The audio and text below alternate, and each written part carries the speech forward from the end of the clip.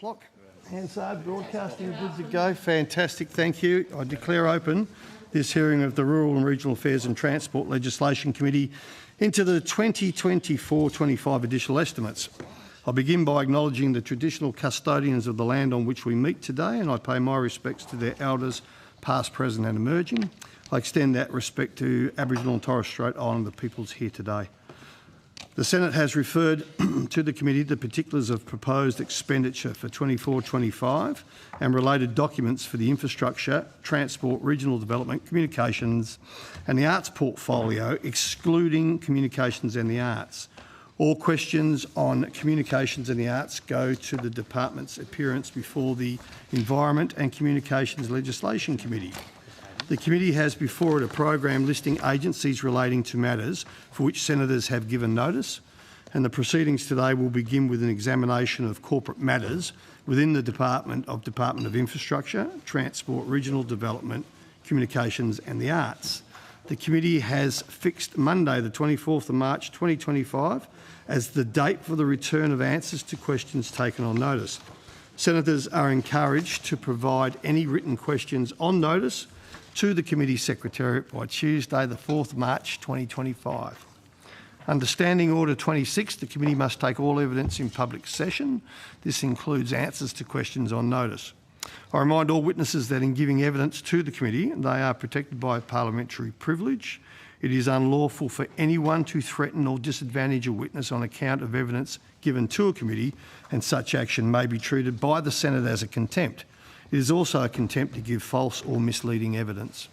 The Senate has endorsed the following test of relevance for questions at estimates hearings. Any questions going to the operations or financial positions of the departments and agencies which are seeking funds in estimates are relevant questions for the purpose of estimates hearings. I remind officers that the Senate has resolved that there are no areas in connection with the expenditure of public funds where any person has a discretion to withhold details or explanations from the Parliament or its committees unless the Parliament has expressly provided otherwise. The Senate has resolved also that an officer of a department of the Commonwealth shall not be asked to give opinions on matters of policy and shall be given reasonable opportunity to refer questions asked of the officer to superior officers or to a minister. This resolution does not preclude questions asking for explanations of policies or factual questions about when and how policies were adopted. Witnesses are reminded of the Senate order specifying the process by which a claim of public interest immunity should be raised. I incorporate the public interest immunity statement into the Hansard. I remind senators of their obligations under the Behaviour Code for Australian parliamentarians to treat witnesses with dignity, courtesy, fairness and respect. An officer called to answer a question for the first time should state their full name and the capacity in which they appear. I remind witnesses who are appearing via video conference and who are not speaking to mute their microphones. I now welcome Senator the Honourable Anthony Chisholm, Assistant Minister for Regional Development, Mr Jim Betts, Secretary of the Department of Infrastructure, Transport, Regional Development, Communications and the Arts, and of course all the officers of the department. Assistant Minister, do you or Mr Betts wish to make an opening statement? I'm okay, thanks, Chair. I believe Mr Betts does. Just a very quick one, thank you, Chair. Senator Canavan wrote to me on the 29th of January on behalf of opposition senators requesting detailed information in relation to a number of funding programs administered by the department. Consistent with past practice, I'm pleased to table the information requested, which omits only information on projects announced since my EFO, which are still subject to negotiation and discussion with states and territories. Thanks, Mr Betts. Now, I just want to ask a few questions around my favourite topic in the last week being the Bruce Highway. And I do have an interest in the Bruce Highway because it's well known within the trucking fraternity that that is probably the worst road in Australia. So I want to talk to the $7.2 billion commitment to the Bruce Highway. So I ask you, Mr Betts, is this the largest single contribution to the highway by any Australian government? I believe it is. I think our infrastructure team are due on under outcome one a bit later on, but certainly it's a substantial... Well, let's go to where I'm a stickler. I'd rather keep to where those questions should be, and I'm asking my colleagues on this. You know, someone's coming out with a computer. I'm in your hands, Mr Betts, if you want to do it. now, or you want to do it? We can do it briefly now, but if you have questions of detail...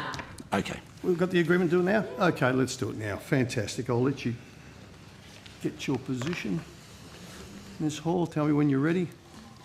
Just give me a second, Senator. My computer's... And your team?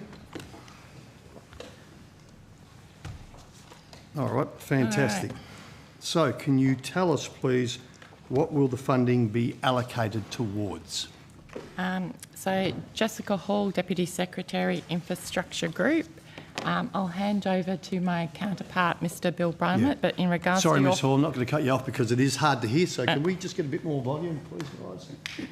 Thank you. Thanks very much. Sorry, Ms Hall. In regards to your first question about the $7.2 billion, if I heard correctly while I was in the other room, yes, that is the largest contribution that the Australian government has made in one part to the Bruce Highway. But in regards to what it's actually going to be used for, it's specifically going to be used for road safety issues given the large number of deaths on the road. But I'll get Mr Brummett to answer specifically. Yeah, that'd be good. Thank you. Thank you, Senator. Bill Brummett, Assistant Secretary, Queensland and 2032 Venues Branch. The funding will be targeting an uplift to bring the road to a 3-star rating and, importantly, to achieve the broader safety objectives that stakeholders expect. Investments will include wide centreline treatments, audio-tactile line markings, overtaking lanes, intersection upgrades, rest stops, safety barriers and the like. Where appropriate, flood resilience will be factored into the design of those projects, but it's not the primary factor driving the project prioritisation. Okay. And have you got a list of all that area where that's going to be rolled out? Or is it up to the state government to come back to you and request where they want that? There were priority areas that were identified during the announcement, and was as also noted during the announcement, essentially we'll be looking to the Queensland Government ultimately to identify the specific projects for investment guided by the advice of the Bruce Highway Advisory Council. Tremendous, thank you. Will funding be made available from this calendar year? Yes, Senator. It will be, that's good. How much? How much in this calendar year? So, Senator, Andrew Bourne, First Secretary, Land Transport Infrastructure Division. We're currently working through those profiles with the state as we speak. Okay. And over how many years has the funding been profiled? Again, we're still working through that with the state. With the state, okay. So the funding will be provided obviously in time for the 2032 Olympic and Paralympic Games? That's our anticipation, Senator. Sorry, Ms Hall, can't hear you. That's our anticipation, that Good. everything will be completed in that timeframe. Obviously, working with the Queensland Government on the prioritisation. There's another meeting of the Advisory Council on the 19th of March. I'm the representative on the Advisory Council for the Commonwealth, so we're anticipating to get prioritisation pretty quickly. Right, so can you tell us over how long the funding will be spent? We're anticipating that it will be from now over the next 8 or so years. 8 or so years? Yep. I heard Mr Littleproud talking about 10 years. Where did that 10 years come from? Did you hear that? We have a 10-year program, so I'm presuming that's all it's referring to, Senator. But not this one. This is over 8 years. That's our anticipation at this stage, but we're waiting on advice from the Queensland Government. Right, okay. Okay, I'll leave that at that for now. Thank you very much. And I will come back with other questions as we work through infrastructure. I've got a heap of them. Senator Mackenzie. Yeah, well, sticking on the same topic would be great. So as I count our spreadsheets, there's 59 separate projects to do with the Bruce Highway funding. Is that correct, Ms Hall? That would probably be pretty close to, yes. So I'm just, as I look through them, there are lots of gaps in this spreadsheet of profiling for many of these. The overtaking lanes, I could go through them all. There's no money over the 10 years in the Innisfail bypass or the Townsville Northern Access intersection upgrade, the Townsville Ring Road Stage 5. I mean, I could go on and on. There's a whole... And I know, So Mr Byrne, you're whizzing through your spreadsheet right now, but there's a lot of projects in those 59 separate projects to do with the Bruce Highway that have no money profiled against them. Well, we can go through each of those projects for you if you'd like, Senator. There's $13 billion profiled over the next 10 years for the Bruce Highway. This brings, since 2008, the contribution to the Bruce Highway over nearly $22 billion, which is the largest investment. So can you point to Senator Sterle's questions, can you point to the projects or the project line item in these spreadsheets that refers to the government's $7.2 billion announcement? As the Secretary said, the spreadsheets that you received today don't have projects in them that were actually announced after my EFO. So I want to go to whether any of the $7.2 billion announced over summer was part of the MyEFO funding, because there does seem some conjecture from ministers that it was. Some of that money was in MyEFO. Then we had other ministers saying no. So I want to understand, was any money in MyEFO going towards the Bruce Highway? So there's money already for the Bruce Highway that was already there. Pre-MyEFO? The Yes. $7.2 billion that was announced in January won't be in the information that you have in front of you. So it was included in my But it's not announced till afterwards, and I refer to announcements. Yes, yes. So I want to understand the profiling, because there has been conjecture. We had Minister Gallagher saying the costs will be reflected in the next budget update as they come into those forward estimate years.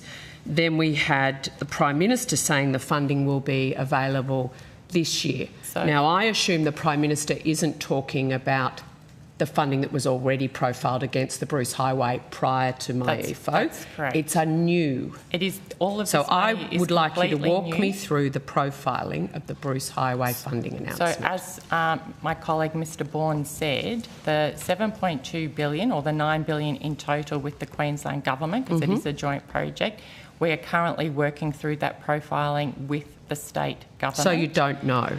And what the Prime Minister said is that we will pay based on exactly what the Queensland Government needs. So if the Queensland Government tells us that they have 5 projects that are ready to go now, that funding will be allocated to those 5 projects. There is funding available in regards to some planning projects, and Mr Bourne can talk to you about that. Thank you, Mr Bourne. Yes, so Senator, at this point there is an early works package of projects that have been provided to us that we are currently assessing, and that is due to commence this financial year.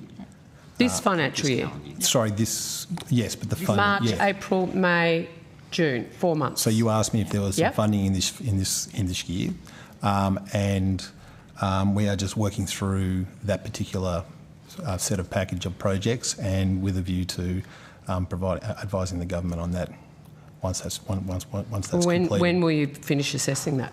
Pretty soon. We're working through... A week, a month?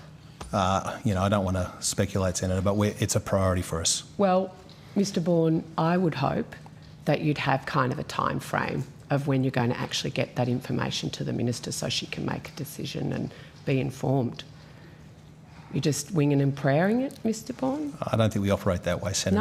No, I know you don't operate that way. So I can't when I give you an say exact a week date, or a month... Well, I would say, yes, weeks. Within that sort of time frame. The 19th of March meeting, the Advisory Council, does that still continue when you're in caretaker? Yes, I should be able to still attend that meeting. But no decisions can be made? Well, it's not a decision-making body in as much as it's an advisory council to the Queensland Government, and then the Queensland Government will write to the Commonwealth Government saying this is what our priorities are. So generally speaking, during caretaker meetings of that kind, including meetings between senior transport officials, can occur, but the Commonwealth in caretaker mode is unable to commit any future government. Unless it's bipartisan, unless you have both the Shadow Minister and the Minister agree. Can I understand then what exactly was in my EFO when it comes to the Bruce Highway? It's a $7.2 billion commitment, as has been described, constituting 80% of a program, with the Queenslanders kicking in the remaining 20%. That was announced at my EFO. That was included in my EFO in December. It was announced in January. We're now in February, and as the team have explained, we are working with the Queensland Government for them to bring forward the program as to how they intend that money should be spent. But how will that be treated in PFO? That's a question for the Finance Department, I think. Yes. So the $7.2 billion was included in my EFO. I just want to understand in what part of my EFO. Was it in a decision taken, not yet announced? Correct. Okay. So was the $7.2 billion in the forward estimates for those in that category for the decision taken but not yet announced? I'd have to take that on notice. I honestly can't remember. But okay. Well, prepared for a jigsaw. But my understanding is that the funding was profiled reasonably across the entire 10-year program. Well, I suppose that, so just to be clear, there's at least some part of the $7.2 billion was in the forward estimates in the decision taken but not yet announced line item. That's my understanding, Senator. But as we said previously, how it has been allocated in the MyEFO for the decision when we're actually waiting for the Queensland Government. I get that. I'm just asking about the accounting now. So it's actually the Queensland Government that has to come back to us and tell us how they want to spend it. Can we get that profile? Because you said it was profiled. So can we have that profile on a year-by-year basis? We'll take that on notice. Well, could we get that? No, we're not wanting anything on the notice problem today. will be, obviously, there is no notice. Parliament's likely to be interrupted, so we're probably not going to get those questions. I mean, it's a simple question. You're able to give us profiling on almost every project in the country at previous estimates. This much of and profiling. I'm happy if you need a couple of hours or so, that's fine. We'll see what we can, okay. see what we can do it's for very you, simple. Senator. Thank you. Thank you. That's a very good question. Thank you.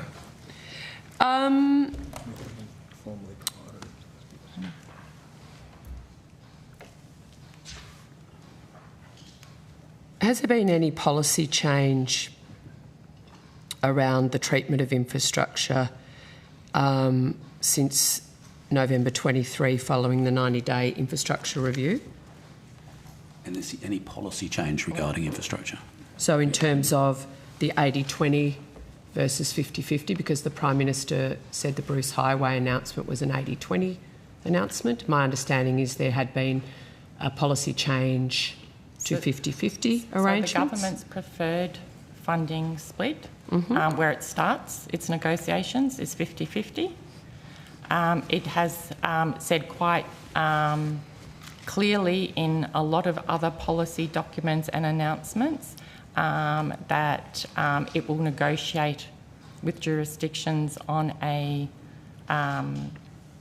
on special cases, and I think the Prime Minister clearly articulated why the Bruce was a separate case to other projects.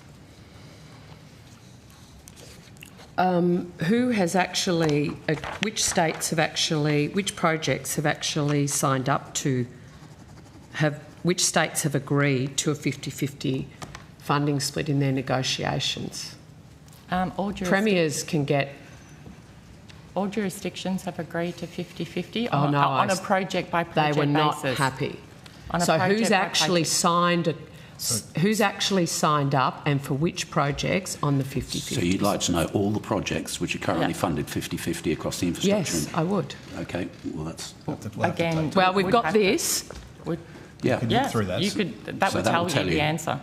Well, then maybe someone who can work Excel better than I can do that before we get to outcome one. So Senator, can I just say, sorry, just in terms of agreeing to the FFAS... Yes, they've all signed the letter. They have, but there's nowhere in that... But yes, they've signed that, but that does not specifically say they are agreeing to 50-50 funding. No, I know that. Okay, They've all made that very clear, even the red states. So in the infrastructure policy statement, it makes it clear that the government's preference is 50-50 in that statement.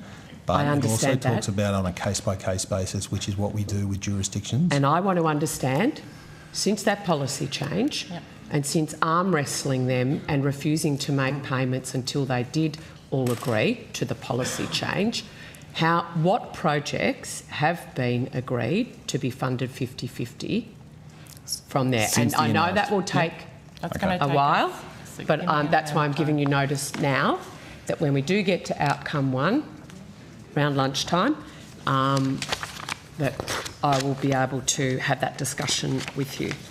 I just want to go to Welcome to Country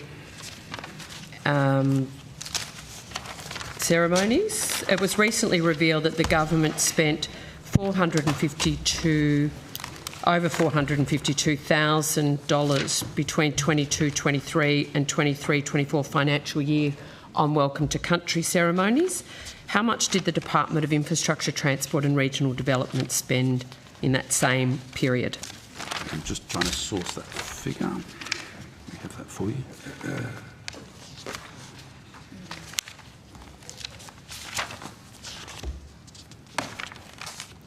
Welcome to Country and Smoking ceremonies. I've got figures from the 1st of July 2023 to the 31st of December 2024, and that figure was $48,950.73. Thank you. And is it only the smoking ceremonies, or have you got... As Welcome to Country and smoking ceremonies. And smoking ceremonies, yeah. OK. So how many ceremonies? We've got a list. Ms Houghton might need to just... How many Welcome to Country? Sorry, let me just understand, Mr Betts. Is it Welcome to Country and smoking ceremonies? It's all or is it smoking ceremonies and Welcome to Countries? It's entirely up to you which order. No, I'm just trying to be The $48,950.73 includes both.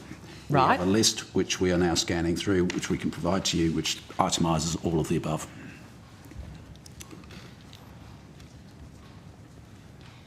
Rachel Houghton, Chief People Officer. For the 24-25 financial year,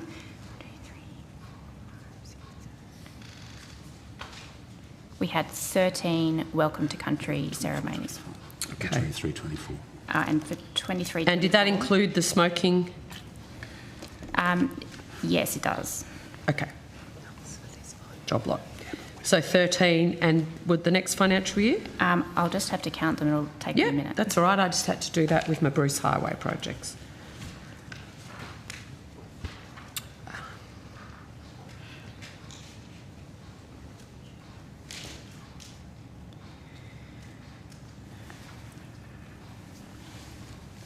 Mm.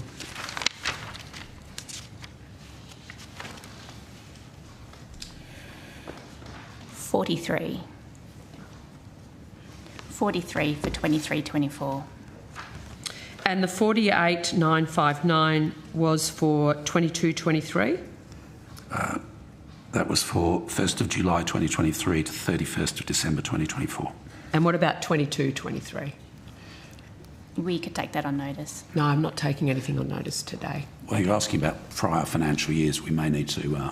We'll see if we can source that for you. It was on the record in Senate estimates in that year, Yeah. so if we can get that Thank figure, you. we will. That would be great. We may not have it to hand, though. Or we may. Or we may.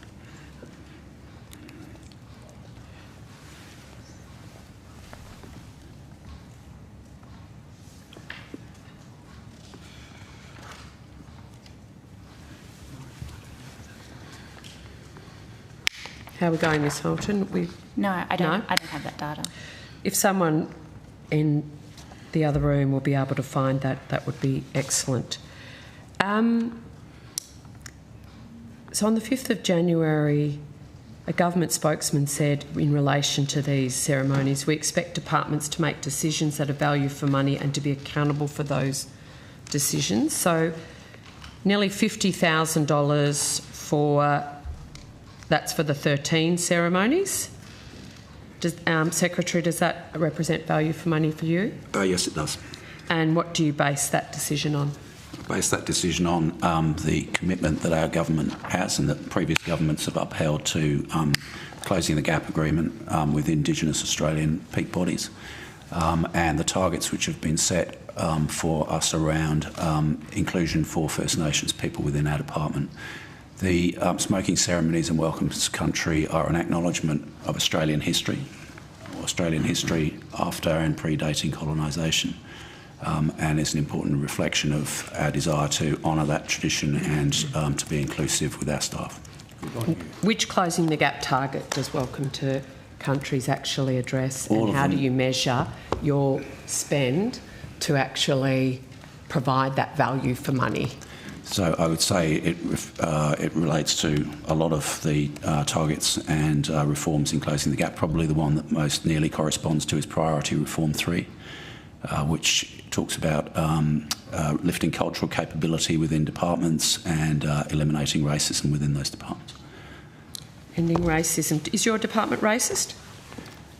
I don't think my department is racist, but that doesn't mean that racism doesn't exist. It exists in Australian society as a whole, and we've seen that with recent concerns, including articulated very passionately and strongly by coalition members around, for instance, anti-Semitism in this country. And how do you deal with anti-Semitism in your department? By complying as far as we can with the Race Discrimination Act in everything that we do, by promoting cultural and linguistic diversity within our department, by celebrating festivals in the Jewish calendar, for instance Hanukkah, and making sure that our Jewish colleagues feel as included and welcomed and supported and safe as they possibly can in these current difficult times. That's excellent to hear, Secretary. So if some of your staff were wearing anti-Israel motifs or badges, etc. That would be concerning. I'm not aware of that being the case. Okay, thank you. I just wanted to go to some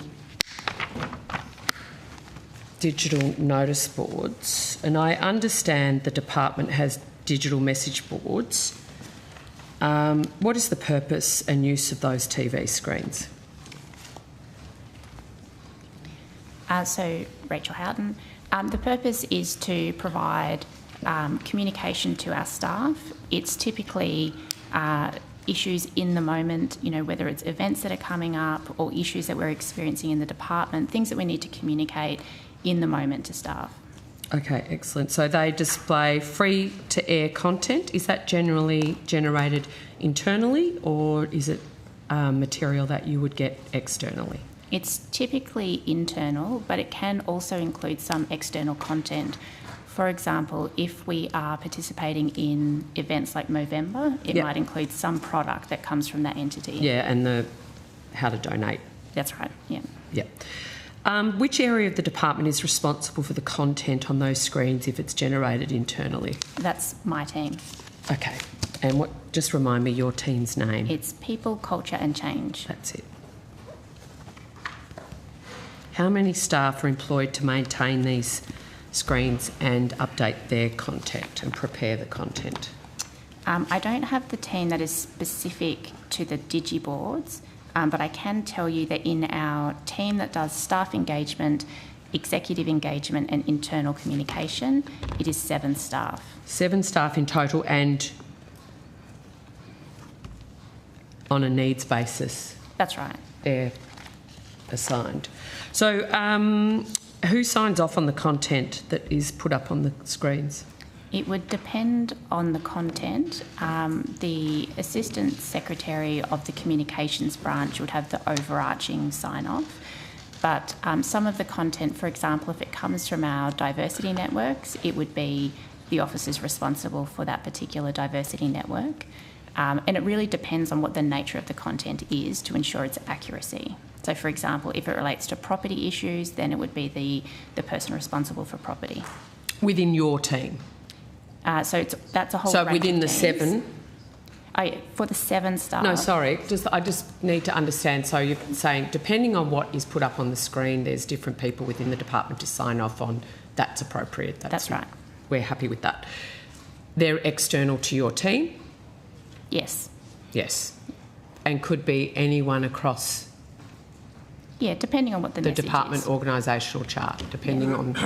Yeah, but the overarching responsibility for internal communications sits within my team. Okay. How much is... what is the salary range for your staff?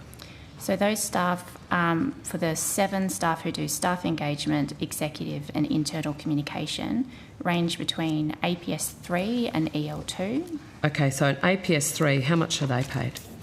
Yep, just going to... I'll just have to find it in my brief. I'll be 1 minute. Maybe someone behind you would know how much an APS 3 is paid.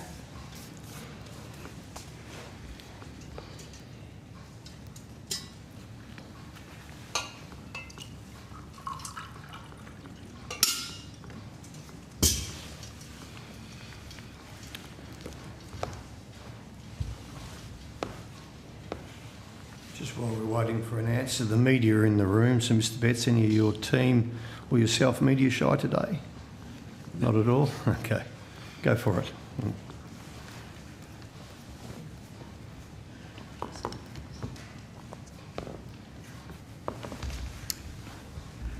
Okay. So, an APS 3 at the first pay point is currently on 67,207. Yep, and what, ranging to what?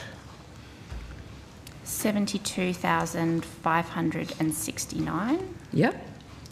And what was the other? You said they range from APS 3 to... Through to our executive level 2. Exec 2, and what are they? What's their range? That is 139,418. Yep. Through to 166,758. Okay, thank you. How many screens are located in each department office building? I don't have that data, but I'll see if someone can get that to me. Thank you. And what is the total cost of the screens in the department? I'll also have to get that data separately. How are you able to break down the curation of the content that goes on those screens in total? I might ask if our Acting Assistant Secretary can provide a bit more detail. Let's hope so.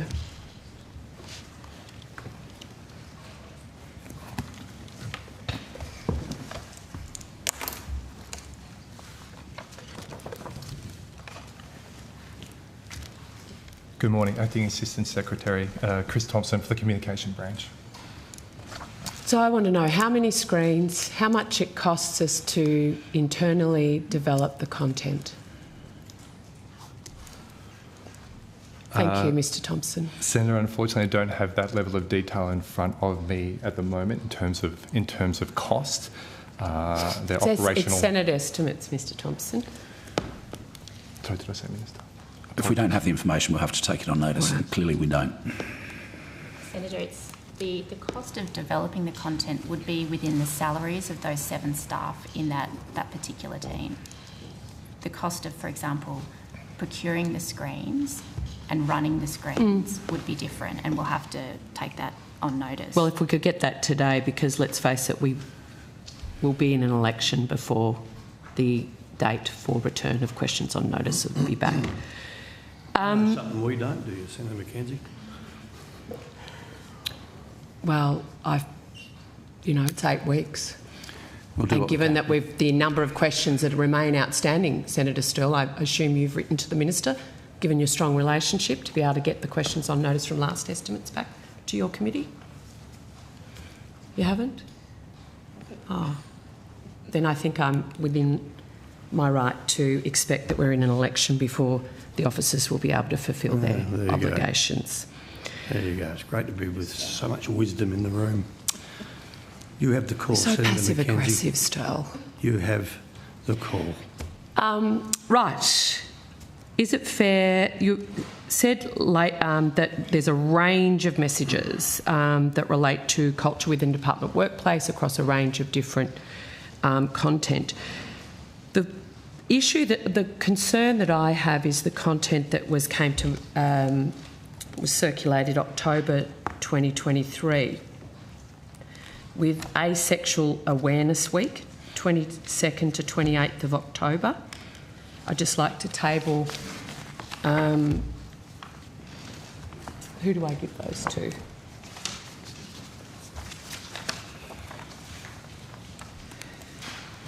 So I want to understand the full list of social agendas, Ms Horton, including Asexual Awareness Week.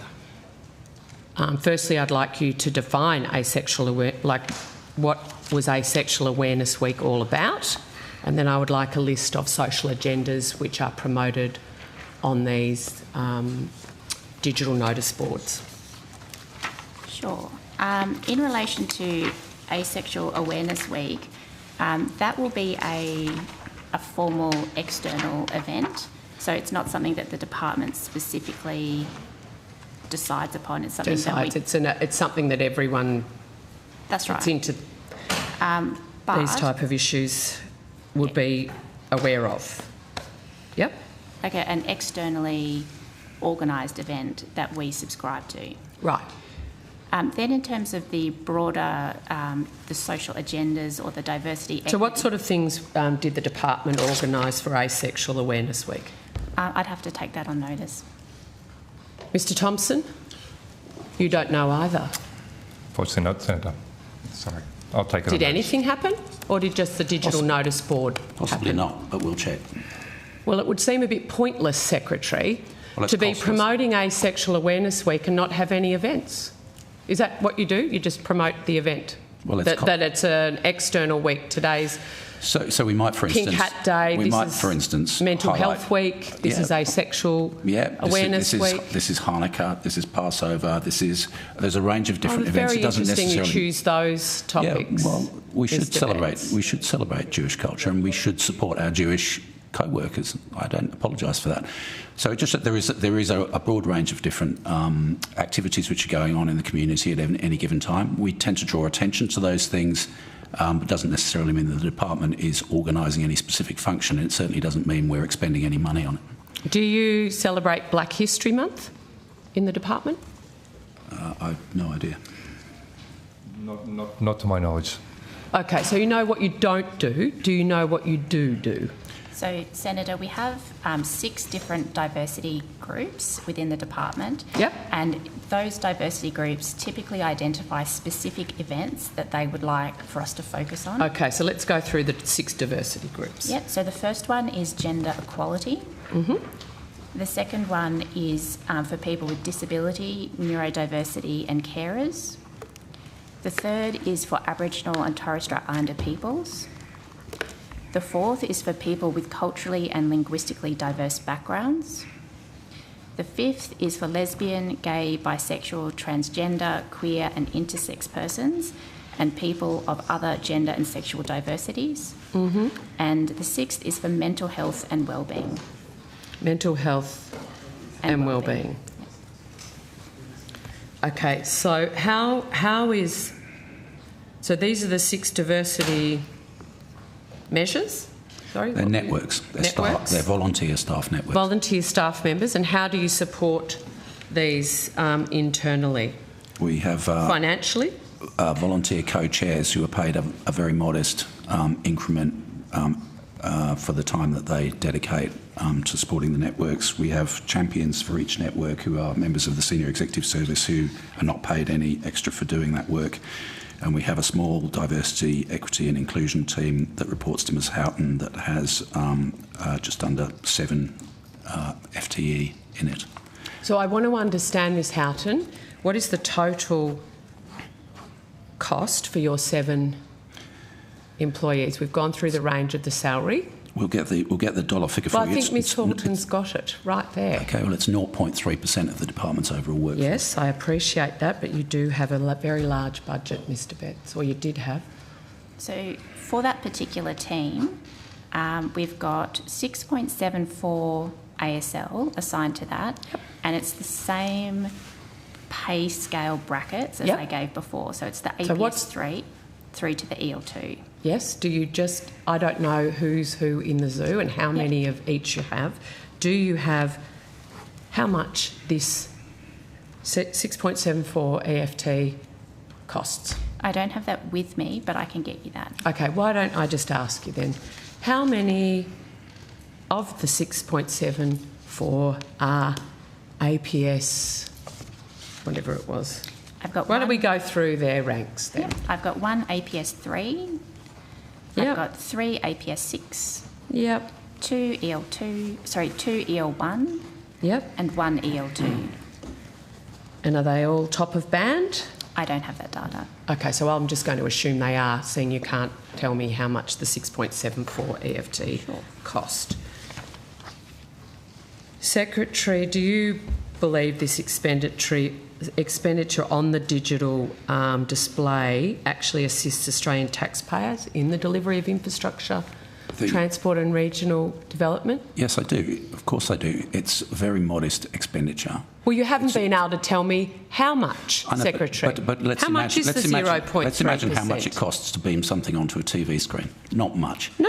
And then there's you put 6 people that are paid in excess of $100,000 each. Sorry, you're asking a completely different... You've asked a question about TV screens and now you're asking a question about diversity, I'm wanting equity and to inclusion understand, and no one's been able to tell me. Okay, so we've got... Somehow, at Senate estimates, we don't know how much the staff cohort costs us. We don't know how much the TV screens cost us. We don't know how much the content costs us. But you know it's 0.3% of your budget. I do. That's correct. Well, what's the actual cost then? I don't know. We'll find that out for you. We haven't got it in dollar figures. We've given you the head count. We've given you the span of grades. We have, within that team, we have people dedicated, for instance, to... We have a person dedicated to disability, so working with people with disability in our department. And mental health, absolutely. Yes. So modest. When you say a modest addition to their pay, how much is modest? It's a single increment. Yep. From memory, which is equivalent to what we pay a fire warden, for instance. No, I appreciate that, Secretary. Don't have to get defensive. I'm not. I'm answering your question, Senator. So. For the co-chairs of those networks, it is $32.58 a week. Okay, thank you. And that's for each of those 6? Yeah, for the 6 networks. Yep. And there's typically 2 co-chairs. 2 co-chairs? Okay, and how often would they meet? How is that supported more broadly in their conditions? That's the increase in their wage. But in terms of how they go about their business of co-chairing and the feed into management? So the networks meet on a frequency that they determine, and then my team, which is the 7 staff that we referred to before, they have an overarching coordination role, and they also produce things like the diversity and inclusion strategy, and each of those networks contributes to that strategy. So that's the overarching coordination. Then we have a diversity and inclusion committee that one of our deputies chairs, that has, again, the overarching governance for our diversity and inclusion initiatives. All right. Now, do you have the diversity champions, are they different to these diversity co-chairs? That's right. Can you walk me through what a diversity champion is? Yep, so it's typically an SES2 or SES3 officer. Okay, so for everyone playing at home? Senior executive. Righto, so how much is an SES2 get paid? And how much does an SES3 get paid? Okay, I'll just bring that up. Thank you. So they are not paid any more for being champions, but... No.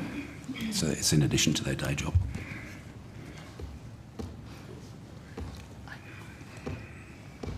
That's fine. An SES2 earns between $263,743 to $366,196, and an SES 3 earns between $393,882 to $409,796. How many diversity champions do we have? One for each of the networks. One for each, so 6 in total. Out of the SES 2 and 3. How many are SES 2s and how many are SES 3s in the Diversity Champion Network? I'll just have to quickly calculate that. Thank you. Well, I would hope not, Secretary. If you're on 400 grand, you shouldn't have to be paid extra to be a diversity champion. Well, you're not. Exactly. Why? Is there an issue in the department that you feel the need? Shouldn't everybody be a diversity champion? Well, it's very heartening to hear you say that, Senator. I agree. But successive governments have placed an emphasis on ensuring that we have workforce within the APS which broadly reflects the community that we serve. A lot of work has been done in recent years around gender equality, for instance. 20 years ago, there would have been an underrepresentation of women in the senior ranks of the senior executive service. 3 years ago, there wouldn't be a shadow minister for infrastructure that was a woman. So, well, I can't comment on... No, there wasn't. So we've made significant strides in terms of gender equality within our organisation, and now more than half of our senior executives are female. But we are underrepresented relative to the broader population in terms of cultural and linguistic diversity, Indigenous people and people with disability. Successive governments have set targets to attempt to rectify that and have issued strategies to do it, so it's not something exceptional. We also, of course, are under legal obligations under the Race Discrimination Act, the Sex Discrimination Act and the Disability Discrimination Act to ensure that we provide a safe and equitable workplace for all of our people. And we have some information in our census which suggests that people from the cohorts I've just described tend to be overrepresented in people reporting bullying and harassment, and that then triggers work health and safety obligations for us to make sure that we have a safe and inclusive workplace for the broad diversity of our staff. You only mentioned 4 of the 6 diversity networks in those cohorts that experience bullying. So what about, you've got 6, but there's only 4 that are actually... I was citing some examples there. Okay. So across the board, the 6 are because they're more likely to... I think it's because there are APS-wide targets for representation of the 4 groups that I described in terms of gender equality, in terms of disability, cultural and linguistic diversity and Indigenous people. No such targets exist for the LGBTIQA+ community or for mental health and wellbeing. Okay, thank you. Ms Hilton, did you have that? Yes, I've got some updates. So we have 2 SES 3 and 4 SES 2. And then we have an overarching diversity champion at the SES 3 level. Mm-hmm. I can also advise, previously I said the co-chairs received an allowance per week. It's actually per fortnight. Per fortnight. And I can also advise that the total cost of the salaries per year for the 7 staff in the DI team, excluding super, is $803,766. Thank you. And what do the diversity champions, our SES staff, what do they actually do to be a diversity champion? Because you've got your co-chairs that are clearly feeding into your team with the staff's broader concerns and issues. What do the diversity champions do for free? Yeah, so their role, it's sort of in the title, they are to champion that particular diversity. What do they do? It's about communications, it's about ensuring that if there are issues that need to be escalated for resolution, it's about ensuring that they participate in the events and encourage other people to attend. Do you keep data on whether the diversity champions are championing diversity? No. More or less than anybody else? No. No, it's an informal thing. So, for instance, if we have an event for people with disability in our department, routinely the disability champion will show. They also meet with the network on a regular basis to understand what issues people with disability may be experiencing in our department, and they act as a conduit through to the senior management, including ultimately the executive leadership team, to make sure that any issues which require action from the senior management are appropriate. So how many, Secretary, you're quite clear in what you expect of these diversity champions. So how much of their time would you expect to be doing these informal? It's a pretty modest commitment of time, maybe. I'm not saying it won't be. I'm just asking what your expectation is. It's not so much a commitment of time, but it's a volunteer role. People put their hand up to do these things because they're passionate about about supporting that the cohorts that they represent. So there's no specific level of time commitment or anything like that. It's much less formal than that. And really, it's about whether the networks and the members of those networks feel that they're being adequately supported by their champion. That's the true metric from my point of view. So, when was asexual added to the diversity and inclusion strategy? Because it does seem to be missing from the most recently published strategy 2021-24. I can't say exactly when it was added, but it's certainly part of that focus area for us.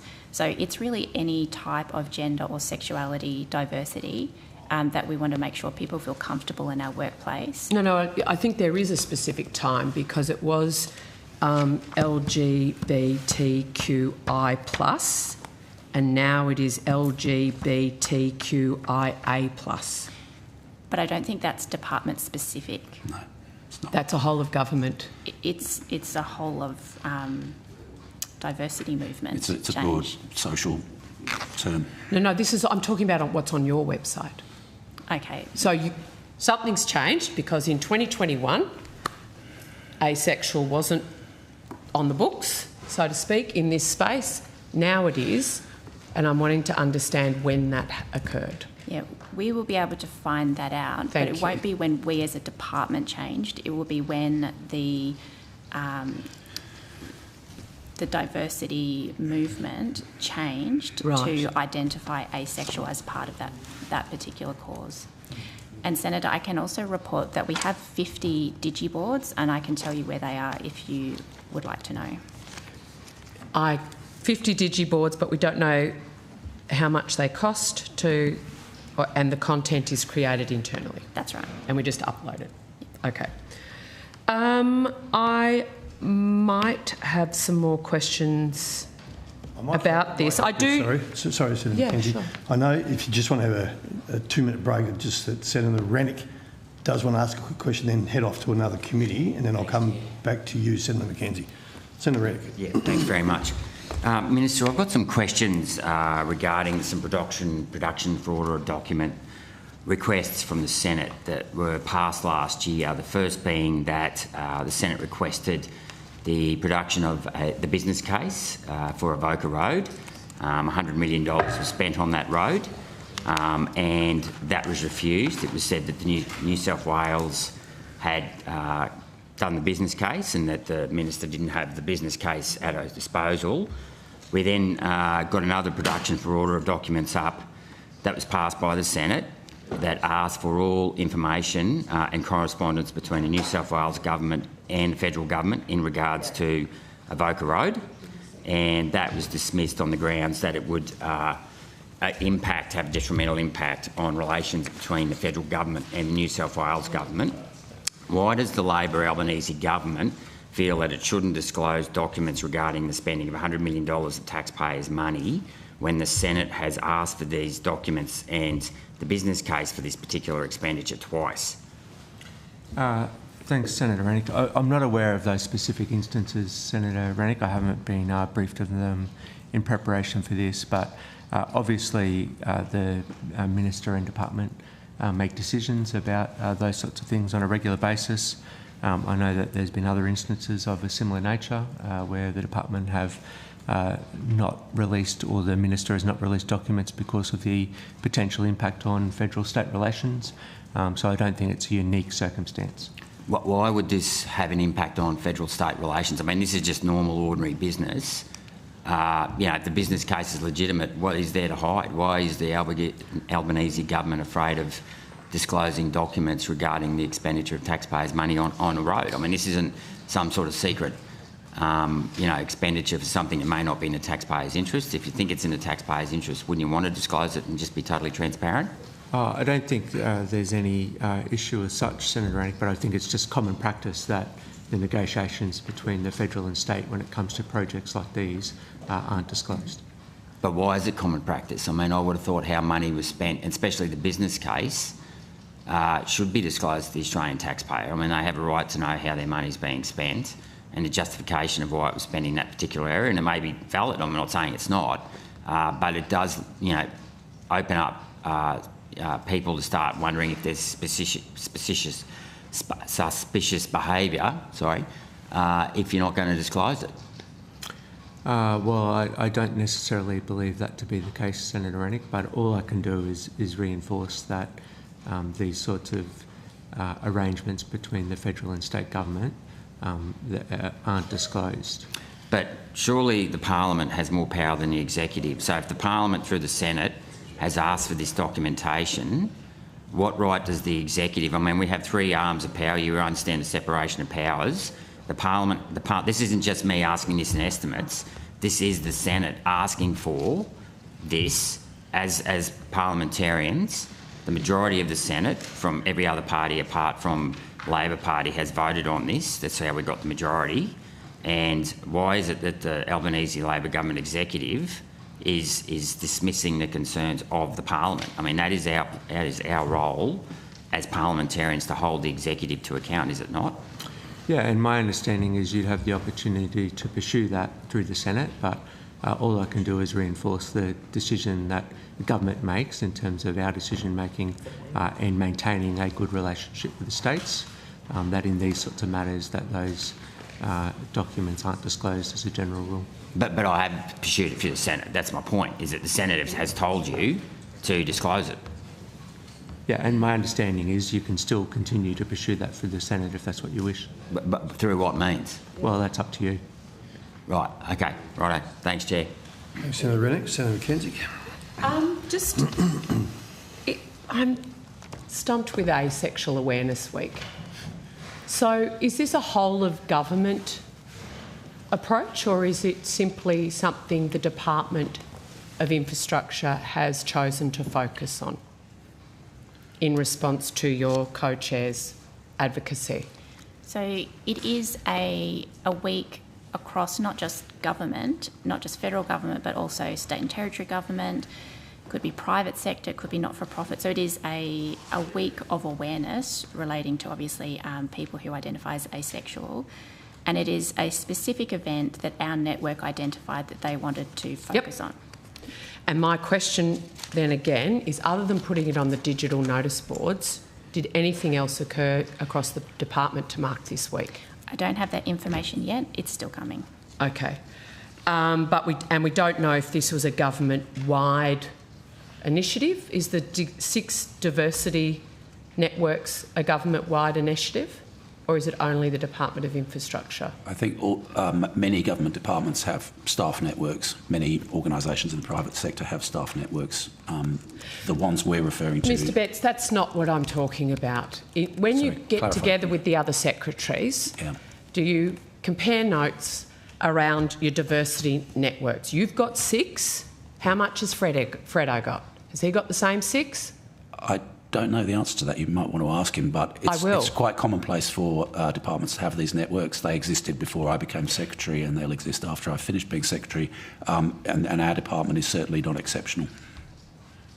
That doesn't answer my question. Well, I don't have information about all the staff networks in every department other than my own. So it's not a whole of government initiative? It is. No, it's department specific. Thank you. But many other departments may have their own department specific networks, if that's clear. That is clear. Senator, I can advise that it flows from the role of the Public Service Commissioner, who has that responsibility to create a public service that reflects the diversity of its community, through to the secretaries who have a similar responsibility on behalf of the whole of the APS, and then SES, who are required to model the APS values, which include respect, inclusivity, of course, and that's respect. Right. And I can also advise that for Asexual Awareness Week, we didn't have an official event, and it was a significant date that we acknowledged as identified by our Pride and Allies Network. Okay, thank you so much. And just finally on this topic, Secretary, you did mention Hanukkah Yes, so there's digital. The digital boards did celebrate religious celebrations. Yeah. Eid. I imagine Diwali, Eid, Ramadan, Easter. Easter, possibly. Yeah. Well, certainly we would have. Christmas. Yes, we haven't had a party with a C for Christmas. or with an X. So it's the broad span of religious festivals, and the idea is that we Happy holidays. I would really like to know, Ms Horton, was it Happy Holidays or Merry Christmas? It's Merry Christmas. You know what, Carol? You're crossing Christ. We will provide a full list Thank of you. the various days, and there's quite a few. So Yeah. we do acknowledge as much as we can, because we do like to acknowledge, all days, as many as we For can. everybody, because That's we're right. very inclusive. I get it. Awesome. Thank you. I would look forward to that, and I'm sure someone in the back office will have that by the end of the day. Would be much appreciated. Are we now going to outcome one? No. We're not? Okay, so I'll just get a handle of it. I'll work closely with Senator Canavan as well, but I can't see us getting to all our agencies this Savo, but I'll talk.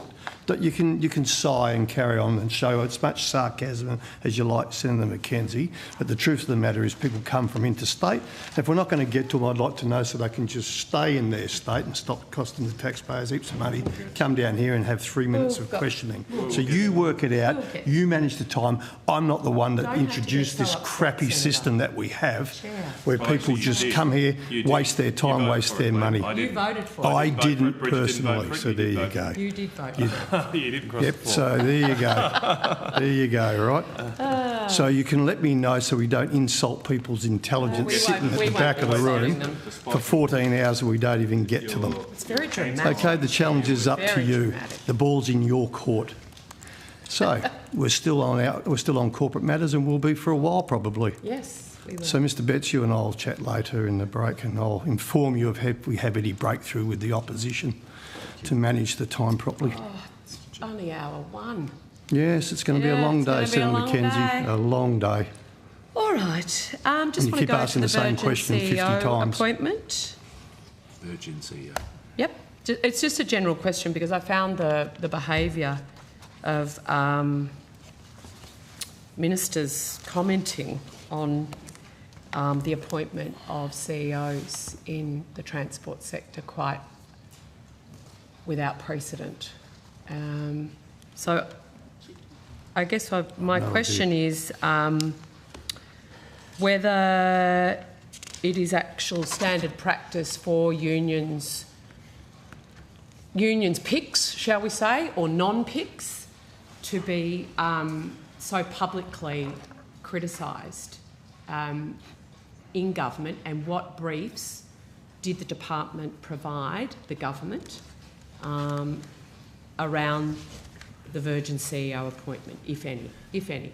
I'd be amazed if we'd provided a brief on that. I think you can safely assume that we didn't. It's a matter for the private sector. It's got nothing to do with government. Well, I agree, Mr Betts. Minister Watt doesn't seem to think so. Ministers may have their opinions, but that doesn't relate to the functions of the public service. The department. So no briefs from your department. I'm 100% confident that if anyone wants to contradict me, I'll come back to it during the course of the day, but I'd be amazed. Did the department warn the government that it was unorthodox for a government minister to step in and join the union's veto on Virgin CEO appointment? Because you're dead right, Mr Betts, I agree with you. As I said, the department has no locus in any of this stuff. So no, the nothing to do with departments and particularly secretaries provide ministers with sound advice if they're asked or if they're not asked. We would provide advice, for instance, in relation to the appointment of a chair or CEO of a government business enterprise, but not private sector entities.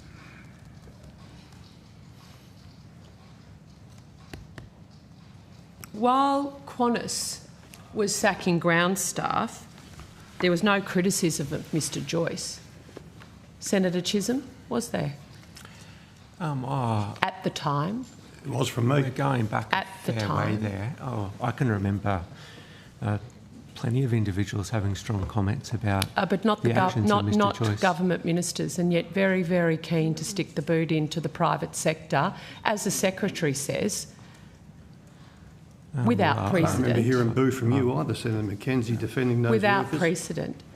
Chair, I was. Chair, when you stand down from your role as chair, you can chip me from the side, but I'd appreciate you upholding your role and the standing orders in the role you currently enjoy. Let's play by those rules. That sounds great. Yeah, let's do that. And I'll still continue to criticise Qantas. Senator Chisholm, is it without, like, why do we think it's okay for government ministers to provide advice on who a private company should appoint CEO in one instance, but not when it's the PM's favourite airline, Qantas, and his former best buddy, BFF, Mr Alan Joyce? I recall a Labor Party that stood with the workers that had been impacted, and I recall a coalition that did nothing for those workers. But you stood with Joycey for a long time. You stood with Joycey for a long time. So if a union or a Labor minister doesn't like the policies or business strategies of a privately run company, is it now going to be normalised for Labor ministers to step in with the Watt veto? Well, I'm not aware that Minister King made any comments in relation to... Oh, Minister Watt did, though, in the transport sector. So is this now well, that's normal obviously, function? You obviously have the opportunity to ask Minister Watt questions later in the week. Oh, we will be. But I'm asking you, you obviously aspire to get out of the assistant minister role, don't you? Very happy being If you were the minister, what would you do? If you had the great honour, we got you a promo promo over a lunchtime a couple of years ago. Well, Carol, I wouldn't be. You were the one that missed out on that one. If you were minister, would you be criticising private businesses about their appointments? Well, I'm not Senator Mackenzie, and all I can do is we're here answering questions in this portfolio, and I certainly know I didn't see any comments from Minister King in relation to these issues. So Minister King was very comfortable with whoever Virgin decided to appoint? I'm not aware that I saw Minister King express an opinion either way, Senator Mackenzie. That's appropriate. That's well done, Minister King. Your inability to act has served her well in this particular instance. You mean like Minister McCormack, and when the Qantas workers were sacked, didn't hear boo from him? Chair, I would remind you of your just need the to be hypocrisy in this impartial. room is just Point amazing. of order. Yeah, Point take of order, a point of order. Chair. I'll rule on myself. Yes, point of order. Exactly. Inherent conflict of interest. You have the question. My point of order is the impartiality of the chair. You have the call. Thank you. Just want to go to the annual report, that you've actually reported a second deficit in 2 years of $48 million, following a loss of $15.1 million in 22-23. Yes, so we explained that at the last hearing. It was a planned loss, which was reported in the normal way to the Finance Minister through our Minister. The loss was slightly bigger than was budgeted as a result of some ANAO findings, non-cash related, in relation to the impairment of assets. Our intention this year and our expectation is that we will land on budget. But to the extent that there was a loss last year, it was around the impairment of assets I've mentioned, but also around planned spends on the integration of our IT systems, not least in the light of the machinery of government change that created the department as far back as 2020. Isn't it the case that the government inherited a department which reported surpluses despite COVID? Ms Bridger?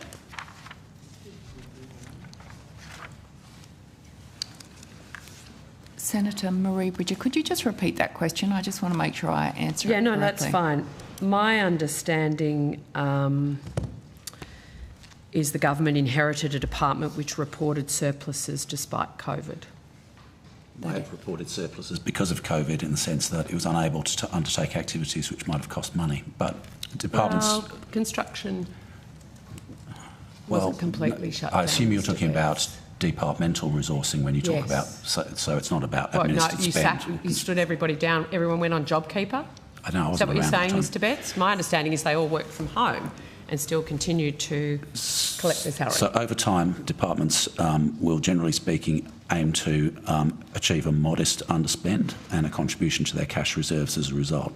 Sometimes, not least in the light of major machinery of government changes which require the integration of IT systems, departments need to dip into those cash reserves to fund spend to save measures, and that's what we did in the last financial year. What areas of unbudgeted expenditure account for the $48 million loss reported in 23? Just the IT piece? No, I've mentioned some other items as well. I'll ask our Chief Finance Officer to take you through that. The details. Good morning, Senator. Good morning. Char Jordanowski, First Assistant Secretary and Chief Financial Officer. So in relation to the $48.1 million deficit that was reported in our annual report, that included, and that was before we accounted, so after we accounted for Australian Accounting Standards leases, depreciation and amortisation, that was an adjusted loss of $28 million. So this operating loss was largely due to the write-down and impairment of assets, which was $13.9 million. So which assets? So this is part of an ANAO audit finding that we received as part of the 22-23 financial year, and we ended up doing a comprehensive review of all our intangible assets and had to do write-downs associated in line with the accounting standards. So it was across the board. Across the board. Predominantly intangible assets, though. So software, so not necessarily tangible assets, but software and computer related assets. It's just an accounting thing. Yeah, no, intangible assets. Okay. Would you like me to proceed on the rest of the breakdown? Thank you, Senator. Thank you. And then the rest, the remainder of the expenditure related to our consolidation of our IT and infrastructure uplift. So this was our consolidation of our IT after the 2019 and 20 machinery of government changes, and that was $12.8 million. Oh, right, thank you. Agencies are required to obtain approval from the Minister of Finance for an operating loss. Did Minister King write to Minister Gallagher? Yes. Yes. What date? We'll get that for you. We can get that for you, Senator. And what reasons did she provide to Minister Gallagher? Pretty much exactly those that Ms Jordanowski has just articulated. Yep, okay. And was that for both the 22-23 and the 23-24 financial years that you sought the loss for? So in 22-23, I don't have the exact figure on me. Oh, hang on, I do now.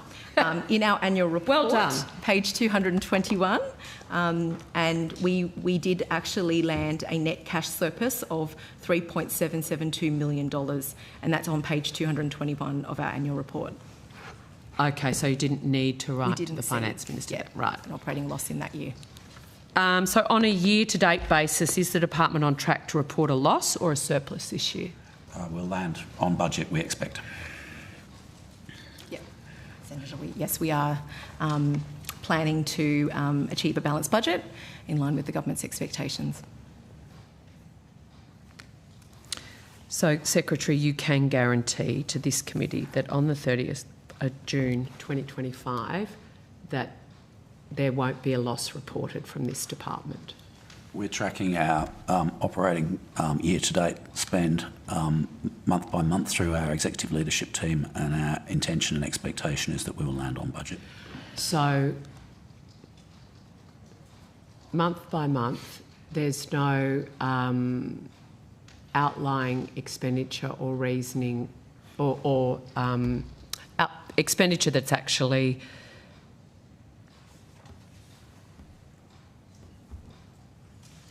you are running on budget? Yes. To budget? Yes. So has the Secretary of the Department of Prime Minister and Cabinet raised with you, Secretary, your two deficits? Well, we've just explained that there's only one deficit because 22-23 wasn't a deficit.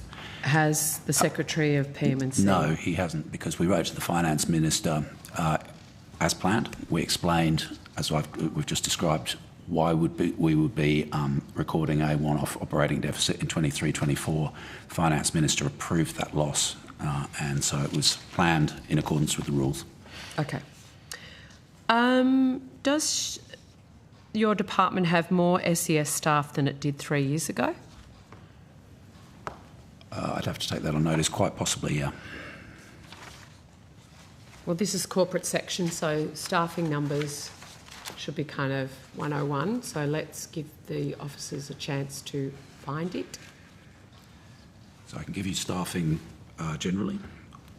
We can do general, but I'm actually interested in those SES roles, the ones that go up to $430,000 per annum.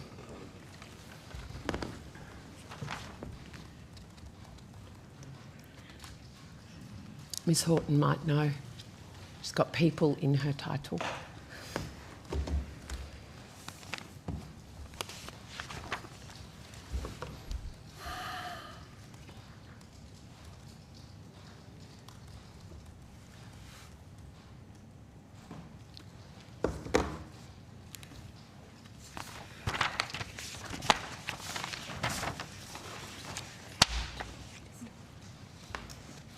Senator Marie Bridger, I'm the Chief Operating Officer, so I've got the numbers. How far back did you want to go? 3 years. 3 years, okay. So in 2022, yep. SES numbers, SES Band 1 is 80. Yep. SES Band 2 is 23. SES Band 3 was 9. And Secretary of 1. Sometimes we'll record multiple people because we have people overlapping in roles. So how many were overlapping in 2022? And is this pre-May? This is as at 30 June 2022. You couldn't have got that organised that quickly. Yep. Sorry? No, it's all good. So then for 30 June 2023. Yep. Band 1 is 82, Band 2 is 23, Band 3 is 7, and then for as at 30 June 2024, Band 1 is 91, Band 2 is 21, Band 3 is 6. Okay, so the total cost for the SES, has that changed over time? Because you've ended up decreasing your SES 3 by 3, but increasing your SES 1s by 11. There will have been an increase due to pay rises. Yes, that is in accordance with. But outside of normal pay rises, has there been? I don't have those figures with me at the moment.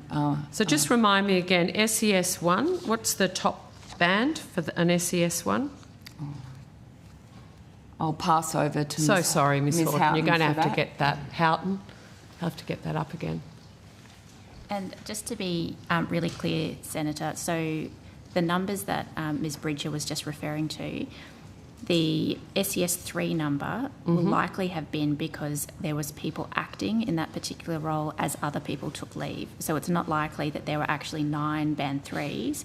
It's more likely that there were 6 Band 3s, of which 3 were away on leave, and then there were people acting in the role behind them. That's why the data, it's taken at a particular point in time, so it looks like there were 9, but there wouldn't have been 9. So we count the positions as opposed to the individuals. Got it. How many people were on leave then? I would have to get that from the system. Like of the acting roles, so for SES 1s that have gone to 91, how many were acting? Yeah, we would have to extract a different report from our system, but we could obtain that data. Yeah, okay then. Yeah. So the remuneration, and this is at the 31st of December 2024, so these pay rates would not have been the same at that time. They would have been less at that time. So SES 1 is 217,504 to 264,466. Yep. The SES 2 is 263,743 through to 366,196. Yep. And SES 3 is 393,882 to 409,796. Okay, thank you. Then you were going to talk me through the actual numbers of staff outside of SES. Sure. Thank you. And this is average staffing level, which I think you'll be familiar with, Senator, but is a quite esoteric way of measuring staff in the sense that it's an average. It fluctuates over time. There are terminating measures, there are tapers within staffing levels. But I can take you through the headline change since 22-23 and what those staff are doing, if that will be of interest to you. Okay, so... Can I just ask, how many Band 3s, how many Band 3 positions do we have today? 6. 6. There are 6 people in Band 3 positions. Yeah. How many roles? 6. 6. 6 for 6. And the 9 from 2022, that 9 roles, No, that goes sort of doesn't...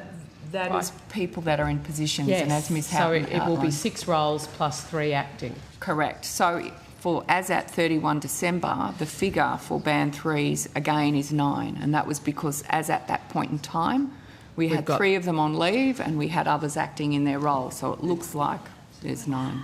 Right. And sorry, just to clarify what the Secretary just said, it would be 7 at the moment because we have 1 SES3 officer offline. Thank you. Yep. So it's 7 today for 6 roles because 1 person is acting. Got it. Could you just walk me through which of those roles? The Band 3s? Yes. SES 3, sorry. Yeah. So Ms Bridger as Chief Operating Officer. Yep. Ms Hall, who you met earlier on, Yeah. as Infrastructure Group.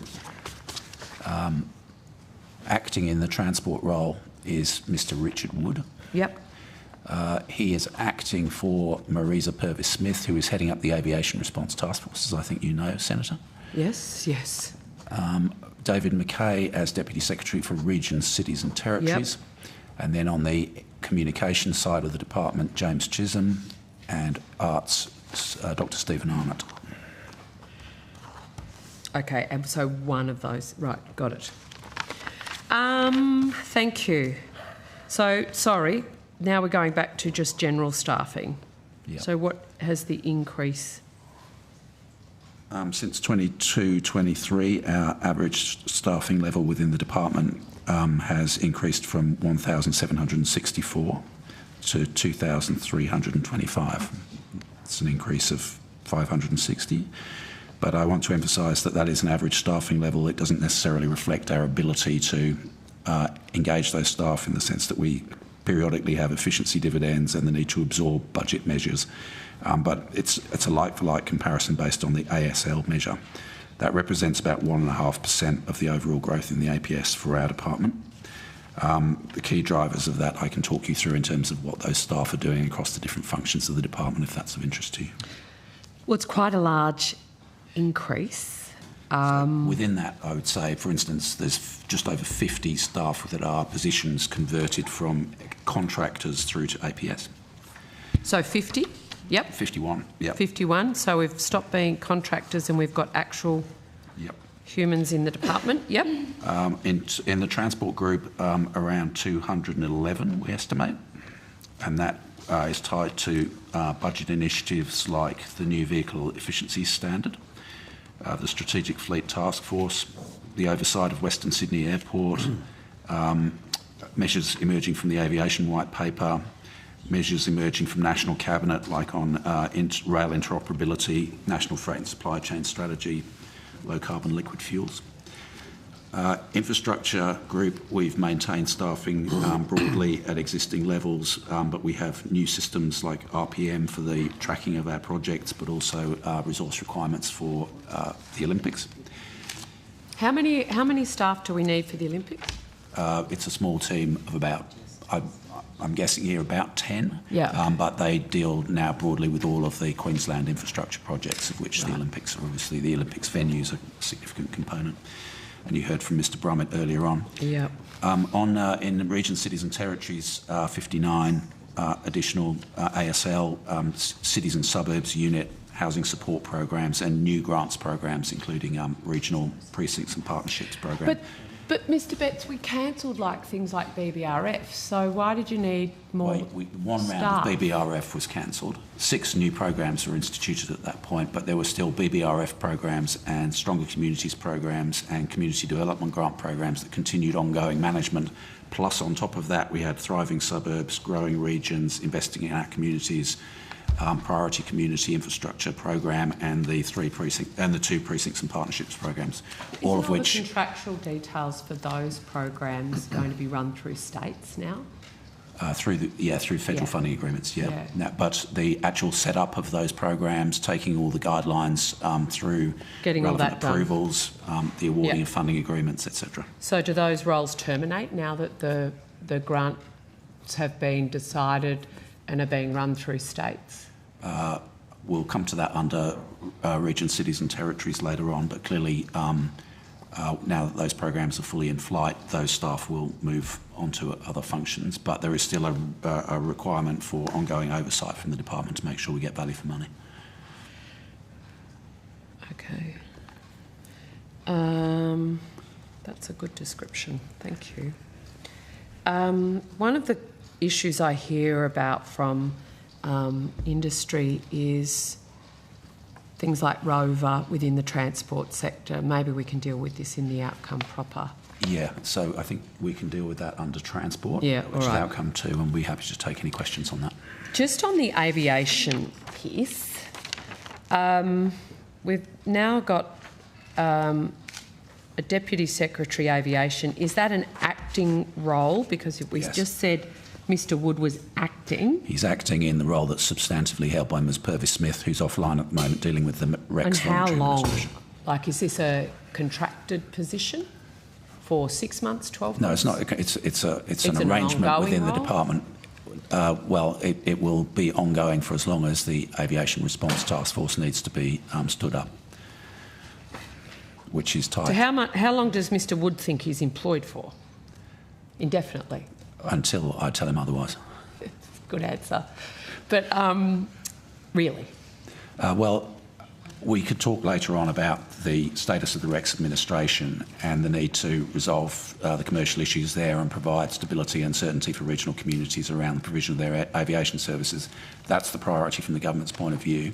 I would like to see Ms Purvis Smith return to her substantive role in time for the election, so that she can be available for whoever is the minister on the other side of that. But we obviously have to monitor the Rex situation very closely and make sure that that's properly managed. So Mr Wood's aware it's months, not years? Mr Wood is being a good corporate citizen, as he always is, and stepping up to help the rest of us. Okay, and so and the Aviation Task Force, because you did mention things like the white paper, etc., which is now essentially done and dusted. Well, no, the white paper was launched. So underwhelming. I'm sorry, it's not you, it's her. I'll take that as a comment. The aviation white paper was released in August last year, but obviously that initiates a whole series of work around customer protections, around this ombudsman scheme, around people with disability and their rights in relation to the aviation industry. So the department's work, in a way, began with the publication of the white paper rather than ended. Quite separate from that is the resourcing necessary to support the Aviation Response Task Force, which is squarely focused on the Rex administration. Yeah. Secretary, have you spoken to the Minister about the FIRB decision on Qatar and Virgin? No, I haven't, because that's a matter for the Treasurer. Oh, I know who it's a matter for. I'm just wondering whether there's been any discussion about I would have to check under the transport. How such an arrangement could facilitate outcomes for rural and regional aviation service provisions. I think that's a matter best tackled under transport when the relevant officials will be here. Well, I think it's a conversation not to be had from anyone that's already not in the room. Sorry. Like if a minister was going to have a discussion with her secretary about what possible caveats, requirements of a FIRB decision, would facilitate an outcome in her own portfolio, she wouldn't be having it with anyone that's not currently in the room. You. Or your senior has the executive Minister team. had a discussion with me around the Treasurer's and FIRB's decision in relation to that acquisition? No. That doesn't mean that no discussions have taken place with departmental officials. That's right. We'll be able to ascertain that when they're in the room. Have you had a conversation with either the Secretary of Treasury or any other secretary around the potential opportunities that a Virgin Qatar deal would offer regional aviation service provision?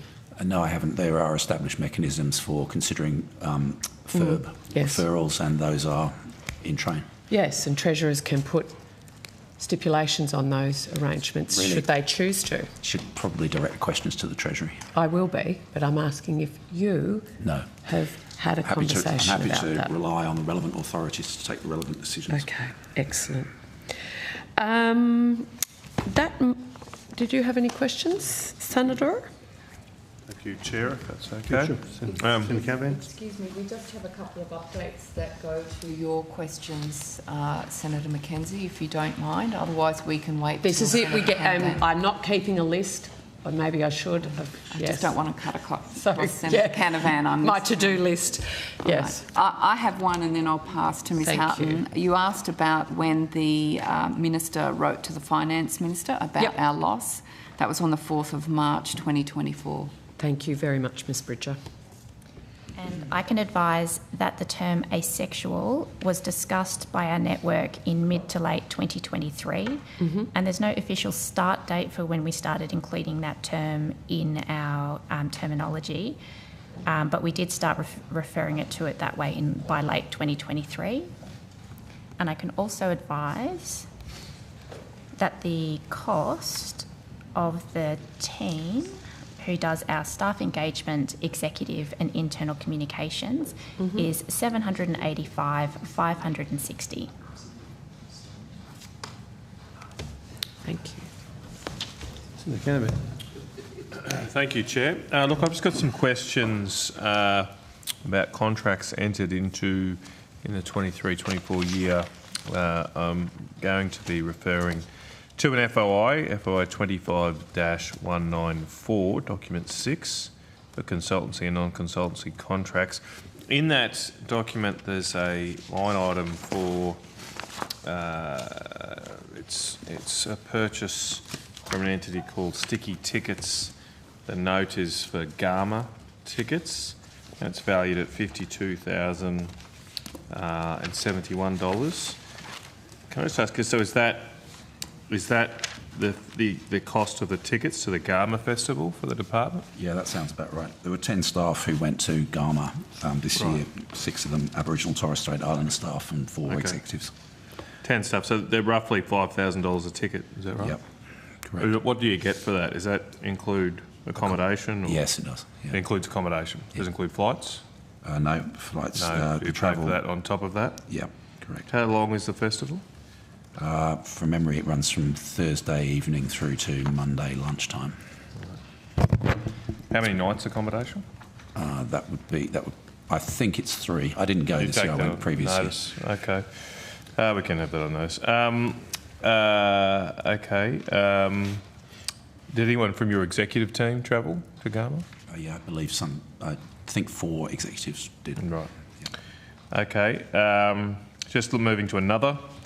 I've got the row items here if you need them, but this particular entity is Supply Source Nation for a First Nations advisor, and 49,280.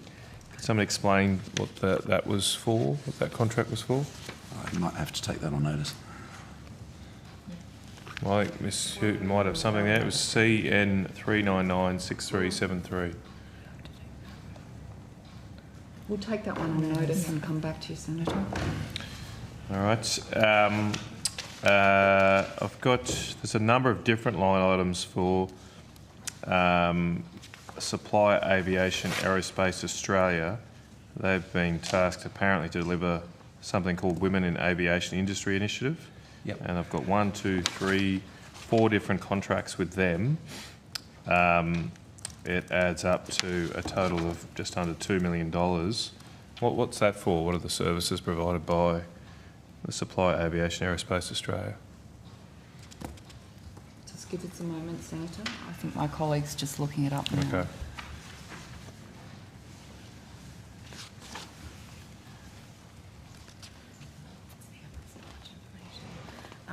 Senator, I can give you what's on AUStender, and I suspect that our colleagues in the transport group can provide more detail. Okay. So that particular item related to to implement and deliver the Women in Aviation Industry Initiative, and I understand that the details can be provided by the Outcome 2 team. Might come back to it. So you don't have any details of exactly what was spent for that $2 million there? It's just a generic description. I can just give you what's on AUStender in terms of the detail. My colleagues can provide you that. Moving on, I've got 3 separate lines here from different entities, but they're all for the purchase of biodiversity credits. They come to quite a bit of money. 4.6 million I have across the three line items. Why is the department buying biodiversity credits? I think that relates to Western Sydney Airport, but we'll check that and confirm. Okay. Is that part of the EPBC approval? It will be tied to that, yeah. Right, okay, it's coming through the department's budget. Okay, all right. We'll get more details for that. And finally, just a couple I've got. Supplier instinct and reasons for program evaluation is a line item. It's $89,000. What program was that evaluating? From memory, I think that refers to the Office of Northern Australia, which is periodically asked about by Senator McDonald, but we'll confirm that. So is supplier instinct and reasons for program evaluation? Who's the company? That doesn't sound. That's the name of the company, I think. That's the name of the company. Yeah, and they're a Northern Australian-based consulting firm that do a lot of work with ONA. Right. Have you heard of them, Senator? What were they called? Have you heard of them? I didn't hear the name. Sorry. Supplier instinct and reasons. Senator McDonald. Senator McDonald's asked about them at every Senate estimates hearing, so it'll be in the House. Not that particular.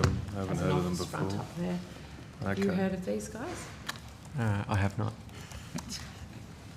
All right. Has anyone got any information on that one? My office front isn't in Northern Australia, is it? You what? Senator, It's not in Northern Australia. Yeah, that's not Northern Australia.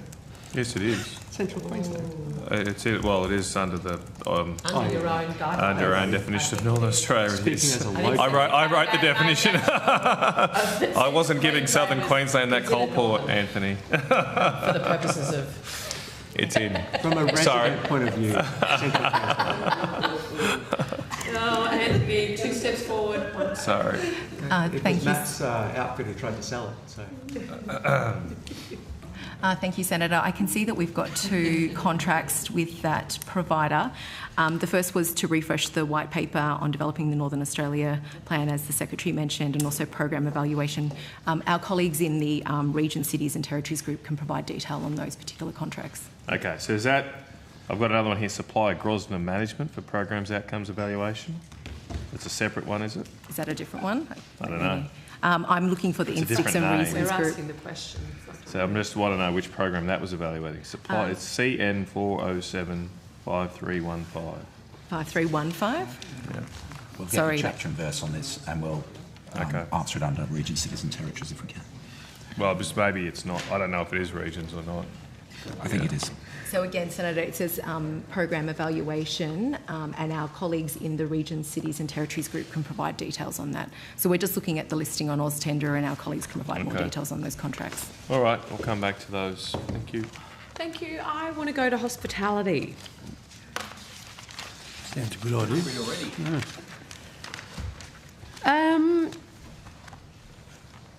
The Auditor-General's audit of the financial statements of Australian government entities for the period ending the 30th of June 24 identified across government that the use of taxpayer funds on hospitality had more than doubled under Labor, from 12.78 million in 21-22 to 25.78 million in 23-24. So doubled under Labor, and top of the pops, according to ANAO, is Foreign Affairs of Trade, And coming in a good second against Defence and PM&C, which is quite incredible, is Infrastructure, Transport and Regional Development. I'm just wanting to understand what the total cost of departmental expenditure on hospitality is for 23-24. So I'm very happy to clarify that. So Thank you. the figure in the ANAO report, which was reported in the Canberra Times on the 17th of February, related to expenditure across the whole of the portfolio of which the department's responsible, including 30 or more agencies, including all the arts collecting institutions. And that arrived at a figure of 16.8 million across all of those agencies. When you take the equivalent figure over the same 4-year period for the department, it's less than $600,000, which would mean that we're nowhere near the top of that list. Have you told the Auditor-General that The they Auditor need General's to figure kind is accurate if it's understood to mean all of the department plus its 30 agencies, but it was misreported in the Canberra Times, and it's great. The Canberra Times publishes these stories. We come to Senate estimates and correct those stories. The Canberra Times then reports the fact that we've corrected Can't it. believe everything you read in the papers, eh? So I'm clarifying that the figure for the department is a tiny fraction of the figure that was misquoted by the Canberra Times. So can you break down for me then if it's the agency's fault? Let's go through them. I don't have the line-by-line item for those agencies, but maybe my team does. Many of them will be outside the infrastructure, transport and regional development. But if you're getting tarred with that brush from ANAO, surely the agencies have a responsibility to actually tell you. No, the agencies are their own accountable authorities in most cases, and it's not for me to second-guess the opinions of the boards of the national I get that, artistic institutions. As a matter of courtesy, if you're going to be reporting, the ANAO is going to consider that CAS's, whoever, Screen Australia's, whoever's hospitality costs are going to be counted against your department, then isn't there a reciprocity? Apparently not. But I'm quite relaxed about it because I've had the opportunity, courtesy of you, Senator, to clarify that our expenditure is a tiny fraction of the figure that was quoted, so thank you. So if agencies don't have to tell you, the department, what their hospitality costs are, and they're all reported separately in their own annual reports, is that the same process for questions on notice? Do questions on notice from this committee go to the agency and don't have to go back through the department? Senator, they do come back through the department from a coordination perspective. Little proofread before it goes up to the Minister's office? More about streamlining the process of tabling. Okay, all right, let's stick with that. And then the department sends all quants up to Minister from agencies and Correct. divisions within the department. Correct.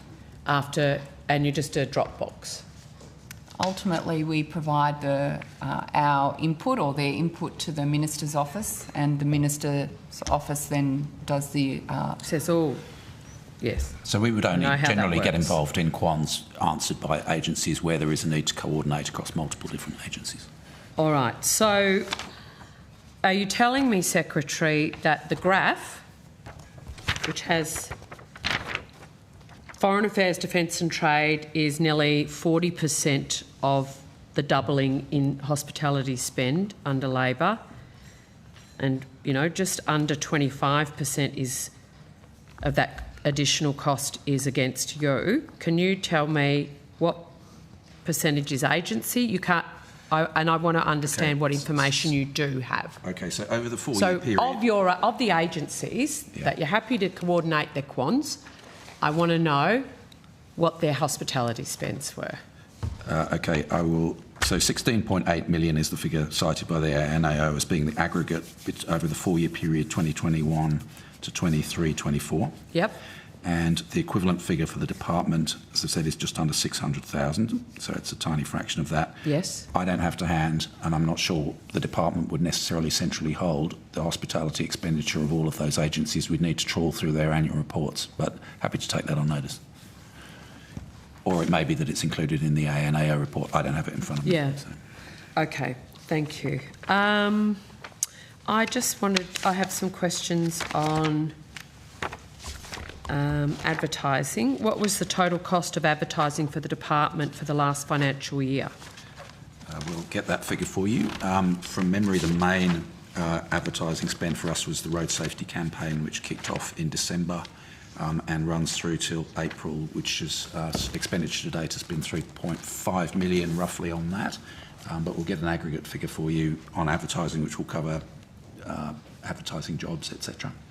We'll just get the appropriate colleague up here. Thank you.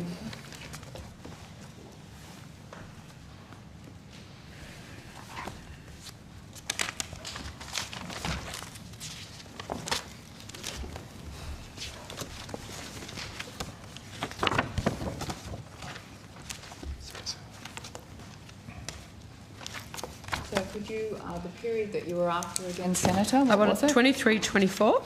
Yep, okay, cool. And then from this financial year to the 31st of December. So within that period, 23-24, it would also have included the advertising campaign in relation to the new vehicle efficiency standard, which was... Can't make a second reading speech about it, but we can have an advertising campaign. It's 8.16 million was spent over the period to the 30th of June 2024 on that campaign out of a total budget of 10 million. Thank you. Oh, Mr Thompson. We'll take that on notice, Senator. We've got it broken down by different campaigns. We'll just do a bit of an ad. Say, hey, great minds think alike. So my second question is amount of money. What were the campaigns? So let's do it all together. Yep, we'll get that one for you. Let's read through the campaigns. Let's go.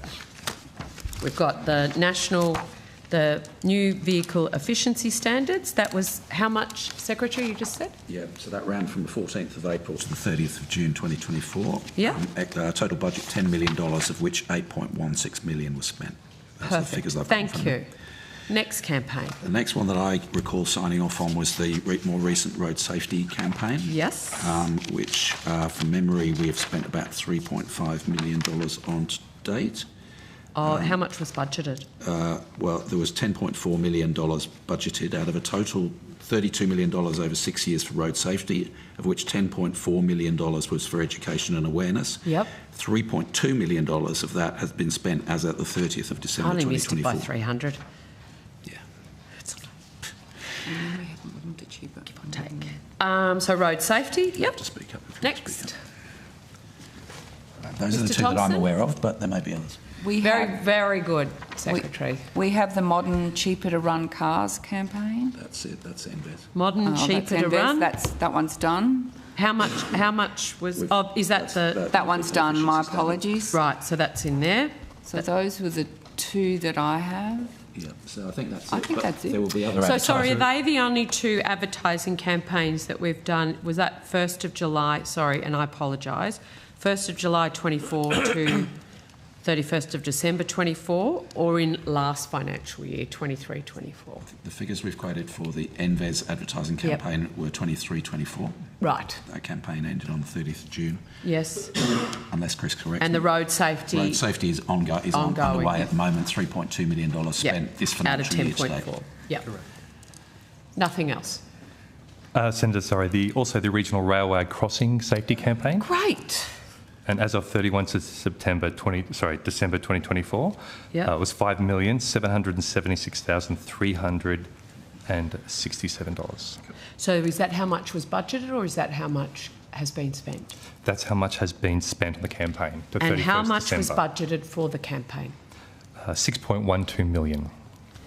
Okay, and was that a subcomponent of the ongoing road safety? No, it was a separate campaign, Senator. Great, thank you. Anything else? Yes, if I could just add also the departmental advertising expense for 23-24 total. Yes, was you can. 806,000. What do you spend on that? Executive appointments, advertising, that kind of stuff. Oh. Jobs and public information type stuff. And do you have a similar figure for the 1st of July to the 31st of December 24? Mr. Thompson? Yes, 153,000. Okay.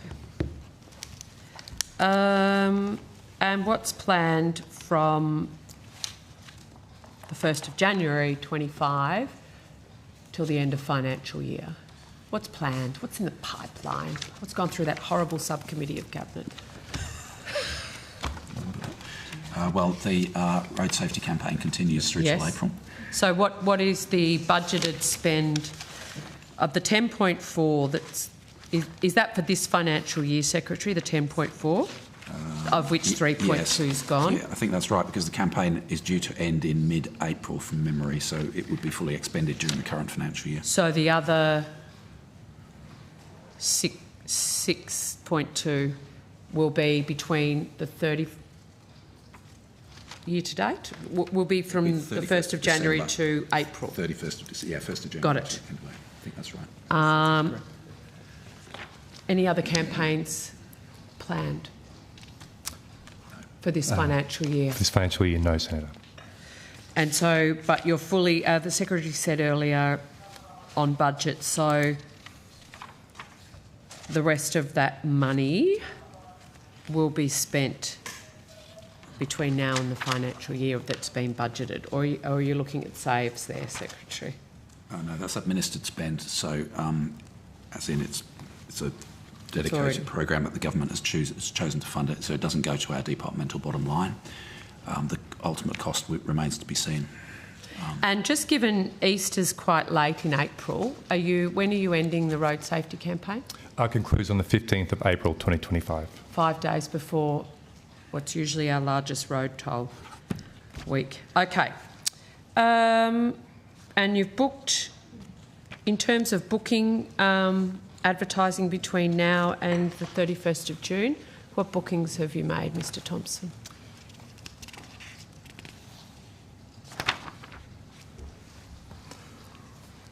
I don't have the details of the bookings, unfortunately, Senator. I don't have that detail in front of me. I do know that it's booked in for television, free day, obviously, radio, digital and analogue, some billboards and some other areas as well, including PR. Okay. Do you know where the billboards are?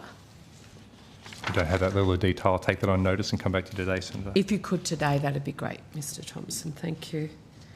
Okay, that's it for advertising. I just wanted... Oh, no, the modern, cheaper to run cars. Just let me run through, make sure I've done what I'm supposed to do. Have we evaluated this campaign? Yes, we have, Senator. How'd you go? To my knowledge, an evaluation report has been done and has been handed to government for consideration. Okay, so it's gone to government, but you've seen it. You will have provided a brief for it to go up. What did it say? Money well spent? No, I think it's a matter for government, unfortunately. No, but that's not a... Are you making a PII claim, Mr Thompson? Officials don't make PII claims, but if you want us to take it on notice, we will, and the Minister may want to consider that option. But if it's, I don't know which part of government it's before, we'll need to take it on notice, Senator. Where do the evaluation of campaigns go? I thought you said you just sent it up. Where did you send it to your minister? We'll take that one on notice. I just don't think we've got the detail in front of us. It goes to Cabinet for consideration, Senator.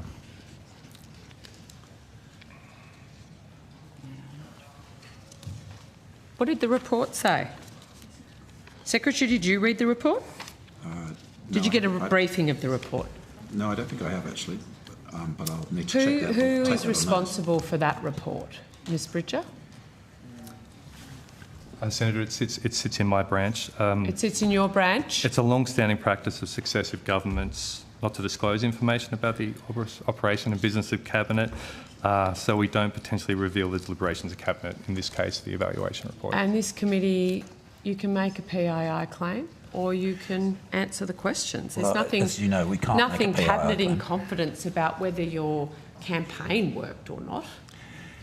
I've sat on Cabinet for a while. I can't remember us discussing whether a report evaluation of a government advertising campaign could bring the government down.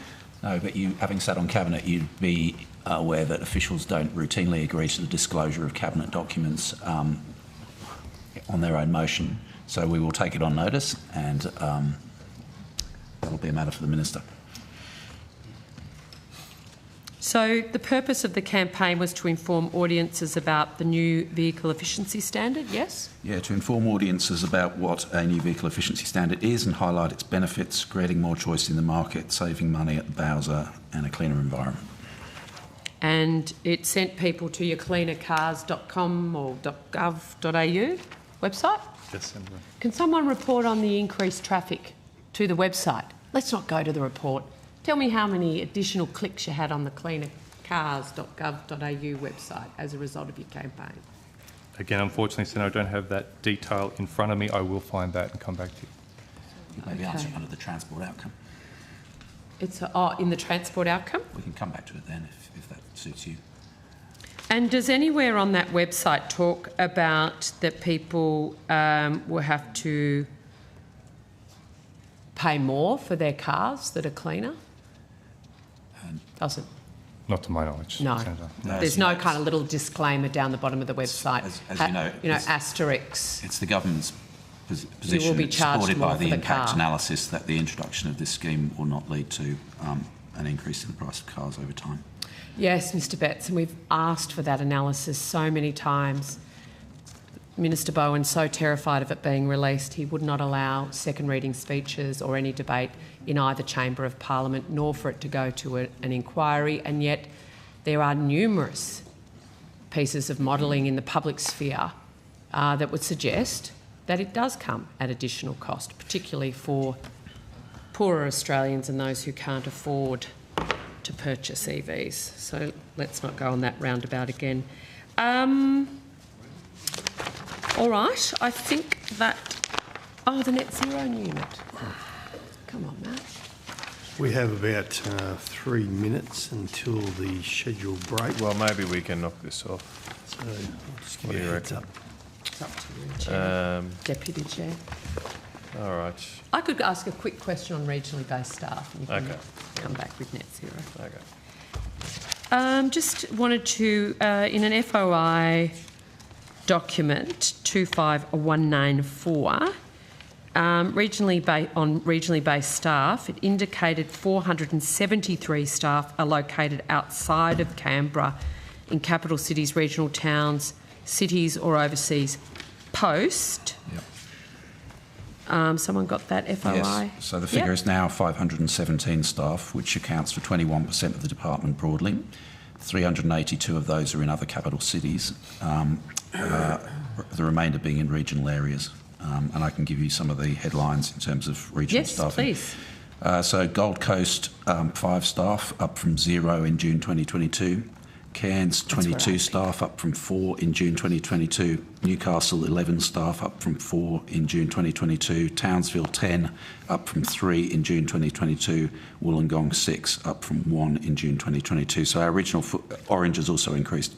So our regional footprint has expanded quite significantly. Now, just going to the actual FOI doc, so thank you for that update, Secretary. How many... of the 473 regional staff, 15 work from home because there's no office location nearby. What roles did those staff perform? Well, that's a level of detail that we may Well, not have available. I think Ms Holton. No, it would be across nearly all of our different groups, all of our different functions. Okay. Yeah. Would you have SES staff? Any of those 15? No, not to my knowledge. No. Okay. The information provided suggests that 3 staff work in Wodonga. I don't. Quite possible. I've currently got 4. 4? As at 31 December 2024. Okay, that's an increase since the FOI. Where do those staff work? We have a site there. I'll just cross-reference with my property brief so I can see where that site is. Just check if that's the RDA office in Wodonga, because my understanding is that office has been closed for 2 years. And once you've got the answer, Ms Horton, then we'll go to a break. I've just got one question in this area. All right. It is the Climate Change, Energy, the Environment and Water Office. Do you have an address? 131 High Street. Okay, just down the road. We'll check that out when I'm next home. With regards to the overseas postings... my apologies. It's our office and they sublease from us. Sorry, wrong way round. Got it. The overseas postings, one person in Indonesia and 2 in Canada. Yep. What roles do they perform? Liaison with ICAO in the case of Montreal, and Yep. in the case of Manila, I believe that's a trailing spouse arrangement, is it? No, it's Indonesia. Indonesia, sorry. Do you have someone in Manila as well? No, exactly. Sorry, we don't have Indonesia would be a secondee into the embassy in Jakarta. Yes. Okay. And 2 in Canada, 1 to... 2 to ICAO. 2 to ICAO. And what level are they on?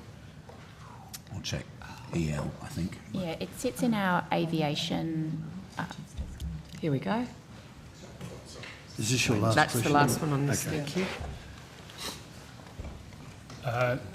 Minister Richard Wood, Acting Deputy Secretary They were the good old Transport. days, Mr Wood. The 2 offices in Montreal, one is Australia's representative to ICAO, permanent representative, and sits on the ICAO Council, an executive level 2. The other position is also an executive level 2 officer, and it's Australia's member on the Air Navigation Commission of ICAO. The position in Indonesia, also an executive level 2. It's based in the embassy. It's a transport councillor position as part of the embassy. Its main role is in overseeing the Indonesian Transport Safety Program, which is an initiative funded through DFAT, which we coordinate, which has been rolled out over 10 to 15 years, improving transport safety outcomes across the Indonesian archipelago. Okay, thank you. Thanks, Chair. Thank you. Now, so we will break. Are we still in corporate matters? Yes, still in corporate matters, Mr Betts, for your team, and we'll come back at 11:17. Thank you. We'll suspend.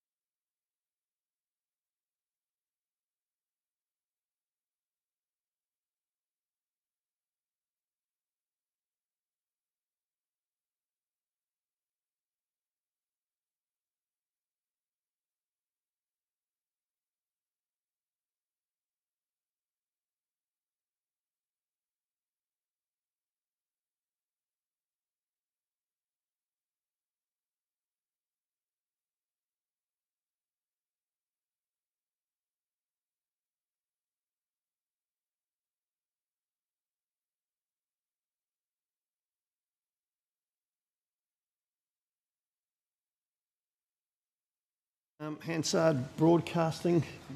Thank you. Welcome back, everyone. Senator Mackenzie in corporate matters. I do. I just thought Senator Canavan was going to get to those, but sorry. I'm happy to kick it off.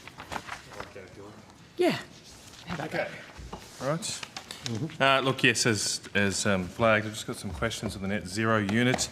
Just looking at the org chart, it looks like there's been a change to the net zero unit. Could you explain those changes? Yeah, a couple of changes.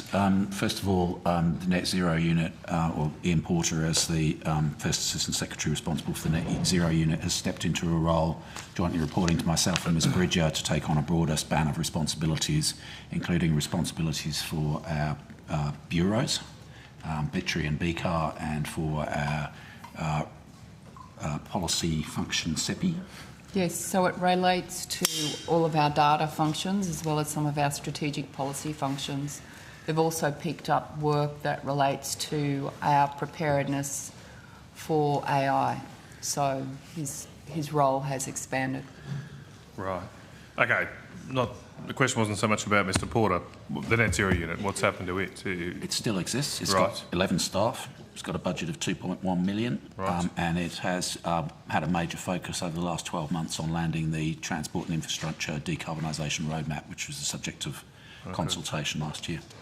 In the org chart that I'm advised that it looks like it's changed though from being separately reporting to you to now being within corporate, is that correct? That's the change we've just described. So the net zero unit continues to report to me and has a whole of department function, but Mr Porter's reporting line bifurcates to both me and Marie, and he reports to her for those broader functions.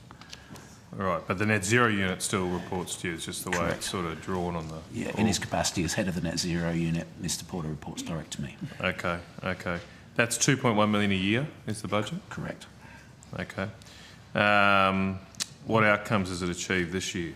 Well, as I said before, the major focus has been on the landing of the transport and infrastructure net zero consultation roadmap, which was consulted on between May and August and is currently before government for decision.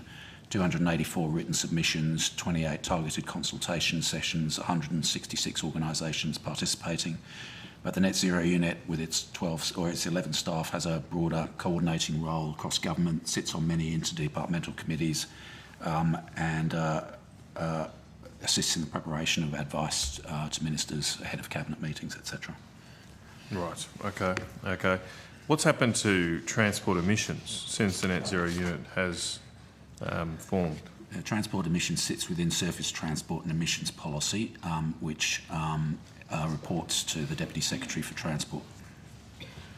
So as previously discussed, there is a central coordinating unit, the net zero unit, and then individual line areas also, where it makes sense, have their own established functions. So within Transport Group, that would look at specific things like the MRNAP, for maritime pollution reduction, and also was responsible for driving the policy reforms around the new vehicle efficiency standard. So, but correct me if I'm net zero, the net zero unit is in corporate? I've just explained that. It reports to me. Yeah, okay. So it's in this section of estimates. Yeah. So can the net zero unit people tell me what's happened to transport emissions since they were formed? I thought that would want to be one of their KPIs, presumably. What's happened to emissions from transport? Transport emissions are projected to continue to rise until the end of this decade, by which time they'll be the biggest emitter in the Australian economy. Right, okay. So what the roadmap does is it identifies the most cost-effective measures to achieve the maximum abatement potential in the transport sector, considering both the costs and the benefits and options to optimise them. So why hasn't the net zero unit been able to get transport emissions down? Because the net zero unit doesn't control the growth in the Australian economy or the growth of travel. What it does is it maps out pathways for sectors within transport, whether that's light vehicles, heavy vehicles, maritime, aviation, to over time and consistent with the 2050 Paris Treaty obligations to begin to head towards net zero in the sector. But if it doesn't reduce emissions, what's the point of it? It does reduce emissions, but that takes time. So it takes time, not least because transport usage is increasing as population increases. Okay, well, not a bad job if you can get it. Okay, so is there a new head of the net zero unit, or is it still Mr. Porter? Mr. Porter is offline at the moment, working to me doing preparation for incoming government briefs, and Mr. Bleich is acting in that role. Who? Mr. Andreas Bleich. Oh, okay. And so that wasn't that appointment wasn't advertised, or? No, it's an internal acting up acting. appointment. He's a band 1 acting in a band 2 role. Okay, all right. Mr. Porter's still at the same level? Yes. Okay. Was there... What was that? Sorry, what level was that? 2, band 2, First Assistant Secretary. Was there an application or interview process for the role of that's reported to you, the Portfolio Strategic Briefing Unit? No, that was an appointment by me, an internal appointment by me. Was there anyone in that unit before? No, it's established for the purposes of preparing incoming government briefs. Okay, all right, okay. All right. Okay, I might leave it there. Thank you. Well, we don't have a chair, I'm the chair. Okay. What is the, just on the incoming government brief, what sort of, how do you actually determine what to put in that? So it covers a range of different things, and obviously it's at a very early stage at the moment. But you'll have no doubt received an incoming brief when you were a minister. So all departments across government are turning their minds to the preparation of briefs in the event of a re-elected government or a newly elected government. And that involves, or will involve, particularly once caretaker starts, the tracking of election commitments and the preparation of advice to whoever our ministers are on how those election commitments can be most expeditiously implemented. But there is general briefing, and this is what we're working on at the moment, which would be included regardless of which political party is in power, which is just background information about this is the structure of the portfolio, these are the budgets, this is the relevant legislation and so on. So it's got components around components around election commitments and components around major policy issues or business which ministers will need to turn their minds to in the early days after the election. So we're just starting on that journey at the moment. The BAU stuff? Yeah, it might be things like board appointments that are falling due, for instance. So when did you want that completed by so you can actually focus on election commitments? So that is part of the incoming government brief comprehends election commitments. Yes, yes, no, I appreciate that, but until the election proper starts, you don't really start working on that. So when do you want the BAU stuff completed by? As soon as reasonably practicable, recognising that people have day jobs and that we can't just drop everything. We need to keep delivering, but we've got plenty of time. That's why we're getting ahead of the curve.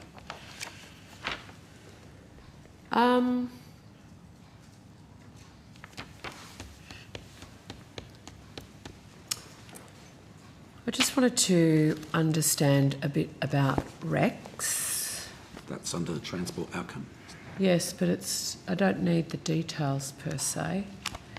In a briefing I received from the department late last week, I'm just wanting to understand the language used was second stage, phase 2 purchase. There was a second sales process. Second sales process, thank you. So can I please understand how that second sales process will work? We're squarely in the transport outcome now, Chair. But well, the Chair started us in IIP. Well, Ashton, as I said, that if you want to move to the proper outcome, I was happy to do that. So, look, I want to try and keep, because there's other senators, not just us, who are following the proceedings, who want to come in and ask questions. So if we're finished in corporate matters, I would like to move on. No, this is a corporate question. Well, Chair. the Secretary, with all due respect, I think the Secretary's made it quite clear that this is outcome 1. So rather than keep chopping and changing, do you have any more for corporate? Yes. Well, let's finish corporate. Okay. And I would ask Ms. Purvis-Smith that we come back in transport. Well, Chair, you went to the profiling of the Bruce Highway as your number 1 question, which was outcome 1. Right. The Secretary at the time said, Chair, this is outcome 1. You said, I want to ask them now. No, I said, I'm happy to go to outcome 1. I said, I support that. And you said, no, let's leave it here. Don't put words in my mouth. Chair, Do not put words in my mouth. I'm allowed to ask about Rex in corporate. You can, absolutely. And you can have all the time you want, and I'll Literally. let the agencies know that we won't get to them And if I this get to the evening. detail So we've that been Ms asked, Purvis can we doesn't finish have, I'm corporate sure she matters? will refer me. Don't keep talking over me. We can finish corporate matters and then we can get moving. Do you have any further questions for Yes, I corporate do. matters? Fire away on corporate matters. How many staff are working on the Rex? Is this corporate matters? Yes, this is. I'll be led by Mr. We'll Betts. take the question. You happy to take them now? Yeah, thank you, Chair. All right. Ms. Purvis-Smith. I will have more staff later in the... So we can do it all over again? Yeah, we're going to do it all day. Oh, well, now, Mr. Betts, the agencies, there is no way known we're going to get to them today, and I'm making it quite clear that I want to waste any more money than the taxpayers' money than we have Really? to. So we should put them all on notice that we are not going to get to them. Thank you. Thanks, Mr. Betts. If you could just get that Purvis-Smith. procedure moving for us. Thank you. Marisa Purvis-Smith, Deputy Secretary, Aviation Response. Thank you.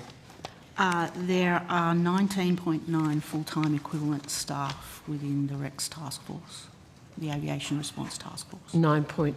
19.9. Okay, and can I just quickly go through how many at each band, please? You can. Or unless you have a total cost? I have both. Thank you. There is one SES Band 3, which is myself. Right. There is one SES Band 2. Mm-hmm. There is one SES Band 1. There are 4 EL2s. Mm-hmm. There are 8.9 EL1s. There are 2 APS 6s and 2 APS 5s. Employee expenses as at 31 January 2025, which is a year-to-date actual, was $986,000. $986,000 for staffing year for to staffing. date actual. And is there any other costs incurred by this? I'm trying to find my org chart by this division. There is expenditure in relation to consultancies and advisors that we have contracted. Okay, can I have year-to-date figures for those, please? We have contracted McGrath-Nicol Advisory Partnerships. Sorry, say that again. McGrath-Nicol Advisory Partnerships. Yep. The value expensed as at 31 January was 1.013 million. Yep. O'Connor Marsden and Associates, which is a probity advisor. The contract value expensed so far, as at 31 January, was 0.032 million. Yep. LEK Consulting, contract value expensed 0.193 million. Yep. Norton Rose Fulbright, contract value expensed so far, as at 31 January, 1.436 million. Lazard Australia. Yep. As at 31 January, value expensed 0.561 million. Okay, so you've given me the year-to-date figures. Is there, as Mr. Betts has made clear, department seeking to come in, is confident it will come in on budget, end of financial year? Have you got budgeted figures against what you plan to expend by end of financial year on contracting? Yes. Mm-hmm. We received $12 million in my EFO. Mm-hmm. The total contract values of all of the contracts so far that we expect to have the total contract value is 9.078 million. Okay. Thank you. So that 12 million is on top of the 130 million that the government's announced they're putting towards the Rex. That's right. The 130 million is comprised of an $80 million loan to the administrators and a $50 million acquisition of debt this that I've just gone through is departmental, either for staffing and then advisors that we have contracted. Is there any other expenditure with the administration of RECs outside of staffing and contractors that you anticipate the department having to fund? I can't. Travel in and above, or does this division have a separate line item for travel? No, I don't think this. We've not travelled really anywhere since RECs has gone into voluntary administration. That kind of goes with the theme, doesn't it? Yep. Senator, there may be some travel, but all right. We've not travelled at all since. Okay. On the debt, how many cents in the dollar was paid for that debt? If I may, I'm happy to go through this, but this is definitely getting into transport group area. You.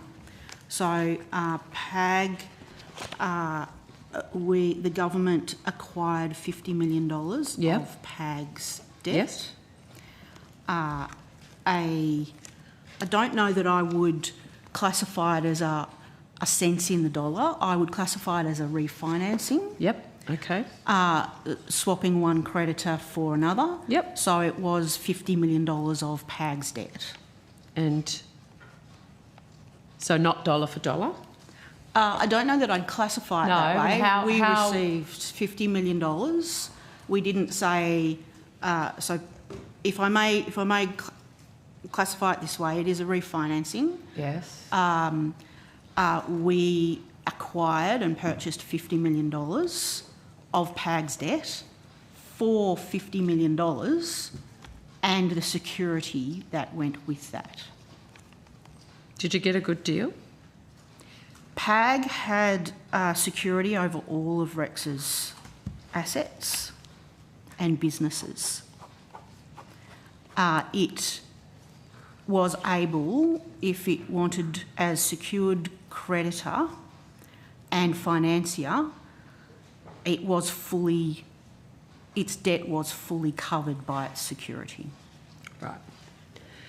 I will have more questions on that when we get there. Just in terms of your staff, were they additional staff or reassigned, or of the 19.9 or new?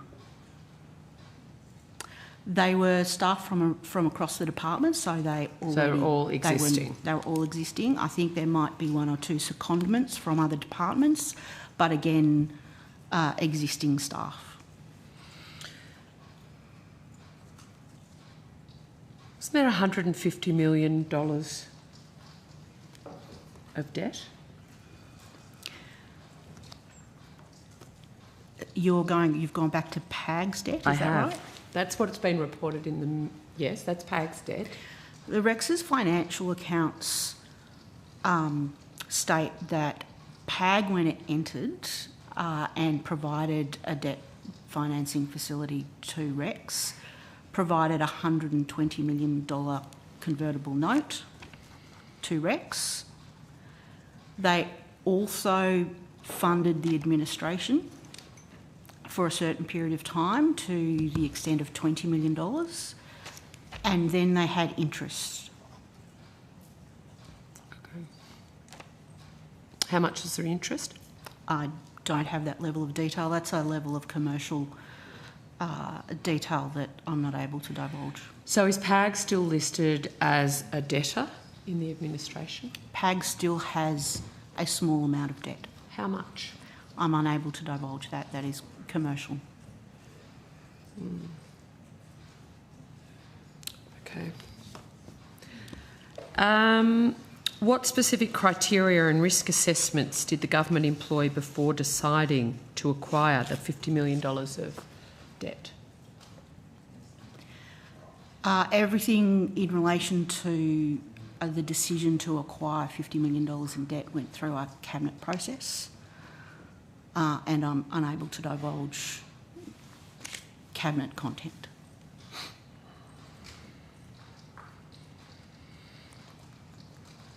But you're confident as an official and secretary, you're confident that all appropriate risk assessments were conducted prior to it going to Cabinet. And risk, you've gone through a lot of probity specialists, contracts out with legal firms, etc. Did, in terms of assessing risk to the Commonwealth, did we get advice from the Solicitor General for this submission? I don't want you to go to the detail of the advice. We received AGS advice. Okay. We've been working with AGS all the way through. Okay, good. And you can't tell me how many cents in the dollar the Commonwealth paid for that distressed debt? Well, I think other than PAG has a very small... They have a small amount of debt left. Which we have not acquired. Yep. What demands did PAG put on the table before the $50 million was agreed? What did they need? That's a commercial in confidence. There is a public interest immunity claim over the content and detail of the acquisition of PAG debt. So who's the... Oh, righto. No, that's fine. Did PAG threaten to liquidate the airline? Again, it's commercial in confidence material. What I can say is that as secured creditor and financier, they had enforcement rights, and because they were fully secured with the assets across all of the Rex Group, the amount of security were not... The assets non-core to the Rex regional business were not sufficient to pay out all of PAG's debt. Okay. Can you table the PII claim, please? I'll be able to. Yeah, Minister, could you table the PII claim? I don't have it with me, but my understanding is that Minister King has made that claim. Well, it would be appropriate for the committee to actually receive it if you're claiming it in this forum. That just doesn't, it's sort of like the invisibility cloak of Harry Potter. You just put it out and in every forum. You need to table it to this committee. Yeah, and I'm happy to. Okay. Does anyone have a copy for the Assistant Minister? My understanding is it's already been tabled in the Senate, but we'll provide a copy. Yep. Oh, awesome. How many of the 4,450 creditors have received payments from the Commonwealth? Senator, when a business goes into voluntary administration, the creditors then go into that process and they are then dealt with as a part of the outcome at the end of the voluntary administration process. Employee entitlements, the government has paid and provided early access to the FED, the Fair Entitlement Guarantee, for employees associated and employed by the business of the 737 business, and the voluntary administrators paid the employee entitlements up to the level of the FEG prior to the government becoming a financier. Did the government express any concern about bailing out foreign investors in this case? The government's concern was in relation to the regional routes and ensuring that a sale of the Rex regional business was possible. After 7 months of trying to find a buyer, the government still believes a sale is possible? If I might, Senator, the way the voluntary administration has worked was there is formal sales processes. Mm-hmm. The formal sale process was a very truncated and accelerated process and was, I think, 3 to 4 weeks. Is that a fancy saying of rushed? the administrators put together a timeline based on the money, the amount of funding they anticipated they would have. The 7 months has been, they found a sale for Pelair, for NJE and for some other asset sales. They've been completing those asset sales and the Pelair sale, and they've been disentangling, if I might put it that way, from the financial accounts those parts of the business and readying the Rex regional business for a second sale process.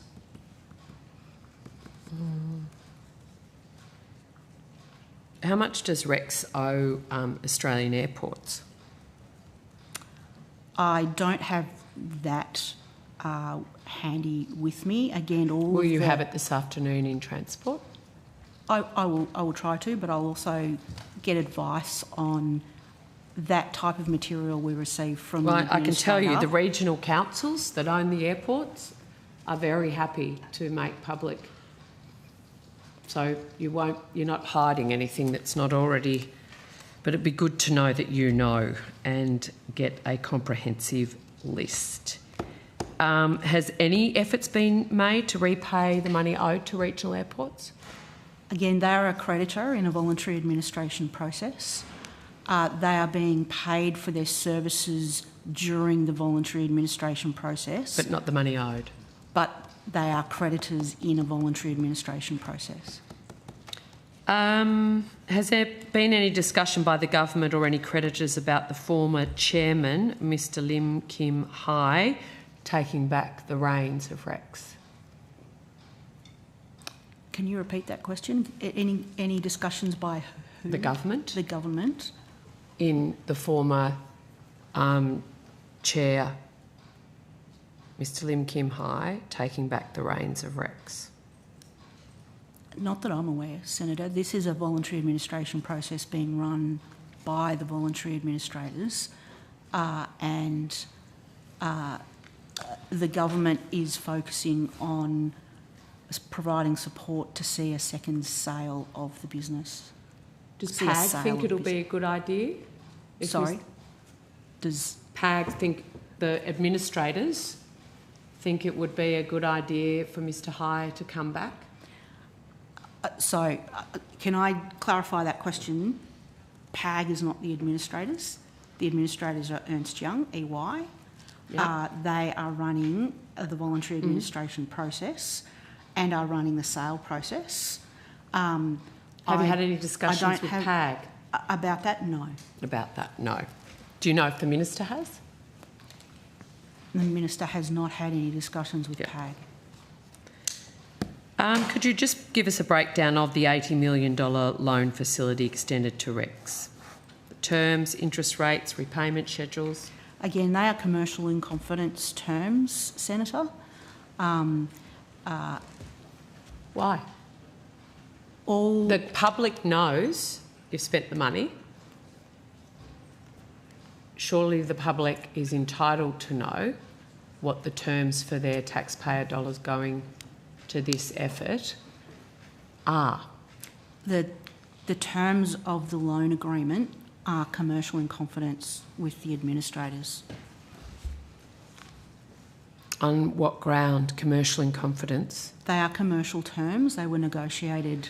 Wouldn't it be on better to say terms. it would impact state relations between Commonwealth and state governments, Western Australia and Queensland, in discussing those regulated routes? So it depends on it depends on individual routes and what you are specifically asking in relation to the terms in particular.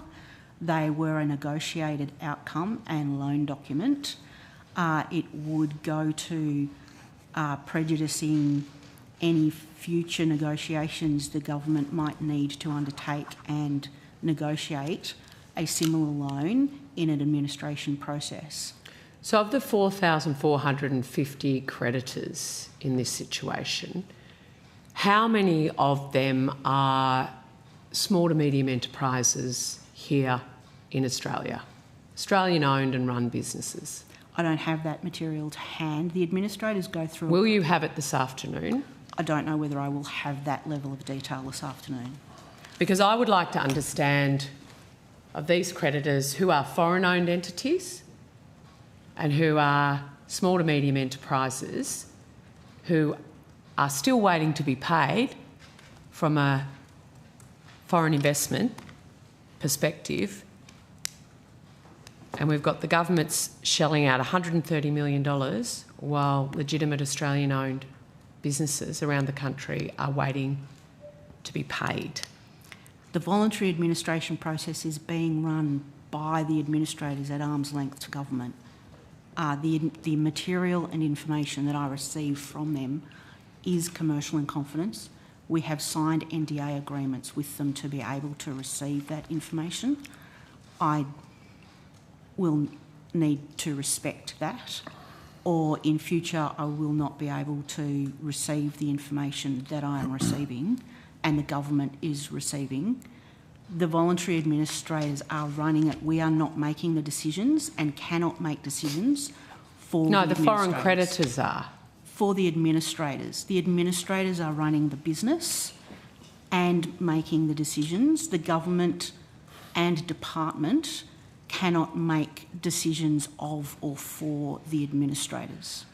Not expecting you to do anything that is outside the process. Minister, why do you think it's okay for your government to bail out foreign investors whilst legitimate Australian-owned mum and dad businesses are waiting to be paid, particularly in this instance? Well, I don't think that's an accurate reflection of what's going on, Senator Mackenzie. We've been clear from the start that we believe that the services that Rex provide to regional Australia are really important. We want to see those continue. As someone who travels to regional Australia regularly, I know that you can only get to some places because Rex fly there. The support that we've provided to ensure that those services can continue to regional Australia have been really important. I think Ms Purvis-Smith has been going through the work that's been undertaken by the department, which is obviously extremely complex, and we sincerely hope that that second sale process is successful, and that's what the government is hoping will achieve. Mm.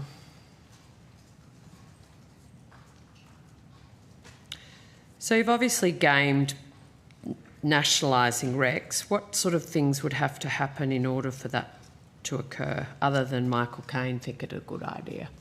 Oh, for goodness. There is just no depth to how low you can just drop, seriously, Senator. What, you don't like Michael's suggestion to nationalise Rex? You do not have to answer that. It's up to you. What conditions need to be met for the government to purchase Rex and outright? That's a hypothetical question. No, it's actually not. The government has made it very clear that that is what they're planning to do if no purchaser is to be found. The government would need to make any decision to acquire Rex is a decision of government and a decision in the future.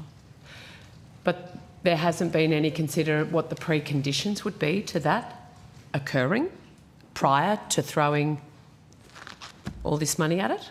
The government is focused on getting a successful sale process.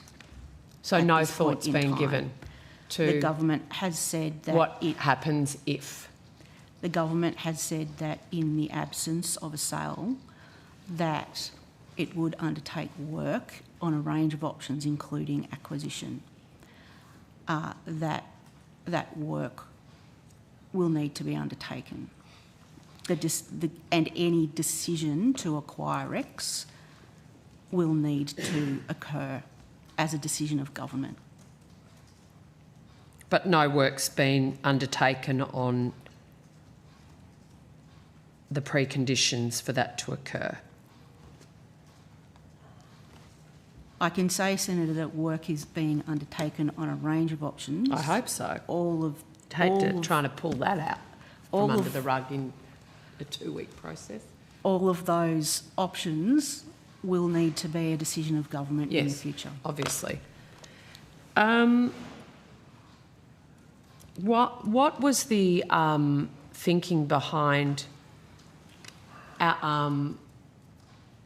putting the government up as a potential buyer in the middle of trying to run a market process? I think, as you're aware, Senator, all announcements are a matter for government. Minister, do you think, like, saying you'll buy it if no one else does and then wanting to run a legitimate market process is sort of a sound way to approach this type of conundrum? My recollection of the announcement from a couple of weeks ago was that we were clear that our preference is for that second sale to be successful. Do you think you've damaged the potential for the second sale to be successful by the government announcing they'll step in if no one steps up? No, I don't believe so. I believe the work that we've been doing diligently on this, that Ms Purvis-Smith has run through, is going to hopefully, and the government's intention and hope is that that second sale process is successful. Do any economists agree with you? That it has no impact, that it won't impact the sale? I'm unaware. I haven't been following economists that closely on this issue, Senator Mackenzie. Senator, Ms Purvis-Smith, are you aware of any financial commentators that have said that the government's announcement that they would step in if no one stepped up to purchase REX was a sound way to approach a market process? I think there's been a range of commentary. Well, there's been a range, but has anyone been thinking that that's a sound way to approach this type of conundrum? I think that there's been a range of commentary. So you haven't found anyone, both have you? for and on both sides of the camp. Mr Betts, maybe before we get to outcome 2 on the transport, the media team could provide this committee with public commentary that's been supportive. Hang on, here's coming something from the Minister's office. No? It's different. I don't think it's our job to provide you with media. Yes, that would be lovely. I don't think that's our job. If there has been positive things said about the government announcing themselves as the purchaser if no buyer is found. I'll give you an example. The former Deputy Prime Minister, Mr McCormack, said positive things about it last week. But I'm pretty sure that was there's no reason why. Of the guarantee he was positive of. The government's made it very clear that its first preference is a successful second sales process. The fact that it might consider acquisition as a fallback, as a buyer of last resort, in no way prejudices the effective conduct of that second sales process. And that's the view of the administrators as well. That's the view of the administrators. Okay, I think we are done for now on corporate, from the opposition's perspective. All right. Excuse me, Chair, I do have some comebacks for Yep. Senator Mackenzie. So with regards to your questions around Merry Christmas versus Happy Holidays, we referred to Christmas as Christmas. Great. We referred to Happy Holidays, festive season, end of year party and season's greetings. With regards to our digiboards, those were the TVs that we have around the place for messaging. Yep. Just let me scroll up. The cost of digiboards per year, inclusive of hardware and software, is $17,500, and to operate them it takes one APS6 about 52 hours per year.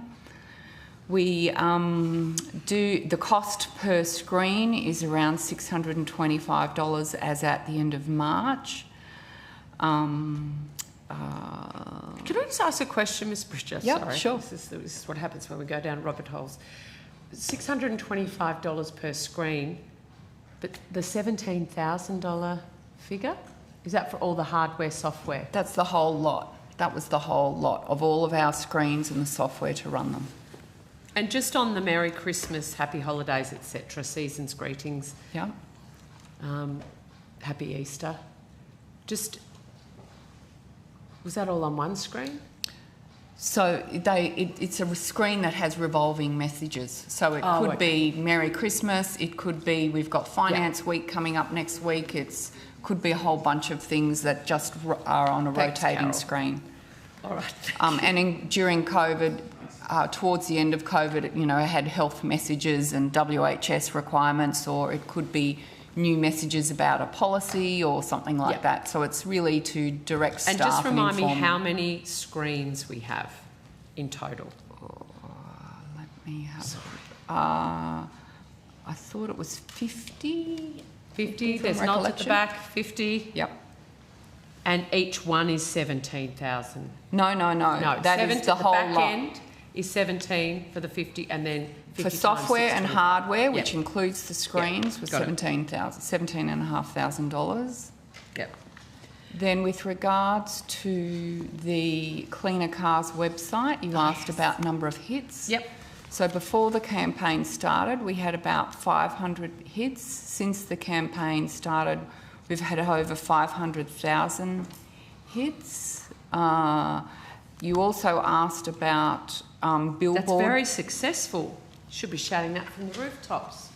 We are. Not hiding behind cabinet confidence. With regards the billboards that you asked us about, nationwide, we've actually used Master Media Agency that makes the decision about placement of the billboard, so I can't provide you that detail at this point in time, and I suspect we might not be able to provide it for you by the end of the day. Fair call. All right, thank you very much for your assistance. Let me just check. I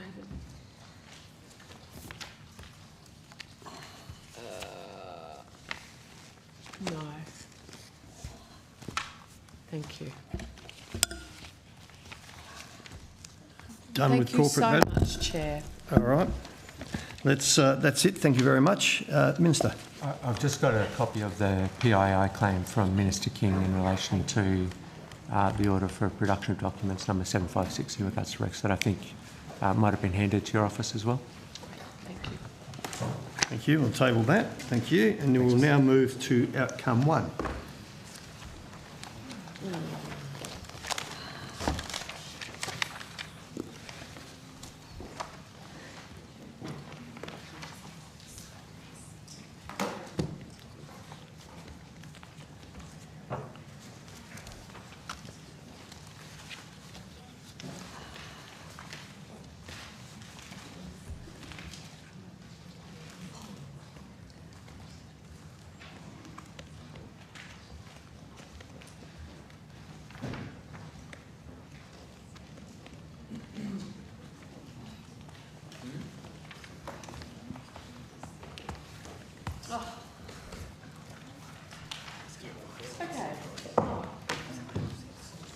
Yes, Queensland can come on up.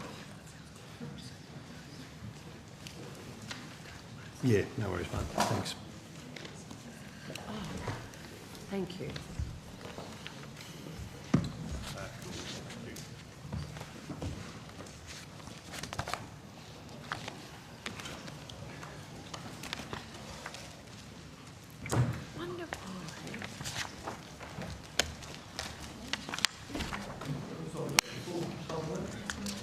Okay, all good to go. Senator McKenzie. Thank you. I really want to go to this Bruce Highway profiling question. We've got exactly the same people at the table we had earlier, just for Hansard's sake. When I look at the profiling, I've got a quote. On the 18th of February, Minister King wrote to Mr Lou O'Brien, the member for Wide Bay, and stated, and I quote, "The funding has been allocated in each of the next 8 years, from 25-26 to 2032-33. So, can I get the profiling of the Bruce Highway announcement, please? And Ms Hall, I know you're going to say the Queensland Government, but every single thing in this is subject to negotiation with state and territory governments. And yet there are profiling, as far as the eye can see, about what you anticipate it should look like according to your minister's desire. And then they come to the table with what they want, a bit of argy-bargy, and then we have the final profiling. Please, what is the profiling of the $7.2 billion Bruce Highway announcement that we still can't seem to get to the bottom of? So just to clarify, Senator, what's in your folder is stuff that's already been agreed to by all of the jurisdictions. Exactly. So that is different to what we're talking about at the moment, because we haven't finalised an agreement on the profile with Queensland at this point, because as I said in response to the previous questions, we are waiting for Queensland to tell us what they can actually deliver and the timeframes in which they can deliver. So we have not provided that profile to Queensland as of yet. So your minister was wrong in her correspondence where she said funding has been allocated in each of the next 8 years from 2025 to 2032. So no, she was not wrong. We have an indicative profile, and I think that is actually I forgot the indicative No, word. I think it's actually quite different. But because I described indicative. As you know, Senator, you know the process in regards to how we negotiate with jurisdictions. Yes. And you know what happens in regards to we write to jurisdictions with that indicative profile, and we wait for them to come back and tell us whether they agree with that profile or not. Ms. That Hall, process has not happened yet because we're still in the process of negotiating. Can I have the indicative funding profile? The indicative profile at my EFO is... for the 7.2, let's go. So I have the 280 million in the forward estimates, which is 30 million in 25-26, 100 million in 26-27, 150 million in 27-28, with the rest of the funding profiled over the next few years to get you to the 8 years. As I said, this is a holding profile subject to where we are with Queensland at the moment. As the Prime Minister said, the final profile will reflect the prioritisation, and we are already aware of the need for further funding to be brought into the forward estimates based on that early works package that we have received from Queensland, which will actually allow for the planning to start this financial year and construction to start at the end of this calendar year. End of 2025 construction. So when the Treasurer said the vast bulk of the billions of dollars we're investing in backing the Bruce was in the mid-year budget update, as I add what you're saying, there's only 280 million of the 7.2 billion in the forwards. Yes, but that is about to change based on advice that we're waiting from Queensland. Yeah, so it's purely indicative, and no doubt the Queenslanders will come back to us as their Premier has indicated and say they want to accelerate that funding profile, and we're ready to match the it LNP 80-20. Premier. Yep. We want to do it as quickly as the Queensland Government can come back to us with their priorities. So was that indicative indicative profiling that you've just outlined, Ms Hall, was that what was in my EFO, or has that changed since the announcement? That was in my EFO, and that is the and process won't of change changing. until you've had the negotiation with the LNP in Queensland. Okay. I want to just understand the 80-20, 50-50 piece. Yep. As I understand it, Rita Safiotti, who chairs the Treasurer's, State Treasurer's sort of group, wrote to Treasurer Chalmers when the government first announced this policy change, expressing the concern of State Treasurers that this would, the impact that this policy change by Labor would have on state governments of all colours, investment in infrastructure. the government's now decided that it's not that committed to 50-50. It's going to change it whenever it likes. Can you go through the state governments projects that have agreed to change the funding profile of projects from 80-20 to 50-50? So, Senator, again, first of all, just to clarify, I think we've discussed numerous occasions in this committee around how the 80-20 and 50-50 works in regards to... By exception? It's still a bucket of money that the way that the split works doesn't necessarily mean that there's going to be more or less money that goes to a jurisdiction. It means less projects in the regions and states aren't happy. No, but that's not the... That's well, that's a matter for negotiation. Well, no, that claim is not correct. It potentially is. No, it's not. No less or more money. It means there's more money on the table. It means that if state governments can't find the additional money, the 50 to make up the 50-50, that there will be less projects, or projects will be reprofiled. It's a question of basic arithmetic. If we're not kicking in 80%, we're kicking in 50%, that frees up money. That means we can invest in more projects, including in regional areas. It is up... invest in more state governments would not have been so upset with this policy change if they thought it would mean more projects. Well, they wouldn't, and you know that. That's the disinformation that we're attempting to correct. So, can I please go through which projects in the IIP are now funded 50-50 who were previously 80-20? So, what I can tell you, in the time frame that you gave us, Senator, which projects are funded at 50-50 since MyEFO 2023, I think it is, when the IPS came into. So I can read all of those projects out that would be for great. you. But I probably should also mention that at the moment we actually fund more projects in regional Australia at 47% than we do in urban areas. Yes. Okay, so we have... just make sure I've got this right. Western Australia, Great Northern Highway, Apple Street intersection upgrade, Upper Swan.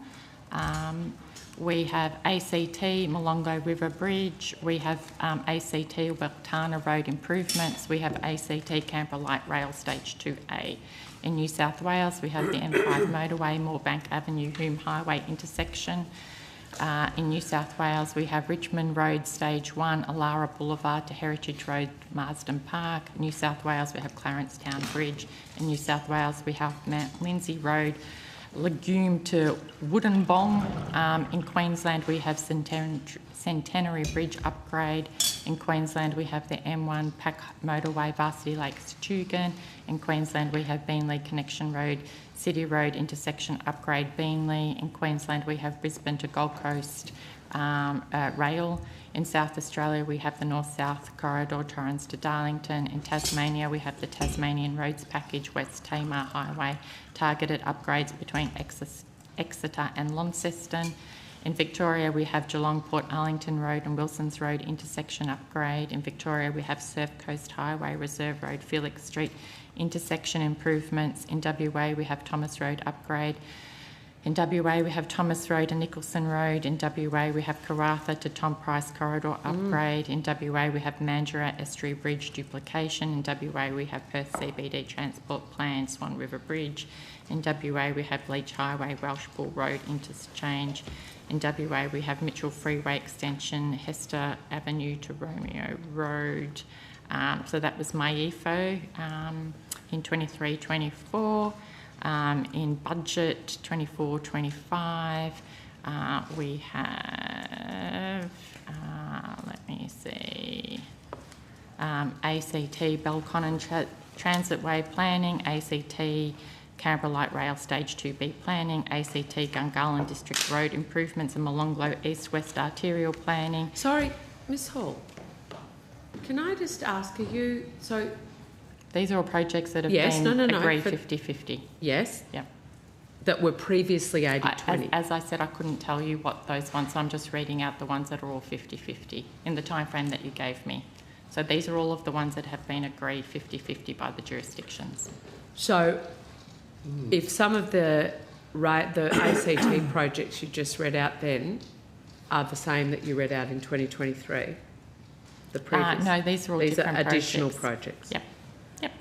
And you don't know if any of them were 80-20 previously? I haven't been able to get that information in the timeframe you gave me.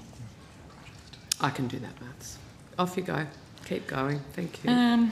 New South Wales, Appin Road, St John's Road intersection, New South Wales, Cambridge Avenue upgrade planning, New South Wales Circular Quay renewal program, New South Wales Cox River Road, New South Wales critical renewable energy zones, road infrastructure, Port of Newcastle to renewable energy zone, New South Wales Eastern Ring Road and Badgerys Creek Road South planning, New South Wales Elizabeth Drive priority sections, New South Wales Garfield Road East upgrade, New South Wales Golden Highway oversize and over mass movements, New South Wales Golden Highway Dubbo to Newcastle improvement program planning, New South Wales Hume Highway corridor assessment and strategy, New South Wales Mamre Road Stage 2, New South Wales Memorial Avenue, New South Wales Mount Ousley Safety and Reliability planning, New South Wales Mulgoa Road Stage 2 upgrade, New South Wales Nelson Bay Road Williamtown to Bob's Farm, New South Wales Richmond Road upgrade M7 motorway, New South Wales Southwest Sydney Roads planning, New South Wales Spring Farm Parkway Stage 2, New South Wales Western Sydney Freight Line Stage 1, New South Wales Western Sydney Rapid Bus Infrastructure Upgrade Stages 1 and 2, New South Wales Western Sydney Roads Planning, New South Wales Zero Emissions Buses Tranche 1 Infrastructure. I should say these are all new projects as well.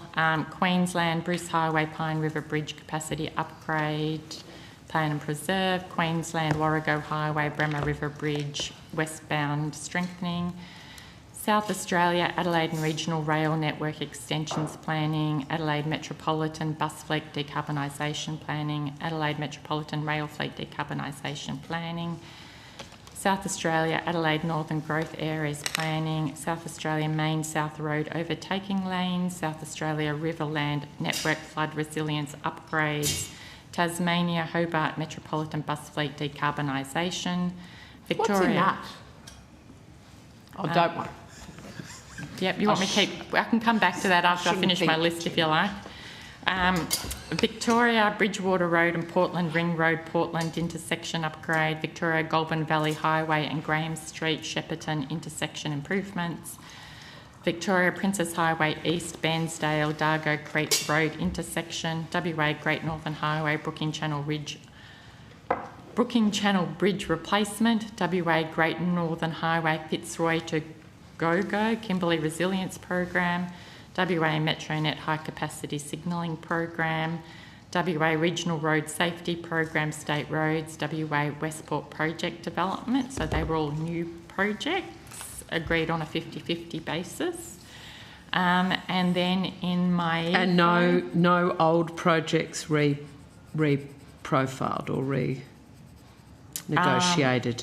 So I'm going to... So they're all new projects. So they were projects that were all agreed on a 50-50 basis, irrespective of whether they were regional or urban. Yeah.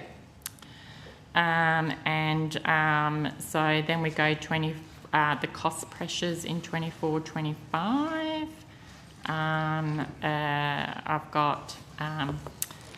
so I think, to be quite honest, Senator, every jurisdiction except for Northern Territory, because you're sticking with the 80-20 first. So ACT, William Hovell Drive duplication, New South Wales King George's Road upgrade stages 1 and 2A, New South Wales Nowra Bridge, New South Wales Pinch Point Program, New South Wales Princess Highway and Waratah Street intersection upgrade, New South Wales South West Sydney Rail Planning Business Case, Queensland Coomera Connector Stage 1, Queensland Coomera Station Commuter Car Park, Queensland Direct Sunshine Coast Rail, South Australia Flinders Link, South Australia Metro Intersection Upgrade Program, Grand Junction Road, Hampstead Road Intersection Upgrade, Victoria Ballarat Intermodal Freight Hub, Victoria business case for Melbourne. I'm getting worried about you, Miss Hall. You should take a breath. Inland Rail Road intermodal. Victoria commuter car park upgrade Frankston Line. Commuter car park upgrades Northern Lines, Geelong Port Arlington Road and Wilsons Road intersection, Glenelg Highway and Urim Streatham Road intersection upgrade, Suburban Roads upgrade, Southeastern Roads and Northern Roads, Surf Coast Highway in Victoria, and WA Fremantle Traffic Bridge, WA Mitchell Freeway extension, WA Mitchell Freeway widening. Then we go to MyEFO, and we have these are the ones that have been agreed by jurisdictions. We haven't got all of the schedules back yet. So Queensland. So just to be clear, so you'll only have indicative profiling on the projects you're about to read. We have the ones that have been agreed by the jurisdictions. Yes. Yes, but then you will have put indicative profiling in MyEFO because you haven't agreed for those for these ones coming. No, not for these ones coming. For any project that was announced since. Yeah. Thank you. So Queensland M1 Pacific Motorway upgrade, Queensland Beenleigh Connection Road, Queensland Beenleigh Bow Desert Road, Queensland Mooloola River Interchange, Queensland Logan Lee Station Community Car Park, Victoria Calder Freeway Gap Road to the M80, WA Stevenson Avenue Extension, WA Stirling Bus Interchange, WA Transforming Freeways, WA Perth CBD Transport Plan, WA Nicholson Road Garden Street Grade Separation, WA Thompson Road Upgrade and WA Thompson Road and Nicholson Road. Thank you. Can I just get the indicative... The additional point was that the 50-50 only applied to decisions after the IIP review had been done. It didn't apply retrospectively. Yeah, that's right. Yeah. Indicative funding profile for the Bruce. You've given me the forwards. What were the indicative over the 8? I'll have to come back to you on that, Senator. I haven't got that in front of me, but I'll come back to you before the end of the day. Senator McKenzie, I know you've got a lot more, but I know Senator Payment has a question. Sure, so I'm always happy to I'll just give you a chance to make yourself a cuppa if you want to. But just before we do, I'll put you on notice, you don't have to tell me now, but the Fitzroy Crossing to Gogo to Bayulu turn-off, is that work elevating or lifting up Blue Bush and 2 Mile Creek? You can take one on notice. Yep.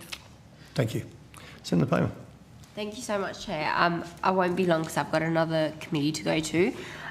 My question was around the Thriving Suburbs program and Urban Precincts and Partnership program. Is this the... Outcome 3. Outcome 3.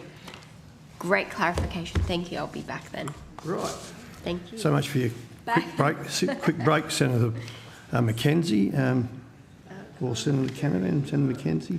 Senator McKenzie, thank you for that indulgence. Oh, wow. They're all here. Give it a go. Yeah, what have you got to lose? Yeah, exactly. Nothing. I will go to Dunevin Road in New South Wales.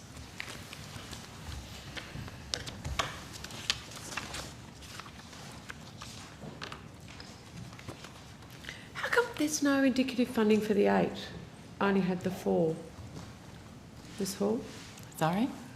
If you don't have the indicative funding that was in MyEFO for the 7.2, who does? I think in regards to the question that I originally got asked, that the reason was because you asked for what was in MyEFO, which is obviously the indicative forward estimates. Yes. So I just got my team to get the forward estimates. But the government announces 7.2 billion over 8. Yeah. I'm assuming they're basing that on more than just a tissue paper. We will have it. I just need to be able to pull it out of systems and stuff like that for you. Thank you. So, Senator, just in relation to Dunevin Road, it's on page 20 in your Canavan table if you want to look at it. Sorry, the table that we you can get it. Tabled earlier. Sorry. Yeah. Sorry, Senator. Hey, thanks. Just let me know. That'd be much better for me and you. So, Dunheved Road, at the 22 election, Catherine King promised to fast track and upgrade the road. It's now 2 years behind schedule. When asked about this in November's estimates, you noted that the project is being delivered by Penrith City Council, which has considered all options to accelerate the project in the context of the current market conditions and the planning and approval processes necessary to facilitate construction activities. Does this mean fast tracking, as the Minister promised prior to the last election, can't occur? Locke Potter-Carey, Assistant Secretary, New South Wales and ACT Infrastructure Investment. I think we did go through this at the last estimates hearing, Senator, and we did talk about the timing of that project. It is the contract award is imminent. We're expecting that to happen at any time now, and then that will move to construction. So that's where the project's at the moment. So it hasn't been fast tracked.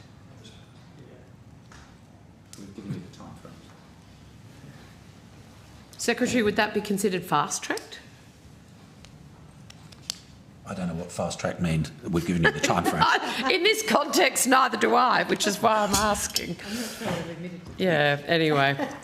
Minister, I shouldn't ask the Secretary that, that's not fair. Minister, is that fast tracked? Well, obviously, we always need to work with the delivery partners in this instance. I think it was the Penrith City Council. Maybe the Minister shot her mouth off a little early. No, I don't believe so. I believe that obviously it was a priority that the Minister identified, and you're always working with your delivery partners as part of the federal government. I would note that it is something we promised and delivered on, whereas your record was a lot of announcements without much delivery. That's the whole point. You should have been listening instead of playing on your iPad, because the whole point is it hasn't been delivered on. Well, the progress was clearly being made, Senator McKenzie. All right, well, Minister, what did you do to try and fast-track the project? What did you do? Well, it wasn't something that I was responsible for, Senator McKenzie, but I think that the department have talked through... That's fair enough. You asked him the question, he answered it. I think the department have talked through the work that they've done with Penrith City Council, and it was pretty clear that progress was being made on what I believe would be an important project for the region. Valiant effort, Minister. How would a federal government be able to fast-track a project that's actually being delivered by a local council? How would you do that constitutionally, Minister? Well, I believe that you would obviously, in your discussions with your delivery partners, you'd have those conversations about what the priorities are and what you want to see delivered. We understand that Western Sydney is an important region with plenty of growth, and we want to ensure that our investments there happen in a timely manner and that the councils are delivering on their objectives as well. Didn't answer the question, Minister. How would you get a project fast-tracked that's being delivered by a council? Well, I think I did answer that, Senator McKenzie. I said obviously the discussions that you'd have with councils, you'd identify what your priorities are. Well, what are the other examples that Labor's been able to fast-track council-delivered projects? Well, I didn't bring a list with me, Senator McKenzie, but obviously we've got a massive infrastructure program across the Commonwealth that we're investing in. What we've been clear, though, is that what we announced we want to see delivered, which is vastly different to your record, which was lots of announcements without much delivery or negotiation with your partners in that regard. Personal attacks. The answer, Minister, I think is nothing. You can't do anything. Well, I disagree with your assessment there, Senator McKenzie, and our record infrastructure stacks up a lot better than yours. Well, not for those who believed your Minister King when she said she would fast-track Dunheved Road in Western Sydney. Hasn't happened. Well, I think progress is clearly being made, and I'm sure that the people who will benefit from that will be excited about that development. We'll let your comments speak for themselves into Western Sydney. There's a independent Western Sydney Transport Infrastructure Panel report came down in May 23. The report was published in November 23. the release of the final report was a decision for government. You received that report in April, just before the budget, and you kept it secret until after the IIP review. And they quietly released it in November 23. Why was that report kept secret for 7 months into Western Sydney infrastructure? Was that done because Minister King requested it? I think if you recall, it was a joint report with the New South Wales government, and there had been a change of government in New South Wales with new ministers coming in who legitimately wanted time to consider the report before announcements were made. That's my recollection.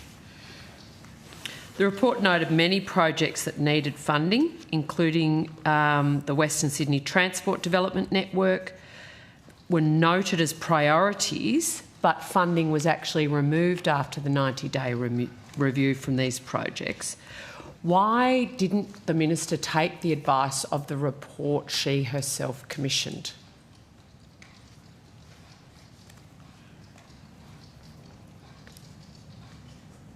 Who are you directing that question to, Senator?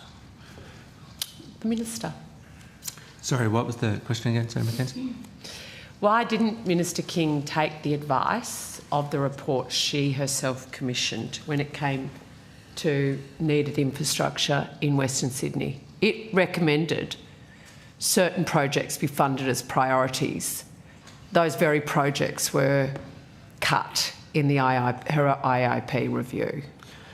Well, I think we've got significant investment in Western Sydney that'll be important from an infrastructure point of view, Senator Mackenzie, and the government has outlined its priorities, working constructively with the New South Wales government on those projects that we're funding. So why was the Western Sydney Transport Development Network noted as priorities in the report commissioned, and then that funding was removed by your Labor government? Well, we're funding significant investments across Western Sydney. So when Western Sydney says this is our priority, Albanese Labor government said, no, we're cutting that funding. That's actually what happened. Well, here. there's many priorities across Western Sydney, Senator Mackenzie, and the government have an ambitious infrastructure program where we're supporting the New South Wales government across many projects. The Memory Road Stage 2, $500 million. Elizabeth Drive, $400 million. So there are significant investments that are happening across Western Sydney from an infrastructure point of view. Isn't it true you take Western Sydney for granted, which is why you think you can actually get a report done, get the priorities listed, ridiculous. And then ignore it? Actually cut the funding to the very priorities that Western Sydney has said they want. Completely ridiculous, in your own Senator report. Mackenzie. As I said, I just outlined a lot of the significant infrastructure promises that we're making, delivering on in Western Sydney, which we understand that it is an area that is seeing high growth in population. We want to ensure that we're supporting those infrastructure projects that are going to make a difference, and that's why we're investing with the New South Wales government in an area that you ignored when you were in government. Well, that's actually not the facts. Well, it is. And, you know, I think people who know about this report, who had input into it, the experts that were your own minister commissioned to actually find out what the local priorities were, then you go and cut the funding to them. The facts speak for themselves despite your rhetoric, well, it's Senator. not true, Senator Mackenzie. What was the cost of the report, please? We've got significant... No, I've got to respond to this. There's significant investment that the Labor government are making across Western Sydney. I mentioned Memory Road Stage 2, $500 million. Elizabeth Drive, $400 million. Badgerys Creek Road and the Eastern Ring Road planning, $12.5 million. Richmond Road upgrade, $260 million. And Garfield Road East, $220 million. So they're just some of the projects that we're funding across Western Sydney. How much did the report cost, Mr Betts or Ms Hall? Senator, that wasn't done by my area, but I'll get back to you on that. Thank you. And were those who contributed to the report the experts that were commissioned to report on the transport needs of Western Sydney, the infrastructure needs? How much were they actually paid? We'll take that and get back to you, Senator. But most of them were public servants or other people who are already on salaried roles, but we'll take it on notice. Thank you. There were 14 projects that were funded from that panel and a further 3 since. So I think it's quite a comprehensive investment list that was taken out of that panel. Recommendation, Senator. 15th Avenue. This is another question from the Shadow Minister for Western Sydney, Melissa McIntosh, a great champion for that region. The Coalition and the Government have committed $500 million of co-funding to deliver $1 billion upgrade of 15th Avenue with the New South Wales Government. What is the profile for that project?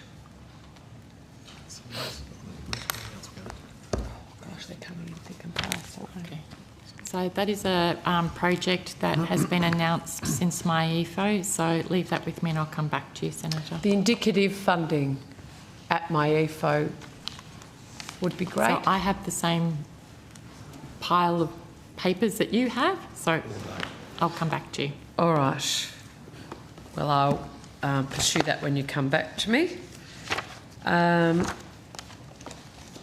Do you have some questions? Yeah, I've got some follow-ups.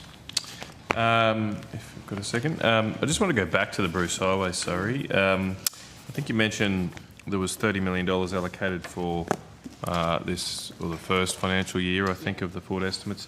What was that allocated to? So, Senator, I think I mentioned previously, we have recently received a early planning works package from Queensland, which we're currently assessing as part of a PPR process, as you're aware, that will go to that early works. Okay, so the 30 million there wasn't any other things that you'd identified prior to that, and nothing specific. It was just we're going on the advice from Queensland Government. Okay.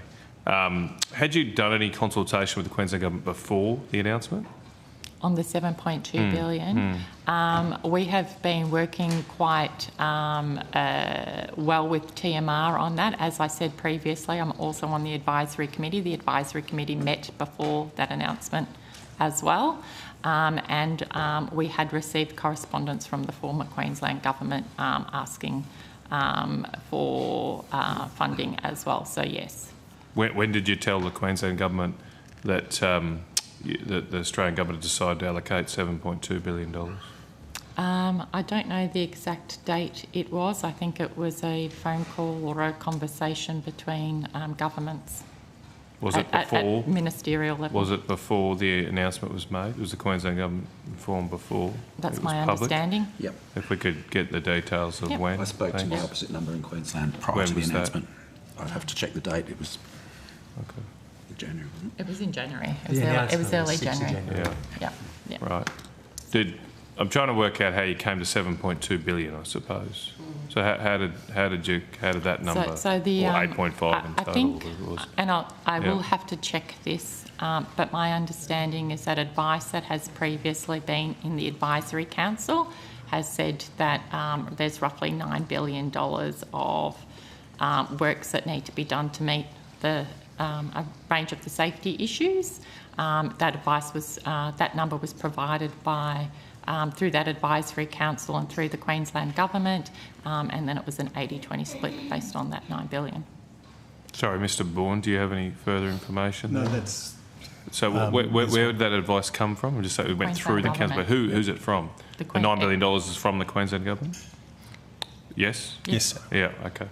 And so did you have any information about where on the Bruce Highway that $9 billion needed to be spent? So as I said, that was in all of that information that's publicly available, I think, from the Advisory Council. So there was a very substantial piece of work that was done that clearly articulated where some of the worst sections of the Bruce Highway are. Okay. All right. And so where are the worst sections? Just bear with me for a second. Yeah, so Senator, I think they are, the majority of them are north of Gympie. Well, yeah, that's a big area, but yep, I would imagine that would be the case, given that's the area that's not 4 lanes. So are there any particular hotspots I'm after there? north of Gympie. It's on your website. I've downloaded Yeah. it.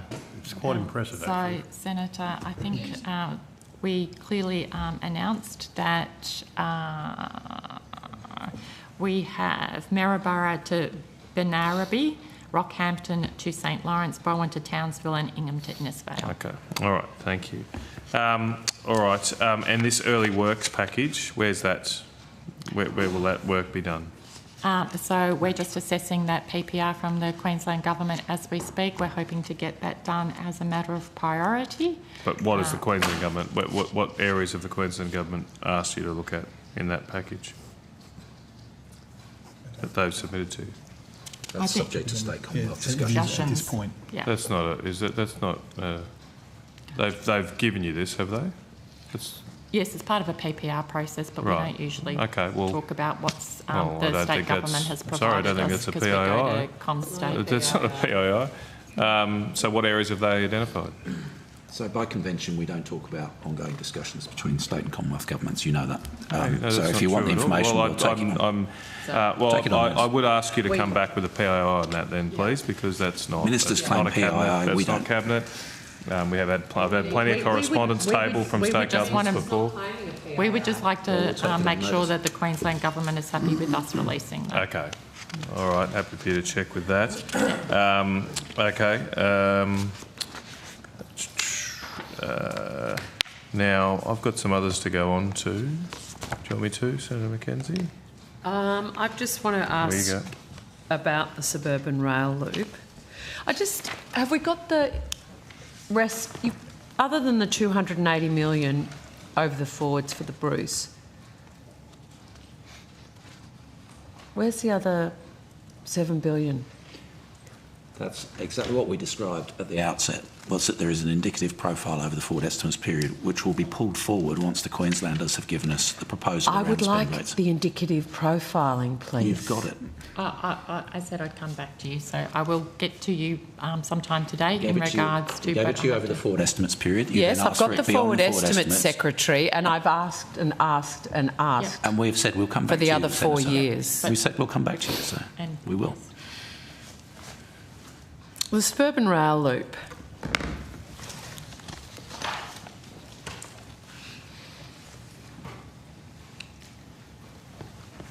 On the ABC's afternoon briefing interview over the last couple of weeks, Catherine King's disclosed that the government has released the $2.2 billion of federal funding for the suburban rail loop following Infrastructure Australia's assessment of the paperwork that we discuss here regularly.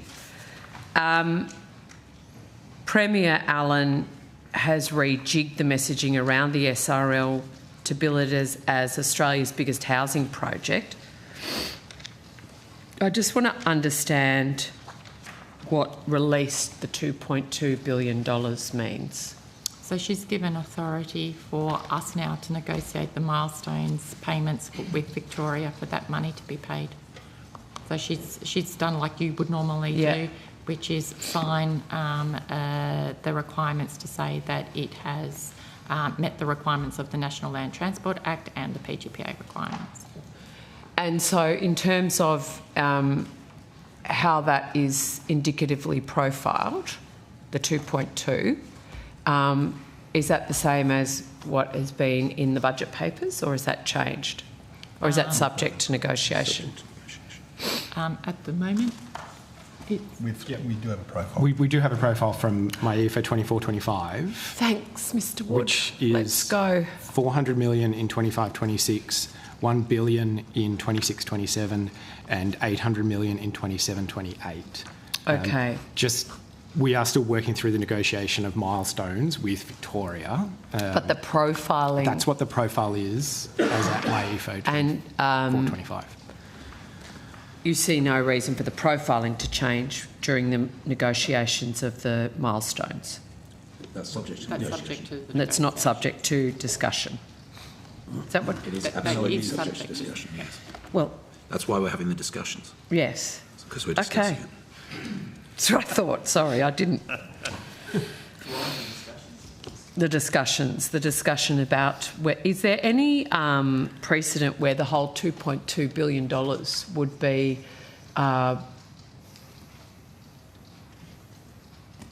given to the Victorian government for them to then profile themselves? Sorry? No, Senator. Our release on funding, Senator, relies on evidence through the milestone payments. Excellent. Were the assessments on the SRL East project only? So the assessments that the Department and Infrastructure Australia did to say this money was now released, was that on SRL East alone or on the whole project? So Infrastructure Australia assessed SRL East as a project. The department's assessment was focused on the $2.2 billion commitment. So can we go through what hurdles the Victorian government might need to meet? In relation to what aspects, Senator? Sorry. Well, Minister King was clear/unclear in her interview about there needing to be hurdles met for the release of money, which milestones make sense. That's very BAU for this type of arrangement. But the use of the word hurdles, I'd like to unpack. Okay, well, the first hurdle. Did you take hurdles to mean milestone? I don't know. I can't interpret exactly what the Minister had in mind when she used that terminology, but there is a process there which involves a series of tests having to be satisfied and a series of tasks having to be undertaken. So we've talked about the evaluation of the SRL East that was undertaken by Infrastructure Australia. No doubt IA will release its analysis in due course. That formed part of the Department's advice that sat on the back of the Department's advice to the Minister, which was primarily focused for the $2.2 billion on satisfying the Minister, that we had satisfied the requirements of the Land Transport Act and of the PGPA Act, and that therefore the release of that money constituted efficient, effective, economical and ethical use of public investment. And the Minister has also indicated that one of the ways in which we satisfied ourselves of that was by tying the $2.2 billion specifically to land acquisition, which would unlock broader benefits, including for housing supply, and to early works, which were reasonably well advanced and therefore had relatively low escalation risk, and by upgrading utilities had an enduring benefit regardless of how the project plays out from here. Okay. So the hurdles are around understanding and facilitating the housing piece, which is around the SRL. That's the rationale for the project as presented by the Victorian Government, and the steps that I've described get you up to the point where the Minister, having received our advice and Infrastructure Australia's, then signed off on the release of the money for the purposes of negotiating the milestones with the Victorians. Okay, thank you. That makes sense, Secretary. So the $400 million for this financial year or next financial year. So I just want to confirm no money has gone to the Victorian Government for this project. No, Senator. Yeah, great. Are the hurdles that you outlined eloquently, Secretary, the same as when the Minister again said things, there will be strings attached to the money? Are the hurdles the strings? So the general process as we've described, Infrastructure Australia evaluation for projects over $250 million, conformity with the Land Transport Act, conformity with the PGPA Act, based on our assessment of the project proposal report from Victoria, absolutely standard practice. Yep. With the land acquisition piece that you mentioned, and housing is now the justification for this project, how many blocks or houses, dwellings, is that one of the KPI that you'll be looking at? And if so, what is that measure? No, Senator. I mean, this will form out of the evidence that they provide us in relation to the payments. But we follow in terms of determining value for money and those types of things. It's based on the Victorian legislative processes for acquiring houses and that sort of thing. So pretty standard stuff for us, but we don't have specific lot numbers or anything like that at this point. No, but isn't part of this project about actually building dwellings around? I think it's more about enabling those types of things. But having a number of apartments to be built or a number of dwellings being part of your assessment of what unlocks the money, that's not part of your consideration? No. No, okay. Senator, no. So how is it a housing project? How are you measuring its value as a housing project?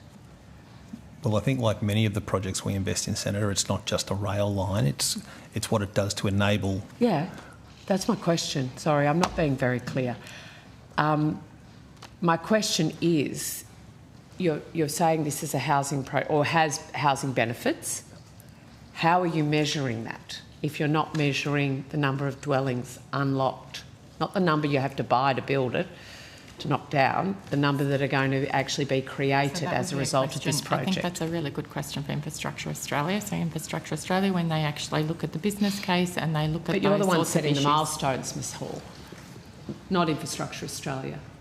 Sorry, but Senator, that's in relation to the land acquisition piece. That's just the purchase of the land at this point. You're talking more about, I guess, the further value and benefit that comes from that.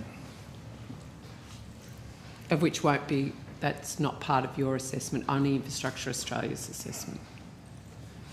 Infrastructure Australia reviewed. Yeah, no, yep, I've got it. Cool. So the money doesn't go to housing.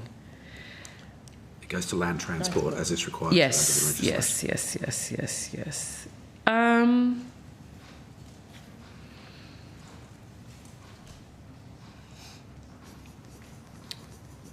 And this might be a question for Infrastructure Australia, but the Victorian Government's investment case was based on the entire project being completed.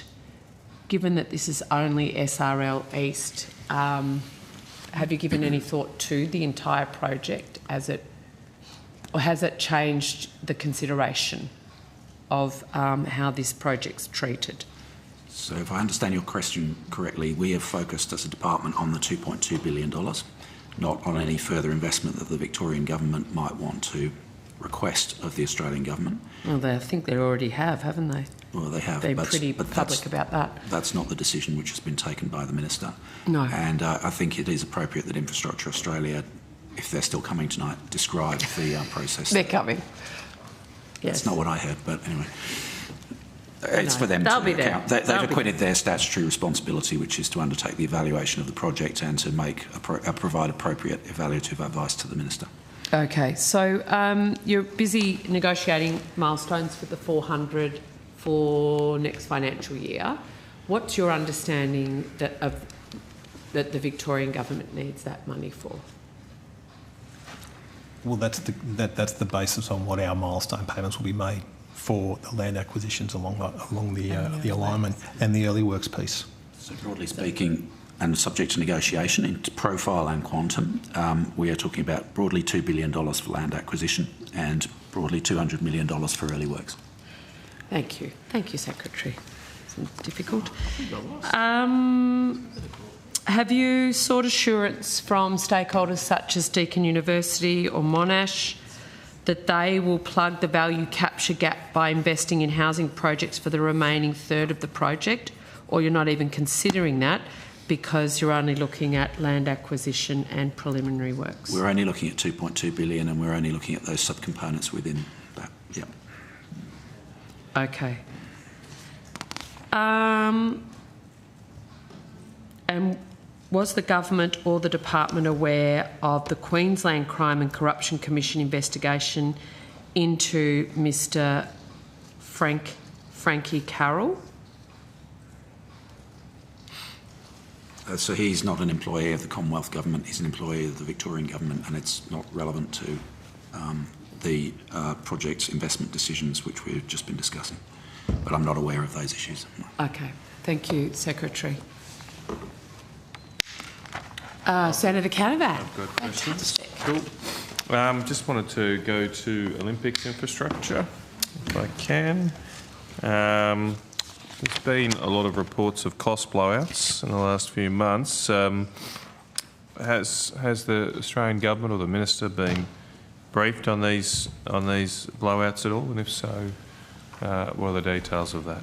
So the Australian government's contribution to the Olympics is a capped contribution, and that's embedded within the intergovernmental agreement.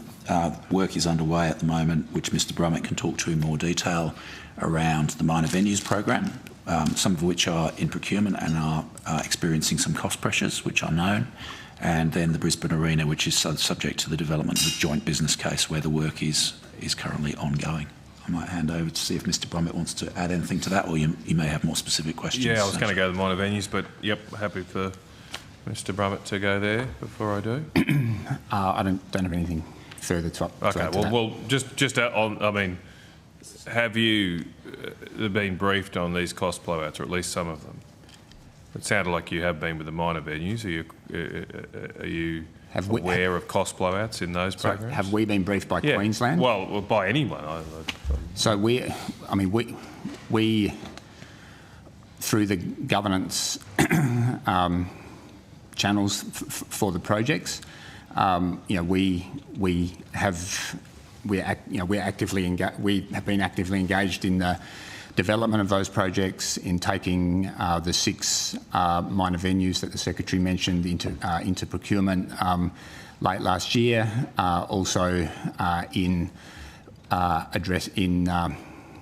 We've also had visibility clearly as on the cost pressures within the minor venues program, which are sort of similar in nature to the cost pressures across the whole of the infrastructure sector in Queensland, given the level of activity there.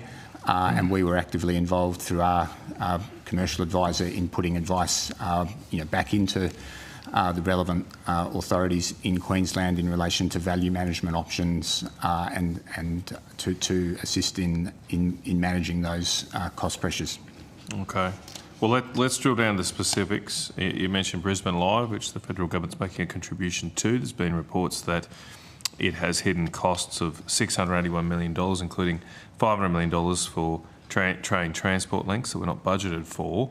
Are you aware of those details? So that is subject to a joint business case at the moment, which we are working on. At any point in the development of a business case for a major project like this, there will be decisions that need to be made about what's in scope and out of scope. And yes, there has been some commentary in the media around the cost of enabling transport infrastructure, but our view is that the work is underway and we're capable of value engineering that project on the basis of the evidence we've seen so that it can remain within budget. But obviously, as you know, this is subject to the ongoing review being led by the Independent Infrastructure Coordination Authority in Queensland, which has yet to land its findings. Sure. So the reported increase in increase might be the wrong word, but the reported discovery of these $500 million of costs for transport links, that is correct. There is these extra costs that were previously considered. Department of Transport and Main Roads and other partners in that project are looking at the overall transport connectivity associated with the arena, and there are options within that which may or may not be funded. Our view is that the Australian government's contribution is capped and we're capable of delivering a venue within that budget. Right. Okay. So there's no budging from the federal government on that cap. Correct. Right. I mean, given that, that's a fairly big extra cost, and also you have mentioned, or Mr. Brummett mentioned, the cost pressures that are occurring at the moment in the construction sector. Is the Australian government's position then that the Queensland government has to bear all of the increased costs associated with higher construction costs, higher than expected costs that things that weren't costed previously by the former government, etc.? That has to be our answer has to be yes, on the basis that the Australian government's contribution is capped. Right. The Queensland government bears all the risk here. That was the deal that they entered into. Yeah. Sustainable. Okay. Just moving on to the minor venues. What are the 6 minor venues? The 6 minor venues in procurement. So there's Sunshine Coast Stadium, Barlow Park Stadium, Sunshine Coast Indoor Sports Centre, Chandler Indoor Sports Centre, Moreton Bay Indoor Sports Centre and Logan Indoor Sports Centre. Right, okay. So, and they're subject to some cost pressures as well, are they? The procurement, just to be crystal clear, the procurement processes for all 6 of those procurement processes were ceased by GICA or JICA, depending on what you want to call it, on the 23rd of December. Those... Is that due to the 100-day review? Due to the 100-day review, correct. Right, okay. At what stage was procurement at? Had you received any expressions of interest or proposals? It varied across. Okay. It varied across. Well, let's go through each one. So, Sunshine Coast. What was there was a couple on the Sunshine Coast. What was the first one you mentioned? Sunshine Coast Stadium. Right. Where was that up to? Senator, I think it's best that I take that on notice and come back to you shortly. These are pretty broad questions. I mean, I'm not asking for detail, just where was it up to? Had you, I suppose I'm particularly interested, had you received back from potential constructors some kind of information, whether a proposal, an expression of interest, something like that? And there's only 6, so we don't have, no one has that information in the room? Other people can come forward, of course. So obviously that procurement is being managed by the Queensland Government. I think But you're involved, you'd have to be yeah, involved. we are involved. I think the question is what it is... What stage is it? What we're able to disclose in terms of the information that may have been provided by I'm the not market, asking if for any. particular amounts, just asking where it was up to. You mean in terms of whether it was at an EOI stage? Yeah, or RFP, yeah, or had you received, it was out to tender? None of the 6 projects had got to a stage in the procurement process where the contractor had actually said this is what it's going to cost. Right. You know, come back with a binding. Okay, but some of them you had put out to tender, had you? Or all of them? I don't know. Well, all 6 of those projects were in procurement, and that varied at one end of the spectrum from being, at an EOI, essentially an EOI stage. Okay. And at the other end of the spectrum, there were discussions with contractors, but on none of the projects had. I mean, I think we could do this really easy if someone. I mean, that's what I want to know. For each of the 6, were they at an EOI, were they at RFP, we had information received back, were they open? We didn't have any hard and fast price information, is my understanding. We hadn't reached that stage, and therefore there was no cost blowout as such, which had been crystallised. Okay, however, we're aware of cost pressures. But I'm still asking this question. And we'll come back to you. Okay, maybe you come back soon if you can. We'll come back to you shortly. It should be pretty quick. Not take up too much of the committee's time. Okay, all right, but you're aware of cost pressures. What is the total of all 6 currently? The total budgeted cost. Or you can go through individually if you've got those. So look, those numbers are not. They're not numbers that are public, Senator. But you have the numbers. You've surely got a budget. That's what I'm saying. I mean, the whole point of this committee is to get information that's not public. I mean, it's public, but we don't need to do it. So I don't see how it's any different from the table you've given us. The government's commitments, okay. 935 million across the across those 6 across the minor venues. Is that 6? Is there more than 6, or the 6? Yeah, I think there's 8. I think there's 8. Okay, and so is it 8? Yes. 8. 16. Is this? 8 minor venues, 6 of which were out to some stage of procurement that we get to establish. Is that right? 6. Yes. But there's another 2 that were at a procurement stage yet. There were eight investments that had received investment approval, and 6 venues that were in procurement. Yes. Yeah. Okay. And the 935 million figure I've just got to be clear is for the 8. No, that's for the total minor venues program. Oh, how many of those? How many is in total then? 16. 16. Yeah. Okay. All right. Okay. And so then can we have that 935 million broken down to each 16? I think that would actually be an issue in regards to procurement and commercial in confidence. All right, maybe take that one on notice. We will. I'll get you it. All right. For today. Okay. So my understanding is that a new a revised minor venues program federation funding agreement has been finalised with the Queensland Government. Is that right? There is. September last year. We have finalised an FFA with the Queensland Government. Was that a new, the information I have is it was revised on the 12th of September last year. Is that wrong? That would have been to add additional venues. Right, so that was the change? With the schedule. Okay, which venues were added on the 12th of September? And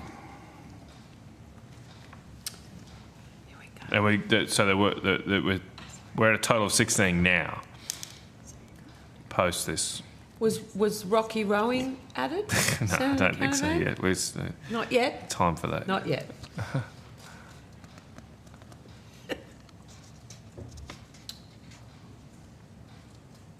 That'll be very cheap. That's right. So the Moreton Bay Indoor Sports Centre, that was listed on the FFA schedule on 12th of September. Is that the only extra one? I'm just checking.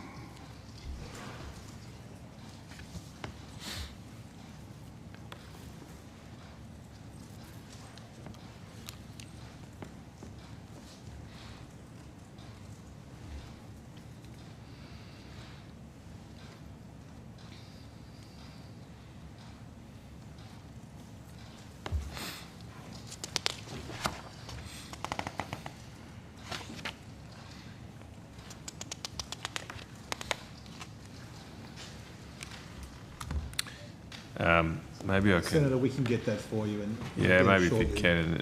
I suppose we're coming back after lunch to this outcome. Yeah, we are. Again, they're pretty simple questions. And is that the only change? Was the only the other one was Barlow Park. Right. Okay. Were they already part of? When you say they were added to the FFA, were they already part of the overall costings for the federal government's commitment to the Olympic Games? Yes. Okay, they were already in train. They were added to the FFA so we can make payments. Okay. Were there any other changes to the FFA apart from the addition of those two venues? Not to only just adding venues to the schedules. Okay. All right. And do we want to speak very clear? The reason that projects get added to the schedule is so we Sorry, can you just speak up, Ms Hall? You've got a very quiet voice. Sorry. The reason that projects get added to the schedule, so we would anticipate that they get updated regularly is so that we can actually make payments. So those changes should happen as they move through the process. Okay. Okay, just moving on. Some of the bigger blowouts are on the athletes' villages. Is there any exposure to the federal government on those? Or are they fully funded? No. They're fully funded by the Queensland government. They're not covered by the IGA. There's apparently $3.5 billion. I'm not sure if it's a blowout or total cost, but it's blown out significantly. Moving on to the Sunshine Coast Rail, there has been reports that there's been a very large cost blowout on that project, and there's some indication the Queensland Government won't be proceeding with it. Have you received any correspondence or information from the Queensland Government? That is not correct, Senator. Okay, well, happy for you. There's been reports of that, so if they're wrong, please. So we are funding stage 1, which is what we always said that we were going to fund. The costs for that have not changed. We have not received any further advice of any changes. Okay, that's for that. Well, what about I'm talking to Sunshine Coast Rail is it to Noosa, or where is it exactly going? Sorry, stage 2. Stage 1 is to Caloundra. Back in this fund, Senator. Well, stage 1 is to Caloundra, stage 2 is to Batinia, stage 3 is to Maroochydore. Maroochydore, okay. Stage 1 is... So they're the ones I'm referring to with the... And the Australian Government is not funding those, and we have not had a request from the Queensland Government to fund those. Those are LNP election commitments in Queensland. Right, okay. So you've received no information about that? No. Okay. And you're confident that the stage 1 that is funded will be delivered before the Olympics? Yes, Senator. Okay. All right. Now, I suppose just generally, the issue here is with all of it looks like it's going to blow out significantly. I mean, to me, Has there been any risk assessment of whether the Queensland Government can deliver this infrastructure? Their budget position is horrible. Are we talking about the railway line, or are we Just talking about the Olympics generally. Just taking a general So I viewpoint think that's here. all just subject to the 100-day review, Senator. That's the purpose of what You're that not. review is supposed to be. The Australian government's not done any due diligence at this stage about the Queensland government's financial position. We've done lots of due diligence around the projects which we're co-funding. So, for instance, we talked about the joint business case on the Brisbane Arena. Yep. It's a very detailed piece of work which has been underway for about a year now, and we have a reasonably high degree of confidence in the robustness of that business case, which is due to land a little bit later on this year, subject to the 100-day review's outcomes, and will be independently peer assessed, and that will give us a lot of confidence.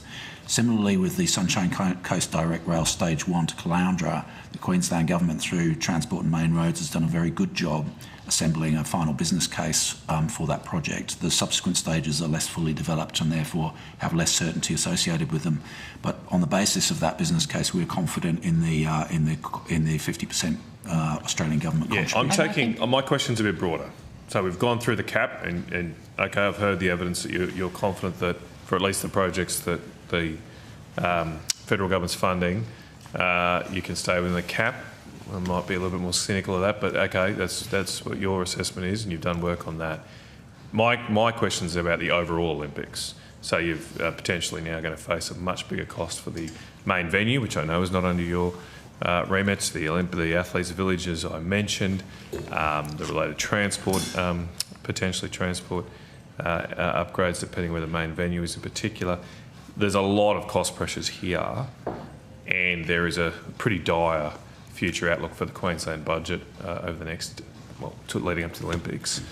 Is there any due diligence being looked at? Can Queensland deliver this? I'm talking about this from an overall Australian reputation. I mean, obviously we want to deliver the games. Yeah. I know you've got objectives to stay within your cap, but presumably your minister, and I know there's other ministers involved here. With the clock's running out here on making sure we get a good game. The clock is running out in the 100-day review. So that is the principal review which should be putting bones. Which the Queensland Government has instigated. We understand that that's due to provide its report to the Queensland Government on the 8th of March, and I think the Premier has indicated the report may be released on the 25th of March. Yep. Obviously, the Australian Government will look very closely at the report and the Queensland Government's response to that report, but we as officials are not authorised to talk about anything other than what's in the intergovernmental agreement, or the FFA, which is a capped Australian Government contribution.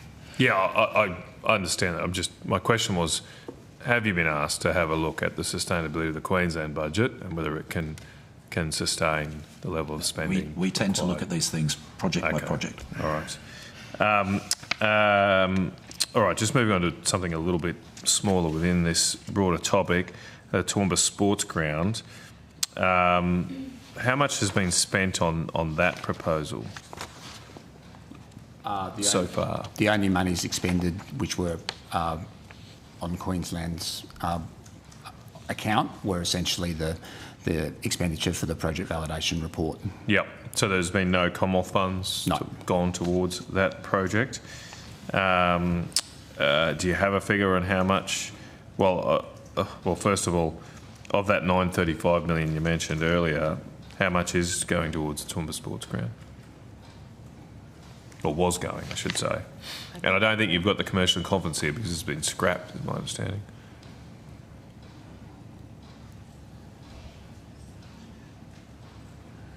We'll see if we can get you that number. Yeah.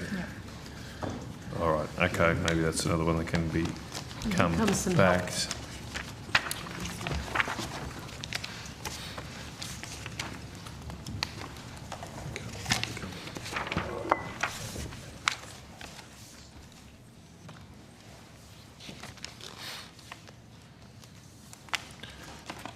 I might just move. Sorry, you've got it? Or? Just to go back to an earlier question, right? In terms of stages of procurement that different projects are at, I can run through them quickly for you now, if you'd like. Okay, go for it. So Logan's EOI. Just before you do, just mindful. Okay, we've got 5 minutes. Is that right? Yep. So okay, should be able to knock this off. Hopefully, go for it.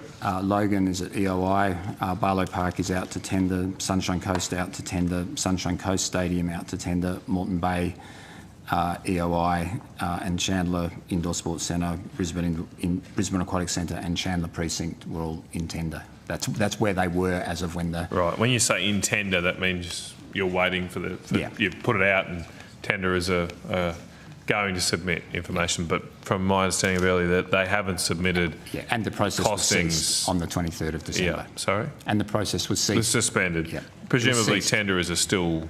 Sorry? The process was ceased. Ceased, or not just suspended? Yeah. So maybe you might not be able to, but tenderers is still working on these proposals, or you think they've just pulled up stumps completely? I can't comment on that. You can't? Okay. These are private companies, those they make their own decisions potentially on how they progress. Okay. Senator, in regards to your questions around the cost for all of these projects, we'll just need to have a conversation with the Queensland Government and see what they're yeah, well, the Toowoomba Sports Ground, as I mentioned, is being scrapped. So we would still want to make sure that because it actually sits within a bucket, they may want to work out how they want to use that funding for other things. And I'm conscious that is all subject to the 100-day review. So I just would like to... This was scrapped before that, though. Yeah. Yes, but the money still exists within that. And that's what I'm asking for. How much was budgeted towards it? So we will come back to you if we can. How that shouldn't be provided. Now I've just lost my train of thought, but I was going to go on to in regards to this particular venue for the Quirk review, which was the previous review about a year ago. Was the federal government consulted about the Toowoomba Sports Ground during that process? We were consulted broadly by the chair, by Mr. Quirk, and we were clearly involved through the project governance in the project validation. I suppose the question, did you provide any specific information on your views about the Toowoomba Sports Ground to the Quirk review? Not that I recall. I think our view has these are the Queensland Games. We have an IGA with a list of venues. I don't recall providing any particular views about that venue. Okay, I believe the proposal now is to move it to the showgrounds, the Brisbane showgrounds. Has the department looked at that proposal and look at the costings of that yet, and whether it's more or less than what was in the Toowoomba proposal? So, Senator, we're waiting for the 100-day review. Okay. Although this, I must say that just to be clear, my understanding, the Toowoomba Sports Ground decision would have been March, April last year. It was decided to move away from that. So we're talking about some time. Just to clarify, the Toowoomba Sports Ground was about an upgrade to host soccer. Right. So I think you're talking about equestrian. Yes. Which is set. That was never proposed to be in Toowoomba, but the Toowoomba Council are keen to host it. Is keen to host it, right? Yeah. Okay. If that makes sense. Right. Victoria Park, I think, is where the current proposal. All right. But so have you looked at that proposal in particular as the department? No. And is that part of the 16 venues? Toowoomba was originally... the Toowoomba Sports Ground was one of the 16 venues. The Brisbane Showgrounds, is that part of... The consideration of any other sport for Toowoomba, that's a matter for the GEICA review. But is the equestrian venue part of the 16 venues? No. Okay. I suppose the other point here to make is that now, with Toowoomba losing that ground, in regional Queensland, my understanding is you've got just a few soccer games going on in Cairns and Townsville. Has the department made any submissions to the Queensland Government about the lack of regional events now, post the Quirk review? And we will make this the last one. Yeah, that's fine. That will work well. Yes, no? So, Senator, I think we tabled a copy of our submission to the JICA review at the Senate inquiry 2 weeks ago. Did you make any points in that submission about the regional I think I read out a section of that around how important it was for regional to be, and I think there was also in our IGA as well. But I'll have to confirm with you exactly what we said, but that has already been tabled to the It seems quite a gap now. Okay, thank you. Well, let's suspend till 2:15 and still come out with outcome one.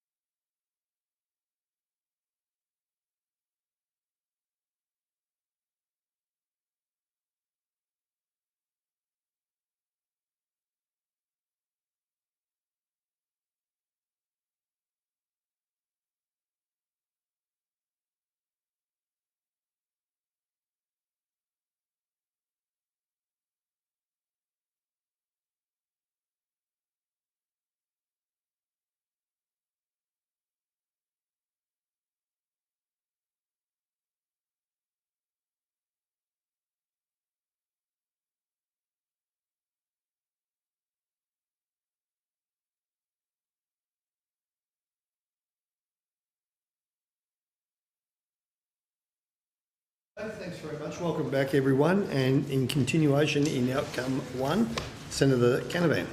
Thank you very much. Now, I just want to go some other projects. I wanted to ask about the Port Stephens cutting project. Anyone knows about that? I believe it's part of the Investment Road and Rail program. And can I just ask what is the current funding for that over the forward estimates?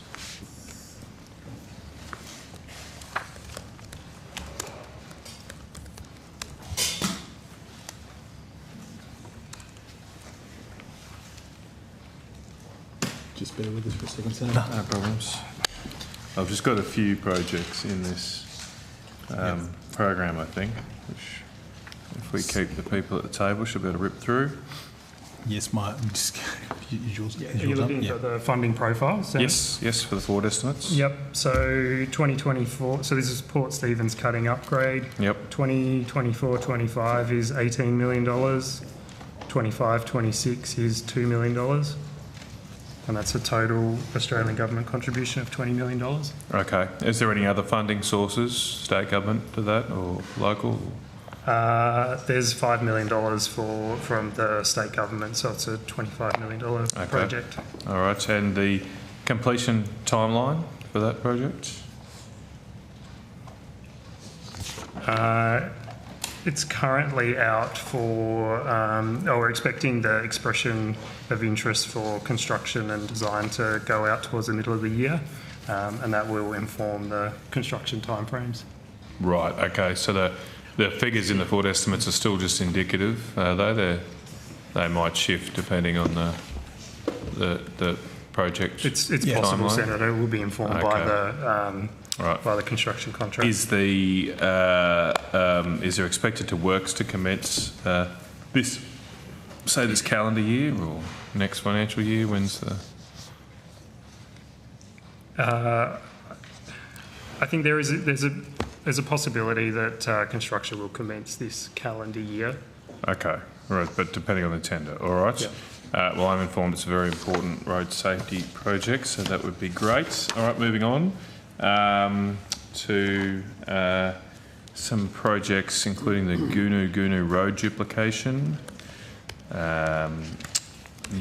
works on New England Highway, South Tamworth and Tenterfield bypass projects. Same deal for those projects. What's the funding for funding over the forward estimates? So I've got some more details here if you like the. Oh no, so this is part of the New England highway corridor, so the Goonoo Road duplication. Yes. Yep. So the Australian government commitment is $46.72 million. The profile for 24-25 is $4 million. 25-26 is $15 million. 26-27 is $10 million. 27-28 is $16.22 million. What's the? Sorry. Yep. Yeah, and then there's 29 is $1 million, and 29-30 is $500,000. Okay. What's the status of that project? So early works did commence in January 2023, and there's some there were early works activities that were commenced, and then we're still working with the council for that one about the next set of activities and when that one might go to market. Okay. So there's some services relocations going on and some vegetation clearing happening as part of that project. So. Okay. All right. So you don't have a final completion date for it? I don't. We're expecting that to start construction later this year, and then at the moment we're tracking towards early 2028. Okay. Now there's quite a few other New England projects, and I haven't had a chance to look at the spreadsheet today, but I'm informed a lot of them have been grouped rather than broken out individually. So rather than read them all out, I'm referring to things like the Singleton bypass, the Rocky Cut alignment, Tenterfield heavy vehicle bypass, and quite a few others. Do you have those projects on a line-by-line basis? Yes, Senator. Now, I'm sorry to do this, but I'm just mindful we may not get questions back on notice, but can we just run through quickly and get them on the forward estimates? It will be really quick, I think. There's about 9 here. So first I've got is Belford Muswellbrook safety and capacity upgrades planning. Have you got that one? Yep, just find it.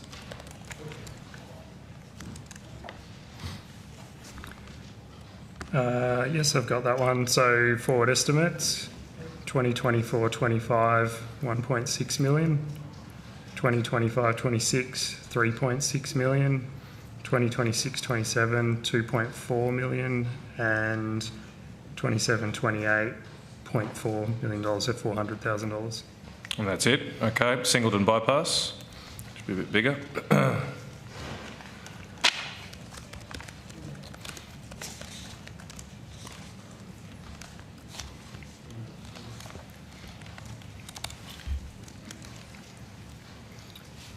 Yep. So 2024-25 for the Singleton bypass, $120.15 million. 25-26, $180 million. 26-27, $60 million. And 27-28, $43.32 million. And then there is some funding beyond the forward estimates. Would you like those as well, sir? Maybe just the total of those beyond the forward estimates and the last year. I don't have that. I don't have the total. I have to do some quick maths in my head. It's about 80 million. When's the last year? 2030, 31. Okay, that's the expected completion?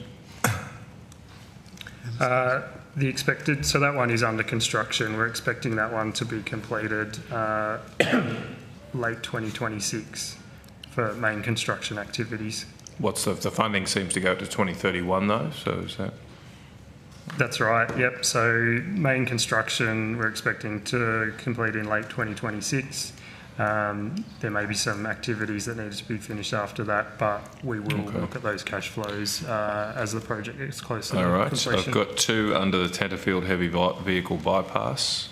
Not sure if one's just that and the other is Dash construction. So yes, so there's 2 separate projects for that one, Senator. One is for the planning works and one is for construction.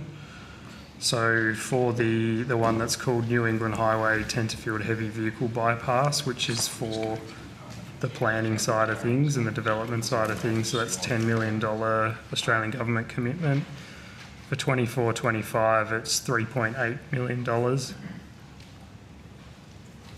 Okay, and then, sorry, I was just talking to my colleague, did you do the construction one as well? The construction one is the profile, it starts in 27-28, so for 2027-28 it's $9 million. For 28-29 it's $18 million. For 29-30 it's $36 million. 30-31 is $21 million. 31-32 is $10 million, and 32-33 is $2 million. Okay. I've got Tenterfield to Newcastle future priorities. I don't think there is. You don't think that's there? Apparently that was in the MyEvo table, but maybe it's not in the current one. Can you repeat the name? So it is Tenterfield to Newcastle dash future priorities. Nothing more specific than that, sorry. Okay, that's probably an unallocated funding bucket, Senator. Right. We'll move on then. Next one I've got, these are all Tenterfield to Newcastle now, but it's New England Highway Corridor Priority Intersection upgrades. Sorry, Senator Mackenzie, we're just getting the figures read into the record because obviously we don't want to be waiting for questions on notice. So this one's called New England Highway Corridor Priority Intersection Upgrades. Yep. So that's a $12 million Australian government commitment. 2024-25, $3.6 million. 25-26, $3.6 million. And 26-27, $3.6 million. And then there's $400,000 each in 28-29 and 29-30 and 30-31. Cool. Now the Rocky Cut realignment, and I presume that's different than the Port Stephens cut. Yeah, it is. Okay. The Rocky Cut realignment. So $40 million in Australian government funding. 24-25 is $1.44 million. 25-26 is $10.8 million. 26-27 is $20.8 million. 27-28 is $5.04 million. 28-29 is $1.2 million. 29-30 is $0.56 million, so $560,000.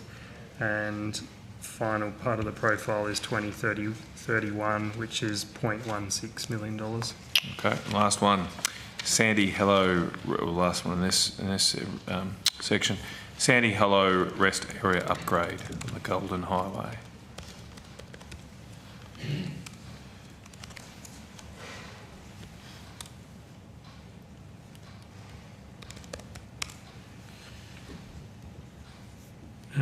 Yep, so the New England Highway Sandy Hollow Rest Area Upgrade.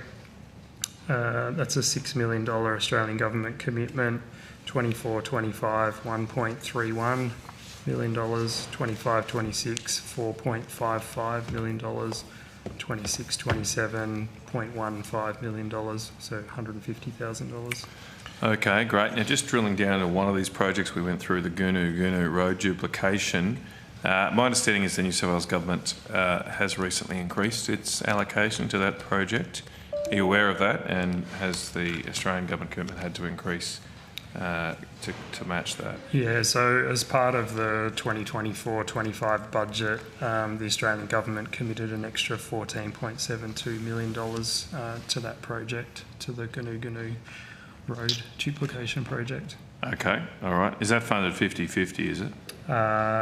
No, that one is... So the New South Wales Government apparently increased their commitment by $15 million as well. Although maybe their budgeting is just taking your money and taking credit for it.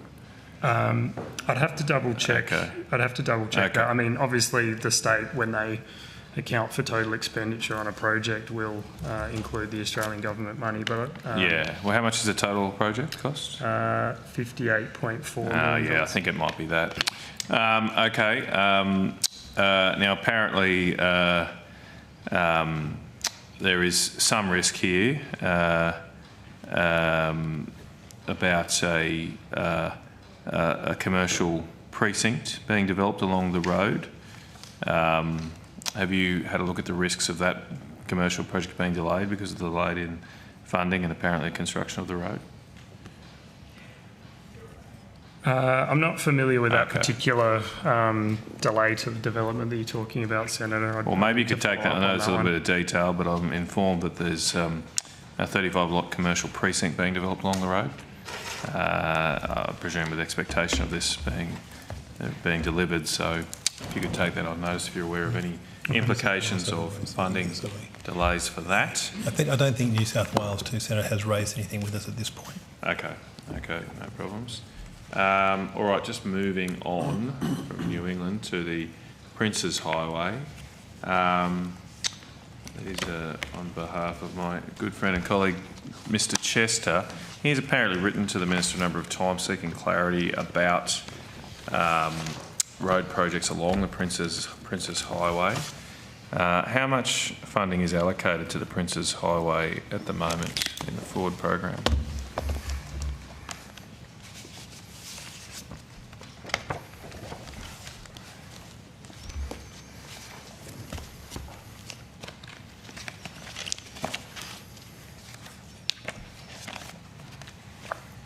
I presume there's probably quite a few Princes Highways around the country. Obviously, it's particularly asking here about ones in the Gippsland region. Yes, Senator. Lachlan Wood, Assistant Secretary. For the Princes Highway corridor in Victoria, there is 316.3 million Australian government funding allocated. Okay, all right. Do you know how much of that is allocated to the federal electorate of Gippsland, or do you have that breakdown? Just we don't. You don't do that. Okay, that's fine. I understand. Do you know how much of it's been spent? So 316 million allocated. Has some of that been spent to date? It's 58.7 million. Okay. So, and what has that been spent on so far?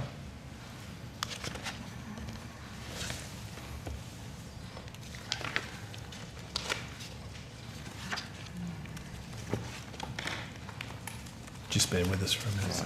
My follow-up question is, of the remaining 260 odd million, has that been allocated to particular projects? Both those questions, maybe the same person has to do them, so yep. Might not be helping, but yeah. I can answer the second question. All right, go for it. There's 155.8 million unallocated at the moment. I will need to do it project by project to build up on what's been spent. Okay. So it's about 36 projects. Let's go with the allocated. What's been allocated? So did you say 155 million has not been allocated? That's correct. So there's roughly 160 odd, 170 odd million allocated. Yep. About half of it is allocated. Can you go through what's that been allocated to? Sure. Yep. So the Princes Highway East Barnsdale to Dargo Road intersection has an allocation of 3.385 million. Okay. Princes Highway East Barnsdale median shared pathway from Barnsdale to Dargo Road to Forge Creek Road has 2.369 million. Princes Highway East bridge and major structure treatments to 23 critical sites has 1.2 million allocated. Princes Highway East bridge strengthening at Bunyip River Longwarry has 5.879 allocated. That's million. Princes Highway East bridge strengthening of Stirling Bridge at Lavers Creek on Myrtlebank, Fulham Road Sale has 2.941 million. Princes Highway East bridge strengthening of Thompson's Bridge on Myrtlebank, Fulham Road has 4.579 million. Princes Highway East Development Works has 8.44 million. Princes Highway East Lakes Entrance West Princes Highway Safety Upgrades has 2.4 million. Princes Highway East Lloyd Street and Waterloo Road intersection has 9.304 million allocated. Princes Highway East pavement strengthening at various locations between New South Wales border and Stratford has 4.7 million allocated.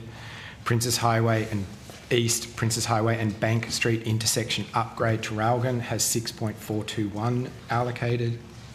Princes Highway East Princes Highway and Breed Street intersection upgrade has 6.630 million allocated. Princes Highway East Princes Highway and Grey Street intersection upgrade at Traralgon has 276,951. Princes Highway East Princes Highway and Mackinern Street intersection upgrade has 9.737 million allocated.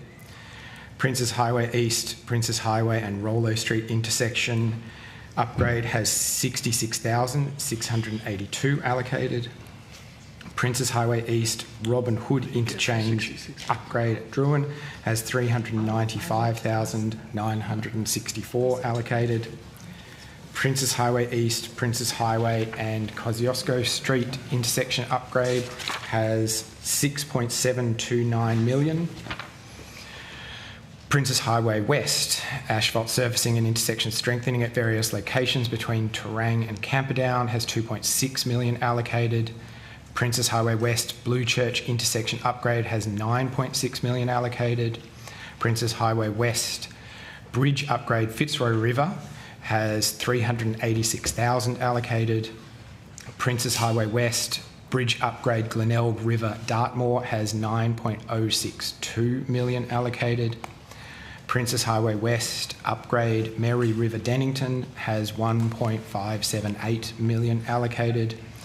Princes Highway West bridge upgrade Mount Emu Creek Panmure has 2.499 million allocated. Princes Highway West bridge upgrade Moyne River Rosebrook has 989,400 allocated.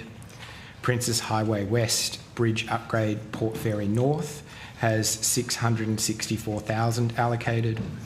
Princes Highway West bridge upgrade Shaw River Yambuk has 5.031 million allocated. Princes Highway West Bridge Upgrade Surrey River Narrawong has 3.81 million allocated.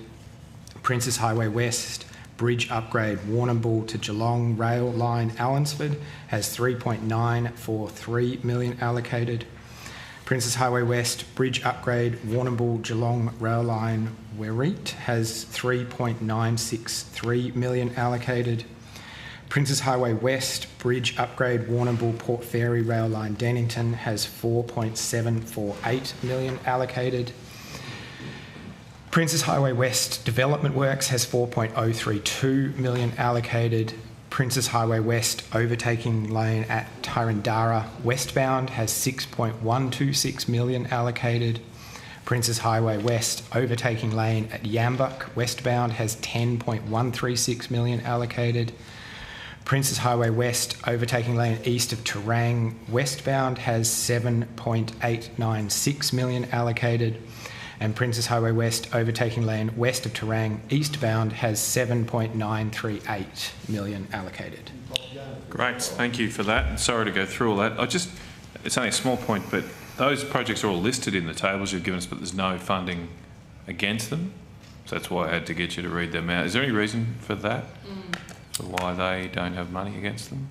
Yeah, I think we've talked about this previously, Senator. The way we are working with these programs now is via corridors, and so you get the corridor funding across the top with the projects in it.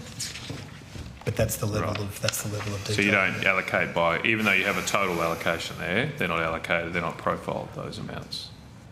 Well, they are itemised in the system because obviously they're individual projects we're working with, but they are within a corridor framework. After this, presumably we could get those figures at least in this table, even if it's not profiled out.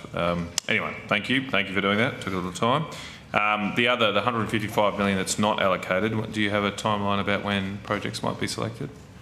So that will be subject to engagement with the Victorian Government and them identifying priority projects to bring forward for that funding. So is that 155 million, is most of that beyond the forward estimates or in a few years' time? In terms of our unallocated funding, we keep that outside the forward estimates until such time as projects are identified, and then we profile. Okay, so there's a bit of time there. Okay. Are those projects that you've just read out, are they 50-50 funded or 80-20?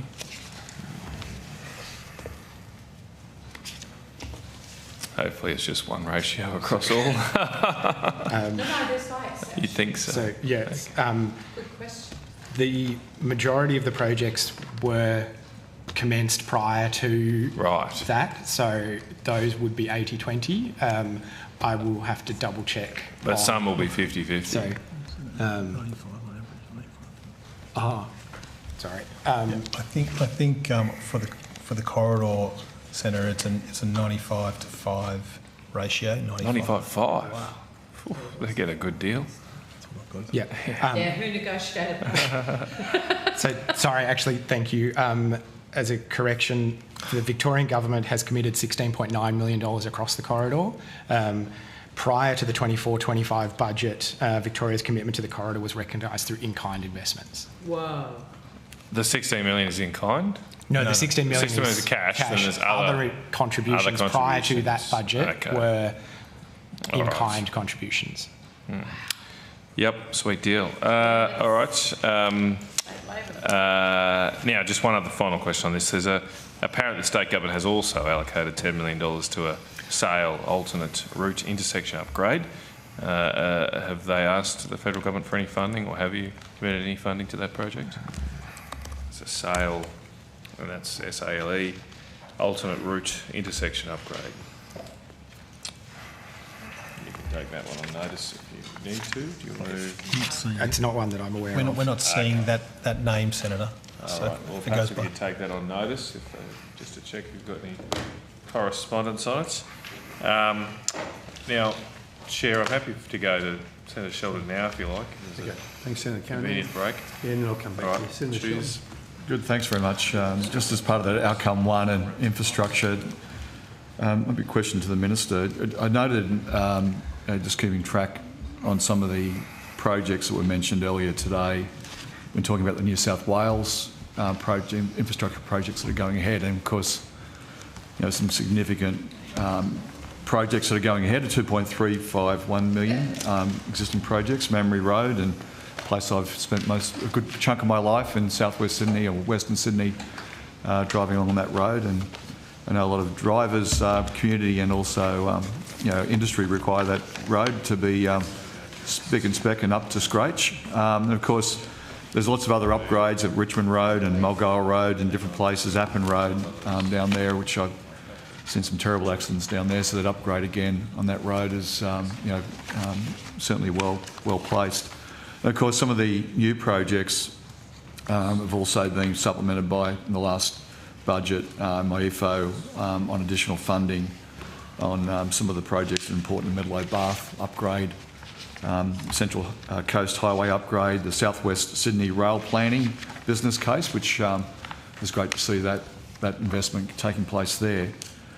But I'm also deeply concerned, after all the work that the Albanese government's done to make those significant investments in infrastructure in New South Wales, in light of the mess that we were in when we came in, that Peter Dutton and the Liberals have opposed those reforms that we've put in place to get infrastructure out there. And they've also, his plan is to make significant cuts. He's got a plan which is secret at the moment, and refusing to say where the cuts will come from until after the election. And the Assistant Minister can make $350 billion worth of cuts to so-called wasteful spending without cutting funding to projects like these in New South Wales. Is that possible? Like $350 billion coming out of the budget, and they won't tell us until after the election. It is concerning, Senator Sheldon. I think it's something that all Australians would be worried about. Obviously, we've worked hard as a government to ensure that we get the infrastructure pipeline in place so that people in Australia and those in Western Sydney can have confidence that the government are delivering on what we said we'd deliver on and work constructively with the states. You identified a number of those projects that working with the state government on to fund across Western Sydney and other parts of New South Wales as well. It is deeply concerning that the opposition are taking a policy of cuts to the election but won't actually identify where those cuts will take place until afterwards.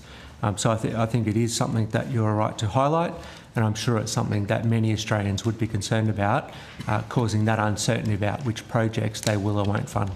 Now, I noticed the Shadow Minister for Infrastructure, intervening in some of the, as I was asking the question.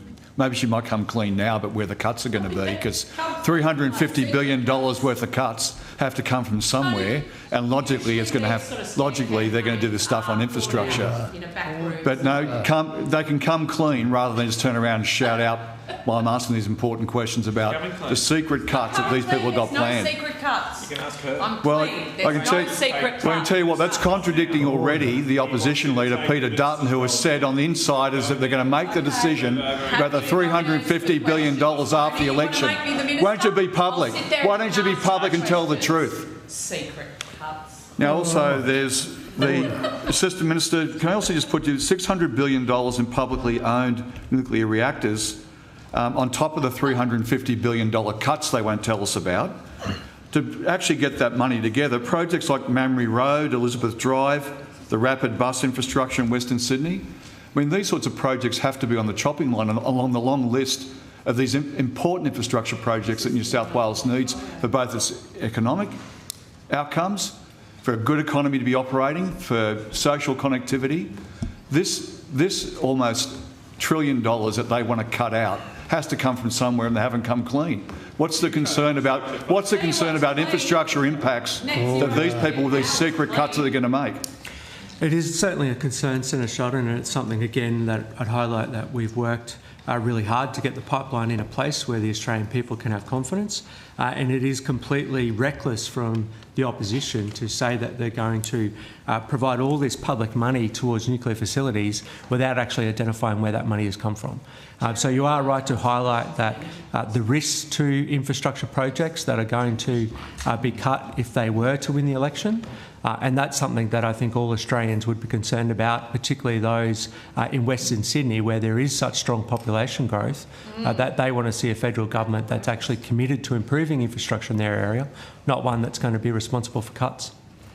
Now, I've also, on top of that, I've also noting that, we've got costs up to Assistant Minister of over we'll have to somehow pay for this $10 billion a year for free lunches. I mean, you know, I'm sure Gina Rinehart can do another $20,000 free lunch that's going to be provided by the Conservatives.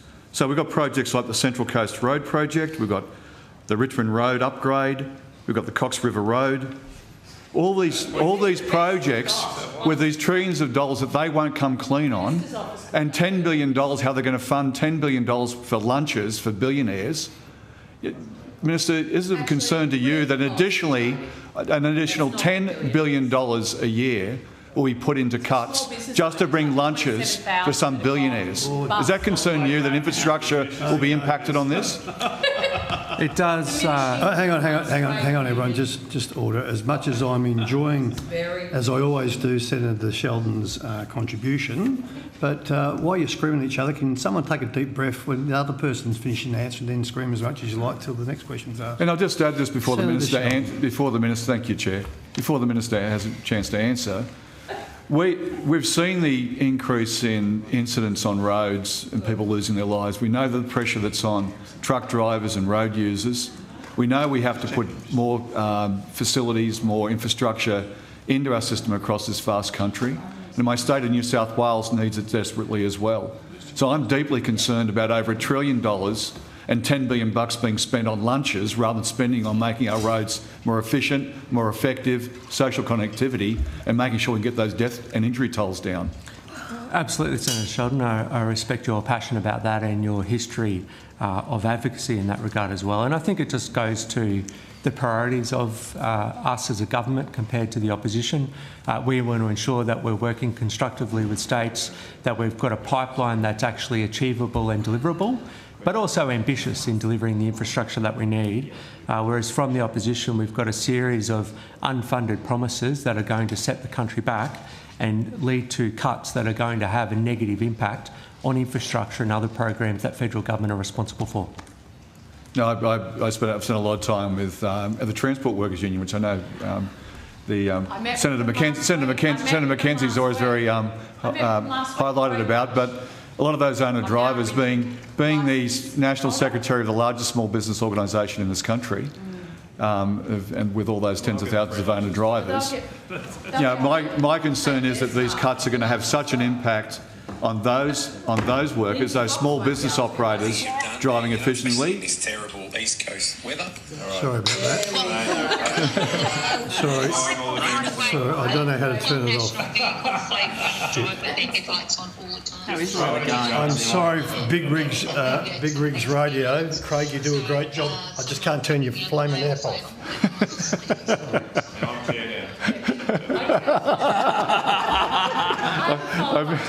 I'm in your good hands then, Matt. Thank you, Matt. Just a little follow-up. But Minister, how important is it for small business operators, which there's tens of thousands of them out there in the trucking industry, to have good roads, good infrastructure, and also to be able to make decisions about where they're investing in warehousing, logistics, but also where they're going to live. All these are critical things that this infrastructure brings to New South Wales and to the rest of the country. How important is that we have surety about where funding is going into the future and the fact this investment is going to take place in infrastructure? Yeah, it's a really good point, Senator Sheldon, and one that when I engage with the industry, I hear similar things as well. That's why we've worked really hard to get the pipeline in place to ensure that the public can have confidence. And when we say public, we mean your mums and dads who might be using those roads for work or travel or to take children to sport, but also for that small business economy as well, that want to see that certainty so that they know they can invest in that region, they can move and settle there, but also goes to the safety component that you talk about, which is so critically important. In a country as big as ours, where people do rely on road transport to get around, it really is important from a safety point of view at the same time. Thank you, Minister. There's much more I could ask, but I'm very happy to hand back to the Chair. Oh, okay. Thank you, Senator Sheldon. I just have a... Senator Mackenzie. Can somebody give me the road toll figures, please? Senator Sheldon was talking about the road toll.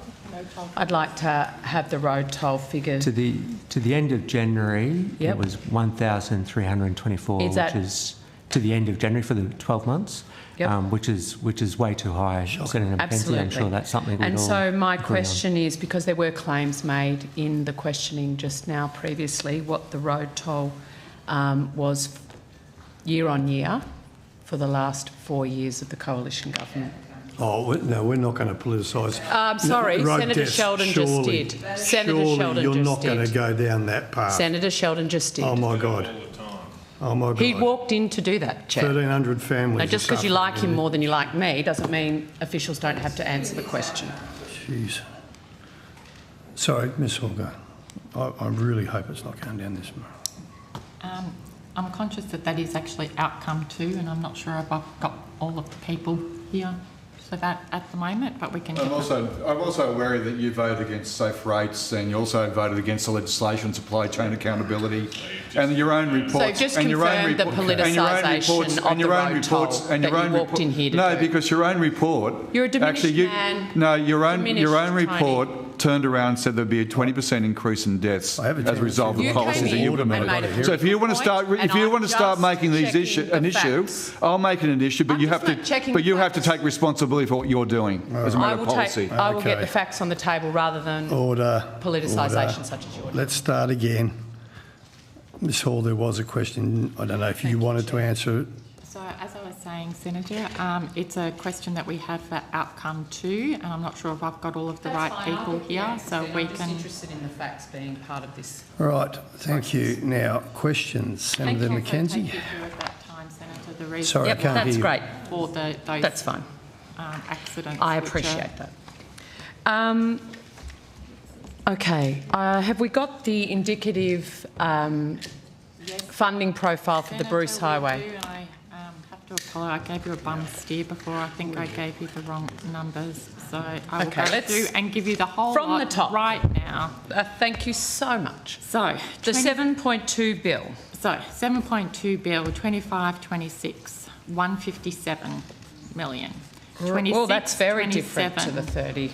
I think I was counting on the funding for the actual early works previously, Senator. So okay, so 25-26 we've got 157. 26-27, 75. Right. 27-28, 200. 28-29, 230. 29-30, 1635. 20-30, 31, 1675. 31, 1675. Hang on. Okay, 31 point. Yep. 31, 32, 1625, and then 32, 33, 1595. So that's over the 8 years. Thank you. That's all of the funding. That is a profile that was indicatively given to us by Queensland, but as I said to you before, we're actually working through that at the moment in regards to negotiations. So this was given to you by Queensland. I want to know what the indicative profiling was at MyEFO that was the basis for the basis for the 6th of January. That's exactly right. I think we're there. Yep, I think we're there. Thank you. All right. Melbourne Airport Rail. Who have we got? Mr Wood. Yep. I would like a current funding profile update for Melbourne Airport Rail Link. Have you done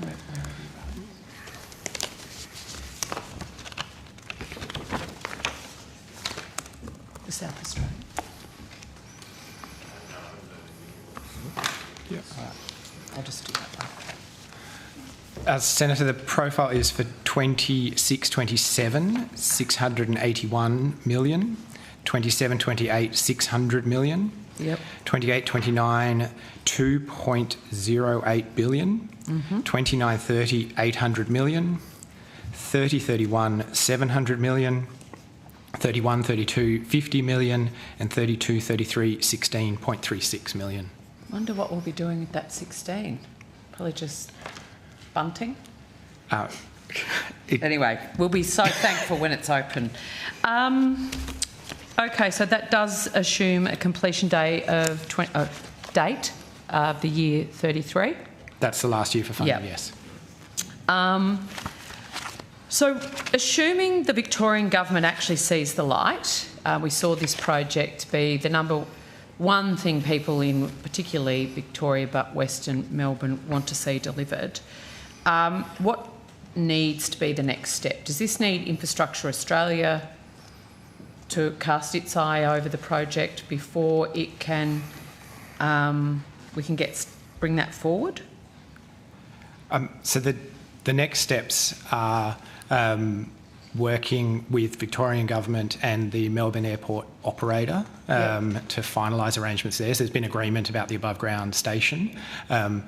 Works are continuing with the no regrets at Sunshine, and there was the 63 million... That's such a cool phrase. We need more of that in no the regrets. business of government. No regrets. I won't claim We credit never for had those that words, in but- agriculture, I'll tell you that much.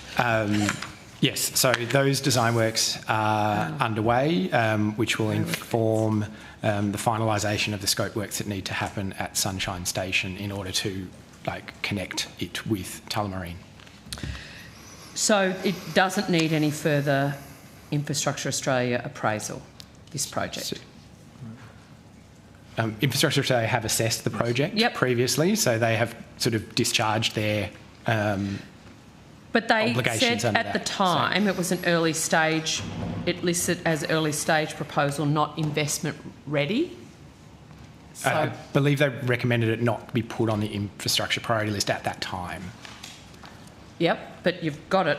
We're starting it in a few years' time by your funding profile, so I'm assuming something's changed or we've put it through its paces a bit more. Infrastructure Australia looks at business cases, as you know, very early on. They discharged that component in regards to if there is either further information or further requests for funding or anything like that. Infrastructure Australia, we get an infrastructure involved again to help us go through any additional information and advice.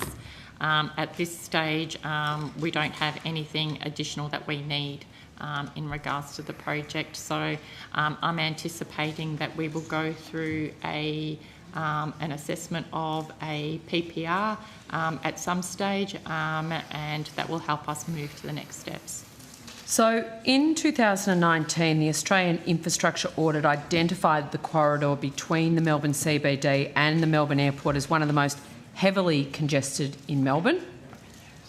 That's 2019. Yep. And now we have a third runway on the way. The Minister's approved that master plan. So what more evidence does the Commonwealth need that we need to press go on this project and not wait another 2 years? As I'm saying, Senator, in regards to Infrastructure Australia, I don't think we need anything more. I think we just need to be able to assess a PPR from Victoria, and then we will get progressive PPRs as they go through the approval processes and they decide where they're going in regards to their construction and planning. But we're not... Because it's being staged. Yeah, I get that. But we haven't got money put forward till 26, 27. And every year of delay blows the cost of this project out, not to mention the human toll of the congestion piece in this part of Melbourne in particular. And the embarrassing thing that Melbourne doesn't have an airport rail, but leave that aside. What does the Commonwealth need to do to bring this forward?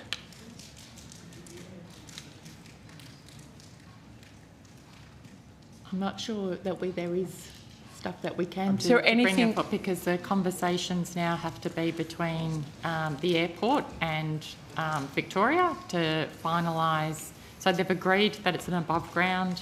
They've agreed that war's over. The Sunshine No Regrets. They're working at around a whole lot of roads and stuff like that at the moment to facilitate movement in and out that don't prejudice the above ground. So all of that is progressing. The next steps, I think, are in regards to Victoria and the airport working through some logistical bits and pieces that are required for the final plans to be developed. Once we actually get that, we can continue to move forward. So the Victorian government is the only roadblock to this project getting done. And the airport. And the airport. Airport owner. But they're not the funder. So this was a $10 billion envelope many, many years ago. We've now got the Victorian assessment at, what, $13 billion? We've seen a $3 billion increase in a matter of years just through the delay. Now we're looking at another 2 years of delay. The airport isn't paying, is it, Mr Betts? No, but it effectively owns all the land. It controls all of the site access. It operates all the terminal facilities. You can't build this project without the airport being locked into it, and that requires the Victorian government and the owners of the airport to reach agreement on the project scope, which can then be reflected in a PPR for that component of this overall project, which can be provided to us. But that they manage the land, Mr Betts. They control the land. Commonwealth owns the land. Well, Commonwealth owns the land under a long-term lease which gives quiet enjoyment to the airport owner. So we can't do anything on that land without the permission of the airport owner. But you do have influence over the Victorian government. We can have conversations with the Victorian government. We can't compel the Victorian government to undertake projects that it doesn't want to undertake. As I've heard, there have been quite heated conversations of late between the Premier and the Minister, but we have excellent relationships with our Victorian counterparts. At a departmental level, I'm sure that's true. That's all I can say. Absolutely. So Infrastructure Australia completed a Stage 3 evaluation in 22. As a result of that assessment, the proposal has not been progressed onto the infrastructure priority list. Why has the government left this very, very important? And Minister, it might be a question for you rather than officials. Why has the government left the Melbourne Airport rail off the infrastructure priority list?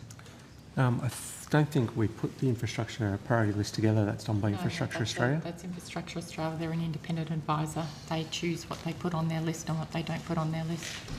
Why, Minister, do you agree that this is a priority? Well, I think our investment, which I think is $5 billion towards it, would show that it's a priority for the federal government, Senator McKenzie. That's a significant investment from the Commonwealth into an infrastructure project in a city. I understand it's important. Someone who travels there regularly over a long period of time would understand how frustrated the locals are about it, and a $5 billion investment from the federal government would show, I think, a commitment and that it's a priority from our point of view. Does Brisbane have an airport rail? It does, but my recollection of it being done at the time was that it was done by private in some sort of PPP consortium. Well, originally this was supposed to be like that too, but then you we didn't had get it done when you were in government, did you? We did. Didn't. So, do you understand the frustration of Victorians? And I think it was expressed at the ballot box in the Werribee by-election at the state level. The frustration that they can't get this project done whilst now the federal government and the state government seem intent on funding the suburban rail loop over getting this going. Well, we've put $5 billion into the Melbourne rail link, airport rail link, Senator McKenzie. So I don't see how you could suggest that the priorities aren't getting this done. This isn't an LNP government you've got in Victoria, Minister. Well, this is the best friend the Labor Party's ever had. Jacinda Allen as Premier. As we work constructively with all the state governments around the country, no matter what their strike is, because Victorians would say you're not working constructively enough with this one. Well, I disagree with that assessment. Has the Victorian government put in a request for additional funding for this project? No, Senator. No. Is the department considering putting in additional funding for this project? That would be a matter for government. I know it's a matter for government. As the Minister asked you to consider how she could put additional funds into this project. That's still a matter for government, Senator. No, the decision's a matter for government. Whether she's asked you or not isn't. So can you just repeat the question? Has the Minister asked how she would be able to commit more money to the Melbourne Airport Rail project?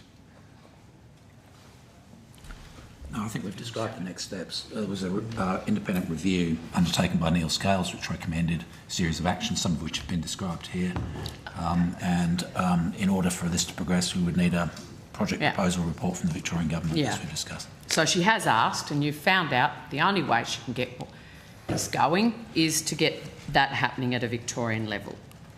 Can the project be delivered for $10 billion? Does anyone? We'd require a project proposal report too. Well, there's been two assessments here. One was $13 billion in 22. That's the Victorian business case. There was $10 billion in 2018. Tell me if I'm wrong. So, Infrastructure Australia website, last updated on the 4th of April 23, says there was an estimated $1.6 billion funding gap. Is that correct? You've profiled the spend. So I think, Senator, in regards to how much this project is going to cost, as you and I have discussed on numerous occasions, I can't tell you how much this project is going to cost until we go out to market. As the Secretary has quite rightly outlined, we need to be able to assess PPRs that come in from Victoria to see what we can do. We would also look at a range of value engineering and things like that if we thought that the project couldn't be delivered within the $10 billion. If at some point we made there was a case saying that no, we can't deliver it within the $10 billion, obviously further money would need to be put towards it. I can't speculate how much that project's going to cost at this particular point of time. So are you confirming to this committee that the latest cost for this project that you have available on which to base your funding profiles and advice to the Minister is the $13 billion from the Victorian business case in 22? I would say that if the Victorians have given us a business case that says that they think it's going public. to be... I wouldn't know about it otherwise.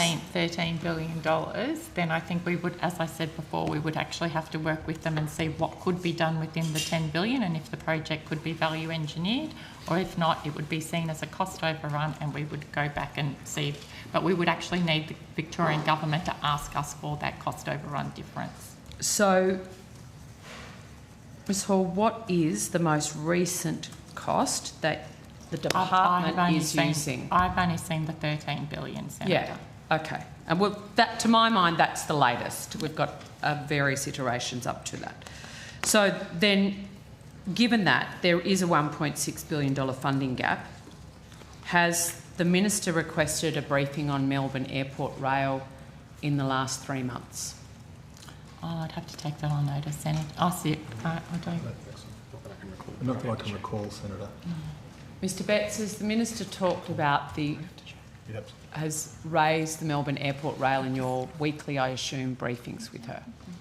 Yes, in the context of it being a high priority for the Minister and her desire to see negotiations and discussions progress between the Victorian Government and the airport owners.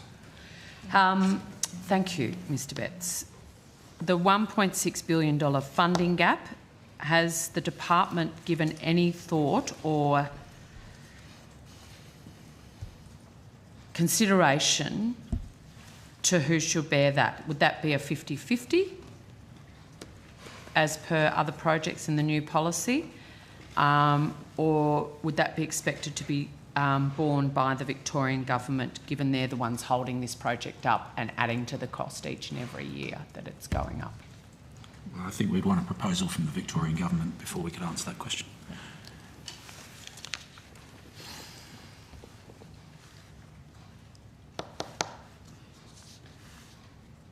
How much money has the Commonwealth Government spent on this project from 2022-23 till today, or 30th of December? Senator, there was the detailed business case which was completed in 2022, which was $70.7 million. Yep. Of that was paid $51.9 million in 21-22 and $18.8 million in 22-23. 22-23. And Subsequent to that, there's been no Commonwealth funds expended on this project. That's the only payments we've made to Victoria. So, What about Commonwealth funds on this project? Nothing outside of payments directly to Victoria? there was the engagement of the negotiator, Mr Scales, that we Mr Scales. Commonwealth paid for. Hey, who was supposed to negotiate an outcome? How's that going? And the total expenditure was $23,403. Was one of his KPIs to actually get Victoria to the table?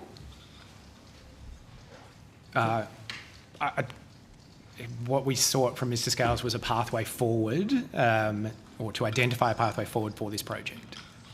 And his recommendations were to undertake the no regrets work at Sunshine, the APAM to be provided, as the Melbourne Airport operator, the opportunity to demonstrate that the below ground station was suitable, which they subsequently have agreed to the above ground station, and also to confirm the traffic modelling for the Tullamarine Freeway. Hostages often do agree to things in a constrained environment. But it hasn't really meant that this project gets going, does it? We're still waiting. What additional cost will come to this project for a delay for another 2 years, given the $10 to $13 billion increase over, what, 3 years, from 2019 to 2022? We can't answer that question because we don't know what the scope of the project actually looks like yet. The Victorian Government website says the Melbourne Airport Rail forms a key part of suburban rail loop, a new orbital rail line between Cheltenham and Werribee. Is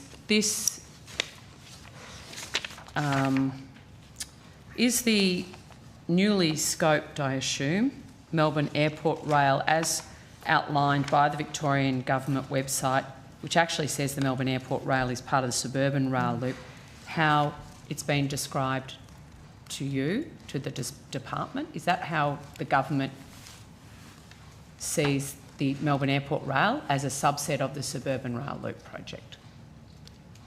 The Victorian Government has indicated that based on the information that they've provided. So how are you going to account for it? As a Melbourne Airport Rail line item, or as the suburban rail loop? And a sub-project of the suburban rail loop? Because right now, people that get off at Tullamarine Airport, get on this train, are heading to Werribee. They're not heading to Melbourne CBD, as you would think they would. So, Senator, at this point in time, we have a project, Melbourne Airport Rail Link project, that we're overseeing. We're managing with the Victorian Government, and until it changes, I mean, that's the name. That's what we're working towards. Doesn't sound like anything's being managed. Sorry, with respect, we've got a funding profile that doesn't start for another 2 years. Over 3 years, we've seen it blow out by $3 billion. You can't tell me what a further delay of 2 years is actually going to mean to Commonwealth taxpayers' exposure to this project. And I'm looking at a map from the Victorian Government that says the Melbourne Airport Rail goes to Werribee. And is actually part of the suburban rail loop. I believe the map shows it going to Sunshine first and then to Werribee as part of SRL West. Yep. I'm going from memory, but so the alignment is still Tullamarine to Sunshine Station. It goes to the west of the airport so that you can go east to Melbourne. As per the earlier agreement, Minister Chisholm has to leave us. Minister McAllister's coming in to do that bit, and then we go back to outcome cities.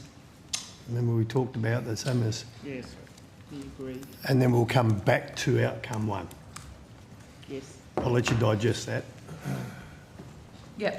When are you doing that? 3:15 was the time. So, Minister, you've got to...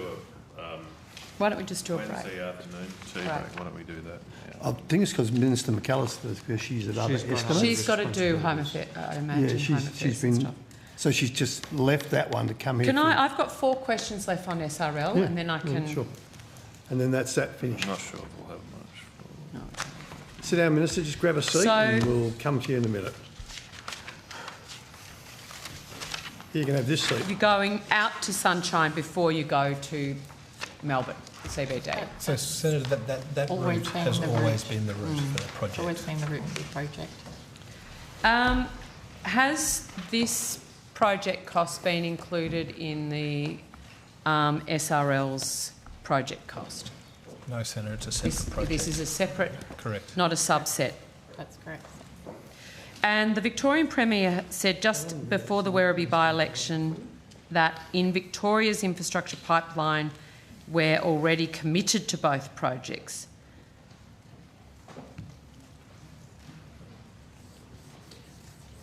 But committed to both the Melbourne Airport Rail and the Suburban Rail Loop. But only the Suburban Rail Loop is being started and funded. So, Senator, I think there's 2.2 billion of Australian government funding to Suburban Rail Loop. There's 5 billion to Melbourne Airport Rail Link. In regards to Melbourne Airport Rail Link, we are working on the no regrets part around Sunshine, which we've started. So that is the first stage in regards to the building the Melbourne Airport Rail Link. I don't think we can say that the government is not committed to both projects because it is, and it has actually got more money towards MAL than it does to Suburban Rail Link at this point of time. So, Mr Wood, and sorry, I can't see behind them. Mr Bourne. There we go. For the passenger on the proposed Melbourne Airport Rail, I have to go out to Sunshine. Do I get off the train to get into the CBD, or can I stay on the same train? Victoria is working through the train paths and the schedules and the timetables. The information they've given to us is there will be trains that carry on all the way through into the Metro Tunnel and into Melbourne. But at the moment, you don't know if people have to get off to get on and in. At the moment, they've indicated that there will be trains that go through, as in not having to disembark at Sunshine. Yeah, but thank you. They are still working because when you through. say through, it makes it sound like it's sort of a straight line, but it's not. It's out to the west. So, but your understanding is trains will go all the way from the airport. You will not have to disembark to get There will be into trains. CBD. That's the advice they've given us at the moment. Yep. Subject to confirmation, it's a pretty complex station to navigate from a train perspective. I'm presuming, Senator, like all international rail lines that go out to the airport, there will be a variety of different places that you can alight from to actually make it more user-friendly. Yeah. Yes. Most of, yeah, that's a fight for another day. So, you'd like to move on now? Oh, I've got other questions in this. No, we're going to come back to outcome one. Yeah, sure. But it was an original, thanks Minister, the original agreement a couple of weeks ago. Now Minister McAllister will come in. So those watching, we will now jump to the city's part of outcome 3. And then Minister McAllister, I believe we have for 45 minutes. I believe that's right. Or more importantly, to 4 o'clock. And then we will go back to outcome 2. Senator Mackenzie in continuation. Minister, come up, please. It's always dangerous to assume, Minister, but I'm going to take the opportunity. I assume you don't want to make an opening statement? No, I don't. Thank you, Chair. Okay, thank but you. I do want to thank the committee for, again, accommodating the arrangement where we have a defined time to come and do 3.3. I do appreciate it. Yep, no dramas. And just while the senators are just getting their selves together, there are a couple of agencies in agreement with the committee that we will release AMSA. Yep. We will release Western Sydney Airport Corporation, and the Secretariat is chasing around other senators to see if they can not die in a ditch if they have to put their questions on notice. And we do not have any questions at this stage from any of the committee members except one on outcome 4, and we're chasing that senator to see if she could accommodate us to put those questions on notice so we can get through this part of the program. Okay, thanks very much. Senator Canavan, Senator Mackenzie. Thank you, Chair. Now, bear with me, I don't know all the dividing lines because my understanding, Minister, is you're only part of outcome 3. Is that right? Yeah, I'm doing Okay, outcome so 3.3. Yep, let's just see. Would it help you if I ran through? Oh, look, why don't we just do it by exception? So housing support program? Yes, we can take questions about the housing support Okay, let's program. start there.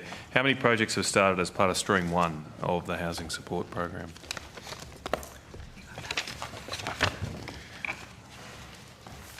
I'll ask officials to step through that, Senator, if that's okay.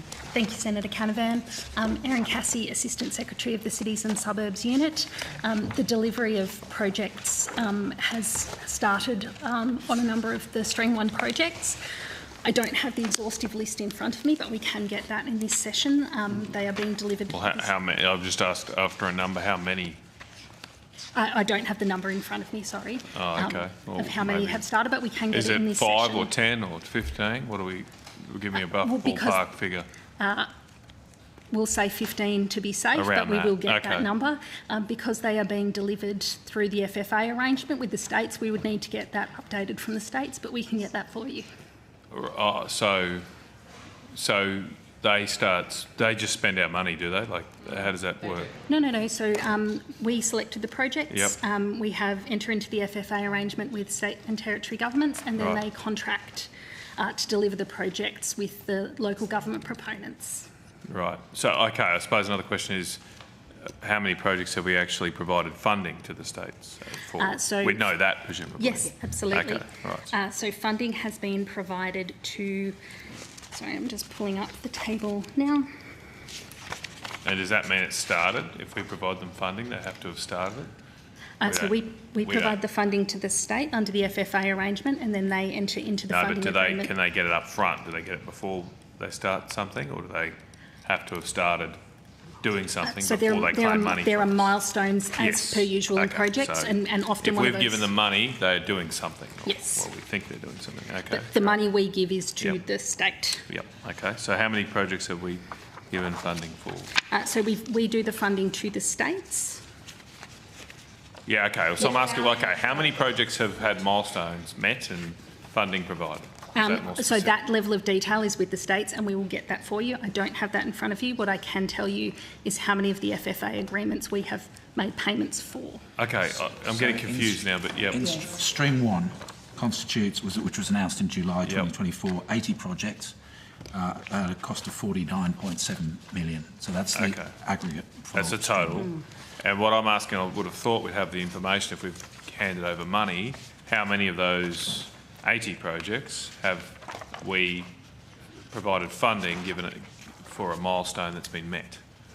I would have thought we'd have to have that if they would have to tell us they've met a milestone, and I don't know how much auditing you do, but even if it's just an honour system, you've got that information, here's your money. So we make the payment to the states. The states then on pay once the milestone has been met by the local government. Okay. That's the number we need to disaggregate, Senator. Yeah, because we're not how many paying projects have directly had a milestone met? So we'll get the number and bring it. Okay, all right. Okay, that'd be great if we can get that in this session, where it might not be here for too long, so if we could hurry. How many projects, same question, how many, well, I'll word it a bit differently now, I know a bit more about it. Going to the priority work stream, how many projects in total, and how many have had funding allocated from a milestone? So the priority work stream has a single milestone, which was the entering into of the federated funding agreement schedule. So 100% of those milestones have been met. So they got... And paid. They get the money. Well, so how many projects are there? Or is it just one? So to date, Senator, we have released details on projects. Just counting.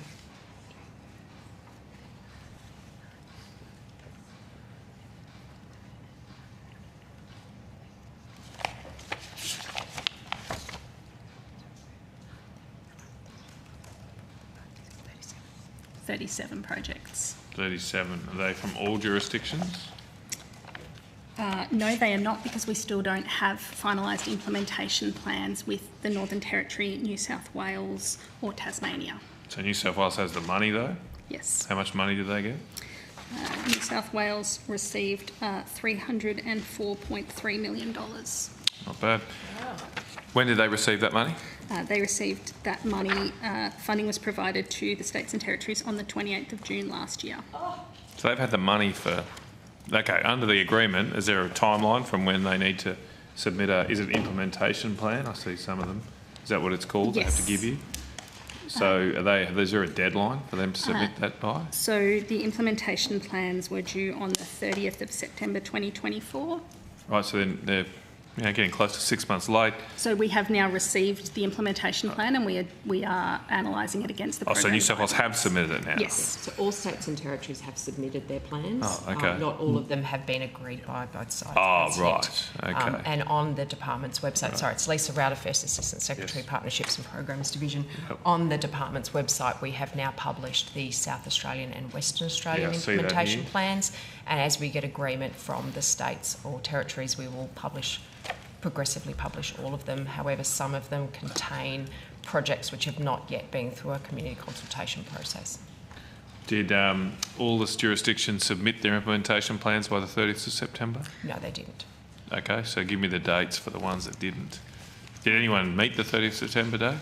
Yes, the ACT government met the 30th September date. Yes. We'll just Gold pull star. up the dates for the other ones.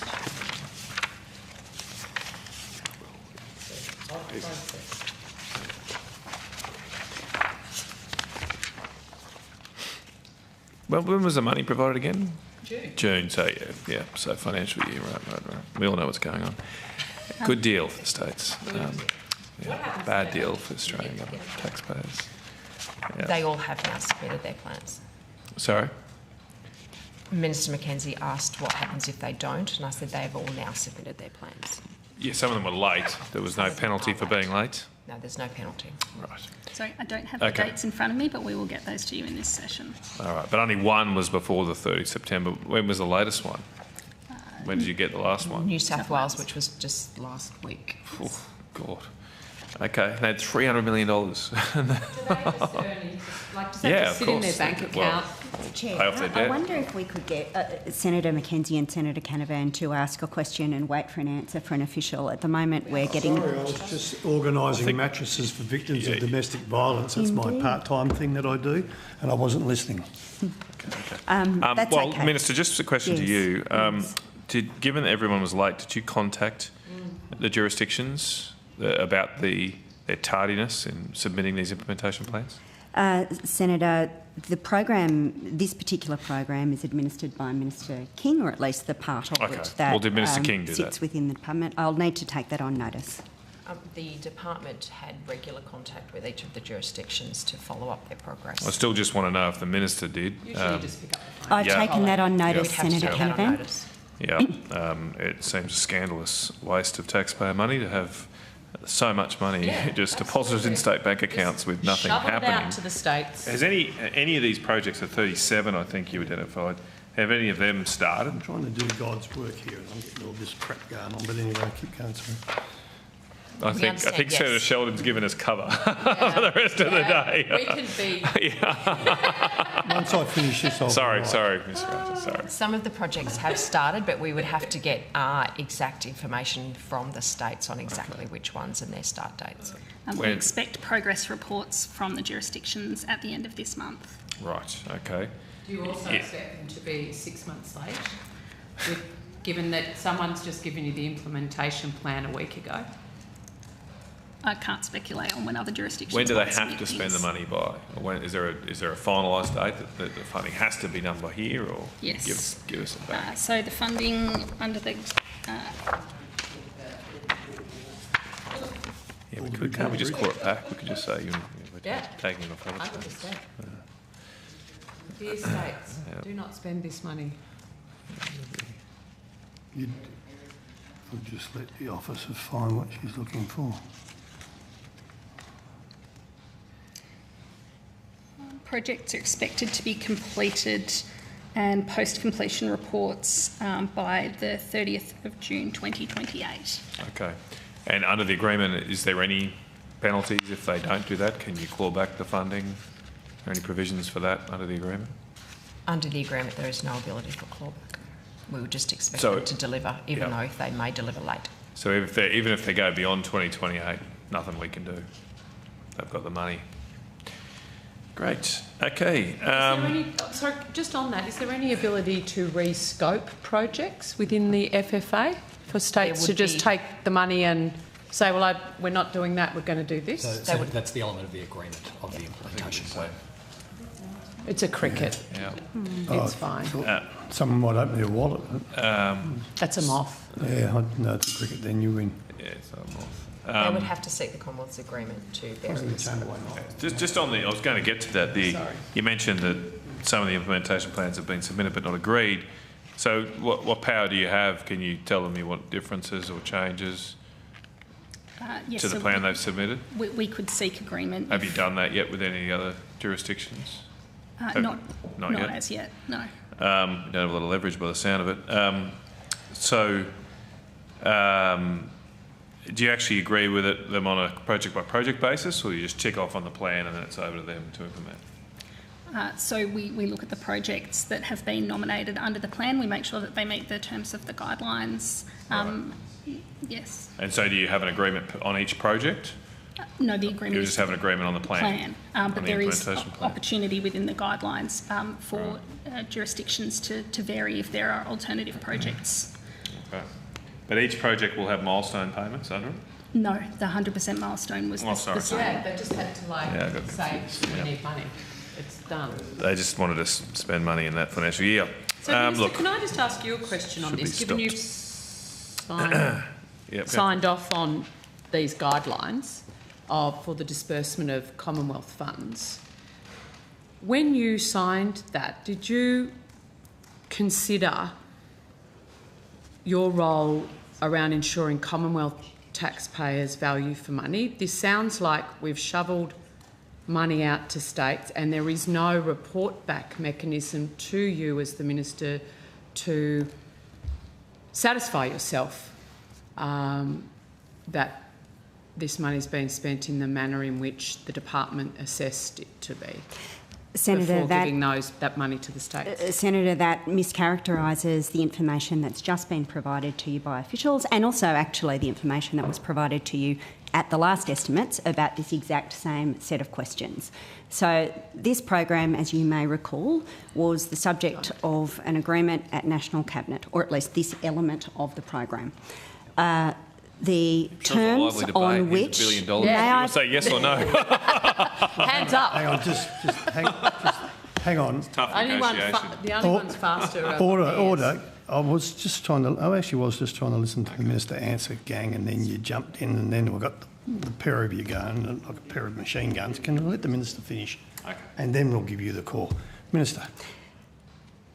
This was an agreement made at National Cabinet to accelerate the provision of housing, because it is understood in that forum that this is a significant national priority. It's understood by our government that that is the case, and it's also understood that a measure of cooperation between the states and the territories and the Australian government will be necessary to address the challenges that have built up in the housing sector. And I will say that they built up in a period in which the party you are part of was governing, a period where all of the mechanisms for cooperation with states and territories around housing and housing supply were effectively dismantled, a period in which you failed for most of it to even have a housing minister.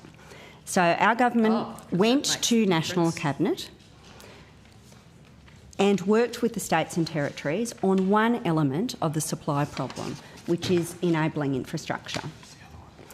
As was explained to you the last time this committee was in session at estimates, First Ministers delegated First Secretaries to define the guidelines. Since that time, the implementation arrangements for those guidelines has fallen to this department, and as officials have explained to you, that involves the states and territories developing implementation plans which sets out the ways that they intend to use the money under the FFA that's been established. These are all really important ways that the government can ensure that the money that is being provided is directed towards our policy objective, which is getting more housing online in the parts of the country where it is most required. Minister, we've just heard from your department that they can't get the money back, that projects can be rescoped, can you guarantee that none of these projects were already started and part of what state governments were doing before you handed over the money? Senator, I will ask the assured. officials to talk through with you the approach that has been taken in Minister, terms of my question working is to you, can you guarantee, you are the Minister, you're not sitting in for anyone, you have been the Minister to oversight this, can you guarantee that none of the projects that are being funded under this program were already part of state government's housing supply initiatives? Senator, it is only a few moments ago that I explained to this committee that Minister King actually leads on this program. I will ask officials to step through So the you can't approach guarantee that... it? Senator Mackenzie, I will ask the officials to step through the assurance processes that we have undertaken in working with the states and territories on their implementation arrangements.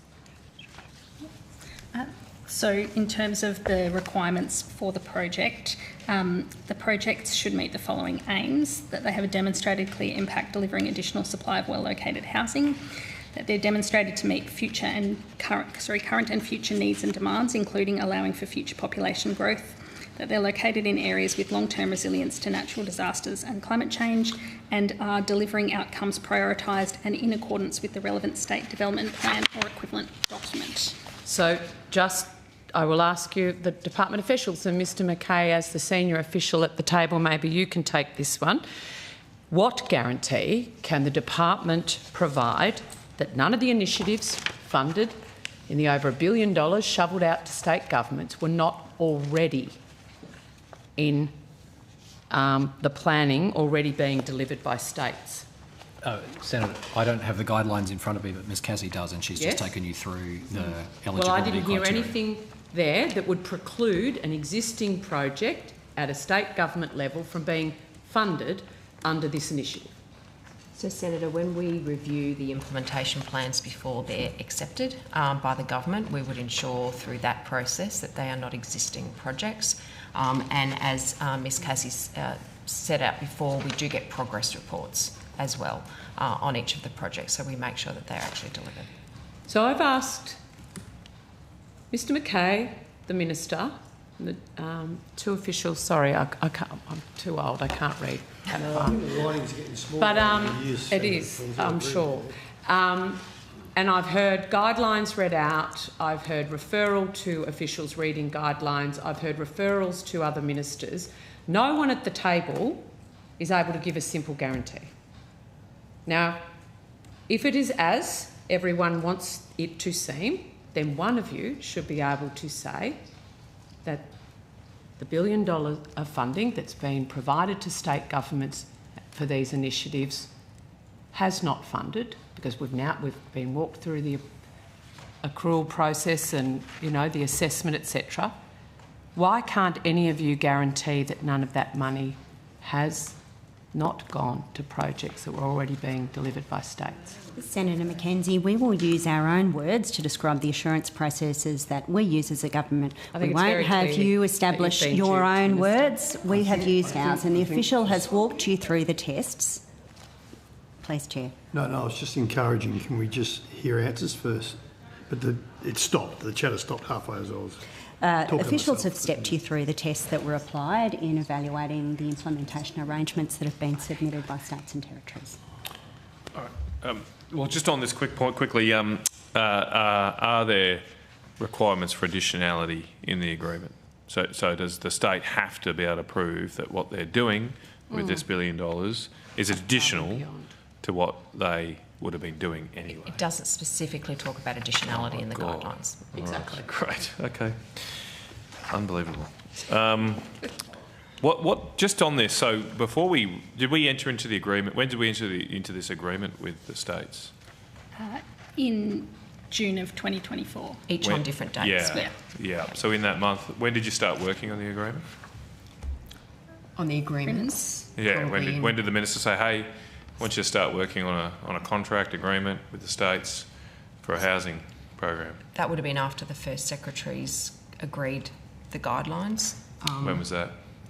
Well, it was a May 2024 budget measure. Yeah, okay. So it was a month. You had a month, basically.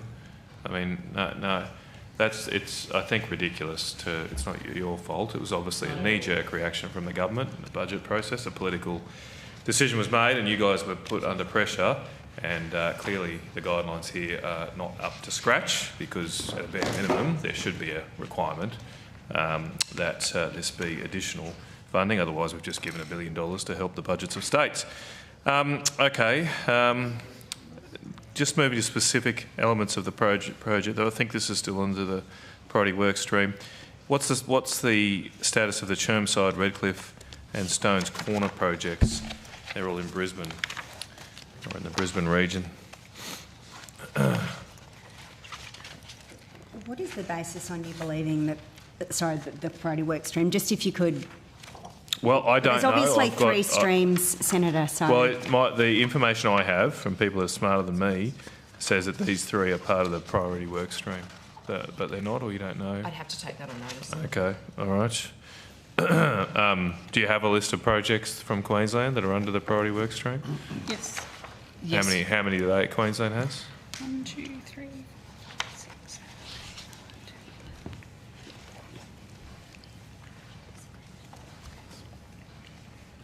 25 projects. Okay. Do any of them mention Chermside, Redcliffe or Stones Corner? I think we've previously indicated that publication of the implementation arrangements is subject to agreement with the state. And we I've just got a media release here from the Prime Minister and others, 15th of October last year. And in that media release, he says construction is underway in Chermside, Redcliffe and Stones Corner, with building to begin next year in Toowoomba, Wollongabba and Southport. So I'm just checking it. Sorry. Yep. I think they will be listed under a different location in our list, so we can get those details. Well, those three projects that the Prime Minister, your Minister, is also, it's a joint media release. So those three projects, however you've got them described, what's their status? We don't yet have a progress report on the priority works, as I said. But the media release says construction is underway. So is that the case or not? Yes, but the progress report we are waiting for is due at the end of this month. So well, how do you know that construction is underway? This is a media release. I can table it if you like.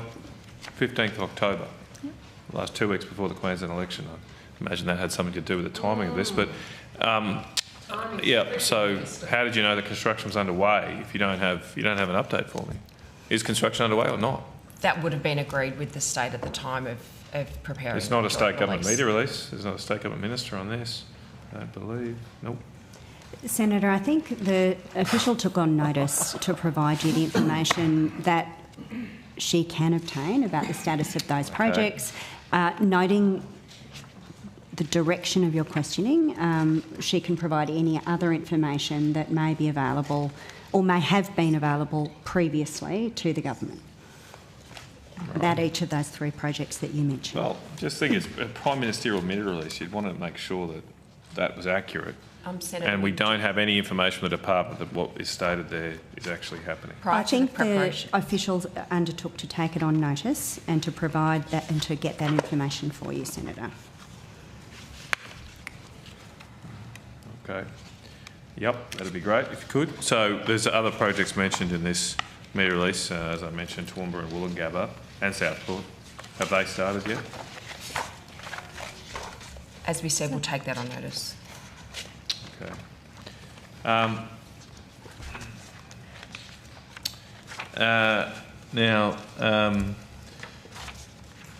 Just moving to the community enabling infrastructure stream.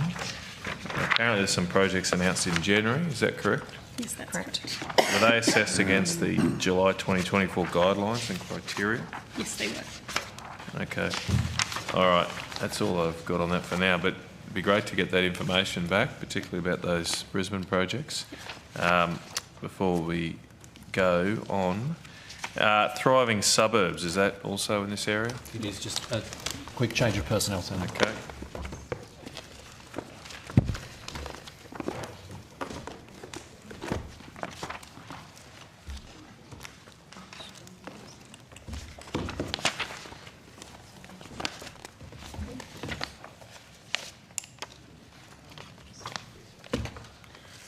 Okay, just on this one, apparently there's a, I believe, Department of Finance audit report that's commented on this program, and apparently Thriving Suburbs has not met its targets. Is that correct? Or according to that report?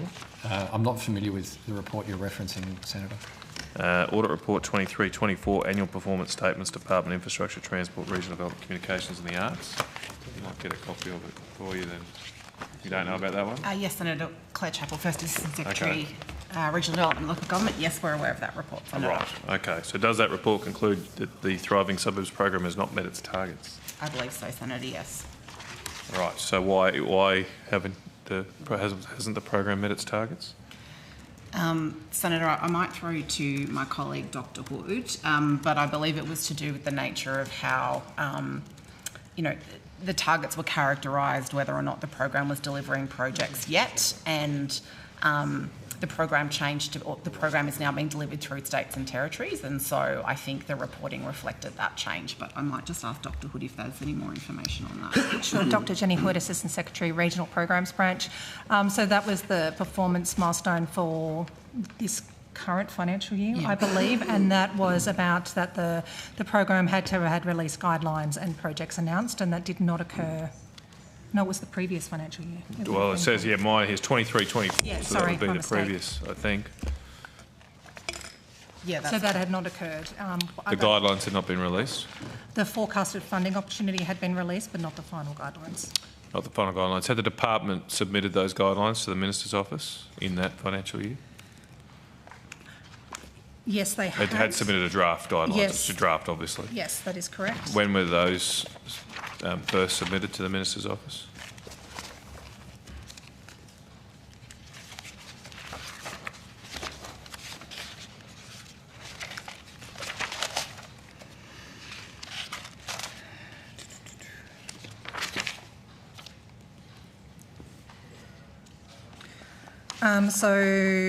For the approval of the original grant opportunity guidelines was sought from the Minister in October 2023. October 2023? That is correct. So the Minister had 9 months to finalise those guidelines and meet the targets for the program, but that was not done. Did the Minister provide any feedback? Was there back and forth? I think we'd have to take that one on notice, Senator, in terms of the amount of briefing that was provided. Yeah. I do think, as I said before, it was captured in the delivery mechanism, and whether it would be a direct grant or a grant delivered through the states. Minister, can you shed any light here about why the Minister hadn't responded to these draft guidelines? Obviously the department had done their job, been very diligent, and the Minister just seemed to leave it in the inbox. What happened there? The official has taken on notice to provide any information. May I finish my answer? And then you can ask your question. It gets a lot tougher. That's hardly tough. That's hardly tough. I'd ignore that and just keep answering. I'd just keep going.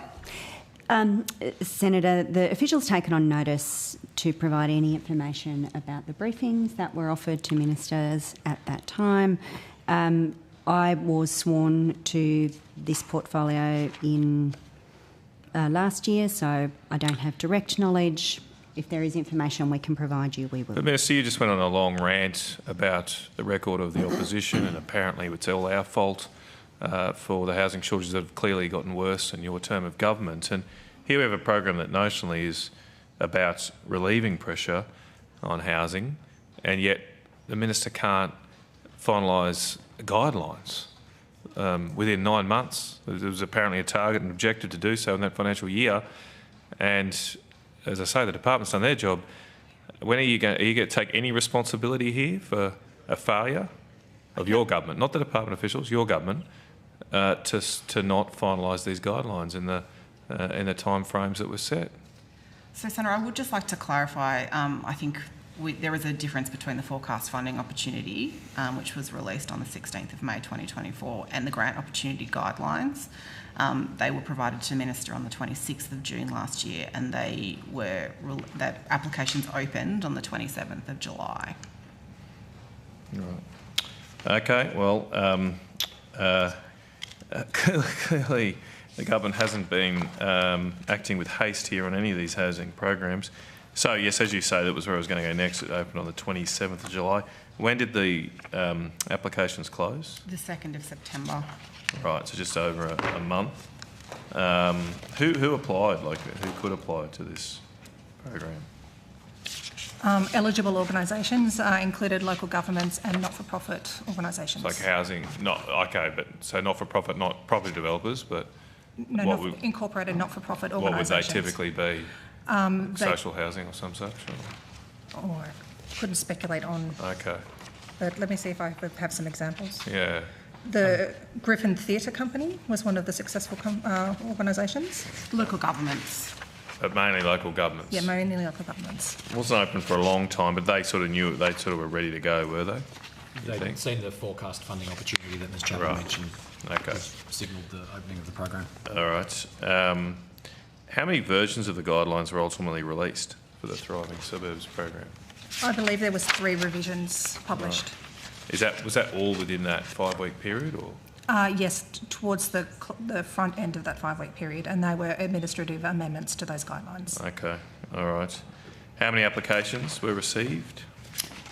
235 applications. All right, well, can I get, look on notice, I know we might not get them, but can I get on notice a list of all of those that were received from all the councils or other organisations? We'll take it on notice. Thank you.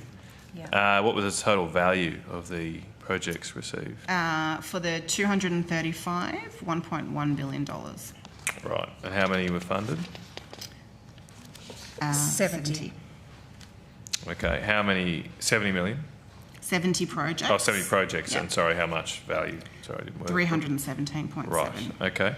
Of those ones that were applied for, or the 200 and something, how many were disqualified or ineligible? So 80 were eligible. Only 80 of the, and you funded 70. Correct. That's a high. That seems like a high proportion that were ineligible. Was there a reason for that? I'm not sure we've undertaken a full evaluation of that process yet, so I'm not sure I could provide any commentary on. But that does seem high, doesn't it? That more than half, well over half. That would be higher than I've seen in the past. Maybe it was a limited time they had. But you don't know, there's not a common denominator for why. Not that I'm aware of, Senator. Why the eligibility checks are done through the Grants Hub in the Department of Industry. So yeah, we haven't got to that level of detail with them yet. Right, okay. Might be worth it though, given, something went wrong. Okay, did you receive any complaints from councils about the process, particularly uploading large documents? Was that an issue?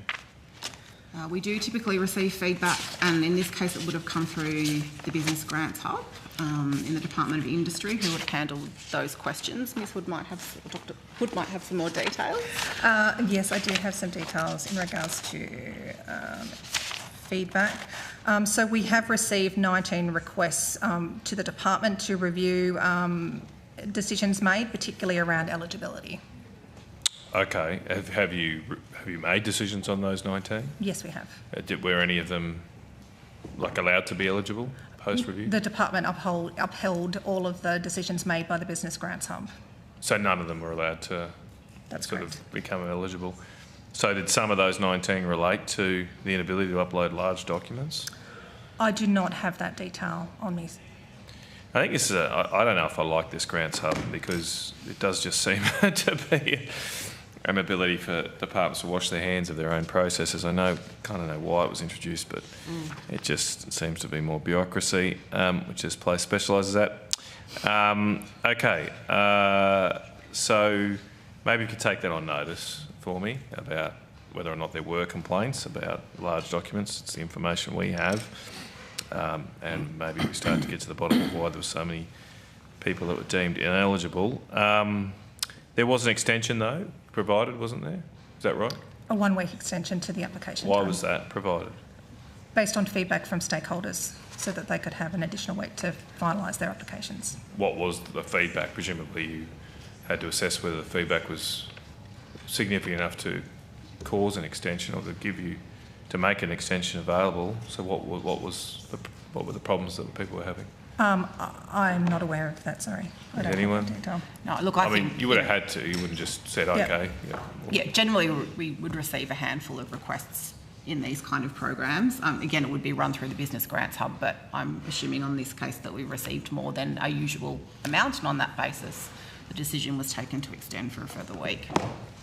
Right. Okay. Again, able to wash your hands. Okay. So did those council that already submitted by the date, did they get a chance to resubmit? Did they get another week? Yes, that's correct. Okay. They were all informed that there was another week now. Yes, and that's correct. They could spend a bit more time. Okay. So my understanding is that under this program so far, that 50 projects have gone to electorates with Labor members of Parliament, 12 with Coalition members of Parliament, and 10 with independent members of Parliament. Is that correct? Senator, we don't hold that information. We haven't undertaken that analysis. But it's not incorrect then? You don't have any evidence to the contrary? That doesn't seem right. Well, Senator, is it perhaps... I would like to, I guess, draw your attention to the way that the decisions were taken. So essentially, as you observed, it goes through the Business Grants Hub. The department then conducted an initial merit-based assessment of the eligible applications against the assessment criteria that was outlined in the program guidelines, and then all of those eligible applications were also merit assessed by the multi-party parliamentary panel against those same assessment criteria. This government has worked hard to have a clear, transparent approach to grant programs in these areas. It is a departure from how it was administered under the government that you were part of. And in this instance, all of those processes worked as they've been set out. Well, I think they probably need an Auditor General report on this one, don't we? 50 out of the... How many did you award? 70. 50 out of 70. So Labor members of Parliament, right? Okay, well, something smells. So it tends to be directed towards urban areas. But I can assure you that there is no political interference in this process, and that the recommendations which came out of a bureaucratically run process were accepted by the Minister. That still doesn't justify that proportion. Well, as long as everybody Mr. knows Betts, where to fire. That is a justification for the regional programs when we were in government. That didn't. Yeah, but hey, the Labor Party seats, but somehow that's not okay. The Labor Party does not have 70% of urban seats. All these are urban programs. They don't have 70%. Okay. All right. And is there funding left in this program, or is it all being allocated? No, the full allocation is not expended. Okay. There was a $350 million allocation for the program. There's 32.4 million. Yeah, good question. But there's 32.4 left. 32.4 uncommitted. And that still remains in the forward estimates. Is there any committed but not announced? I don't believe so, Senator. No. They've all been announced. All successful projects have been announced. So the 317.7 is committed. That leaves 32.4. Is this program that has milestone payments? It's not just given up front? So the money is transferred to the states up front, and then they will negotiate grant agreements. But Smart first secretaries. No, this is a completely different construct, Senator. So the funding agreements are managed on behalf of the Commonwealth with project level agreements that include milestones. Funding is transferred to the states to enable them to pay those milestones. But it is a milestone. That's right. It is a different construct Unlike to the other one where the one we we were just discussing. But still, still don't understand. Oh, no, it's all through. But they're going to local governments mainly. Local governments and non-profits. That's but right. It's in the state government's bank account ahead of the milestones being met. To administer it on our behalf. That's and right. they charge how much to administer this one?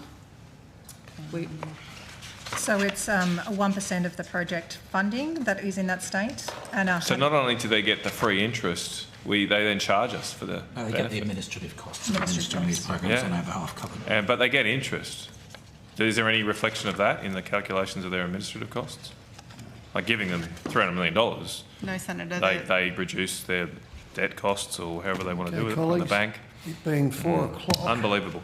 I think we have to wrap up now, and we now lose you, Minister McAllister. That's correct, and Minister McCarthy will be in your place.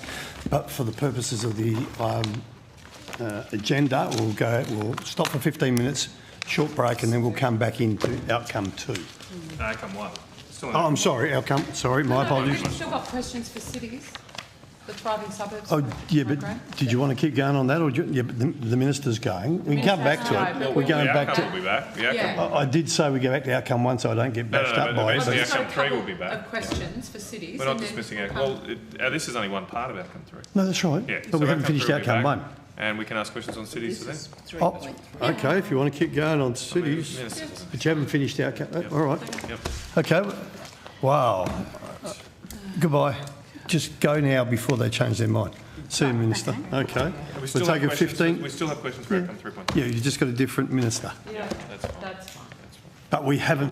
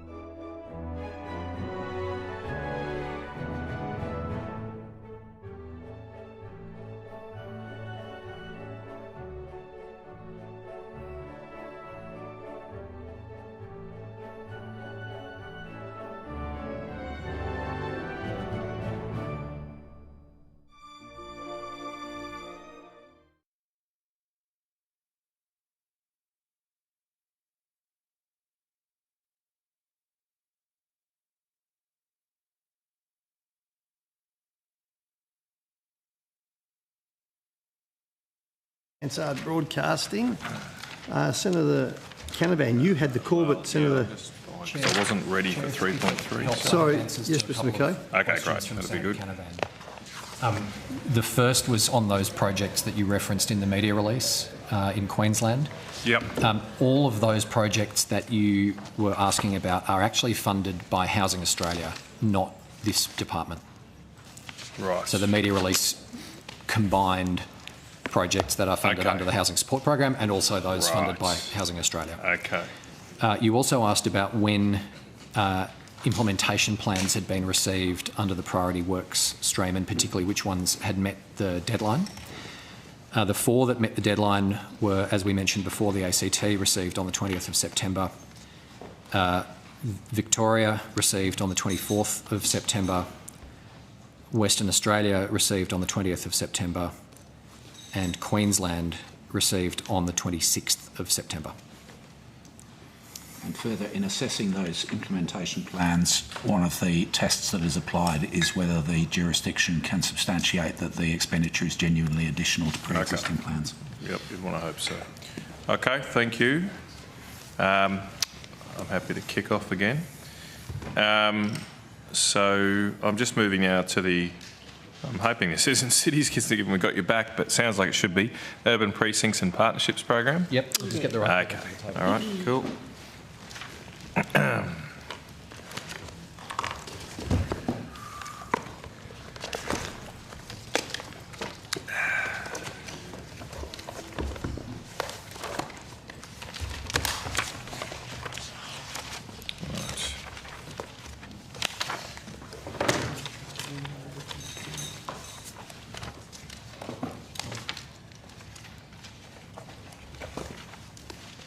So, got the right people there. I believe the same audit report I mentioned earlier said that this program had only partially met its target. Is that correct? This program has not yet been audited, Senator. Annual report. Oh, the annual report. Yeah. This yes, is the at that Department point it had not. Sorry? So at the point of doing our performance reporting, the program had not fully met the target. It hadn't opened yet for applications that had been designed. Okay. Okay.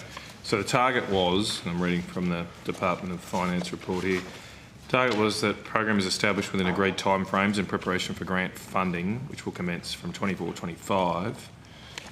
And it says target partially met. So was that because the program didn't commence in 24? Well, it is still in 24-25, aren't we? Why did it say target partially met?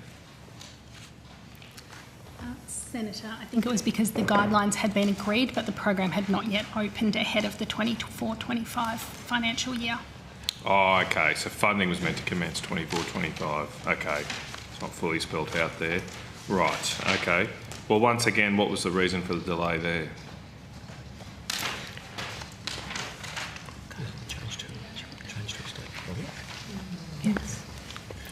It's the same answer as we discussed earlier on Thriving Suburbs, Senator. The change to the delivery mechanism being through state and territory governments, necessitating some reworking of the guidelines to give effect to that. Can I provide some context for that? Right. And for Thriving Suburbs as well, which is that when grants programs are brought before government, or rounds of grants programs are brought before government, they are subject often to cabinet consideration, and as part of that they are subject to legal advice.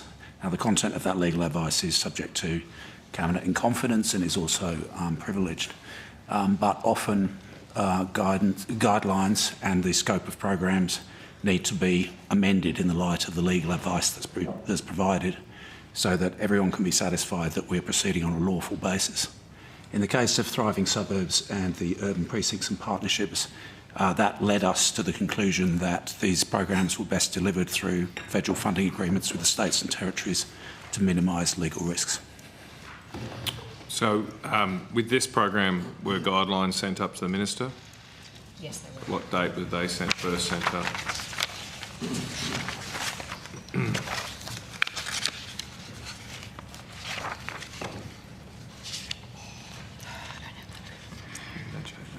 I think we'll have to take that date on notice. confident we can get it when we come back for outcome 3. Okay, that'd be great. Thank you. So this decision that Mr. Betts referred to transfer to the states, when was that made? Or to fund it? That'll be part of the answer to that question, which we'll bring back. All right, bring those dates back. Okay, moving to stream 1 of this program, the Urban Precincts and Partnerships program. How many applications have been received thus far? We had 17 eligible applications in the first batch. Right, so you've used the word eligible. There were some that were ineligible, some applications ineligible. That's correct. How many were ineligible? We're just looking for that number for you. So 3 applications were deemed ineligible by the Business Grants Hub. Okay. How many have been successful? 6. Okay, how much funding is that? It's a total of $45,673,546. Okay. And have any of those projects started? No, they've only very recently been announced, Senator, Yes. so I would think the answer would be no. Stream 2 then, moving to stream 2, same questions. How many applications? There's only one batch for the Urban Precincts and Partnerships so you haven't done any stream 2, but nothing's been done? Oh, sorry. Yeah, okay. Oh, right. So there is a stream 2? There is a stream 2. Okay. Sorry, batches. Sorry, that overall of 6 encompass both streams 1 and 2, so they were done concurrently. Oh, okay. And the number of applications encompass that both? encompass both. Okay. The streams are about the type of project, not the sequencing of them. So out of those streams, there were 4 stream 1 projects, which is the earlier sort of business case stage, and there were 2 stream 2 projects, which is the construction funding. Right. How much was the total funding again allocated? 45.6 million. 45. The total funding is 150, is it? Yes, over 3 years. All right. The breakdown of the streams, if it helps, Senator, is that stream 1, which supports the development of business cases, design work and so on, can fund projects that are valued between $500,000 and $5 million. Stream 2, which is for capital delivery, funds projects between $5 and $50 million. Right. Okay. I mean, were you expecting more applications or more, given you've only allocated a third of the funding? Because this is an always open program, there are more applications coming in, and so when we sort of hit that critical mass of applications, we'll undertake another assessment of those. Right, okay. Critical mass? So for stream 1, it was 20 applications. So you'd need to get 20 more applications before you'd run the process again? Around that number, But yes. someone can apply any time, can they? Yes. That's right. Okay. So that's stream 1. What about stream 2 and stream 3? Sorry, they're there's not always open? No. Sorry, both stream 1 and 2, there is no stream 3. It's just the 2 streams within the Precincts and Partnerships program. Okay. And 20 the streams, applications before you'll run the process again. So there's no set number, but that's what we would consider critical mass to bring the panel together and undertake an assessment. But it's not a strict. No. The Minister could convene the panel at any time when she gets a project in front of her that she likes the look of, or the department thinks is worthy of consideration. So, yeah, got it. Okay, moving on, and I might just check some of these. I'll probably know the answer, but just to make sure. Growing regions is not in cities? No, that's right. Right, I would have thought so. Stronger communities, no. Not in region. Regional precincts and partnerships, I presume not. City deals. Sorry. So stronger communities is not limited to cities. But we can. What do we want to do? You can answer that later? Yes. You can answer stronger communities later? Now or later. Well, why don't we do it later, because let's get back to the time frame, as long as we can answer later. City deal? Yes. That's here. Right, okay, and while I've got it, local government, presumably not? Correct. Local roads, community infrastructure? No, not? that's outcome 1. Oh, sorry, it's outcome 3, but it's handled by the colleagues in Land Transport Infrastructure Division. All right, we better ask that when we come back. Okay, that's nice and easy. All right, anyway. Okay, so city deals, that's all I've got left. And I've just got a thriving suburbs question. Well, why don't you go to that, Senator McKenzie, because we were on that just then. So Thriving suburbs. Hang on, we've got thriving suburbs. So, They can just jump that's up right, the end they're there. different. So we weren't on that. We can go for it. Good afternoon, ladies. I was recently in the Northern Territory where there were some very concerned community members that the fact that Melbourne and Sydney, big winners from the Thriving Suburbs program, but the CLP's candidate for Solomon, Lisa Bayliss, and the CLP candidate for Lingiari, Lisa Siebert, both raised concerns with me about the concerns they have with the Labor government's taking the territory for granted when the Northern Territory seems to be the only area that has missed out on a Thriving Suburbs grant. Is that the case? So, Senator, perhaps we can start by your final question, which is about the way that this government interacts with the Territory, and I can assure you that we do value very much the people of the Northern Territory, and we are very interested in the ways that we can make investments to support them and their communities. And of course, Ms Scrimshaw, Senator McCarthy, Mr Gosling are all ferocious advocates for the Territory. Well, not good enough, it would seem, Senator. Minister. I can run you through some of the projects that have been funded through grant programs. I'm asking about the Thriving Suburbs program, Indeed, Minister. Senator, you asked a general question about whether or not this government valued the Northern Territory, Chair, and I'm answering your question. I asked. So, we're in outcome Central 3. Australia Regional Community Suburbs, Precincts received $4.7 million. And the Minister doesn't like to be reminded the that the Nitmaluk NT Tourism missed out Services under this Precinct program. received $4 million.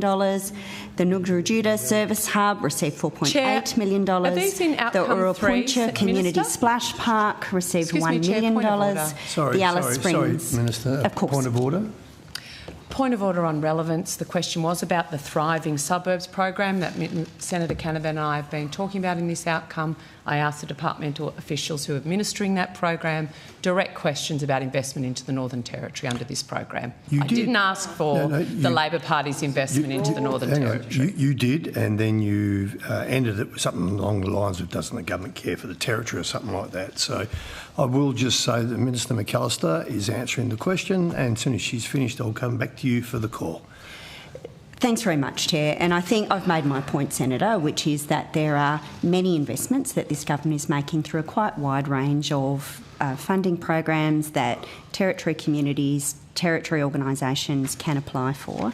In the case of the Thriving Suburbs program, I will ask the official to step through the applications that were received across the different states and territories and the outcomes for the Northern Territory.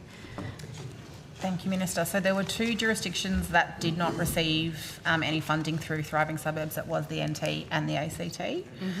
In the case of the ACT, there were no eligible applications. In the case of the NT, there were 4 applications received, of which 1 was eligible, but it was found to be unsuitable on merit review. Unsuitable. And who conducts the merit review? It was undertaken by the department and then by the multi-party panel. Oh, the multi-party panel. We can go through the multi-party panel. Who's on that again? I know I'm not. For Thriving Suburbs? Yes. Thank you. Yep. So the members of the panel were Ms Anne Stanley, Ms Alicia Payne, Dr Monique Ryan, Mr Ian Goodenough, the Honourable Mr Shane Newman and Ms Rebecca Sharkey. Right. Sorry, so just let me get this. Stanley, what electorate's she from? She's the member for Werriwa. Werriwa. So that's Western Sydney, yep. Payne? Canberra? Yep, Canberra, and I assume ALP. Good enough? Independent? Well, not at the More? time. Not at the time of appointment. And, sorry, Newman, Labor, Blair? Yep. And Sharkey, Independent, Mayo. Okay. Thank you. So that's and Dr Ryan as well. How could I forget? Teal. Kooyong is her party. Okay, excellent. So that's a multi-party panel that assessed that the eligible territory project shouldn't be funded. Can you walk me through? You've obviously assessed this as an eligible project. someone's assessed it's eligible for funding. Yes? It was assessed as eligible under the program guidelines, and then the merit assessment looks at the merit of the project as outlined in the guidelines, and it did not meet all the criteria of those. I understand that. So what was this eligible important, project? Senator, is that those criteria, of course, published in advance, so all applicants have information about the evaluation criteria. Yeah, but they all don't have an understanding of the psyche and the geography of the merit panel. Ms. Dr. Hood, in terms of the eligible projects, so we had 5 projects from the NT. Four were ineligible under the first pass guidelines. The one was eligible and went off to the merit process. Which project was that? Because I have met with a lot of proponents from the NT about their different projects, and I don't want to talk about ones that weren't eligible under the guidelines. I do not have the information with me on projects that were not successful. We would not normally disclose unsuccessful projects. All right. But there's nothing prohibiting them from going public. Well, we'll take it on notice. But do they know that they didn't get through the merit part of the process over not getting through the eligibility part? Yes, that's correct. So they were informed and they were invited to seek feedback as well. Perfect. And did they? Well, I'm not sure, sorry. Okay, that's fine. I'll follow up with them. So it would seem, Minister, that we're correct. There were eligible projects to be funded under the Thriving Suburbs program, $350 million across the country, of which the Northern Territory didn't get $1. Senator, so how you can sit here and say it's okay for the suburbs of Western Sydney, where Ms Stanley resides, it's okay for Queensland, it's okay for Monique Ryan, it's okay for Melbourne suburbs, and indeed South Australian suburbs and Brisbane suburbs, but it's not okay for Northern Territory. Senator, one of the most needy communities in the country. I think your implication is that the merit criteria weren't correctly applied by either the department or by the panel against the one project which was eligible, and I just don't accept that. This is a process where the criteria were very clearly understood. There were, as the official has said to you, there was one eligible project from the Northern Territory of those who applied, and when ranked against the other projects by the independent process that was undertaken by the department and then by the other panel, it was not ranked as meritorious as others. And Senator, it is a feature, by the department and then by a group of parliamentarians. You may wish to categorise your fellow parliamentarians as subjective, but we have sought to draw upon their expertise otherwise as we'd all be in the same party in evaluating and hold the same projects. Political views. We don't. The whole nature of a parliamentary democracy such as ours, Minister, is that we are subjective. Is there a question? Yeah. It's why have you turned your back on the Northern Territory? Okay. Senator, I can go back to the range of projects that have in fact this is very utopia, within Minister, the Northern that you're now Territory. reading out projects that have nothing to do with this program and nothing to do with... Well, Senator, did you are sign off seeking on to make assertions. Did you sign off on anything, or is this Minister King's to sign off on? These recommendations were provided to Minister King. So Minister King signed off on no funding to the NT for this Senator, under this program? As I am explaining to you, there are a range of programs that are suitable for the Northern Territory applicants, and Northern Territory applicants have been successful under those. And they include organisations like the First Palmerston Scouts. They include the Palmerston Game Fishing Club. They include funding for shade shelters in the Central Desert and other remote communities. They include the Catherine East Neighbourhood Centre residential development area. There are a range of places in the Northern Territory that have been successful, but we're not going to step away from our government's commitment to having transparent, merit-based systems of funding allocation. Because that is how this program and many of the other programs we've been canvassing this afternoon have been set up. Did the Territory, did the citizens and communities of the Territory need to make sure Mr Gosling or Ms Scrimgeour were part of this merit-based panel in order to secure funding? Senator, I really don't understand what that question relates to. The panel was selected and sits alongside the merit-based process that's conducted by the department. Did the department receive any letters of support from the member for Solomon or the member for Lingiari, both Labor Party members, for any of the 4 projects submitted under this program? You have to take that on notice. Okay, if you could, I'd appreciate that. And so just to clarify that all letters of support had to be submitted with their application as well. Yeah, so I'm assuming you would know that. We could find that out. Yeah, thank you. I would like to know that if they bothered to stick up for their own projects. Thank you so much. Are we done with cities now? City deals? Oh yeah, I'll do Barclay. So we're still in city? Who would... No, Barclay's a regional deal. Yeah, but I think we asked about city deals are in cities, including the Barcley We can answer questions. city deal. I'd rather ask Ballanderry. Okay. All right. Do you want to do Albury Wodonga or? Yeah, what's happened? We would normally do Barclay and Albury Wodonga in the rest of outcome 3. Okay, let's do that. Cities. Let's do that. All right, we're done. We're done with cities? Yep. Okay, thank you. So, Minister, you're out of here. City deals. And now, just so I'm really not confused, but as per our agreement at our private meeting, we now come back to outcome 1? Yep. Yeah. Okay, all right. Okay, so for the officers for outcome 1, if you can... Sorry. Yeah, Mr Betts. Did you get any news on outcome 4 in the end? I know you were trying to track down... No, I'll tell you what I have got, yes. No. No, outcome 4, I believe we've still got a member, not you guys.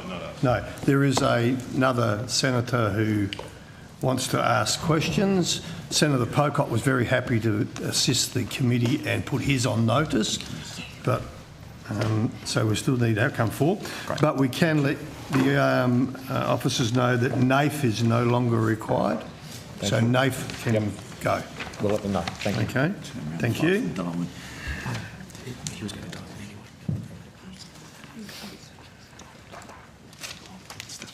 anyway. She's ringing. Yes. Two very small ones. Very quick. Oh, I've got it. Yeah. Good. Yes, of course he can. For agriculture. Yes. So where we've got Senator Wishful, oh, he hasn't got any questions. I can go first. So he won't be No. Yeah. No. Well, we know with Senator Wish-Wilson, if he can't make it, there's a very good reason. Yeah. So I don't have a problem. Okay. Now we'll go back to outcome 1, and I will welcome Minister McCarthy. And as I said earlier on, it's dangerous to assume, but I'll assume you don't want to make any opening statements. Minister McCarthy. Thank you, Chair. I just want to thank the committee for their time here and the department officials, and just acknowledge that we come together on the lands of the Ngunnawal and Ngambri peoples. Thank you. Thank you. And while you're thanking the committee, I'll ask you at 5 to 11 if you still feel the same. Thanks, Minister. Questions? Outcome 1. Senator McKenzie. Thank you. I would like to get the funding profile, or the indicative funding profile, for the $350 million commitment to the upgrade and widening of Kwinana. Was that Kwinana? Kwinana? Did you say? No, sorry. What did you say? Kwinana, the Kwinana Freeway, Oh, upgrade and widening okay. Sure. over summer, announced. Great. I just didn't get the profile. So I thought you said that. That's good. Yeah, sorry. In Perth, WA.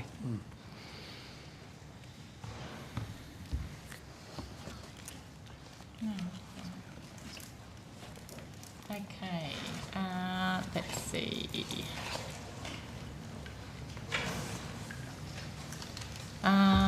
2027, 2028. Yep. 60 million. Yep. 28, 29, 66 million. 29, 30, 99 million. 2030, 31, 71 million, and 2031, 32, 54 million. 54 million. Okay. And that's the whole process? Is that how it was profiled in my EFO 24-25? Yes, Senator. Yep, no change. All right, thank you very much. I have I have a request around the Werribee Road. Let me find that. Oh, there's more. Wonderful. Thanks, team. Werribee. Sorry. I saw it here earlier.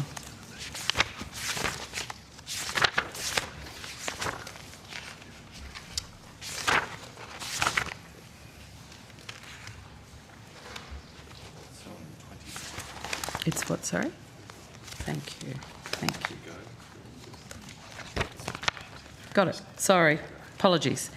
In January, the government announced it would jointly invest $333.5 million in partnership with the Victorian government to deliver 2 projects in the Werribee region due to the Werribee by-election.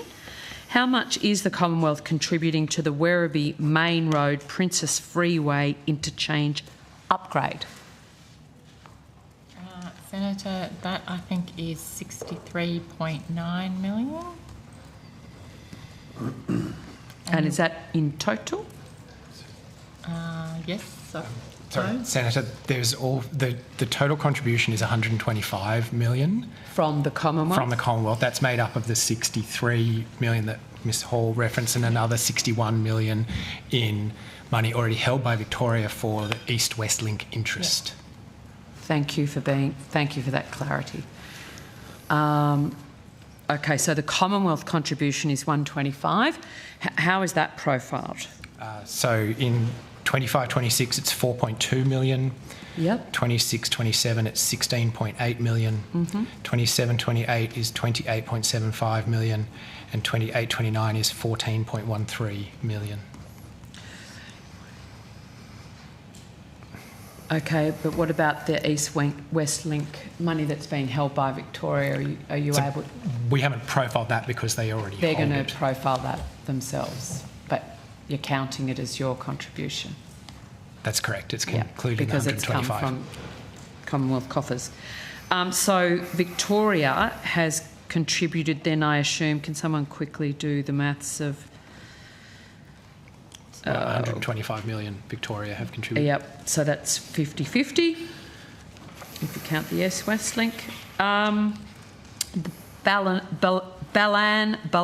Road intersection upgrade? So that's 41.8. 41.8. And the Victorian government? That's a 50-50 contribution, Senator. Okay, and how are we profiling the 41? In 25-26 is 9.7, 26-27 is 16.1, and 27-28 is 16.0. Okay.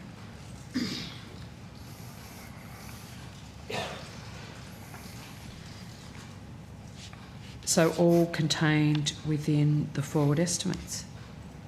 Yes? Just confirming. Yes. In case my pen wasn't writing as much. So for this financial year, 24-25, we've got a total of $20 million for Western or Werribee Road funding. The current financial year, 24-25, is zero. I started the profiles in 25-26. Okay, thank you. On the 12th of February, Chip Legrand wrote an article in The Age reporting that the government wanted to announce funding for Victorian infrastructure projects, but it's not able to obtain cooperation from the Victorian government without a commitment to provide additional funding to the suburban rail loop project. That's what's being reported in The Age. Are there any funds listed in the debitures at MyEFO for Victorian infrastructure projects which have not yet been announced? So are you asking if the government has decisions taken but not yet announced and not announced them yet still for Victoria? Yes. Yes. And I don't, you can not tell me what they are or where they are, but Is any of that debitioner for Victorian infrastructure projects? Senator, I don't think we can actually talk about anything that would be in that if they were debitioners, we can't really talk about. That's a matter for government to determine those things. They've not been announced. Well, I know the PM's in Melbourne right now, and when I ducked down during break, he's being questioned on funding for infrastructure projects, so it seems we're still in negotiations for additional funding for suburban rail loop. I don't think officials can be asked to speculate on announcements the government hasn't yet made, or around any political conversations that might be taking place at ministerial level between the two governments. Minister, Yes, Senator. Good to see you. We were just talking earlier about the NT missing out on thriving suburbs money, despite having eligible projects. But right now I want to get your understanding of Victorian infrastructure project money that's sitting in the decisions taken but not announced from my EFO that are awaiting a settled negotiation with Premier Allen.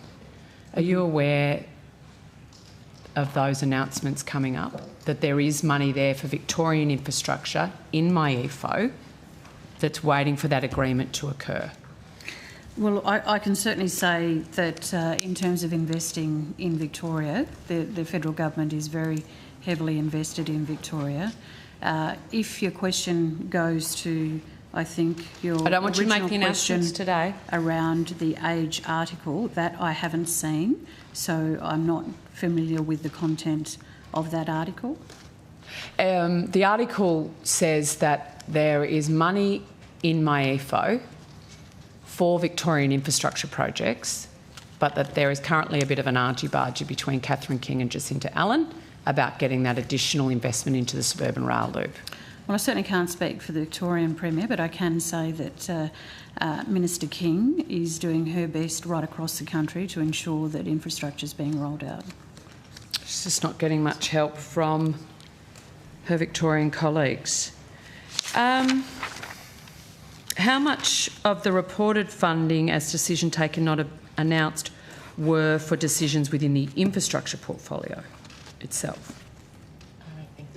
I have to refer you to the previous answer. Officials cannot speculate on decisions. Minister, do you know? I can take that on notice for you, Senator. Trying not to take things on notice because we figure we'll be in caretaker very soon. Oh, do you know something I don't? I know that the time for Snap at answering me. questions on notice will be well and truly past by the time we're in election mode. That's it for Werribee Road and Kwinana.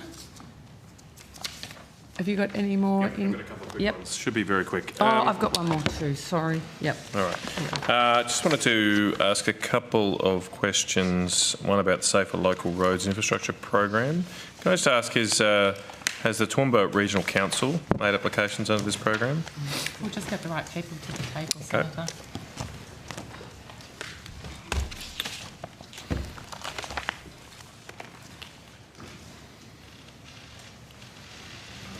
So I'll get Assistant Secretary Mel Chayol to answer your question. I can narrow my seat. Good afternoon, Senator. Melanie Chayol, Assistant Secretary of the Targeted Infrastructure Programs Branch.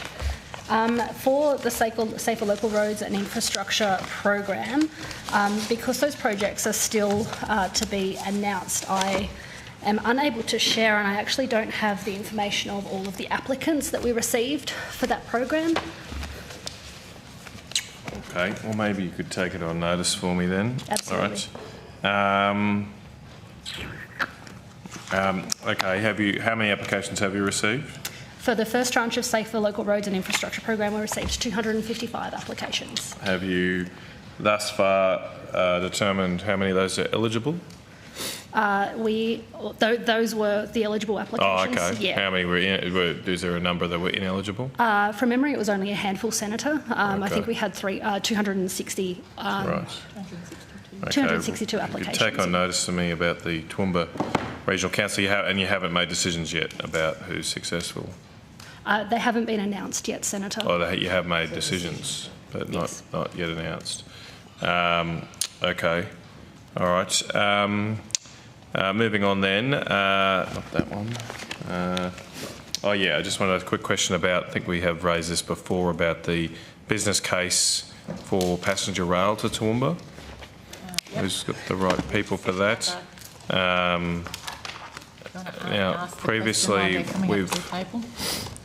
we've asked for the business case, but the feedback's been, oh well, we have to seek permission of TMR. So has that been done? Can we get a copy of the business case that was funded by Australian taxpayers? So, Senator, is this in regards to, did you say Toowoomba to Brisbane? Yep.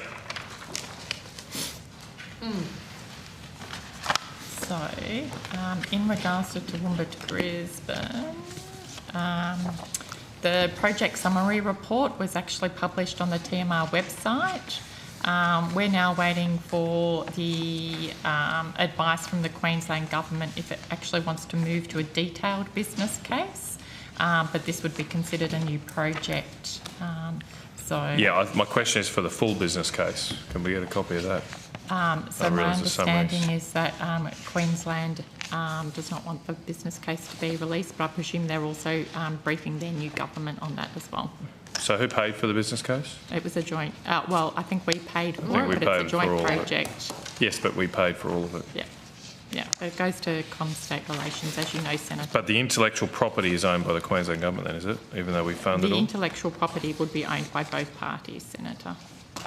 Well, I think if we're funding it, we should own it ourselves. But the process is that we usually have those project summary reports that go out, and they go out as So are they you know. refusing to give you permission to release it? I think that they would want to actually brief their new government before they actually make any further decisions. I mean, the problem is that you avoid parliamentary scrutiny through this process as well. Chair, I think it's something we should come back to. This is not the first time this happens, particularly when Australian government or federal taxpayer money is going to fund something. It should be available to federal parliamentary committees. Agreed. Yeah. 100%. So, and also apparently not all the funding allocated to this project was spent. Is that correct? That's the advice I've got. That's right, Senator. Okay, so how much was not spent and what's happened to that money? So this was Toowoomba to Brisbane. Sorry, just say who you are. Oh, yeah. Mr Cox, just your name and title. Yeah, your name and title. Yep, Greg Cox, First Assistant Secretary. So the expenditure on this program to date was $2.5 million as of the 31st of January. And how much had been allocated to it? The Australian Government had committed 15 for this. Right, so what's happened with the balance? Senator David Muldoon, Assistant Secretary. As I think we talked about at last estimates, that was returned to the IOP. Yeah, right. Okay. All right, so if the Queensland Government does want to proceed, new funding would need to be found then for that. Okay. All right, thank you, Chair. I think it's actually Senator Mackenzie had one. That's it for me then. I just wanted to have a quick discussion about the culture within the construction industry more broadly. We've discussed in this forum before the cost increases to public infrastructure, particularly as a result of the CFMEU contractual arrangements that states are in charge of. And I want to congratulate the LNP government in Queensland for suspending the best practice industry conditions, which independent modelling has estimated to see the cost of infrastructure projects in Queensland increase by 25%, in excess of $17.1 billion to 2030. And now, alarmingly, construction industry players have alerted us to a new proposal to increase construction costs in New South Wales and Victoria with what's called the Construction Industry Culture Task Force and the Culture in Construction Initiative. What knowledge does the department have of the task force and the current consultation on culture in construction, and what is the role for the Commonwealth Department? Okay, thank you. So the Construction Industry Culture Task Force has been running for a number of years now, led by Gabrielle Traynor, highly respected figure across multiple different sectors, with participants from government agencies across Australia and many of the Tier 1 construction companies. And the aim of the task force has been to address very significant shortages in terms of skills, which are driven in part by the very low level of female participation in the construction industry, maybe 12% to 14% participation and 1 or 2% for trades, but also some appalling mental health outcomes in terms of particularly young male workers within the sector. And so struggling with lifting its productivity and struggling with skills shortages, the construction sector came together through the Construction Industry Culture Task Force to identify what steps could be taken to make the industry more attractive, including for a broad range of people from within the community, but also hold on to those people who join the sector who often don't stay for a long period of time. And so there are the culture standard, the draft culture standard is out for consultation at the moment. It's based on extensive evidence drawn from a number of projects in which different approaches have been adopted, for instance, to working hours, with a view to testing whether it is possible to have more family-friendly working hours in the construction sector without sacrificing productivity, without driving up costs, without leading to delays in terms of scheduled delivery. And there is an impressive body of evidence that's been gathered by governments across Australia and by their private sector partners in that. It's out for consultation at the moment, but it's a very useful piece of work which is not in any way about wage outcomes or controlled in any way by the union movement. This is something that was brought on jointly between the public and private sectors as a way of lifting performance through improving culture. That's a really good summary, thank you. So was Gabrielle Traynor, thank you. Gabrielle Traynor appointed while she was Infrastructure Australia? She volunteered to take on the role as an unpaid role in about 2017, 2018 from memory. Thank She's you. been given a lot of her personal time to. Yep.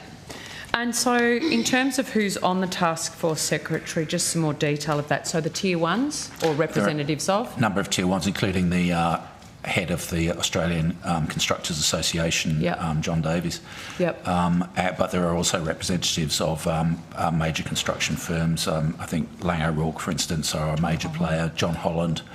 And then there are representatives from various governments, New South Wales Government, Victorian Government and ourselves. Okay, so it isn't everyone. It's New South Wales, Vic, Commonwealth. Yeah. I think most jurisdictions. Most jurisdictions now, but it's been fairly organic. People have joined over time. I get it, but hey, I'm just here now, in my time. So anyone from Indigenous construction organisations or businesses? No, I don't believe so. No, okay. Now, about workforce and obviously the change of gender makeup of the workforce. Did the task force make any recommendations to changing the skills list of our migration program over the last 3 years? No, it hasn't. It's tended to focus more on culture within the construction sector, including creating workplaces which are supportive and attractive to a broad range of the community. It doesn't go to hard things like skills lists or wages or anything like that. So in that period of time, if it's been going since 2017, did it make any around the negative or anti-female culture on construction sites, any issues with the CFMEU over its time before it was put into administration? Its principal purpose has been to lift culture within the construction sector, including with collaborative engagement with the unions. Obviously, there have been parallel conversations going on around some of the concerns that have been raised around behaviour on work sites.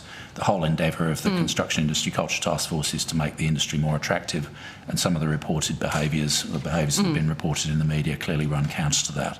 Absolutely. But this is not about being a union bashing exercise or anything like that. It's been finding constructive ways forward and enabling states and the Commonwealth through their procurement leverage to make sure that firms that do the right thing and try to attract a young, diverse workforce are not penalised at the tender box for doing that. It's one thing to typify asking legitimate questions about appalling, illegal and discriminatory behaviour as union bashing. Yes, because I just want to make that point. But the purpose of the exercise for the people that have been subjected to that behaviour, there is one big reason they're not working on a work site in a construction industry, and it starts with C and it ends with U. Is the CFMEU and the AWU part of this task force, or just the AWU? I don't believe. I'm not sure either of them is a member of the task force, but they would have had dialogue with the task force. But you're engaging with both or all construction unions as well, like ETU? Yes, I'm not deeply involved in what those consultations are, but clearly there comes a point where if you want to change, for the reasons you've correctly identified, 100%. you want to change the workplace culture on site, you need to engage with the union movement. Correct. This was, as I understand it, the initiative of both the New South Wales and Victorian governments, both Labor governments. Is the point, Senator? Oh, if it was 2017, it would have been the coalition government. I was CEO of Infrastructure New South Wales driving this, and I was working for a coalition government at the time. Yep, and you joined with Victorian government. Correct. Yep.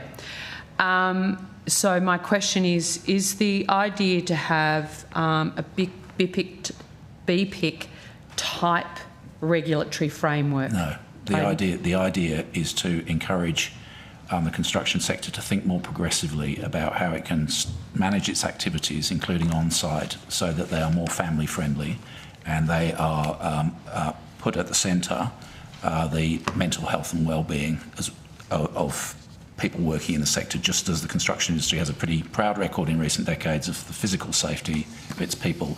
It has a lot less to be proud of in terms of their mental health and well-being, which is why we see high rates of self-harm and suicide and other adverse mental health consequences. So it's no more one about wants to see that, Secretary. Correct.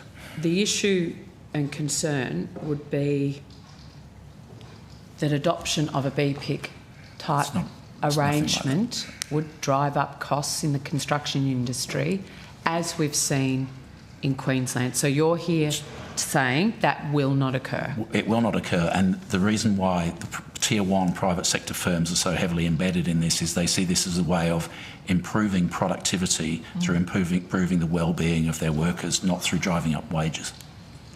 What of Tier 2, Tier 3, the smaller end of town? So there are Tier 2, I don't have the precise list in, but like the ACA is there as an influential player, but there are also smaller Tier 2 firms who have participated, but there are also widespread consultations that the task force has led, including the one that's underway at the moment on, I think, the second draft of the culture standard. And when is it hoping to be adopted? Sorry? When is it hoped that will it be will a matter adopted? for governments and for the private sector firms to adopt that as part of their procurement processes. So when will this next be going to infrastructure ministers? That's for infrastructure ministers to determine. It'll be, at the earliest, it will be later on this year after the election. But Gabrielle Traynor has presented to infrastructure and transport ministers previously, about a year or so ago, and received warm support from ministers across the country and across the political spectrum. Okay, thank you. Is there the outcome one? Okay, thank you very much to the officers. Outcome one. We'll just suspend quickly while we transfer to outcome two.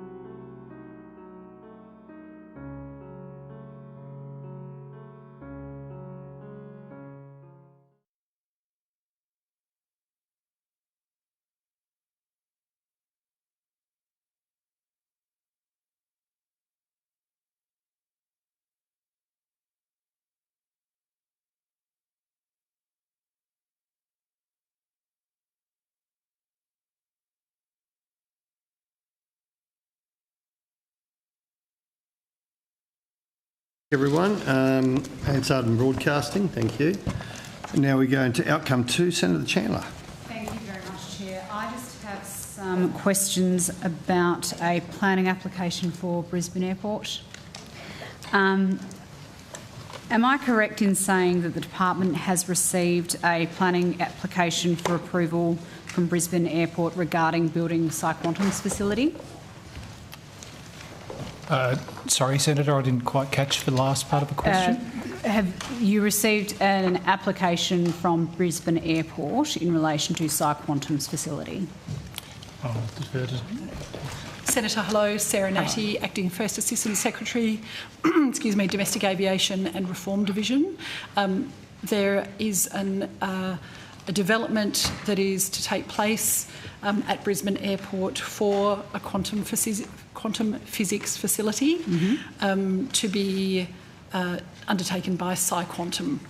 And does the department have the application in relation to that development? No, it does not. You haven't received any planning application from Brisbane Airport in relation to the construction of the Psyquantum quantum computer? Not as yet, Senator. Have you received any application in relation to preparation for the land at Brisbane Airport that will be used to build that computer? We haven't had a formal application, Senator, but we have had conversations, as we do about lots of projects in advance of them coming forward via a formal application process, and we have spoken both with Brisbane Airport Corporation and also with our colleagues at Department of Industry, Science and Resources, as they have a financial interest in that project. So, sorry, you said formal application process. Does that mean, have you had any, say, a draft application that has been submitted by Brisbane Airport or some other precursory application that has been submitted by the airport in relation to this project? Senator, it doesn't tend to follow that we have applications in the way that you're suggesting until we get further down the track about what the shape of the project is. Sure. And that hasn't occurred as yet. Sure. So we've had preliminary discussions is what I would characterise it as. With the airport? With the airport and with our colleagues at the Department of Industry, Science and Resources. Ordinarily, in the usual turn of events, once you receive an application for a development on an airport, how long does it take the department to consider that application for approval? Senator, there are a number of kind of gates, if you like, through our regulatory obligations that we need to go through. Before we're in the process of going through our own formal assessment process, the proponent bringing forward a project, which in this case would be Brisbane Airport Corporation, BAC, would have to do a public consultation period, which is a minimum of 60 days for that particular application to go forward so that members of the public can comment on it. And then we have a 50-day statutory timeline for an assessment period for the minister to consider any application. But that particular process can also be extended if there are requests for further information that are posed back to the proponent. So we don't have sort of an average amount of time, but there are particular statutory timeframes that we need to adhere to. So if the airport, Brisbane Airport in this instance, has to go through a public consultation process in relation to a project, though, they would have started conversations with your department prior to that consultation process occurring, because otherwise, wouldn't they want to be sure that what they were consulting on had the best chance of success when it eventually came to infrastructure for approval? Yes, and that would normally happen through our regular conversations. So we do talk to all of our airports about their forecast projects, and we ensure that those projects, when they do come to us, are consistent with the master plan that's in effect for that particular airport. So it wouldn't be considered to be an unusual activity for us to know those things in advance, and certainly we would have pretty regular conversations. Is there a master plan in place for Brisbane Airport? Yes, there is. Is building a quantum computer consistent with that master plan? I don't see any reason why there would be an inconsistency, but we would check that when the major development plan came forward. There hasn't been anything in our conversations to date that has indicated that that would be inconsistent with the master plan. Nothing in your conversations to date, but at the same time, we don't yet know exactly what this facility is going to look like.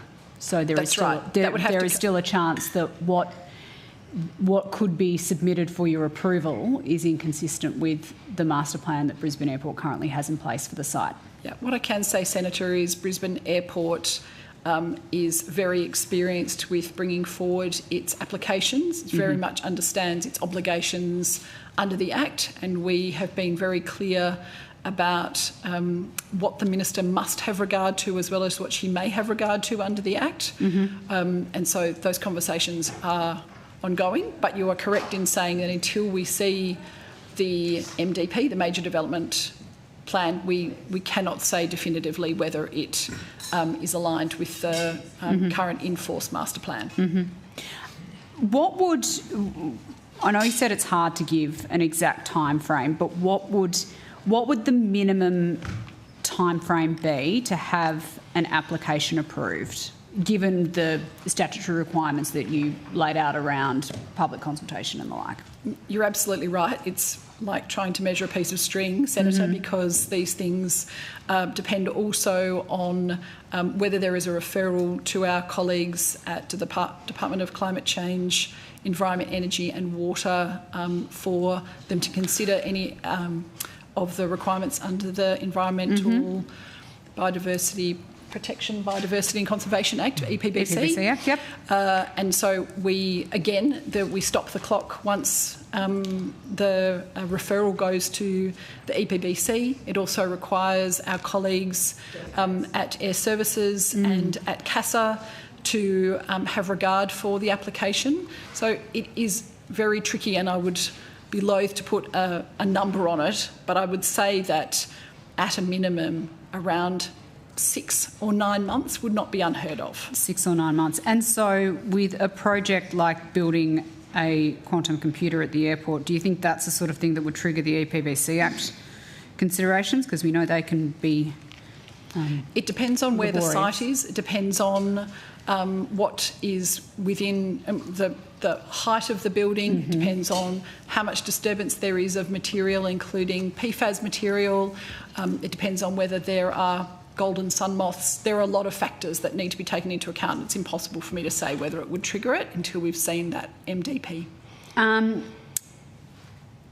You said that you had been speaking to your colleagues in the Department of Industry, Science and Resources, Senator. Thank you very much.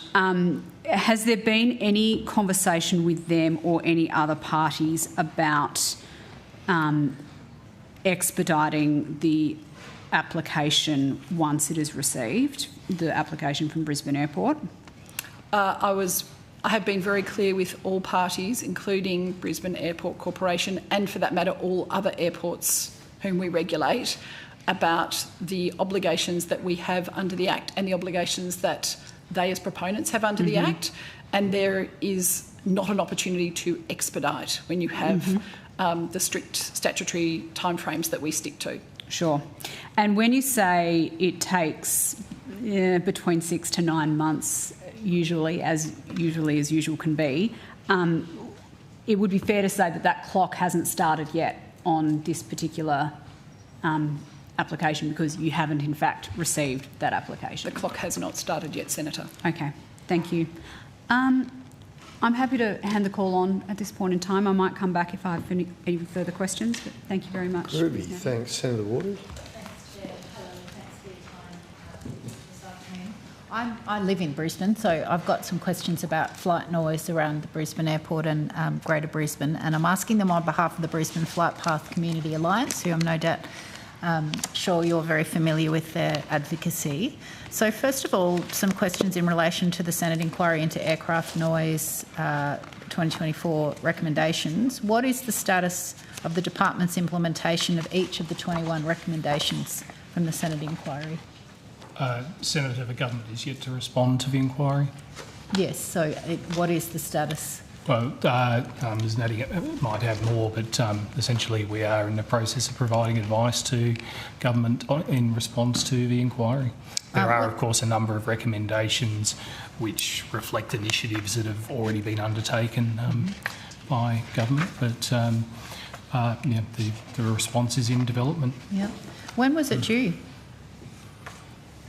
Senator, indicatively, a response is normally due back within 3 months. Yes, so when was that? The 3-month mark would be later this week, and it's indicative only, it isn't a hard deadline.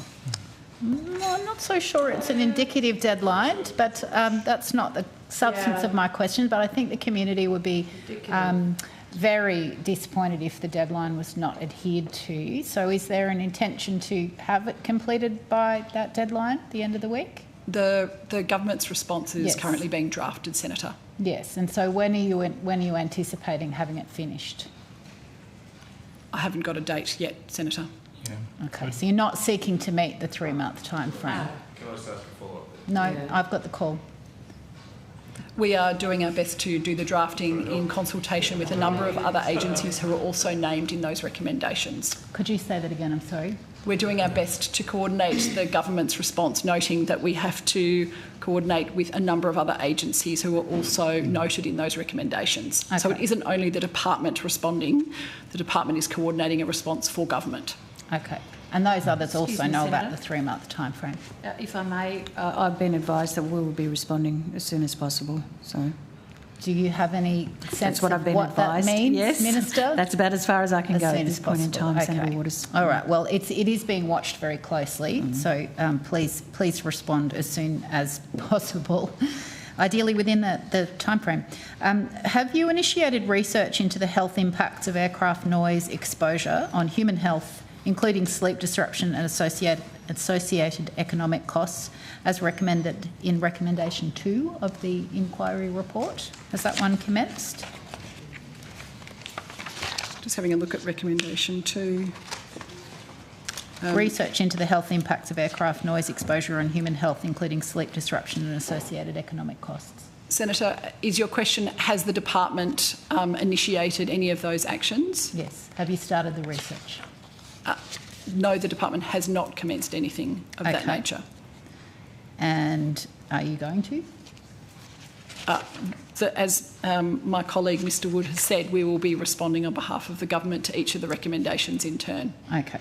How are you ensuring that the continuous descent and climb operations become the standard at major airports, as outlined in recommendation 5? I might just pass to my colleague, Mr Small. Thank you. Scott Small, Acting Assistant Secretary of Airports Branch. The recommendation 5 is under consideration, and we are working with Air Services and CASA on responses to provide advice to government on that. It'll be a decision for government if they accept that recommendation or how they respond to that. Okay, and what time frame are you working to give that advice to government?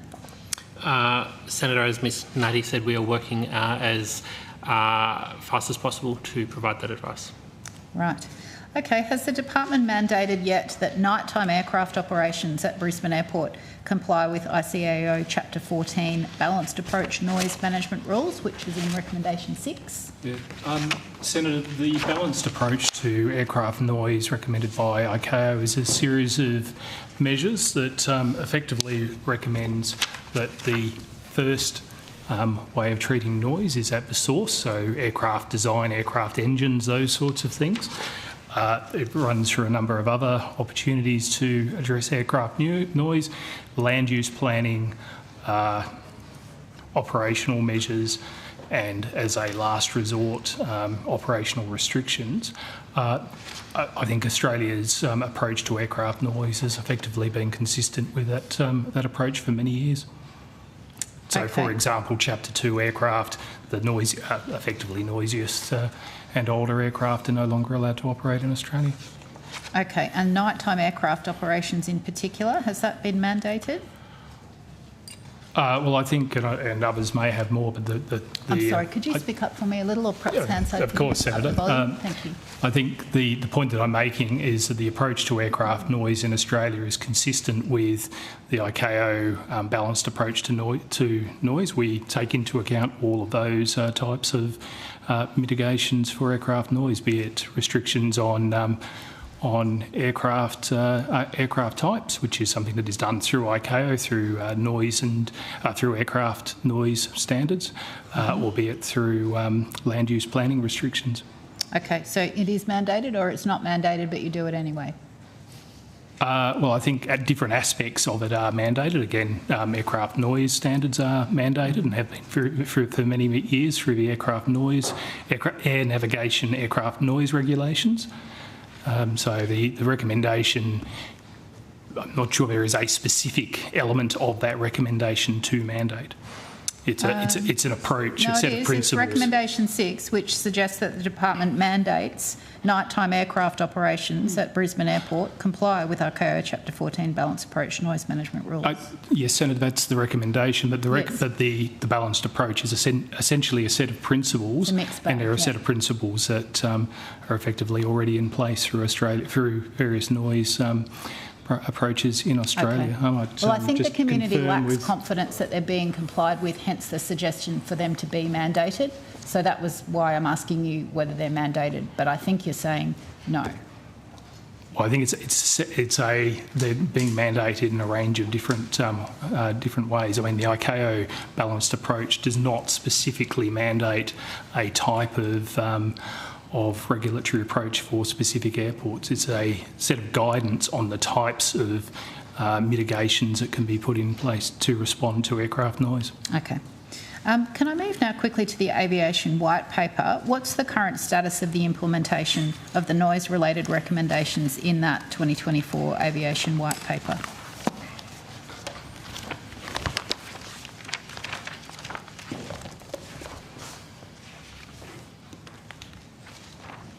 Senator, just being joined by my colleague Mr Vincent. There are a number of actions or initiatives that were in the white paper. While Mr Vincent finds his notes, I will start with initiative 33. Need some glasses. So initiative 33 is to improve transparency about aircraft noise impacts. And there are several things that are underway. There's the Minister's Statement of Expectations to Air Services Australia under the Air Services Act of 1995 outlines the government's expectations. Air Services, and you may want to speak with them later as well, Air Services are working to include additional information, and the department understands that additional information regarding Brisbane in particular has been included, and that they will publish a quarterly report on that.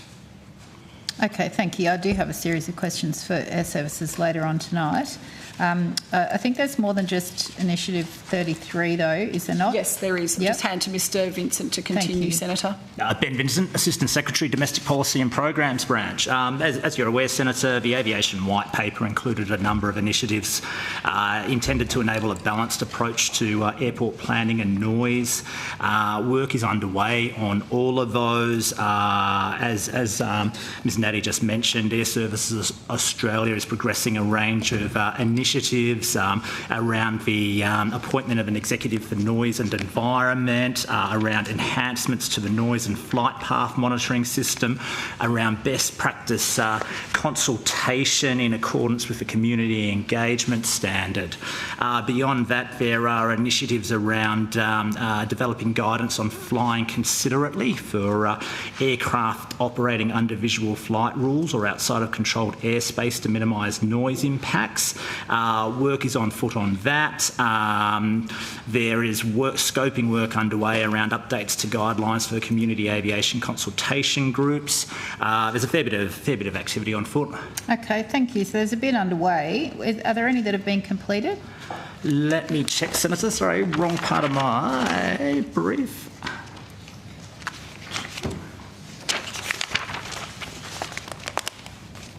think, actually, let me just check and I'll confirm.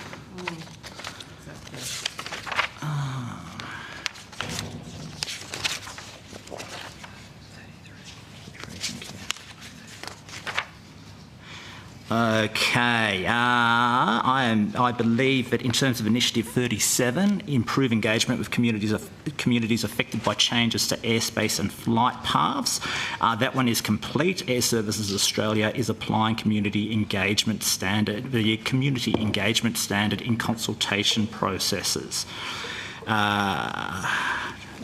I believe that, and Air Services will be better placed to discuss this a bit later, but I do believe that an executive has now been appointed for noise and environment too.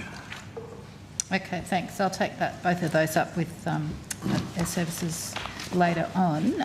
Will the department consider introducing legally binding noise thresholds for airports across Australia? I think that would be a matter for government, Senator. Okay, are you doing any policy work to examine what that might look like and entail? I'm very much focused in my area, Senator, on delivery of the initiatives outlined in the white paper. Okay, so is anyone doing any work on considering legally binding noise thresholds for airports? No. Okay. No, Senator. What support and compensation will be given to communities affected by noise exposure if airports fail to meet noise abatement targets? That's not something that we're currently considering, Senator. Are you assuming that they will meet those targets and therefore you don't need to think about compensation and support for what happens when they don't? I think your question, Senator, assumes that there is legally binding noise targets, and I don't believe that to be current policy or legislative in the legislative framework. Okay. But to go to that issue, one of those initiatives around enhancing the noise and flight path monitoring system will see more public reporting on non-compliance with noise abatement procedures at major airports. Okay, thank you. So your and what? Will be confirmed in public. That's right. So you'll be validated on a website. That's great. What progress has been made, if any, in working with the National Airports Safeguarding Advisory Group to update the National Airports Safeguarding Framework by 2027?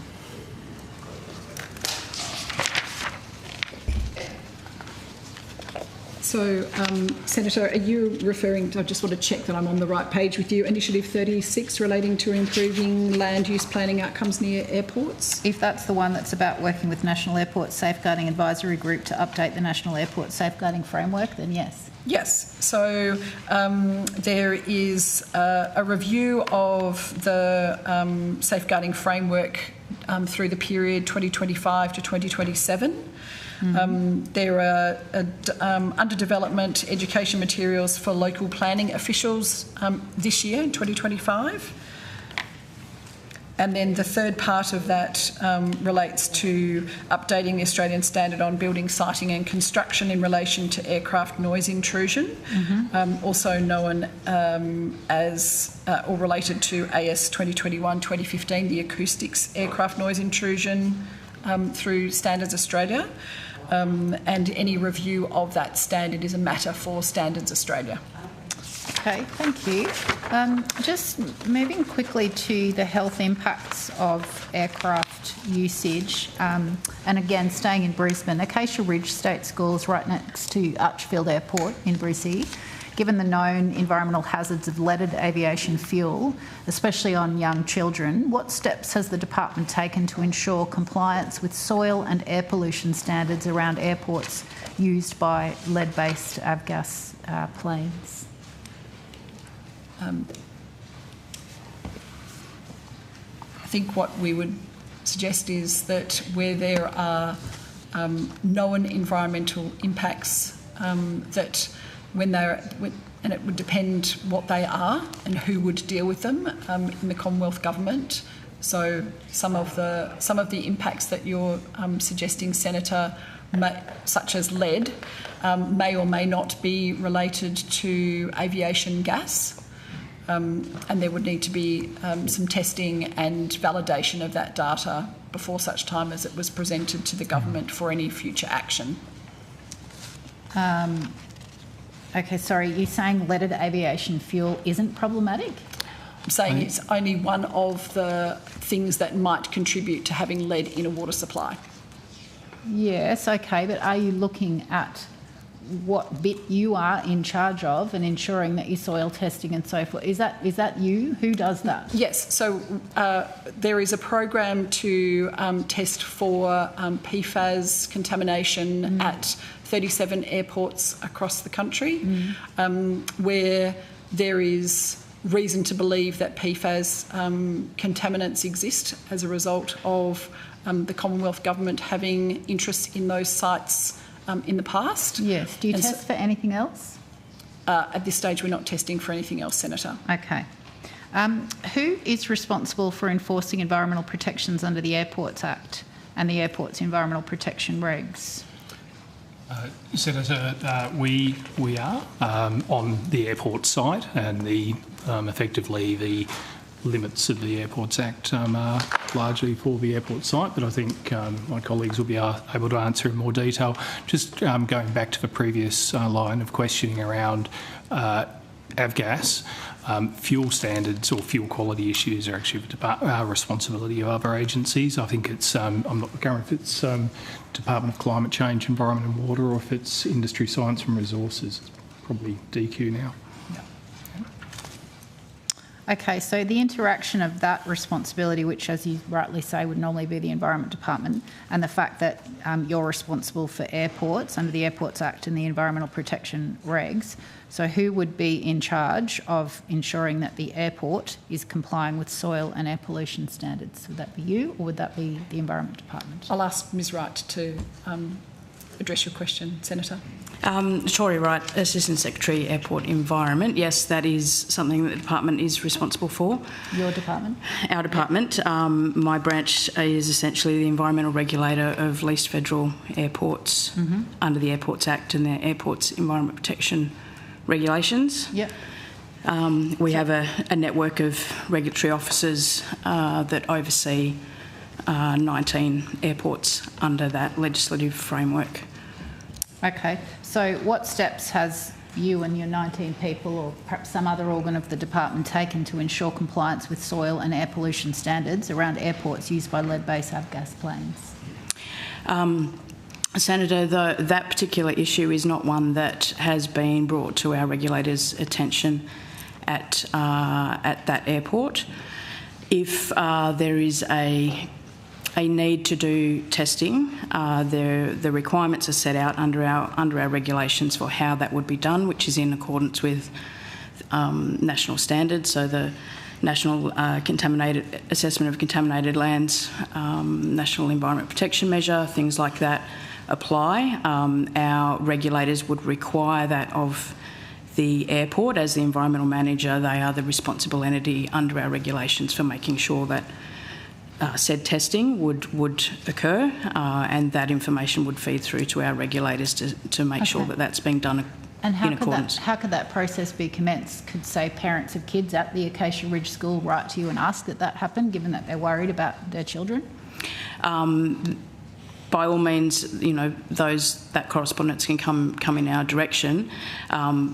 If there is a signal that there is a problem, then our regulators would look at the information that might already exist, and if needed, direct the airport to take said action. Okay, I'm just trying to get at what you would consider a signal that there is a problem to be, so that the community can know what to do to start that process. Sure, that information can be fed to us through correspondence. So that is one way that a flag can be raised.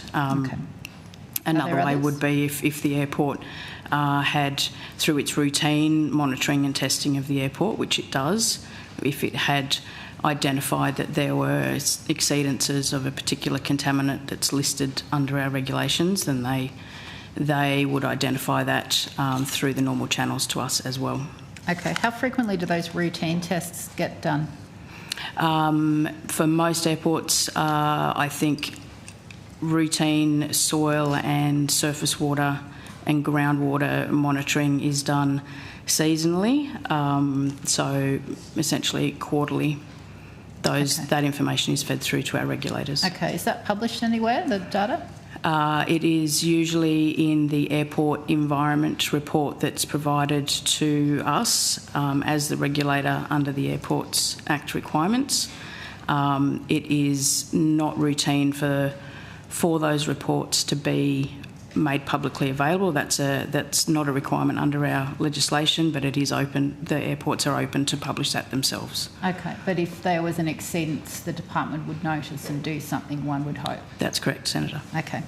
Is it correct that each airport is required to maintain the position of Airport Environment Officer, who's responsible for doing that soil and air and water pollution monitoring, ensuring compliance and reporting to the department on the findings of those assessments? So each airport has one of them? Each airport has assigned a regulator, so that's the Airport Environment Officer that is an employee of our department. Okay. And it is a requirement under head lease agreements with the airports that that regulatory oversight is provided by that position. And what data have those AEOs for both Brisbane Airport and Archerfield Airport reported to the department in the last 24 months? I don't have that information available at the moment, Senator. Okay, could you take on notice, please? And I'd like full copies of all the AEO reports and the data sets, including whether any soil testing was performed and what the results were. Could you provide that on notice, please? I will see what we have. Yes, Senator. I'm not sure of the level of detail that I can provide to you. There are restrictions under legislation as to what information can be shared by our regulators with other parties. So I'll take that on notice. Well, I reckon if they want to take on the investigative powers of the Senate, then that's probably a bigger fight than you or I. But they should be aware that when we ask for stuff, we kind of like to be able to see it. Thank you. According to the Australian Petroleum statistics, over 70 million litres of avgas was sold in 2024 in Australia, resulting in the release of over 40 tonnes of lead into the environment, primarily around airports. What actions has the department undertaken to address the release of 40 tonnes of lead into the environment from avgas sales reported just in 2024?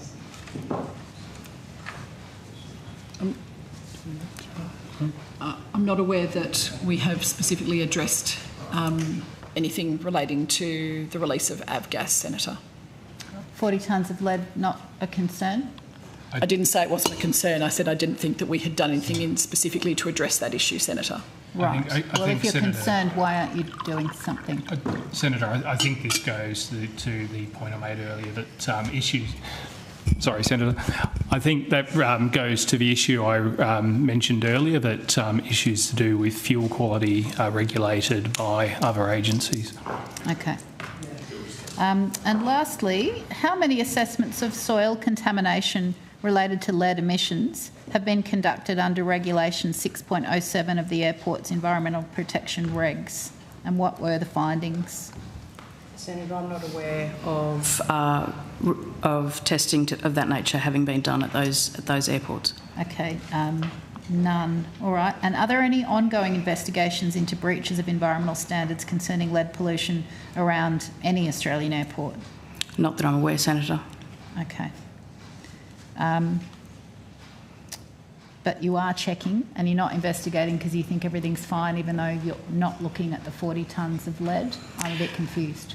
So lead is a listed contaminant under the Airport Environment Protection Regulations. Yep. The limits of those regulations do not extend to the fuel that we're talking about today. Oh, so you look at lead, but not if it's come from avgas. That's correct, Senator. Who made that silly rule? I don't know that, Senator. Right. Okay. How would we go about? Who writes the rules that says you don't? It's just a reg, is it? We might take that up with the so the Airports Environment Protection Regs 1997, as the name suggests, an old piece of legislation. Yes. The schedules attached to those regulations have contaminants listed for air, noise, water and soil. Yeah. Lead is listed as a contaminant under those schedules. the scope of what we regulate under those regulations is defined, elsewhere in the regulations, but does not extend to aviation fuels. Okay, thank you. We'll take that up with the powers that be. Thanks for your help. Thank you, Chair. Thank you. Senator Gedzi. Just before you leave, the Senator Waters' questions on response to the Senate inquiry, and I note the Minister was upholding the authority of the Senate in assuming that timelines are being kept, but it sounds like timelines of the Senate seem quite arbitrary in this section of the department, given that it's due to be tabled to the Senate, the government response, within a week. We haven't even sent a draft of the response up to the Minister for her consideration. Is that the case, Mr Wood? I would need to confirm if a draft has been sent there. I do. Well, from what I heard from the officials' evidence was that you're still working on the draft. Yeah, I think that may be the case, Senator, but I haven't seen that particular document myself. I would observe that it is a complex report with over 20 recommendations and, of course, was delivered just prior to the Christmas period, so part of that 3 months has been taken up through the Christmas period. That said, recognise and obviously take very seriously the obligations to provide a response to government for consideration as soon as possible. I know you say that, but it doesn't seem like it, because the senators, 3 of them which are here, actually 4 of them are here, who participated on that inquiry, along with the countless number of community organisations across the country who wanted to see a response from the government prior to the election. It seems, Mr Wood, you say it's because everyone went on holidays.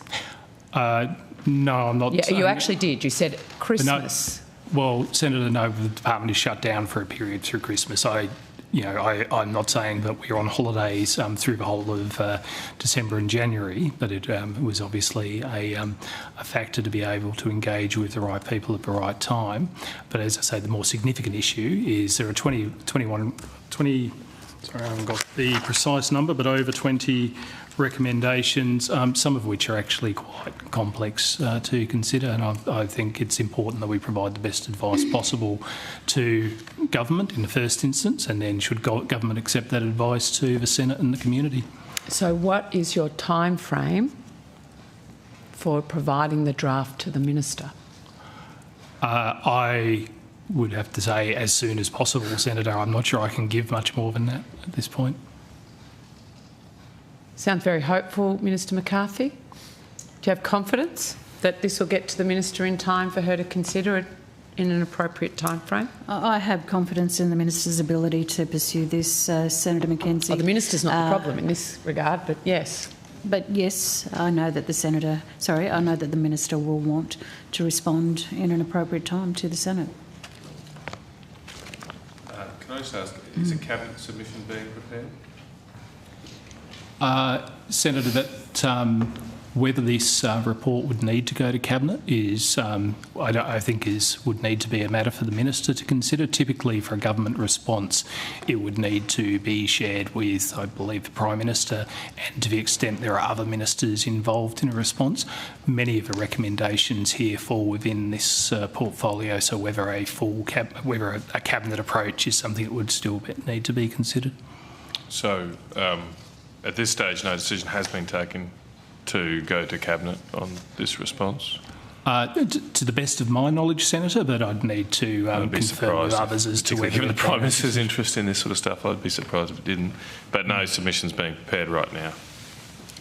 We're working to finalise a response to the And just quickly, Senator McKenzie, just very quickly, just in, again, following Senator Waters' questions, that recommendation, I think it was recommendation 5 about the ICAO, Chapter 14, the text of the report makes clear that it is about particular aircraft types, and the view here is particularly the A380 at 2 a.m. or whatever from Brisbane is on the threshold of meeting that requirement. This should be looked at closely about whether it's appropriate to be flying over while people are sleeping at night. It would seem from the timeframes outlined to the committee today that it is highly unlikely that this will be dealt with prior to the election, which is incredibly disappointing for the people that took the time out to give us the evidence that they did through this inquiry. I have questions about the emission standard.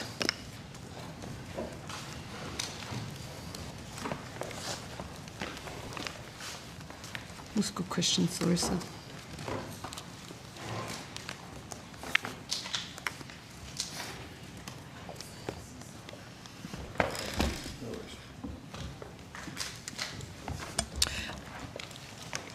Just prior to, sorry, Secretary, I know Ms Hall was going to get me the road toll numbers. Is that able to be provided? She's nodding from the back there. Yeah, if I could just get those on the record and then we can cross that off the to-do list. Yes, I do. It's 10 to 6.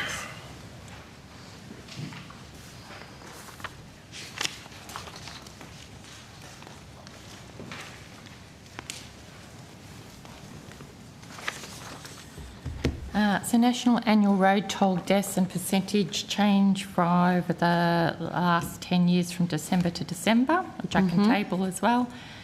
In 2015, 1,206, with the change from the previous year of up 4.9%. In 2016, 1,294, with a up from another 7.3%. In 2017, 1,223, which was a decrease by 5.5%. 2018, 1,135, which was a decrease of 7.2%. In 2019, it was 1,186, which is an increase of 4.5%. In 2020, which is obviously COVID year, it was 1,097, which was a minus 7.5%. And then in 2021, it was 1,130, which was an increase of 3%. In 2022, it was 1,178, which was 4.2% increase. In 2023, it was 1,258, 6.8%, and 2024 it was 1,300, which is a 3.3% increase. So they're all roughly around the 1,200 to 1,300 over the last 10 years. Too many. Thank you. Okay. I want to go to, thank you, Ms Hall, AFR report on the Motor Traders Association submission. There was an article, which I'm sure you all will have read, in the Fin Review stating, and I quote, "Car makers are struggling to adapt to tough new vehicle emission standards, which could impose an extra $2.7 billion in costs on manufacturers." The article also went on to say that the association forecasts the penalty per vehicle by 2029 ranges from an extra $4,574 per car for an Isuzu to $4,348 for a Mazda or $2,855 for a Toyota. Is the Motor Traders Association correct? Will the price of any Australian vehicle increase because of the new vehicle emission standards, Mr Wood? Sure. Thank you for the question, Senator. Tristan Cathage, Assistant Secretary, Reducing Surface Transport Emissions Branch. Yes, we're aware of those statements by the MTAA, Senator. Aware that the analysis undertaken by that organisation is based on the current lineup of vehicles and it assumes that vehicle suppliers stand still. We don't agree that they will stand still. We think that we can see some changes in the market as vehicle suppliers improve the efficiency of their vehicles. As we've said to you on previous occasions, Senator, we don't believe that vehicle suppliers will endeavour to pay penalties. So you don't agree that the price of vehicles will increase as a result of the emission standard change? Well, just as a matter of history, Senator, when vehicle standards have been introduced in other jurisdictions, prices have not increased. We'll get to that. My question is a simple yes or no. Do you think they will or won't? No, because the Senator. association now says they will. The manufacturers say they will, and we didn't have this data because the government refuses to release their own modelling. So now that we have data in that's publicly reported on, you disagree with this report or the modelling or the association? Is there something wrong with it? We don't expect the price of vehicles to increase, Senator, because of the new vehicle efficiency standard. But based on what? Data? Well, other than your assessment of the car parks full of EVs in other jurisdictions? It's Paula Stagg, First Assistant Secretary, Surface Transport Emissions and Policy. As outlined on page 19 of the Regulation Impact Statement, so rather than relying on modelling, we've looked at the international experience and the research and studies undertaken in markets with new vehicle efficiency standard equivalents, and a number of credible reports from other markets indicate that when taking account of things like inflation, there is no increase in price attributable to fuel efficiency standards. We've gone through this previously, the difference between our vehicle market and global vehicle markets. We're a very small market, we're an outdoor market, we drive SUVs and utes in numbers not seen in other markets, we're right-hand drive, blah, blah, blah, blah. So comparing us to other markets around the globe is kind of apples with oranges. We've done the rounds of the kitchen table with that.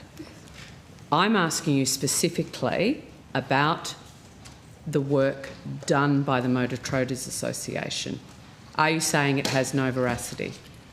You disagree with it? I think, yes, we do disagree with it, because I think in the same way you'd say that is a vehicle sold today in 2025 the same as the vehicles that were available in 2020? We see evolution in technology, whether that's emissions, whether that's safety. So in the same way, I would argue that saying that a vehicle sold in 2029 will be the exact same lineup that is available in the market now, we would not agree with. So is the Motor Traders Association correct in their assertions? The department would not agree with their assertions. They are entitled to draw their own conclusions and make their own assumptions, but they are not assumptions that we would support or agree with. Will the price of any Australian vehicle increase because of the emission standards change? As we've said, Senator, no, we don't expect that to be the case. In the past, the department has told this committee that international experience suggests that fuel efficiency standards, I know the TPs as well as you do, did not lead to higher prices for vehicles, and you clearly stand by that advice. We do, and it's not TPs, it's evidence. Oh, it is. It's the same. It's seriously the same. No. Grammatical structure and words. So it's all good. It's about consistency. You don't want inconsistent responses, Secretary. We want evidence-based responses. Yes, and that's what I would you've love got. to see the evidence on which you base this response on, but you refuse to release it. No, we've got... No, as you say, we've been around the houses on this many times, Senator. Release it. Release the modelling you based it on. As you know, that was subject to a public interest immunity claim by the Minister. Exactly. But there's So please don't tell evidence them from to. every other jurisdiction. It's actually, we would love to be able to discuss the veracity of your modelling. We can't because you refuse to release it. So we're going to actually rely on publicly released data that's prepared to be put under scrutiny. So if the motor traders are wrong about the price of cars increasing because of the emissions standard changes, have you engaged with the Motor Traders Association to let them know where they've gone wrong, why they're wrong, etc.? Yes, Senator, we talk to the MTAA all the time. They're one of our stakeholders. We engage regularly. But I would say, Senator, even in some of the articles you're quoting, the CEO had indicated that they don't expect vehicle suppliers to stand still, that they expect to change their lineup of vehicles exactly as Ms Stagg has outlined. So you have met with the motor traders post the 11th of February? I would have to check. I might have to take that on notice, Senator. But you've spoken to them directly about this piece of modelling? We've corresponded with them, yeah. I have a copy of that correspondence, thank you. Or is it a text? I'm not sure. I'd have to double check, Senator. Is it from you? I'm pretty sure I've spoken to. I'm certain that I've either called him or texted him or sent him an email of some sort. In fact, I can say with certainty now that I recall I have emailed Matt about the. There we go. We got there in the end. Yes. Excellent. Oh, Mum. Have you engaged with car makers to determine whether these claims of price increases are valid or not? So we have engaged with vehicle suppliers, Senator, during the development of the legislation and post the development of the legislation. But since they've released their modelling saying this is going to drive up the cost of Isuzus, Toyotas, Mazdas, Have you actually spoken to them since they've had the guts to release their public modelling saying it will drive up the cost of family cars and utes for everyday Australians? Has the department reached out to the car manufacturers to double check whether they're right, seeing you running around saying they're wrong? Well, Senator, I don't think we've met with vehicle suppliers on this topic since the 11th of February, if that's your question. My question is, seeing they're saying it's going to drive up prices, you're saying it's not, this year, yeah. You'd think you'd catch up with them. Mr Wood, have you met with them? With car manufacturers, no, I have not, Senator. Okay. There's a very extensive consultation led through to the framing of the legislation. And Yeah, it was a very... no, it wasn't. It was very rushed, as I recalled, so rushed that we couldn't even have a debate about it in Parliament, let alone an inquiry. There's extensive consultations. No, that's not what industry says. Well, industry doesn't want to change. Did you provide advice to Minister King about the claims made by the motor traders about this policy driving up the cost of cars for everyday Australians? We provided advice to the government through the creation of the legislation and the development of the impact assessment, Senator. No, we you're haven't not listening provided... to my question, Mr Cathage, because we've done this a few rounds so far. The new evidence to this committee is the release of the Motor Traders Association modelling, which says the price of cars that Australians need and love to drive is going to go up because of this government's car and ute tax. And I want to know if you've briefed the Minister on that fact. So, Senator, we haven't briefed the Minister on the most recent articles that you have cited. Or the modelling? I would observe, Senator, that the MTAA did release part of its modelling prior to the introduction of the legislation, and we worked with the MTAA on developing the legislation and making changes to it. I'm aware that the MTAA stood with Minister Bowen and Minister King. Yeah, no, we all saw that. No, let's not go over it. Limited time. So it's about the Motor Traders Association, which is actual data on the table. You don't agree with it, that's fine. You don't have to agree with it, but I'm assuming you would have briefed your minister on it, because she'll be the one that has to go out and do media on it. She's the one that's going to get attacked on it. And you're saying you didn't brief her on the Motor Traders Association analysis? Not in detail, no, Minister. Righto, not in detail. Well, thank God. I hope she reads the Financial Review. I think the most concerning... Well, one of the more concerning aspects of this legislation that comes to light with the motor traders analysis isn't just that the cost of cars and utes go up and SUVs, but that hybrids effectively are taxed under this legislation as well, and that hybrids, which are sort of that transition vehicle to a low emissions future, particularly in a country like Australia, where you have long distances to travel and not a lot of charging infrastructure in between at the moment. Why is the government targeting hybrids for penalties, given the important role that hybrids will play in a decarbonised transport sector going forward? Senator, I would say the legislation is technology neutral. It really only looks at the characteristics of the vehicle, and so it really depends on the characteristics of the vehicle that we're talking about. So, if, for example, a mild hybrid, its emissions value might be relatively high, whereas a PHEV or other hybrids might actually have lower emissions and so be awarded units under the legislation. So, you again disagree that this piece of legislation, this change, targets hybrids? I would say that the legislation seeks to improve the efficiency of vehicles. If that efficiency improves through hybridisation, then vehicle suppliers will be advantaged under the legislation. I'm trying to understand the increased cost for Australians under this piece of government policy.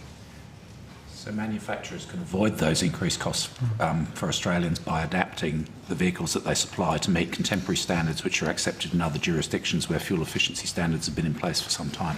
But the problem, Secretary, is the cars that Australians need and love to drive, the timelines for manufacturers to get these type of choices out of the production line through the R&D process and off the production line aren't able to be met under how the government's constructed this, because not Minister King but Minister Bowen has gone to the transport sector to fix his failures in other aspects of his policy, but I'll pursue that later on. As we pointed out earlier, the transport sector will be the biggest emitter in the Australian economy, and light vehicles constitute a very significant proportion of those emissions. So without a fuel efficiency standard, you can forget about decarbonisation. So, Mr Betts, is this just the price that Australian families have to pay? If the motor industry does its job and adapts to the standard, that price won't go up, as has been demonstrated in other jurisdictions. Senator Minister McCarthy, you live in the NT. How many EVs are travelling between Alice, Catherine and Darwin? Well, I'd certainly like to have a look at one myself, Senator Mackenzie, but I must admit I do like my trusty four-wheel drive. But I can say we've more than tripled the number of EV choices on offer since coming to government, and I do know that more than a quarter of the vehicles sold in Australia now are either hybrid or electric. So we know when we came to government there were just 45 EVs on the market, Senator, and now there's over 160. But I would be more than happy to canvass Territorians on your question and find that out for you. I think we'll canvass them for you. I think the CLP will canvass that one. Because the reality is that they are more expensive and they don't exist in the specifications that Australians like Territorians, particularly those that live outside of Darwin, and Australians that don't live in capital cities and maximum kilometres they might do in a week is 30 or can plug it in every night at home. This just is a scheme for some and not for others, but I will pursue that during the election campaign. Senator Canavan, you wanted the breakdown between hybrids and EVs? Yep, and some others as well. But yep, the 24%, I think. So Senator McCarthy mentioned what percentage of the sales are electric? Sorry, Senator, I missed the first part of your question. Well, Senator McCarthy, Minister McCarthy just mentioned that 24% of sales are hybrid or electric. What percentage are electric?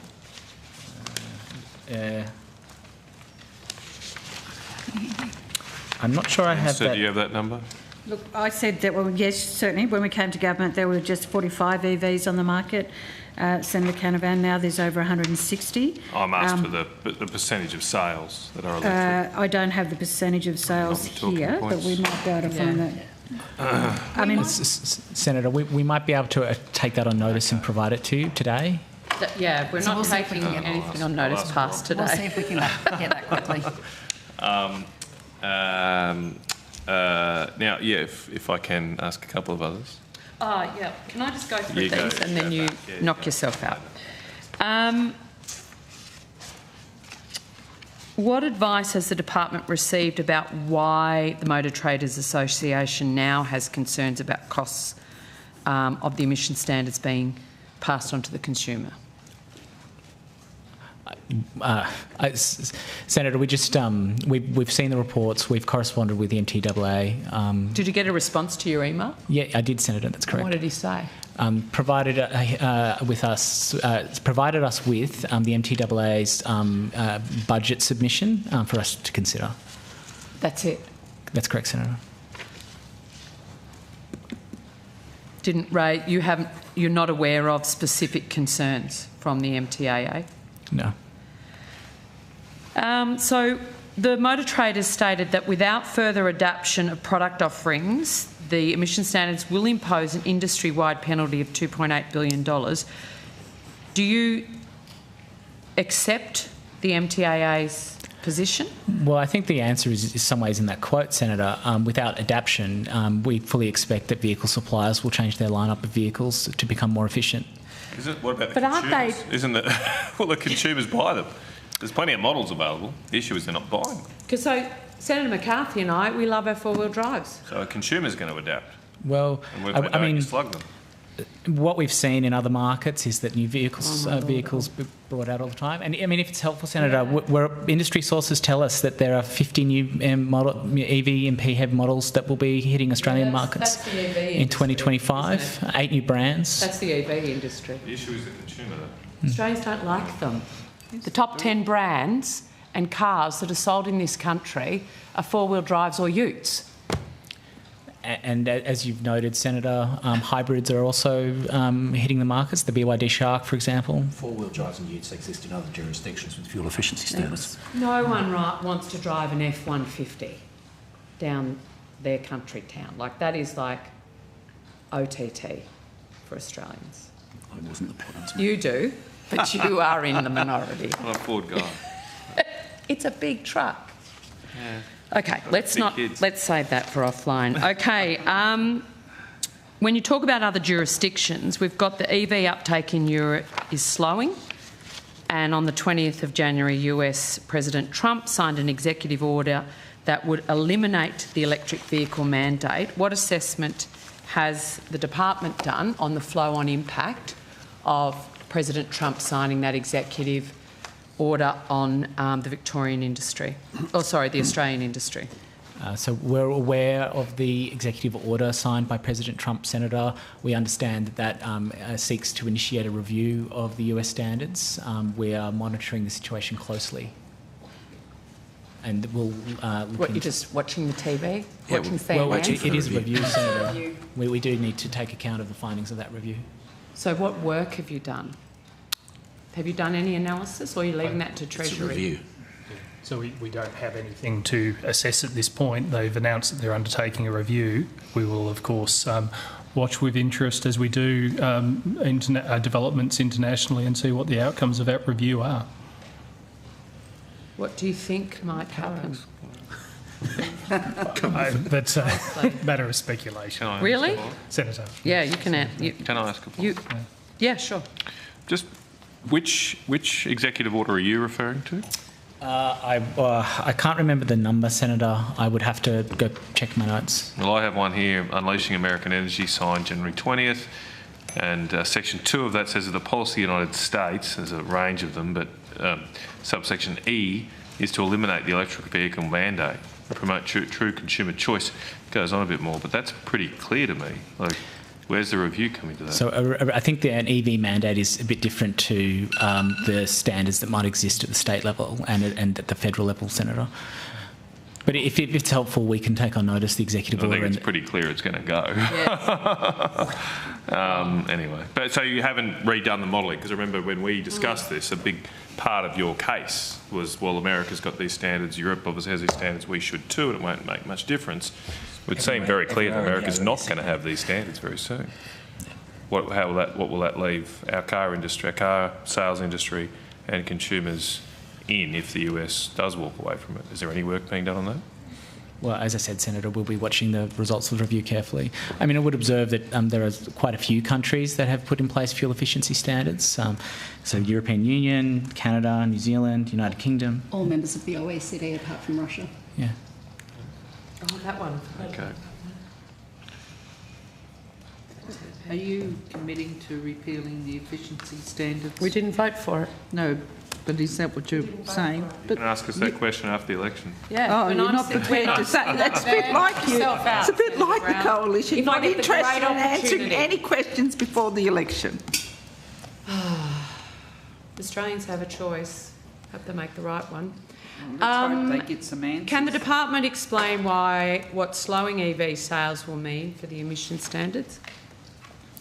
Well, Senator, as I would say, I mean, the standard is technology neutral. Suppliers have a range of ways in which they can meet the standard.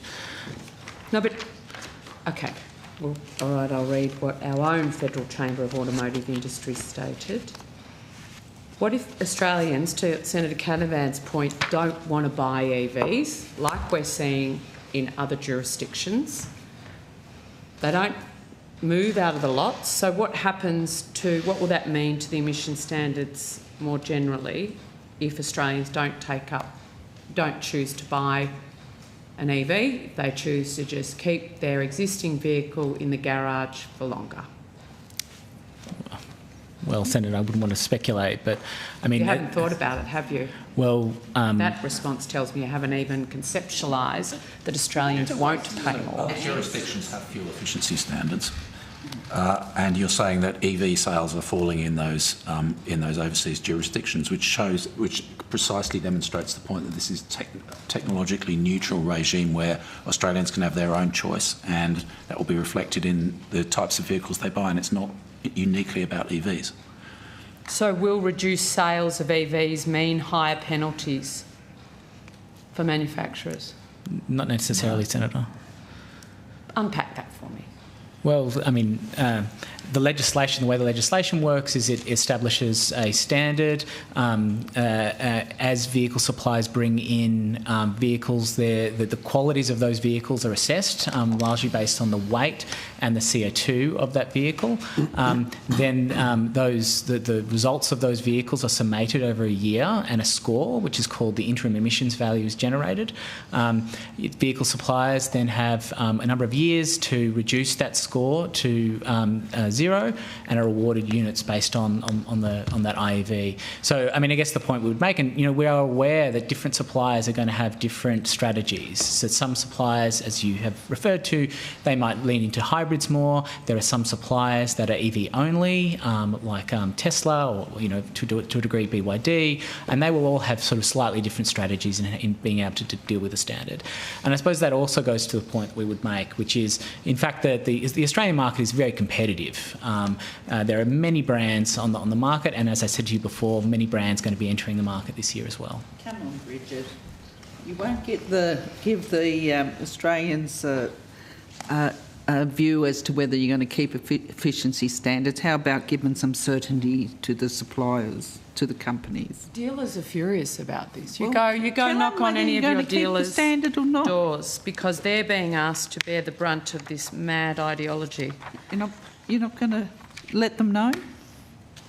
You're not going to say I'm whether going to tell them all about your plan. Everything after the election. Black and red trying letters. to skate by. Now, the department has the department undertaken to do any work on exploring changes to when vehicles enter the standard, because the sector's asked for the point of application to be upon sale of the vehicle, not upon entry to market? Yes, Senator, we have. In fact, I would say to you, the New Vehicle Efficiency Standard Act was designed cognizant of the policy settings in the Road Vehicle Standards Act and the balance of legislative responsibility between the Commonwealth and the states, and so therefore consistent with the RVSA, the NVES Act regulates at the point of import. However, in acknowledgement of the concerns, the Minister committed in her second reading speech on the NVES bill to consider moving to point of sale regulation in the context of the review as required by Section 93 of the NVES Act. So I've just received some information that in February 2024, we were promoting, and the Secretary was just picking up on this point, that there was a sale of electric utes in Australia. Can you tell us how many of those electric utes were sold in 2024? I don't have the number of electric utes. I can give you some information about, I suppose... I can assist. The LDV T60 EV, which is the first commercially available electric ute on the Australian market. My information is that there were 28 models of this vehicle sold in Australia throughout the whole of 2024, and yet there are actually 54 Rolls-Royces sold in the same year. None of those Rolls-Royces, I think, were electric. The Minister is out there saying Australians will have the choice of vehicle, will still be able to do the work that they need to do, live the lifestyles they do, live in places like Senator McCarthy and I do, and still be able to get their kids to school safely and get across rivers, etc., when they need to, and that we will have vehicles available to us that aren't going to have prices go up. And yet every bit of data, whether it's the Motor Traders Association analysis or indeed the actual figures of these type of vehicles sold into Australia, the consumers are saying they don't want them. So it is a failed policy for this country in the timeframes that you've put forward on it. I'd probably just observe, Senator, that the policy has yet to take effect. It starts on the 1st of July this year. So why aren't Australians all running to buy the electric utes that you think that they need and want and love to drive? 24. How many cars in total were sold in 2024 in Australia? In Australia, how many cars? About 1.2 million. 1.2 million. It was the best year ever for new vehicle sales, including electric vehicles. Yeah, of course. And how many of the 1.2 million were electric? I believe it was around 90,000. 90,000? Yes. And how many were hybrids? I would have to take that on notice, unfortunately. The 90 doesn't include hybrids? It may include PHEVs. I'd have to double check. Okay, and we had 24 electric utes in the same year, out of 1.2 million. As I said to you, Senator, I mean, there's a whole range of new vehicles that are entering the market, including the BYD Shark, which I mentioned to you as a hybrid ute. Aren't we going to be effectively subsidising Chinese EV manufacturers as a result of this policy? As the competition decreases and manufacturers withdraw from this very small market globally? Well, I mean, I'd say, Senator, as I said, 64 brands in the Australian market, so quite a competitive market. It's really a matter for vehicle suppliers how they engage with the law. There's lots of different strategies available to them. I would observe that a number of different suppliers have said they will be able to bring in different technology to be able to decarbonise their... and when they've actually done the analysis and provided it publicly to say it will increase the cost of cars for Australians, you choose, and Ms Stagg, you have given evidence to this committee that you don't agree with that analysis. That's correct, Senator. Okay. I mean, today I would not buy a car that was a 2020 model. I would be looking, if I was buying a new car, to be buying a 2025 model of the vehicle. I'm sorry, Mr. You were asked the question, but the back was turned on you. No, I can't. Sorry, Chair. No, not sorry, Chair. You asked the question, Ms Stagg, and then you turned your back on her and spoke to your colleague. Ms Stagg was answering your question. Do you want to do it again, Ms Stagg, or do you just want to forget it? I think it's Okay. fine, Senator. All right. Now, any other questions before we knock off at 6:30? No, there's hours more to go. I said, is there any more questions? I didn't ask how long we got to go. Oh, I tell you what, if you want to go off and start campaigning now, I'll give you a lift to the airport. I'll bring that for free. But I don't think I'll be that lucky. On Department Clean Cars, or do you want, .gov.au website, it states it will host regular industry engagement sessions, including in-person workshops, monthly webinars and fortnightly meetings of technical working groups. How many industry engagement sessions have been held? A range, Senator. So we have had to date 2 face-to-face industry roundtables. We have hosted monthly webinars, I believe, since September last year. And as you have rightly pointed out, we have established 2 industry working groups that meet each fortnight on alternative fortnights. So one that's set up to look at the information technology build that's required, and the other, which is the emissions working group, that is looking at some of the emissions work we're doing as part of ADR 81. How many engagement sessions have actually been held? I count them up, numerous. I'm happy to take on notice and can come back to you. As I said, monthly webinars since I think September, fortnightly engagement at the working group level, and of course 2 face-to-face. Those face-to-face work roundtables were also followed up with online roundtables with international brands so that they could join us at a more reasonable time in their jurisdictions. Oh, you can do the resume if you want. How many people attended online? It was more than 60 in terms of the international engagements. 60 international from manufacturers? Or just other departments? No, vehicle suppliers, industry groups, interested brands, other government officials. Yeah. Sorry. Thank you. Who sits on the technical working groups? vehicle suppliers. So we, members of my team and members of Ms Najjar's team, host those working groups. Vehicle suppliers nominate representatives to be part of that. We also have vehicle industry representatives, for example, the Federal Chamber of Automotive Industries and others that participate in those discussions. Okay, and what's been the feedback from industry on this level of engagement? I think it's been quite positive, is how I would characterise it. We were talking to one supplier who indicated that they thought that the department had done an excellent job at engaging with industry. We're, of course, always open to feedback from the industry about how we can do this even better. You heard that? And indeed, I guess we've had a roundtable last year, and one of the comments was, well, where is it that we can work even closer together? Excellent. Questions from the floor. How many models of electric utes are for sale on the Australian market? I don't have that information with me, Senator. Are you referring to EV-only utes or hybrids? I'm happy with whatever you're talking, technology agnostic. I'm only familiar with diesel and petrol versions.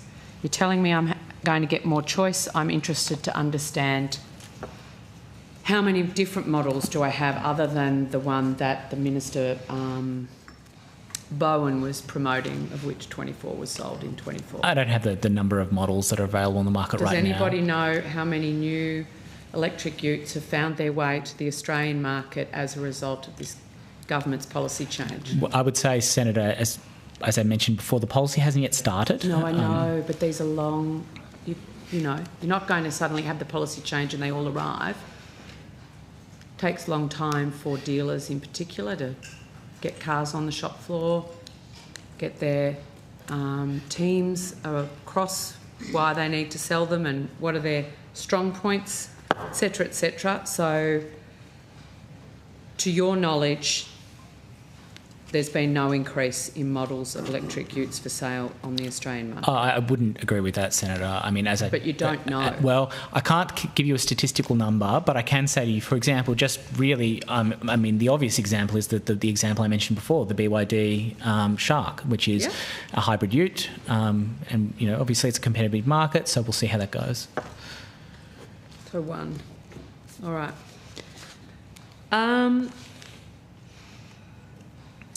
We've got 28 models. Yep. Sales of hybrid vehicles have grown significantly over the past year, with hybrids now outselling EVs. Is it still the government's policy to remove the fringe benefits tax exemption from hybrids at the end of March this year? Yes, that's right. So the fringe benefits tax is a matter for Treasury, Senator? Yes, but you don't know? Oh, I understand that the fringe benefit tax changes are indeed, as you stated. Yeah, won't change. Yep. Okay. And I can't ask you opinion, but I can ask you an opinion, Minister. Doesn't denying hybrids from the electric vehicle FBT exemption mean they'll still be treated the same as petrol and diesel vehicles by the government? Doesn't denying them. Just repeat that. Just repeat your question. Denying them the FBT exemption, which sunsets at the end of March, is my understanding. I can take that question on notice for you. If you could get back to us today, that would be great, but it is just an opinion. Yeah. You're treating hybrids like petrol and diesel cars come the end of March, which doesn't seem like it fits with your decarbonisation agenda. Well, even your questioning doesn't fit with your previous colleagues who actually supported this whole process. So just trying to wonder where you're going with your questioning on it, Senator. But that's an opinion. I'm backing the Australian people and the cars they need and love to drive. Australian people what your policies are. Sorry. Oh, it's all right, Carol. Is it still the government's policy to remove hybrids from the concessional electric vehicle rate of tax under the luxury car tax scheme? Again, Senator, that's a matter for Treasury. Minister? That's exactly right. It is a matter for the Treasury. You don't know? It's a matter for the Treasurer. You in Cabinet? Senator. I am in Cabinet. Do you know? That's a matter for the Treasurer. Well, it's actually not a matter for the Treasurer. Well, it is. It's actually a matter for the government. It is of which actually you a matter are, for the as Treasurer. a Cabinet Minister. And each also minister, as part you of. would know, having Chair, can you been protect in me from government, the minister, each please? minister has their particular purview and their portfolio to follow through, and they also do that. And should they wish to bring it to Cabinet, they will. And of course, I won't So this discuss hasn't anything been that brought happens to at Cabinet.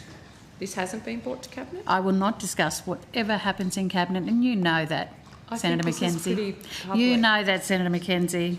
Next question. I'm literally... Now, that's the way to It's do your policy. Sorry, it's your government's Next question. policy to remove hybrids from the concessional electric vehicle rate of tax under the luxury car tax Well, scheme. you were asking about the Cabinet, Senator, and I've already responded to your previous question. All right, we'll look forward to using that response. Thanks, Minister. Why is the government removing supports for hybrids when these vehicles are an important pathway to reducing the transport sector's emission profile over time? Minister? Sorry, just repeat that question. So the tax policies I just mentioned, which are the government's policies, which means they've gone through Cabinet and they're publicly known. My question is, why are you removing support for hybrids at a time when they're an important pathway to reducing the emissions of the transport sector here?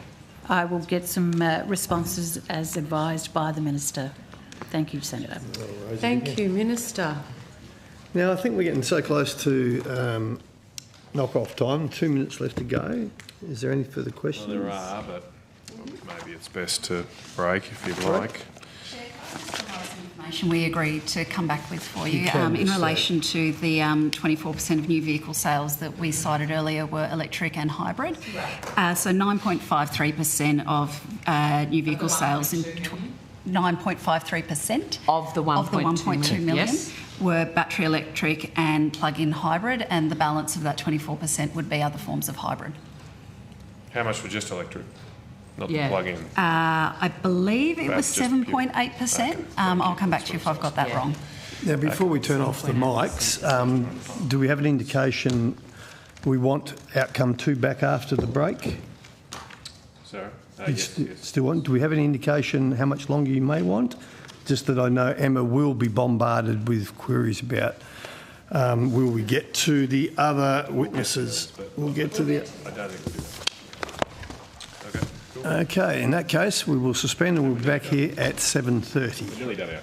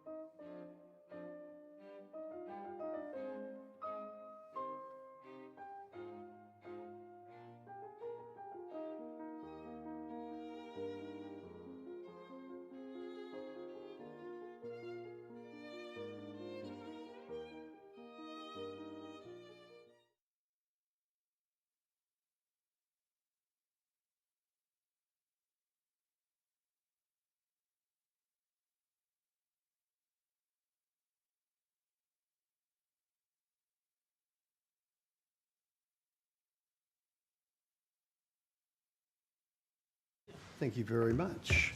Okay. Okay, Senator Canavan. Thank you, Chair. Just wanted to ask some questions about the commitment to acquire a strategic fleet, a strategic marine fleet. Someone's... Good, all good. I might get a Milo.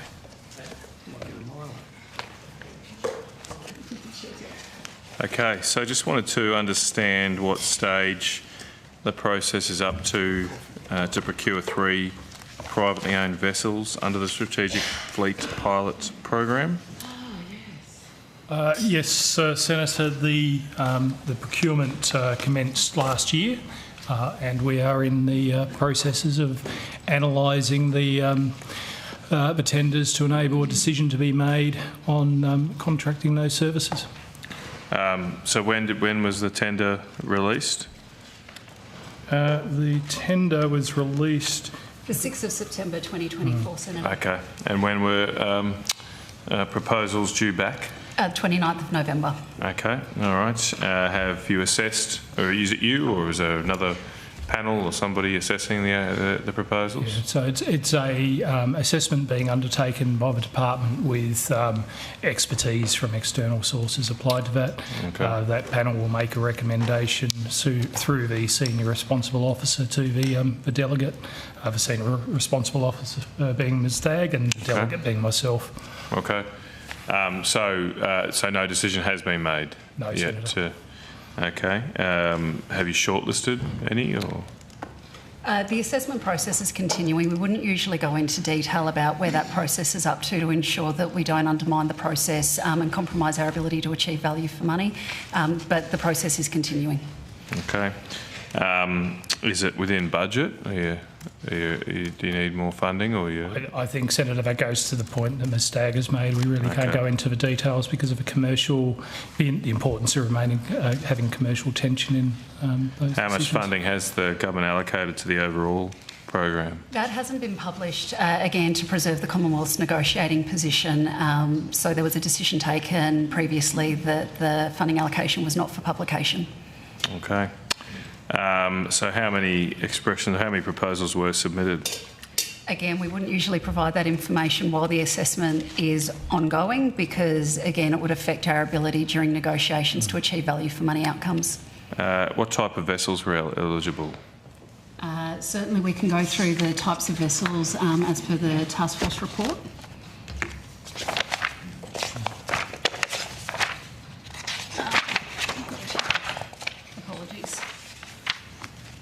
So the task force recommended, and the scope of the tender included container vessels with geared ship cranes, multi-purpose vessels capable of carrying project cargo containers and bulk cargoes, roll-on, roll-off or roll-on lift-off vessels, liquid bulk vessels, dry bulk vessels and break bulk vessels. Okay. And these would be owned by the government after this process? No? No, so the model, and Mr Johnson I'm sure can speak to this in further detail, but is for those vessels to be privately owned and commercially operated but available to the government to requisition in times of need. Right, okay. All right. So no recommendation has been made to the Minister, obviously. No, the Minister's not actually the delegate for this procurement. In compliance with the Commonwealth procurement rules, the delegate is an official. Okay, has the Minister been briefed on the status of the tender?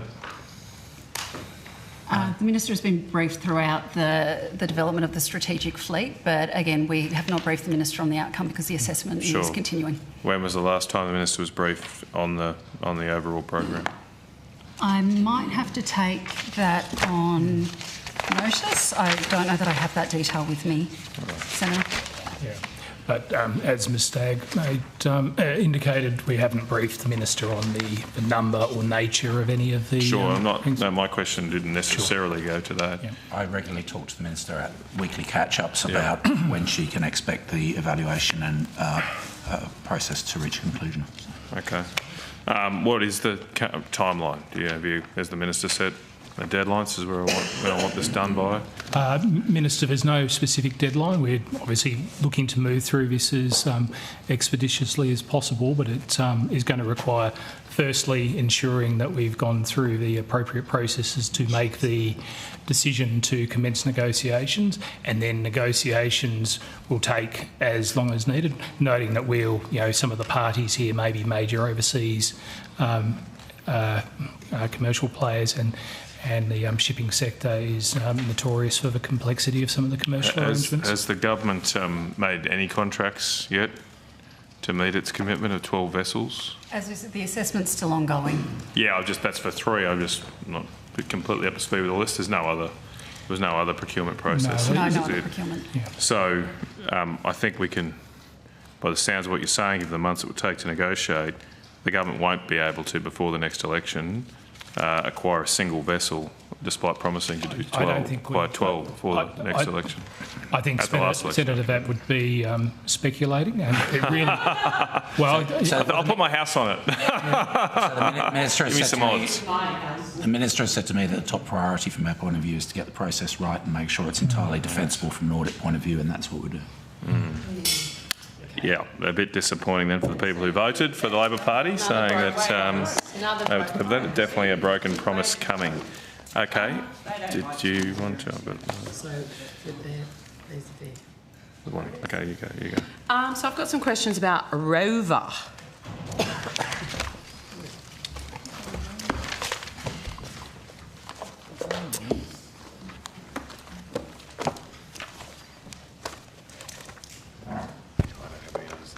Yeah.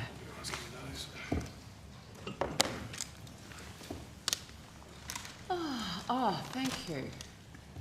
I can never read anybody's name tag because of the wipes.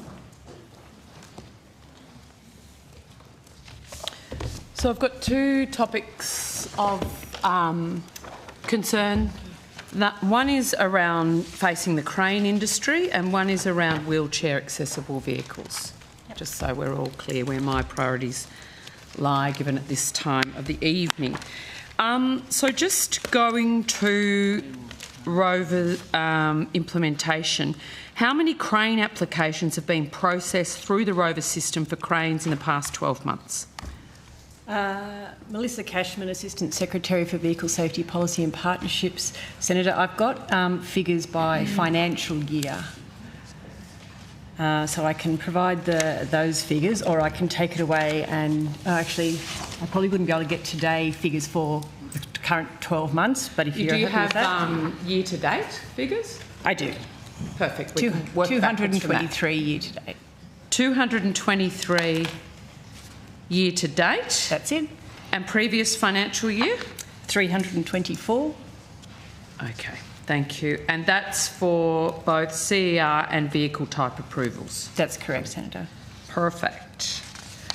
As a result of these, my understanding is that only one mobile crane has been granted a VTA?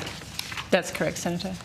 So we've had, of the 223 year to date, how many were VTA? 0 cranes have been provided under that VTA. Right. As at 31 January. Right. My understanding of the one that has been approved, that was approved last financial year, was it? That's correct. And that was of the 324. That sorry, Senator, no cranes have been provided under a VTA. One VTA has been granted, the approval's been granted, but no cranes have come in through that path. Right, gotcha. Sorry, they haven't come in, it's been granted. Yes. And that was lodged on the 16th of March 2023? I couldn't tell you the dates off the top of my head. That's my understanding. And the approval granted on the 14th of June 2024? It was June. Yeah. I couldn't tell you the date. So the department, the concern is the department took over a year to assess and grant that VTA? No, our records show it took us 42 business days to grant that VTA, Senator. Can someone check when that was actually lodged then? If it was granted on the 14th of June 2024, the approval, My understanding was the VTA application was first lodged on the 16th of March 2023. That's not my understanding. I thought it was lodged in 2024, but I will have to get back to you on that date, I'm afraid. Okay, if someone could assist with that. A few other mobile crane VTA applications have been lodged for almost a year and are still under assessment. Is that correct? No, all other VTA... Actually, I might pass over to my colleague, Amanda Milzarak, who's the Operations Assistant Secretary. Hey. Amanda Milzarak, Assistant Secretary for Safety Operations. So currently, we have the one VTA that has been approved. That was the last year. last year? Yep. That's correct. Other VTA applications that have come in have been assessed, and the applicants have chosen to withdraw the applications following our requests for additional information. Okay, so how many have been applied for? How many have been put in for assessment? How many VTA applications? I don't have how many. Withdrawn? I don't have how many we've received over the course of the years, but I know no, two. This year, the year to date. 2 have been withdrawn. 2 have been withdrawn. Yep. And are they? And there's none waiting assessment your end for more information, or not as far as I'm aware. We had the one VTA that was approved last year had a variation lodged to it earlier in the year, and that has been approved. Okay.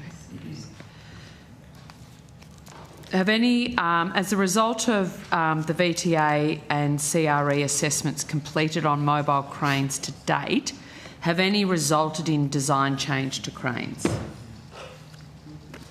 at a macro level? No. You don't know? Well, they provide us the stats. They provide us the standards that the vehicles comply with as they choose to bring it in. Whether changes were made before that or changes will be made to subsequent model, they wouldn't necessarily share that information with us. They just provide us the information of the crane subject of the application.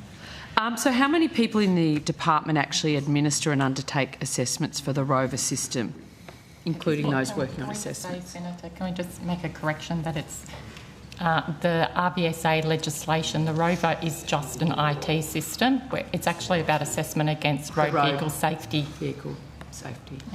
Yeah. Yep. So the average staffing level for the operations branch as at 31 January was 59.6. EFTs. Yep. ASL. ASL. Yep. So, and they're the ones undertaking assessments? Yes, those staff do a range of regulatory activities. Assessment is one of them. Compliance enforcement is another. So my question is around cranes, because they're quite a unique piece of equipment. Are cranes classified as trucks within the road vehicle standards? The vehicle category that cranes sit in is an NC category vehicle, which is the heaviest of heavy vehicles, but we wouldn't call them trucks, Senator, no. So how are they classified within the system? Just as an heavy, NC? So N category is heavy vehicles. Right. There's NA, NB, NC, going up in weight, basically, Right. and they're in the heaviest class, They're NC. in the heaviest class. Why would industry be claiming that you classify them as trucks? Well, trucks also sit in the So N other category than vehicle. trucks, is there anything else in the NC category than cranes and trucks?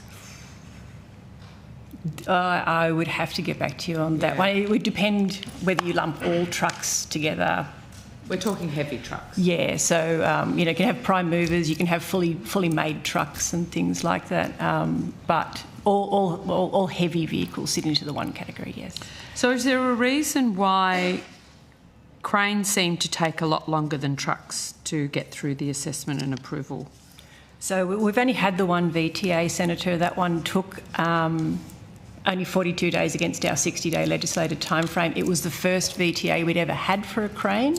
Right. So that would probably take a bit longer than general.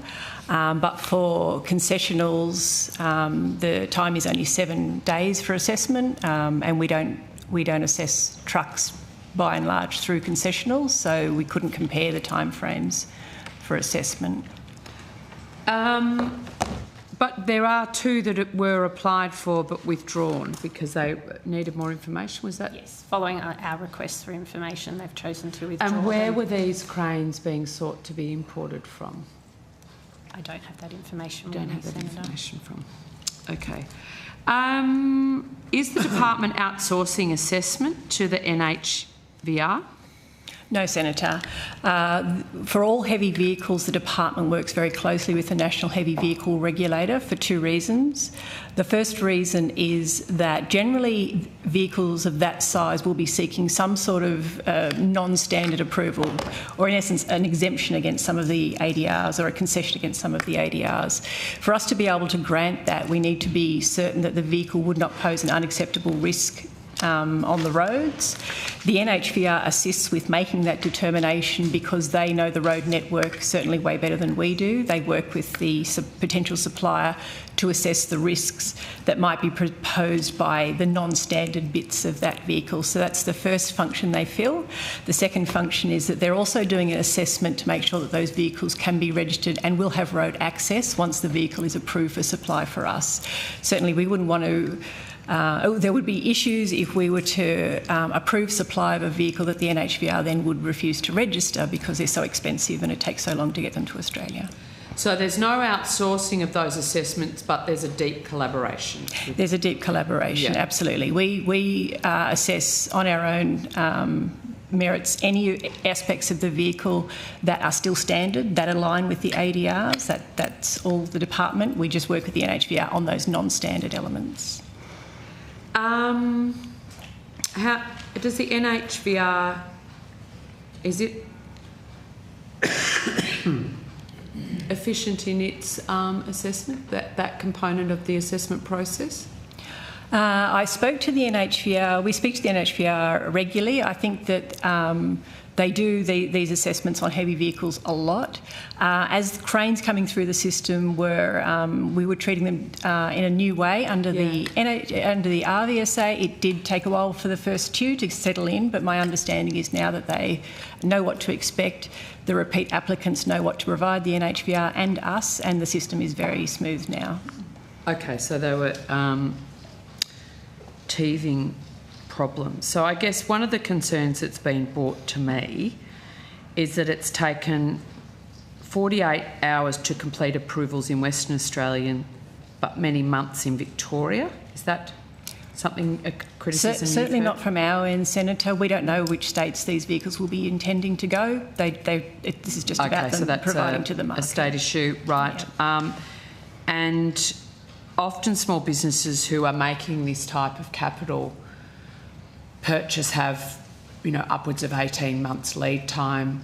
They've tendered for the work that they're going to need this sort of kit for, which then means delays, mean a lot of financial stress because of the time it takes in order to get the crane into Australia. Have you, are you aware of those concerns from small businesses who are applying for these type of approvals? And B, what level of comfort can you give them that that you'll be able to minimise that level of financial risk for them, given the time delays? Absolutely, Senator. This has been raised with us recently. The message we're providing to the crane industry broadly is that you can apply for your approval as soon as you know the specifications of the vehicle and the VIN number of the vehicle. You don't need to wait till the vehicle's in Australia. So you could make the application and have that approval at the moment within 7 days while the vehicle is on its way to Australia or finishing the manufacturing process. So one of the concerns that was raised with me is that the harmonisation or the mutual recognition, particularly of, say, European design standards with us, that somewhere in the ether of probably the industry department somewhere, there's been a recognition of certain design standards and mapped against our design standards. And yet we're wanting separate recognition for each one through this process. Is that what's actually occurring, or is there some point in the approval process that you'll say, well, industry stamp that, they're getting it from France, Germany, Switzerland, wherever, it's made under that European macro standard, which also equates to ours, we can stamp yes? Or is there sort of this level of individual step-by-step standard mapping that the business has to do rather than the recognition of that country-to-country recognition? Sorry, a long-winded No. question. I understand where you're coming from on that, Senator. So for any standard where the Australian design rule is the equivalent in, say, Europe, and generally speaking, for cranes particularly, the majority are the same because we both work under the United Nations standard-setting body. For any that is the same, we accept the evidence that was provided to to Europe. We will accept that evidence as evidence of compliance with the ADR. We do need to see that evidence because just the plain approval that's granted by Europe doesn't tell us where they were given any concessions for any non-standardness. So if the vehicle was given concessions for width or mass or vision, that type of thing, we can't see that from the certificate. So we just need to see, say, for example, the test result. So whatever they gave to Europe, we just need to see that as well.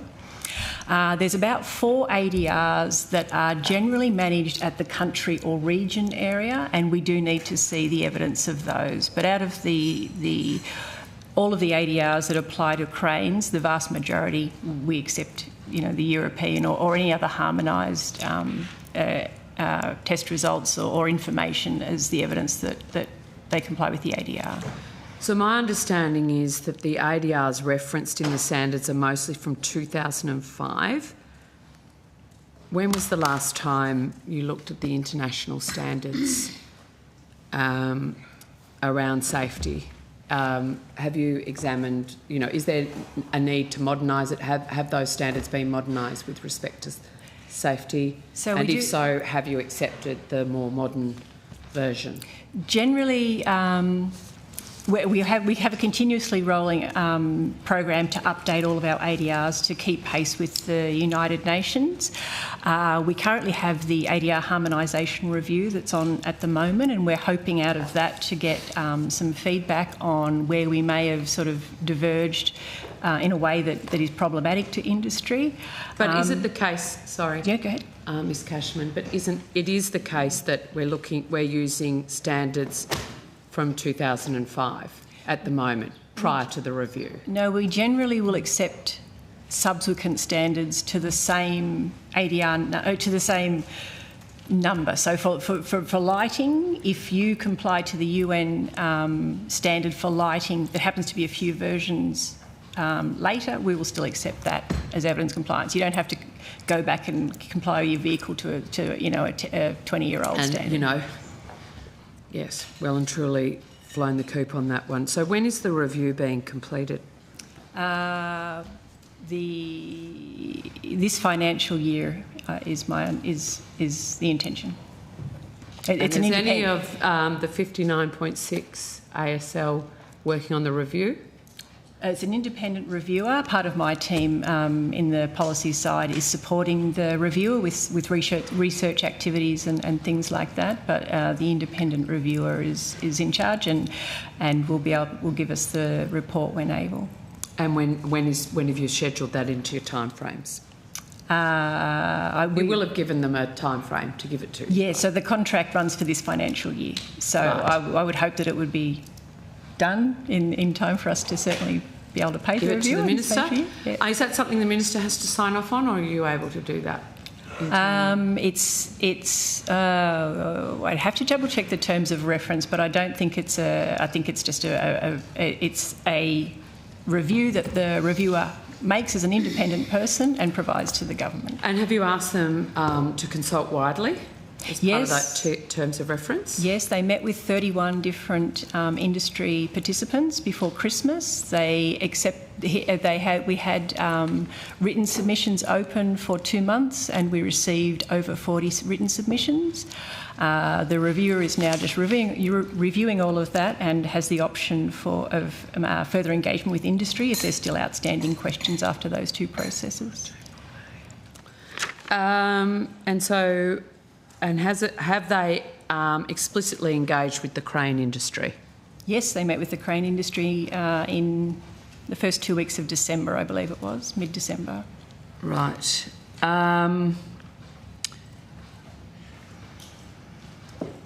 What steps are actually being taken to address the crane industry's concern, given, as I mentioned, the significant financial burden that the construction industry's bearing as a result of the delays, as they see it? So, Senator, we don't agree that there are delays. I just want to put that on the Yes, record. no, I know, 42 days, I get it. Within a 60-day So legislative approval process. But what steps are being taken to actually address the concerns of the crane industry? We've met with the crane industry several times. We're seeking to have a further meeting to understand further where there is actually any pressure in their system. At the moment, they're asking for certain things. To be able to provide any further concessions against the safety standards, we would need a robust business case as to why it was necessary. So we're seeking to meet with the crane industry to discuss that further. Okay, I might seek to be kept informed of that. Now, wheelchair accessible vehicles.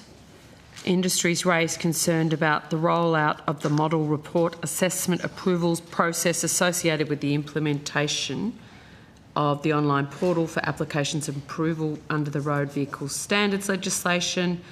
Can you please explain the process for preparation of the model report variations during the period prior to functionality of the portal? There was the Rover portal, you mean, Senator? So the Rover portal has been able to accept model report applications since model report applications became a part of the the regulatory framework. Has there been any issues with the retrospective impact on importers? That's like prior to. How did it happen prior? So prior to the RVSA, what would happen was that what we call a RAW, a registered automotive workshop, or a workshop that was approved to supply vehicles for the first time in Australia as used vehicles, they themselves would do their first modification, and the department would go and inspect that vehicle and check that they were satisfied with the quality of the modification that was done. They were then approved to do that vehicle. So each RAW had to go through that process.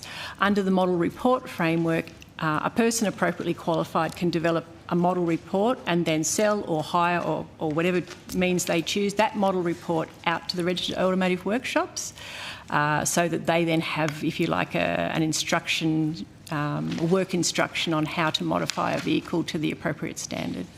So, on what date did the Rover portal enable submissions of model reports? So the Rover portal went live on the 1st of July 2021. However, that particular industry had 2 years to transition.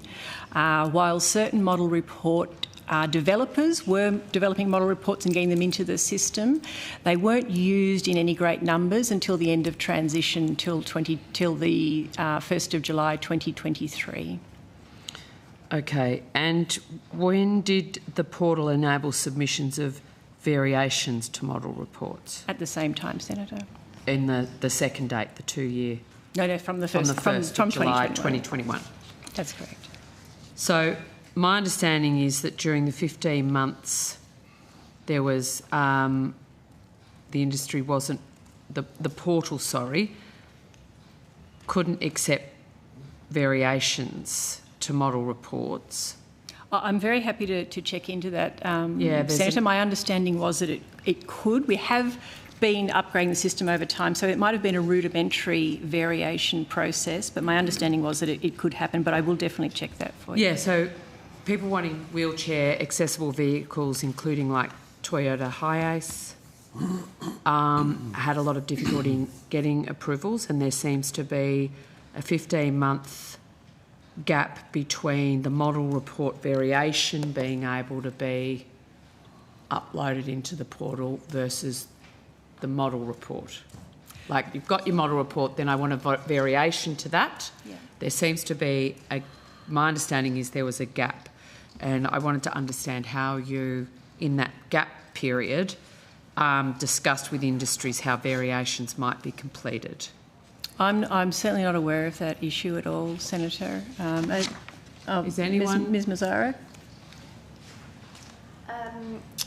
So I am aware that there was a delay in Rover being able to accept variations for the model reports. This has been in place now for quite a few years, though, the functionality to vary the model reports. So with the HIACE that you're referring to, that was varied last year to include additional mobility features, so not just having a swivel front-out seat, having a ramp for the wheelchair to come in at the rear of the vehicle. That variation went through the course and was uploaded and approved last year. But so the delay is, the 15-month delay is real? Sorry, because I wasn't aware. I'm not sure if it's 15 but months. It was over a year. Was there a period of time, you've just... Yeah. There was a period of time, so when it couldn't, the variation couldn't be uploaded to the portal, what is a person to do? Well, how did they actually get the variation to their approved? So when the model reports were first commenced back in 2021, I'm not aware there was significant need for variations to go through the system at that early stage. We've had a lot of variations happen in 2024 when additional variants of vehicles were wanting to be supplied. It would have been a manual process. As Ms Mazzarek said, for the first 2 years they weren't really used. That's what I understood it to there be. May have been engagement a manual with the department. Yeah, there may have been a manual process, but we certainly would not have refused to vary a model report if a model report needed to be varied. So was there a policy regarding who should install wheelchair restraint systems to imported vehicles? Was there an actual policy specific to that? Any registered automotive workshop can... And that hasn't changed since July 2021? No, yep. Senator. And how many...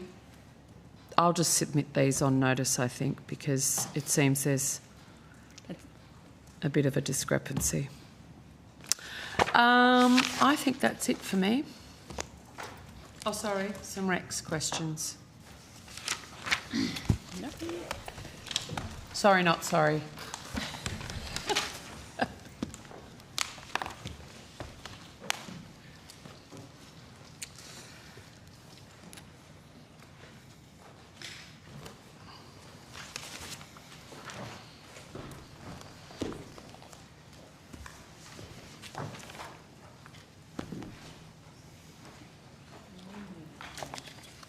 Hey, team.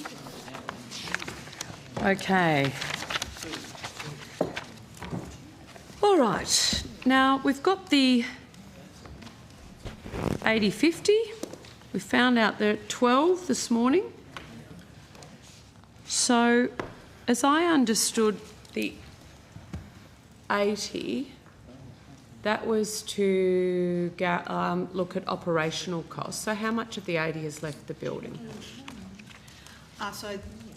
Senator Marisa Purvis-Smith, Deputy Secretary Aviation Response. The $80 million was a loan to the administrators to run the administration and RECs throughout the convening period through to 30 June. How much has been loaned? How much has been left the building of the loan? About approximately $25 million.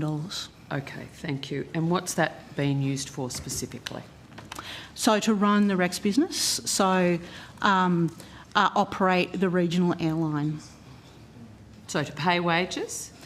It will be anything that is needed to pay wages. Buy fuel? Fuel, ground staff, things that are needed to run the regional business.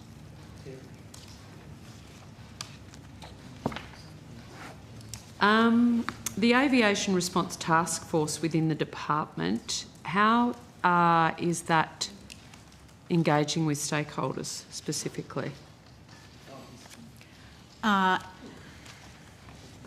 Senator, we have engaged with stakeholders. We've met with any regional airline or stakeholder who have reached out to us to meet. We've also reached out to them, to regional airlines and to associations to meet as well. We've met with state officials to keep them up to date. Which state officials? All states where Rex has roots, so New South Wales, Tasmania, Queensland, WA, Victoria. Thank you. So in the Department of Transport? And South Australia, sorry. For the majority of them, the Department of Transport. In some states, they also include other parts of their bureaucracy. Such as? So for New South Wales, I think it's their Cabinet Office, and in Tasmania, it's their Department for Tourism as well. With respect to, when was the task force set up?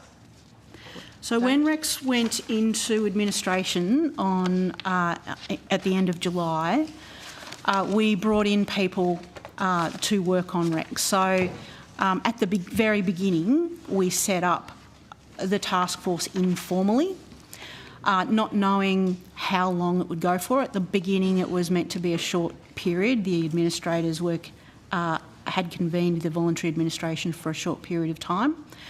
As it became apparent that convening period had been extended, then we set up a more formal task force. When did you set up the formal task force? It would have occurred over time. I might ask my colleague Ms Werner to see if she can give a bit more of a timeline. Just a date will be fine when it was formalised. Was it formalised by the Minister, or was it something Mr Betts or yourself, Ms Purvis-Smith? It was within the department, so I spoke to the Secretary on what we were doing, how many people we needed, and as we were going to and briefing government and going through cabinet processes, we set up the task force more formally. Okay. Does anyone have an actual date? A week? Senator Stephanie Werner, First Assistant Secretary, Aviation Response Task Force. The task force was formally established in the department as an organisational unit in mid-August. Thank you. Thank you, Ms Werner. Mid-August. In terms of engaging with the stakeholders, run me through the list of who was met with prior to Christmas 2024. Prior to Christmas 2024, Ms Werner might have Thank a you, list. Ms Werner. There are, if I may say, first up though, there are some organisations and companies who have met with us who have asked to remain confidential and asked us not to provide the names of the company who have met with us. So, if possible, I would like to respect that. Of course. So, the list we will provide won't have all of the names. That's correct, Senator. Thank you. Thank you, Senator. So prior to Christmas 2024, members of... Just say to the end of the year 2024, sorry. Yep.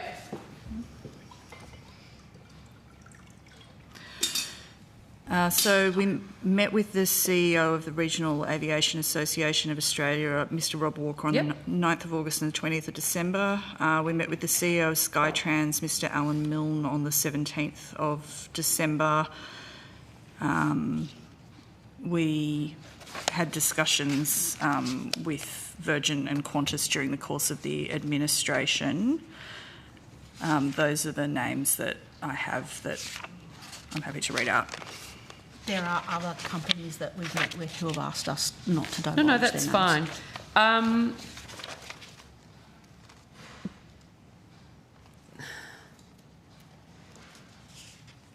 So, in terms of the sale process that we've discussed earlier today, post-Christmas, Ms Werner. Thank you, Senator.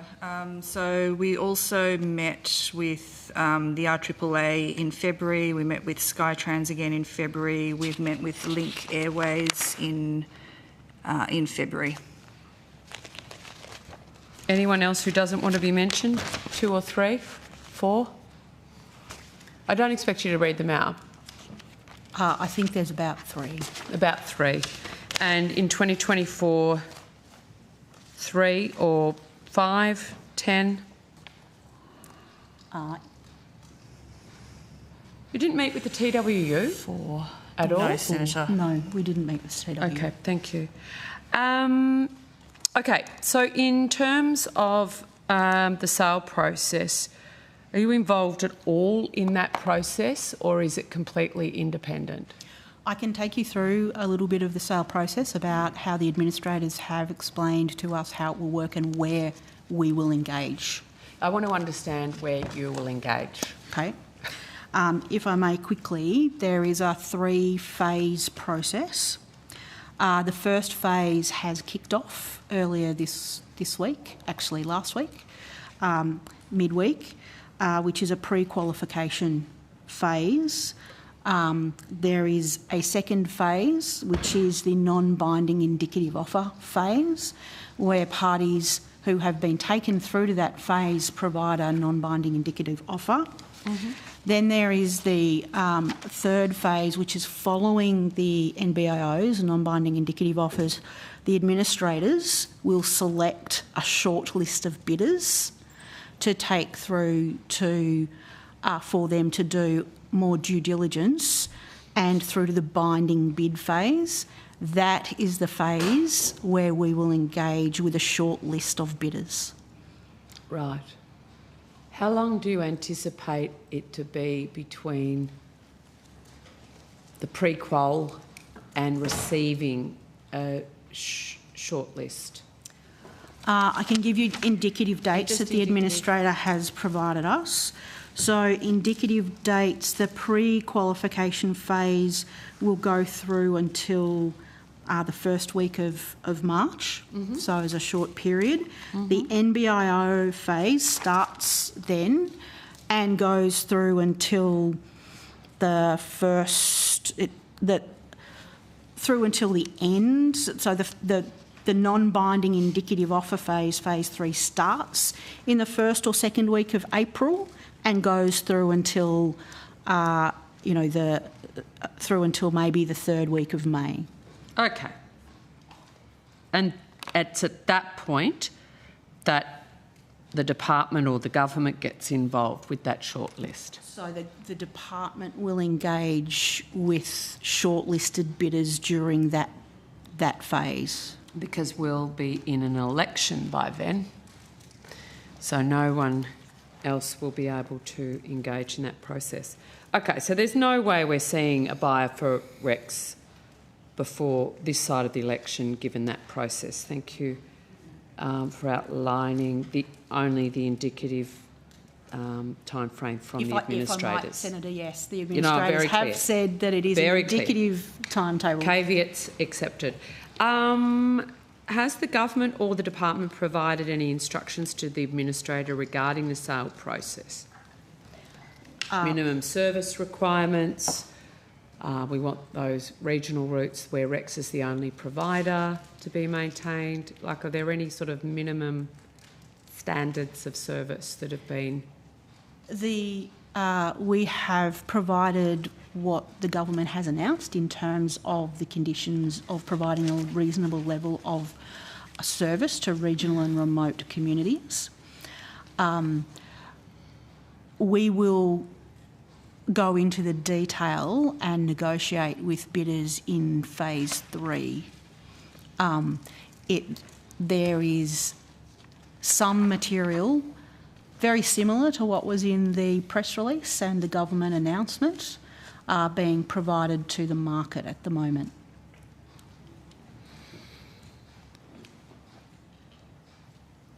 Does the department have its own view of what a minimum standard provision to the regions would look like, or are you taking advice wholly and solely from the administrator in what's possible? I think it's a bit of both, Senator. So it'll also depend on what the bidders provide. Could well. you see the opportunity where there'd be greater service provision to regional communities as a result of this process than currently exists?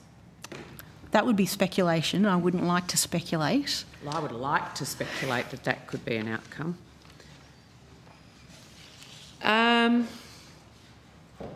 What measures is the government taking to facilitate a market-based solution? So the government, I think, as you know, is funding the administration through to 30 June. They supported the administrators going to court to make an application to extend the convening period to 30 June. That allows a better prospect of a successful sale. The government is also providing support to a potential bidder and their bid to enable a successful sale process, as it has announced. And that is what we will negotiate during the third phase of the sale process. So that could include regulatory changes that are at the discretion of the minister or the department to facilitate a sale over and above financial considerations. It would depend on what a bidder asks for. So bidders will be asked to put their ask in their offer. They will be asked to put what they're asking of government. So that could include slots into Sydney? So the minister has made some slot directions to waive the 80-20 rule for regional slots for recs in upcoming, to allow any potential bidder to know that they will have regional slots. But could a bidder potentially ask for more slots to make it financially viable? I don't think that there is, again, that's speculation. A bidder will ask for whatever a bidder thinks it needs. Whether the government agrees to that is a negotiation. What sort of forms of support is the government considering for shortlisted bidders? So again, Senator... Whatever they ask for, you'll consider.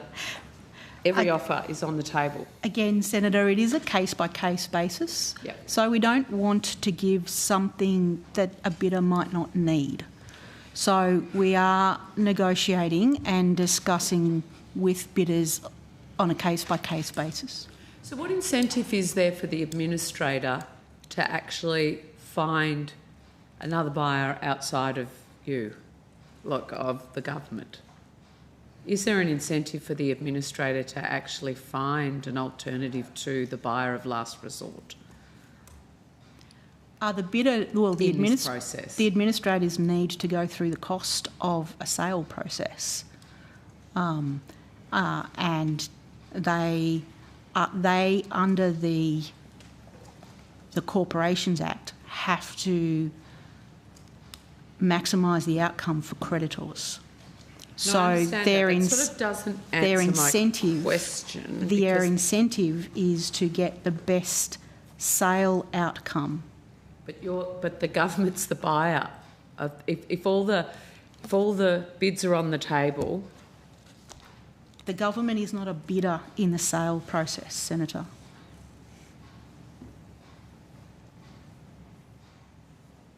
Is it a condition of sale that the airline continues to fly? If it's a sale as a going concern, then it's sale as a business rather than as a sale of as parts. This is one of the concerns. Is there a potential for the government to be outbid and the airline still wound up? The government is not a bidder in the sale process, Senator. So if the only bids on the table are to sell for parts and break the airline up, per se, at that point, is the government wanting to keep the airline going and therefore the service provision? be outbid by somebody that's saying, you know what, we can do this if we grab these parts and keep our SARBs in the air. So again, I go back to the government's not being outbid because it's not a bidder in the sale process.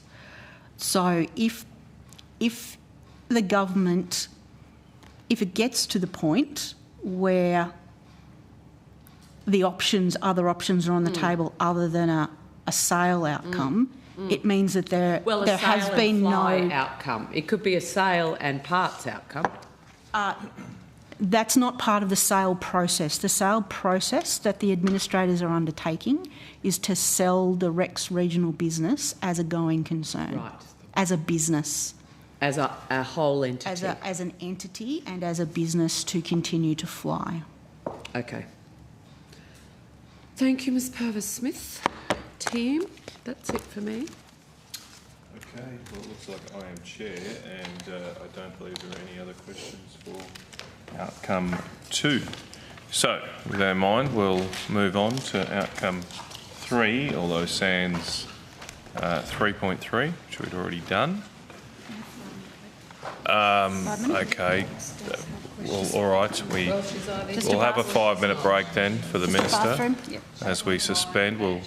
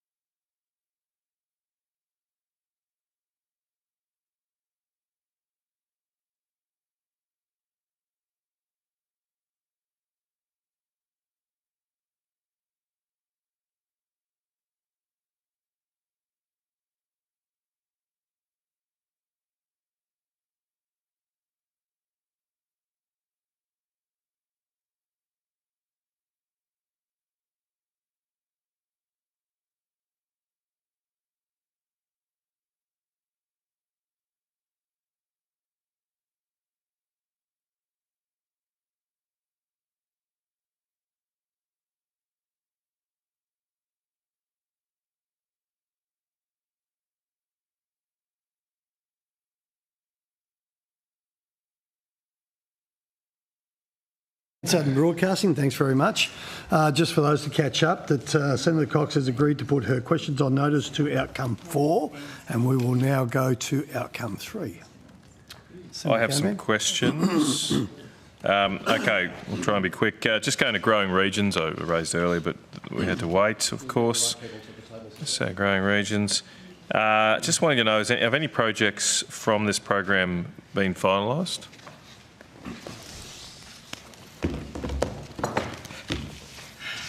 Finalised 40 projects, of which 14 are subject to signed funding agreements at the moment. So, sorry, 40? Yep.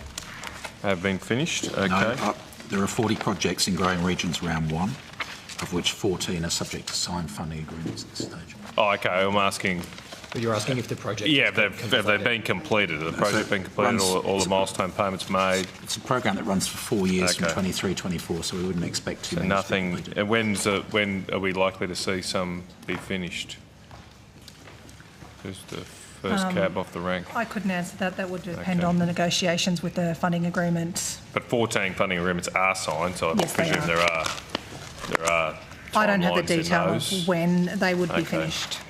So my next question was how many? So 14 have received a contract. Is that the funding agreement is the contract, I presume? 14 have executed the funding agreement. Okay, all right. How many have received a funding agreement, not yet executed? I do not have that information. Okay. Yeah, that would be a question for the states and territories. Okay. Have any projects for round 2 executed a contract? No, not yet. Okay. Of those 14 where contracts been executed, has any work begun? Yes, there have been milestone payments made. I believe there's been 6 milestone payments that have been made, and that indicates that work has commenced. Are they all 6 separate projects? Or? Yes. Okay.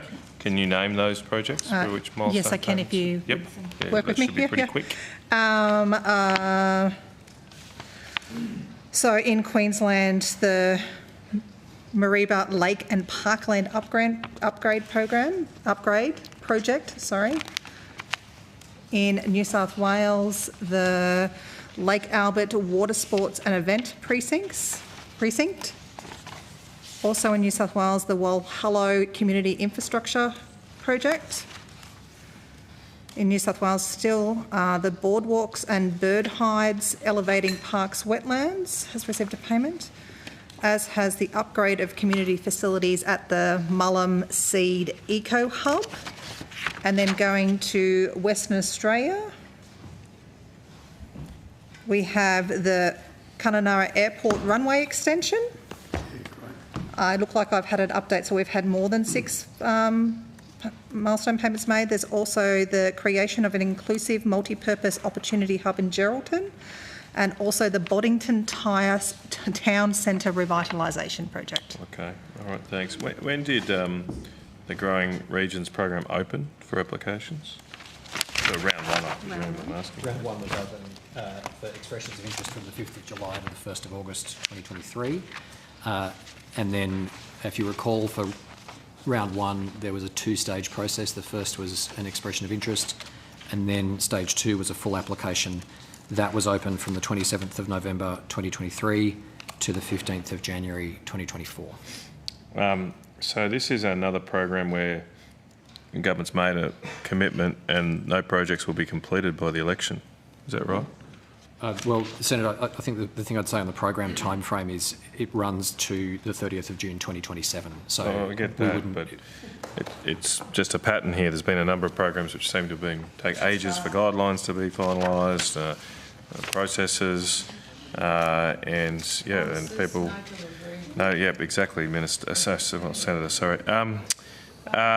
Just going to, there was an answer to a question on notice from the last estimates. It said that, so this is question 90, and it showed that there, like we had before, there's a fair large number of ineligible applications. So apparently 171 eligible and 137 ineligible. Not quite as high as that program before, but still a lot. Again, is there any reason for this high number of ineligibility?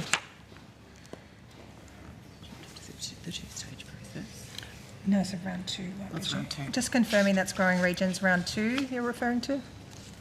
I don't... I think the Quan that you mentioned was about round 2 specifically. Senator. Okay, yeah, I imagine it was round 2 because it was November last year. That's right. SQ24001218. So we received 309 applications, 174 were eligible, and 135 were ineligible. Okay, it's slightly different, but that sounds like the same ballpark. So again, my question is, that seems like a lot that are eligible. Why is that happening? As with the answer with thriving suburbs, Senator, I don't think we have the specific information as to what if any, trends. This is a second program now. Might be worth someone having a look at it. Have you received complaints about this program, like the other one? We've had 26 requests for either feedback or review. And have you granted any relief to those 26? A lot of them are still underway. Right, still under consideration. Okay. When I look at the breakdown of the applications, it seems like Victoria is a little bit unrepresented. So New South Wales and Queensland both had around 50 eligible applications. Victoria just 26, despite having a large population in Queensland. Was there any particular reasons you think that was low for the round two? It's not analysis we've conducted, Senator. Okay. My understanding is that it was a caretaker period for councils at the time round two was open.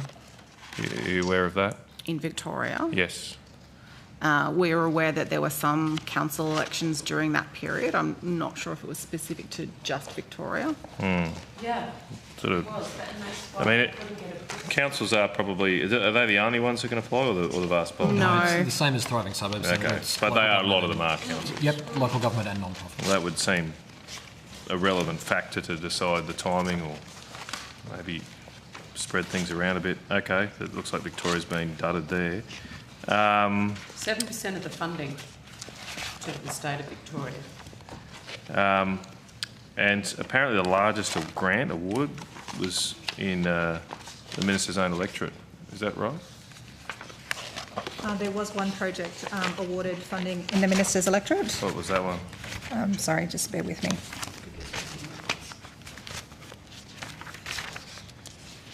Oh, I didn't know it was Miles and King were big winners in this program in Victoria. So we should talk about the decision-making process. Yes. So not the people of Victoria. Not the people of Victoria. I mean, gee whiz, the bar just keeps getting lower and lower and lower in this place. Just while Dr Hood is... this used to be a good functioning committee. Sorry, you go, Mr McKay. Thanks, Chair. While Dr Hood is just locating the details of that project, the Minister did not make any decisions on projects in her electorate. Okay, but that wasn't my question. My question is, was the largest grant awarded in the Minister's own electorate? In Victoria? Well, I've just not overall. Okay, no. but largest in Victoria? Yes, it appears so. What was that one? The Eastwood Leisure Complex redevelopment. How much was that? 8,533,000. Okay. Are there any future rounds of growing regions planned? That's a decision for government. Okay. Are you working on guidelines for round 3 at the moment? Senator, it would be a decision of government to announce any future rounds of the program. Yes, but are you working on guidelines, Mr McKay? Have you briefed the Minister? I'm sure we're going to ask the Not to my knowledge, have you Senator. briefed the Minister Not to on my a round knowledge. 3? The team will confirm. Okay. No, that's okay. correct. Thank you. All right. Sorry, I think we can... Now... Can I ask questions on stronger communities? I think we may have covered... Yeah, we had some on that, but I think I've covered most. I think so. But, yep, I'm sure we did, but I think... Yeah, 56. Yep. Do you want to go to Senator Cox, Chair? Yeah, go to Senator Cox. And then we'll work out how much Cox, of these would we you want. like to call? Senator Cox is not on. She will. She's probably just on mute. You there, Senator Cox? No, her screen's not lit up. We haven't got... We might suspend for us. Are we trying to find her? Yeah. Look, we'll just... Just, I think I've covered these ones. Senator Cox, are you there? Just wait for that time. No. We might just... You want to do that? Yeah. All right, we've got one All more. good? We'll do, Okay. I think. Senator Just McKenzie. one more. Thank She's not back on there. I just wanted to go to the guidelines for round 9 of the Stronger Communities program. Yep. Now, round 9 guidelines, and for those playing at home, include support towards NAIDOC Week celebrations, new upgrades to websites and social media presence that supports newly arrived immigrants who aren't citizens, renewable energy sources storage, provision of gender-neutral facilities for public access, etc. When was the decision made to release round 9 of the Stronger Communities program?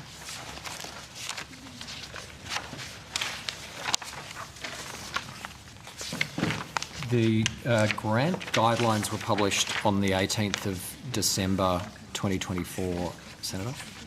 And so when were they, that's when they were published? Yes. When were they approved? Shortly before that. Yeah. We'll see if we can get that to you as soon Yeah, as possible. I think you should have that. And was these guidelines changed on direction or as a suggestion up? So I described earlier on the processes that government follows for approving guidelines for grants rounds and for grants programs. And it is standard practice, as I explained, for such programs before they're launched to be assessed through the Attorney General's Department to be in receipt of preliminary legal advice before their approval to ensure that they're proceeding on a sound legal basis.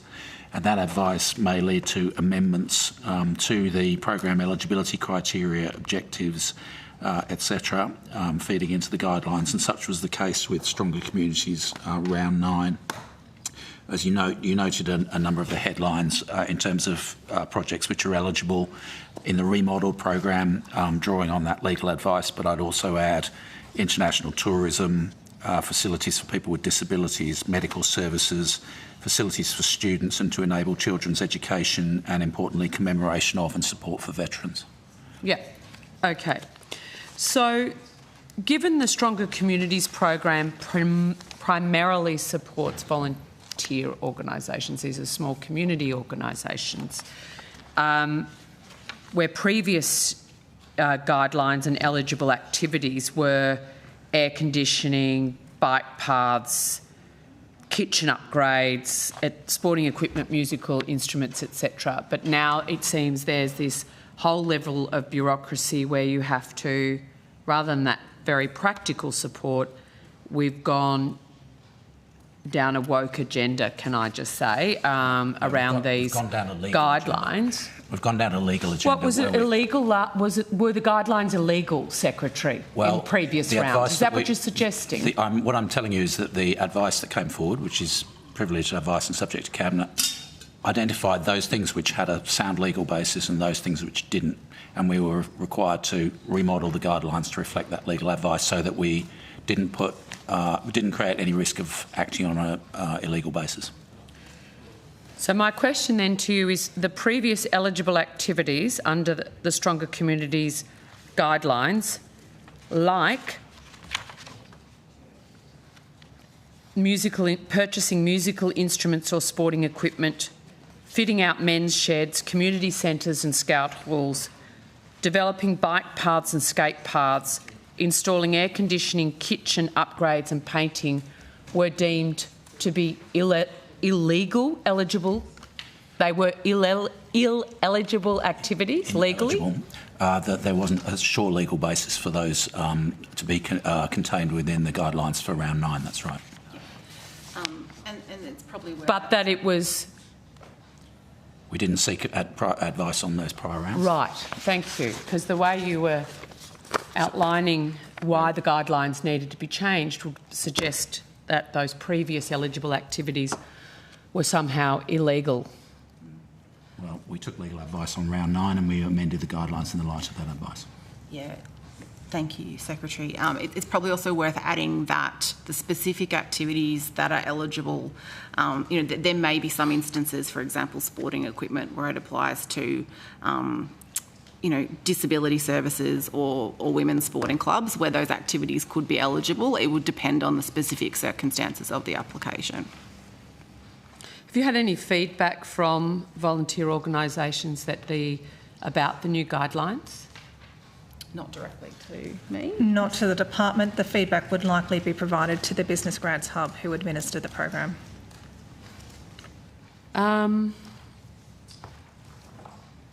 When will this program be concluded?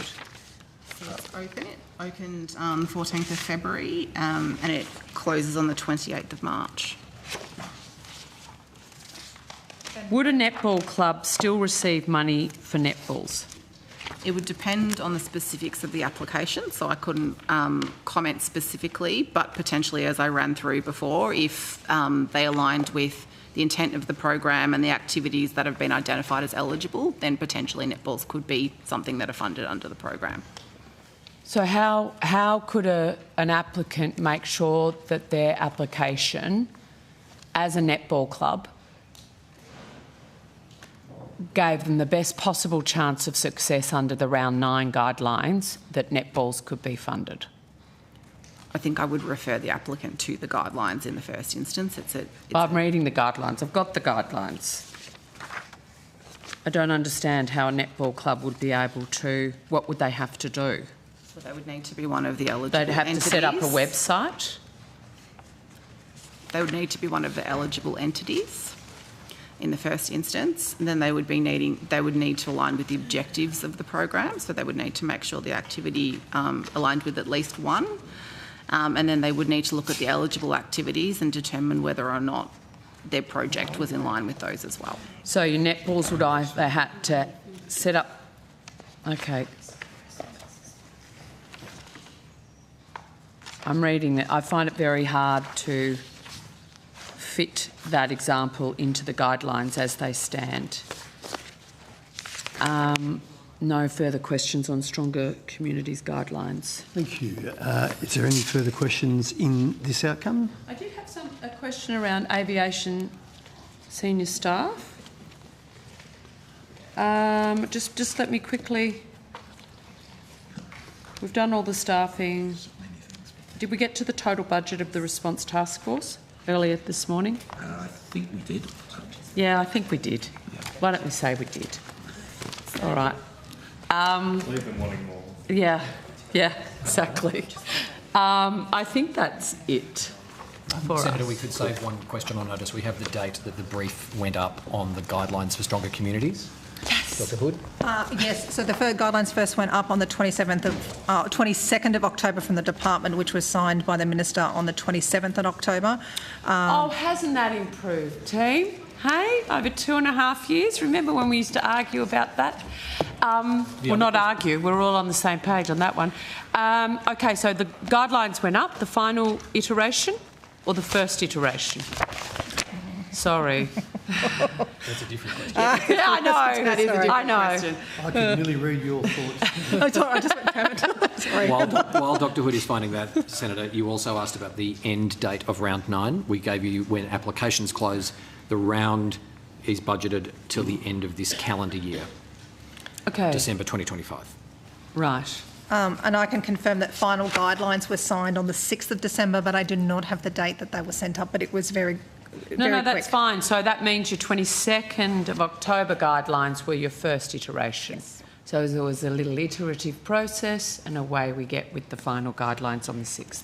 Thank you. Cool, that's it then. So outcome 3, we are now finished. Outcome 4, we're not doing. So we'll go straight to Air Services Australia. Oh, here. Yeah, no, sorry, Senator Mackenzie's got something. No. Okay, we can suspend for a couple of minutes while I think the crew's just sitting there.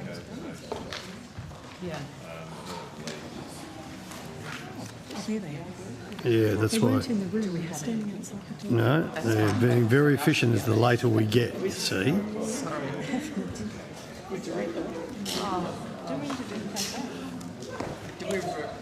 No, she didn't. We had asked, could you put them on notice, and there were, no, she wouldn't, and now it's just all gone. So, which we welcome, if it's 3. We asked multiple times. Sorry? The scenes we asked multiple times. Yes, I know, mate. Don't worry about that. And bullshit about got to check. I know, mate. Very surprised. Not you guys. She wasn't talking to her staff. The staff had to run off. She's been through a few of them, though. So, like about 40, I think it was. Okie dokie, welcome Air Services. Geez, there's some new faces in the room, isn't there? A couple of generations. Okay. Hey, that's enough of the frivolity. I think we're having a good time here. Broadcaster, sorry. We're on. Should we go back on? Yeah, thank you. All right, I'll welcome Air Services Australia. And Mr Sharp, you wish to make a brief opening statement or anything, or just want to get into it? If I may, Chair, I'll table a sure. more fulsome document if I could. But no, if you want to, I'm happy to table whatever you want to do. I'll table that, but just a very brief opening statement. Cool. I'm obviously pleased and honoured to be now leading the organisation since I congratulations chaired here last time. And it's exemplified in the key role that Air Services is playing at the moment with the industry response to the Chinese warships. The drills in international waters between Australia and New Zealand. And the team has been professional. It's been really committed to supporting the industry. And I just wanted to shout out to the team because it's been a pretty interesting few days. We've been prioritising service performance, which has improved substantially. And over a year ago, ground delays were quite high. In December, January, we basically had no ground delays. We acknowledge we're not there yet. There's still service aberrations, which remind us we've still got some work to do. But I am pleased to say that air traffic control staffing levels by June will be in a resilient level, which means we have backup staff and we're in a fully rostered position. We've got two big programs that I just wanted to acknowledge as well. Our AFT Next Gen program, so this is a step change, generational step change in firefighting capability, and stage one has started to commence. And the One Sky program is well advanced. We've had successful integration testing over Christmas, practical completion of the facilities that support it, and that state-of-the-art infrastructure is now ready. Billions of dollars of benefits for industry. Thank you, Chair. Thank you, Mr Sharp. Questions? Senator McKenzie. Thank you. Great to see you, Mr Sharp, and all the team.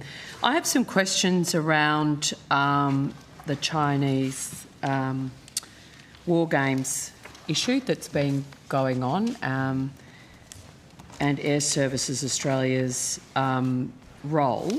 When did you become aware of Task Group's intention to provide to perform a live fire exercise? We became aware at 2 minutes to 10 on Friday morning, and it was in fact a Virgin Australia aircraft that advised one of our air traffic controllers that a foreign warship was broadcasting that they were conducting live firing 300 nautical miles east off our coast. So that's how we first found out about the issue. And so what happens once you are informed from obviously a Virgin pilot? What kicks into action your end, Mr Sharp? So within 2 minutes, at 9:58 a.m. 9:58 a.m. And at 10 a.m, our air traffic control commenced what we call a hazard alert, which basically alerts all flights in the area that there's a hazard. So that was done within 2 minutes. And I'll hand over to Mr Curran, who lived and breathed that morning, just to talk through the timeline, Senator, if you wish to go into that. Yep. Thank you, Mr Sharp. Peter Curran, Air Services Deputy CEO. Senator, the frequency that the Virgin pilot monitored the Chinese vessel on is a frequency that's an international guard frequency.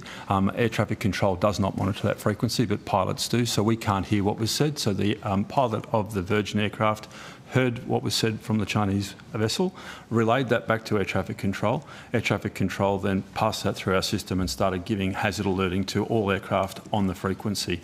As a matter of process, any aircraft on that frequency would have heard what the Virgin pilot had to say anyway, so would have been alerted to it. But nevertheless, we go through a structured process. So the information from the Chinese was obviously in English. We presume so, yes. As I said, we didn't monitor it, yes. Our Virgin pilot. Senator, that's our understanding. Right. And at what point does Defence get involved? Senator, so in terms of process thereafter, the air traffic control who's sitting in Brisbane Centre then passes that through a supervisor. So when were Defence informed? Yes, just after 10 minutes, just after 10 a.m, Air Services, our National Operations Centre, contacted Defence HQ JOC, the Joint Operations Command, and advised of the situation. Bearing in mind at that stage, we didn't know whether it was a potential hoax or real. We simply passed the information through as per standard procedure. I'll continue through the time frame if that's helpful. At approximately 10:18 a.m, an Emirates flight was also in contact with the warships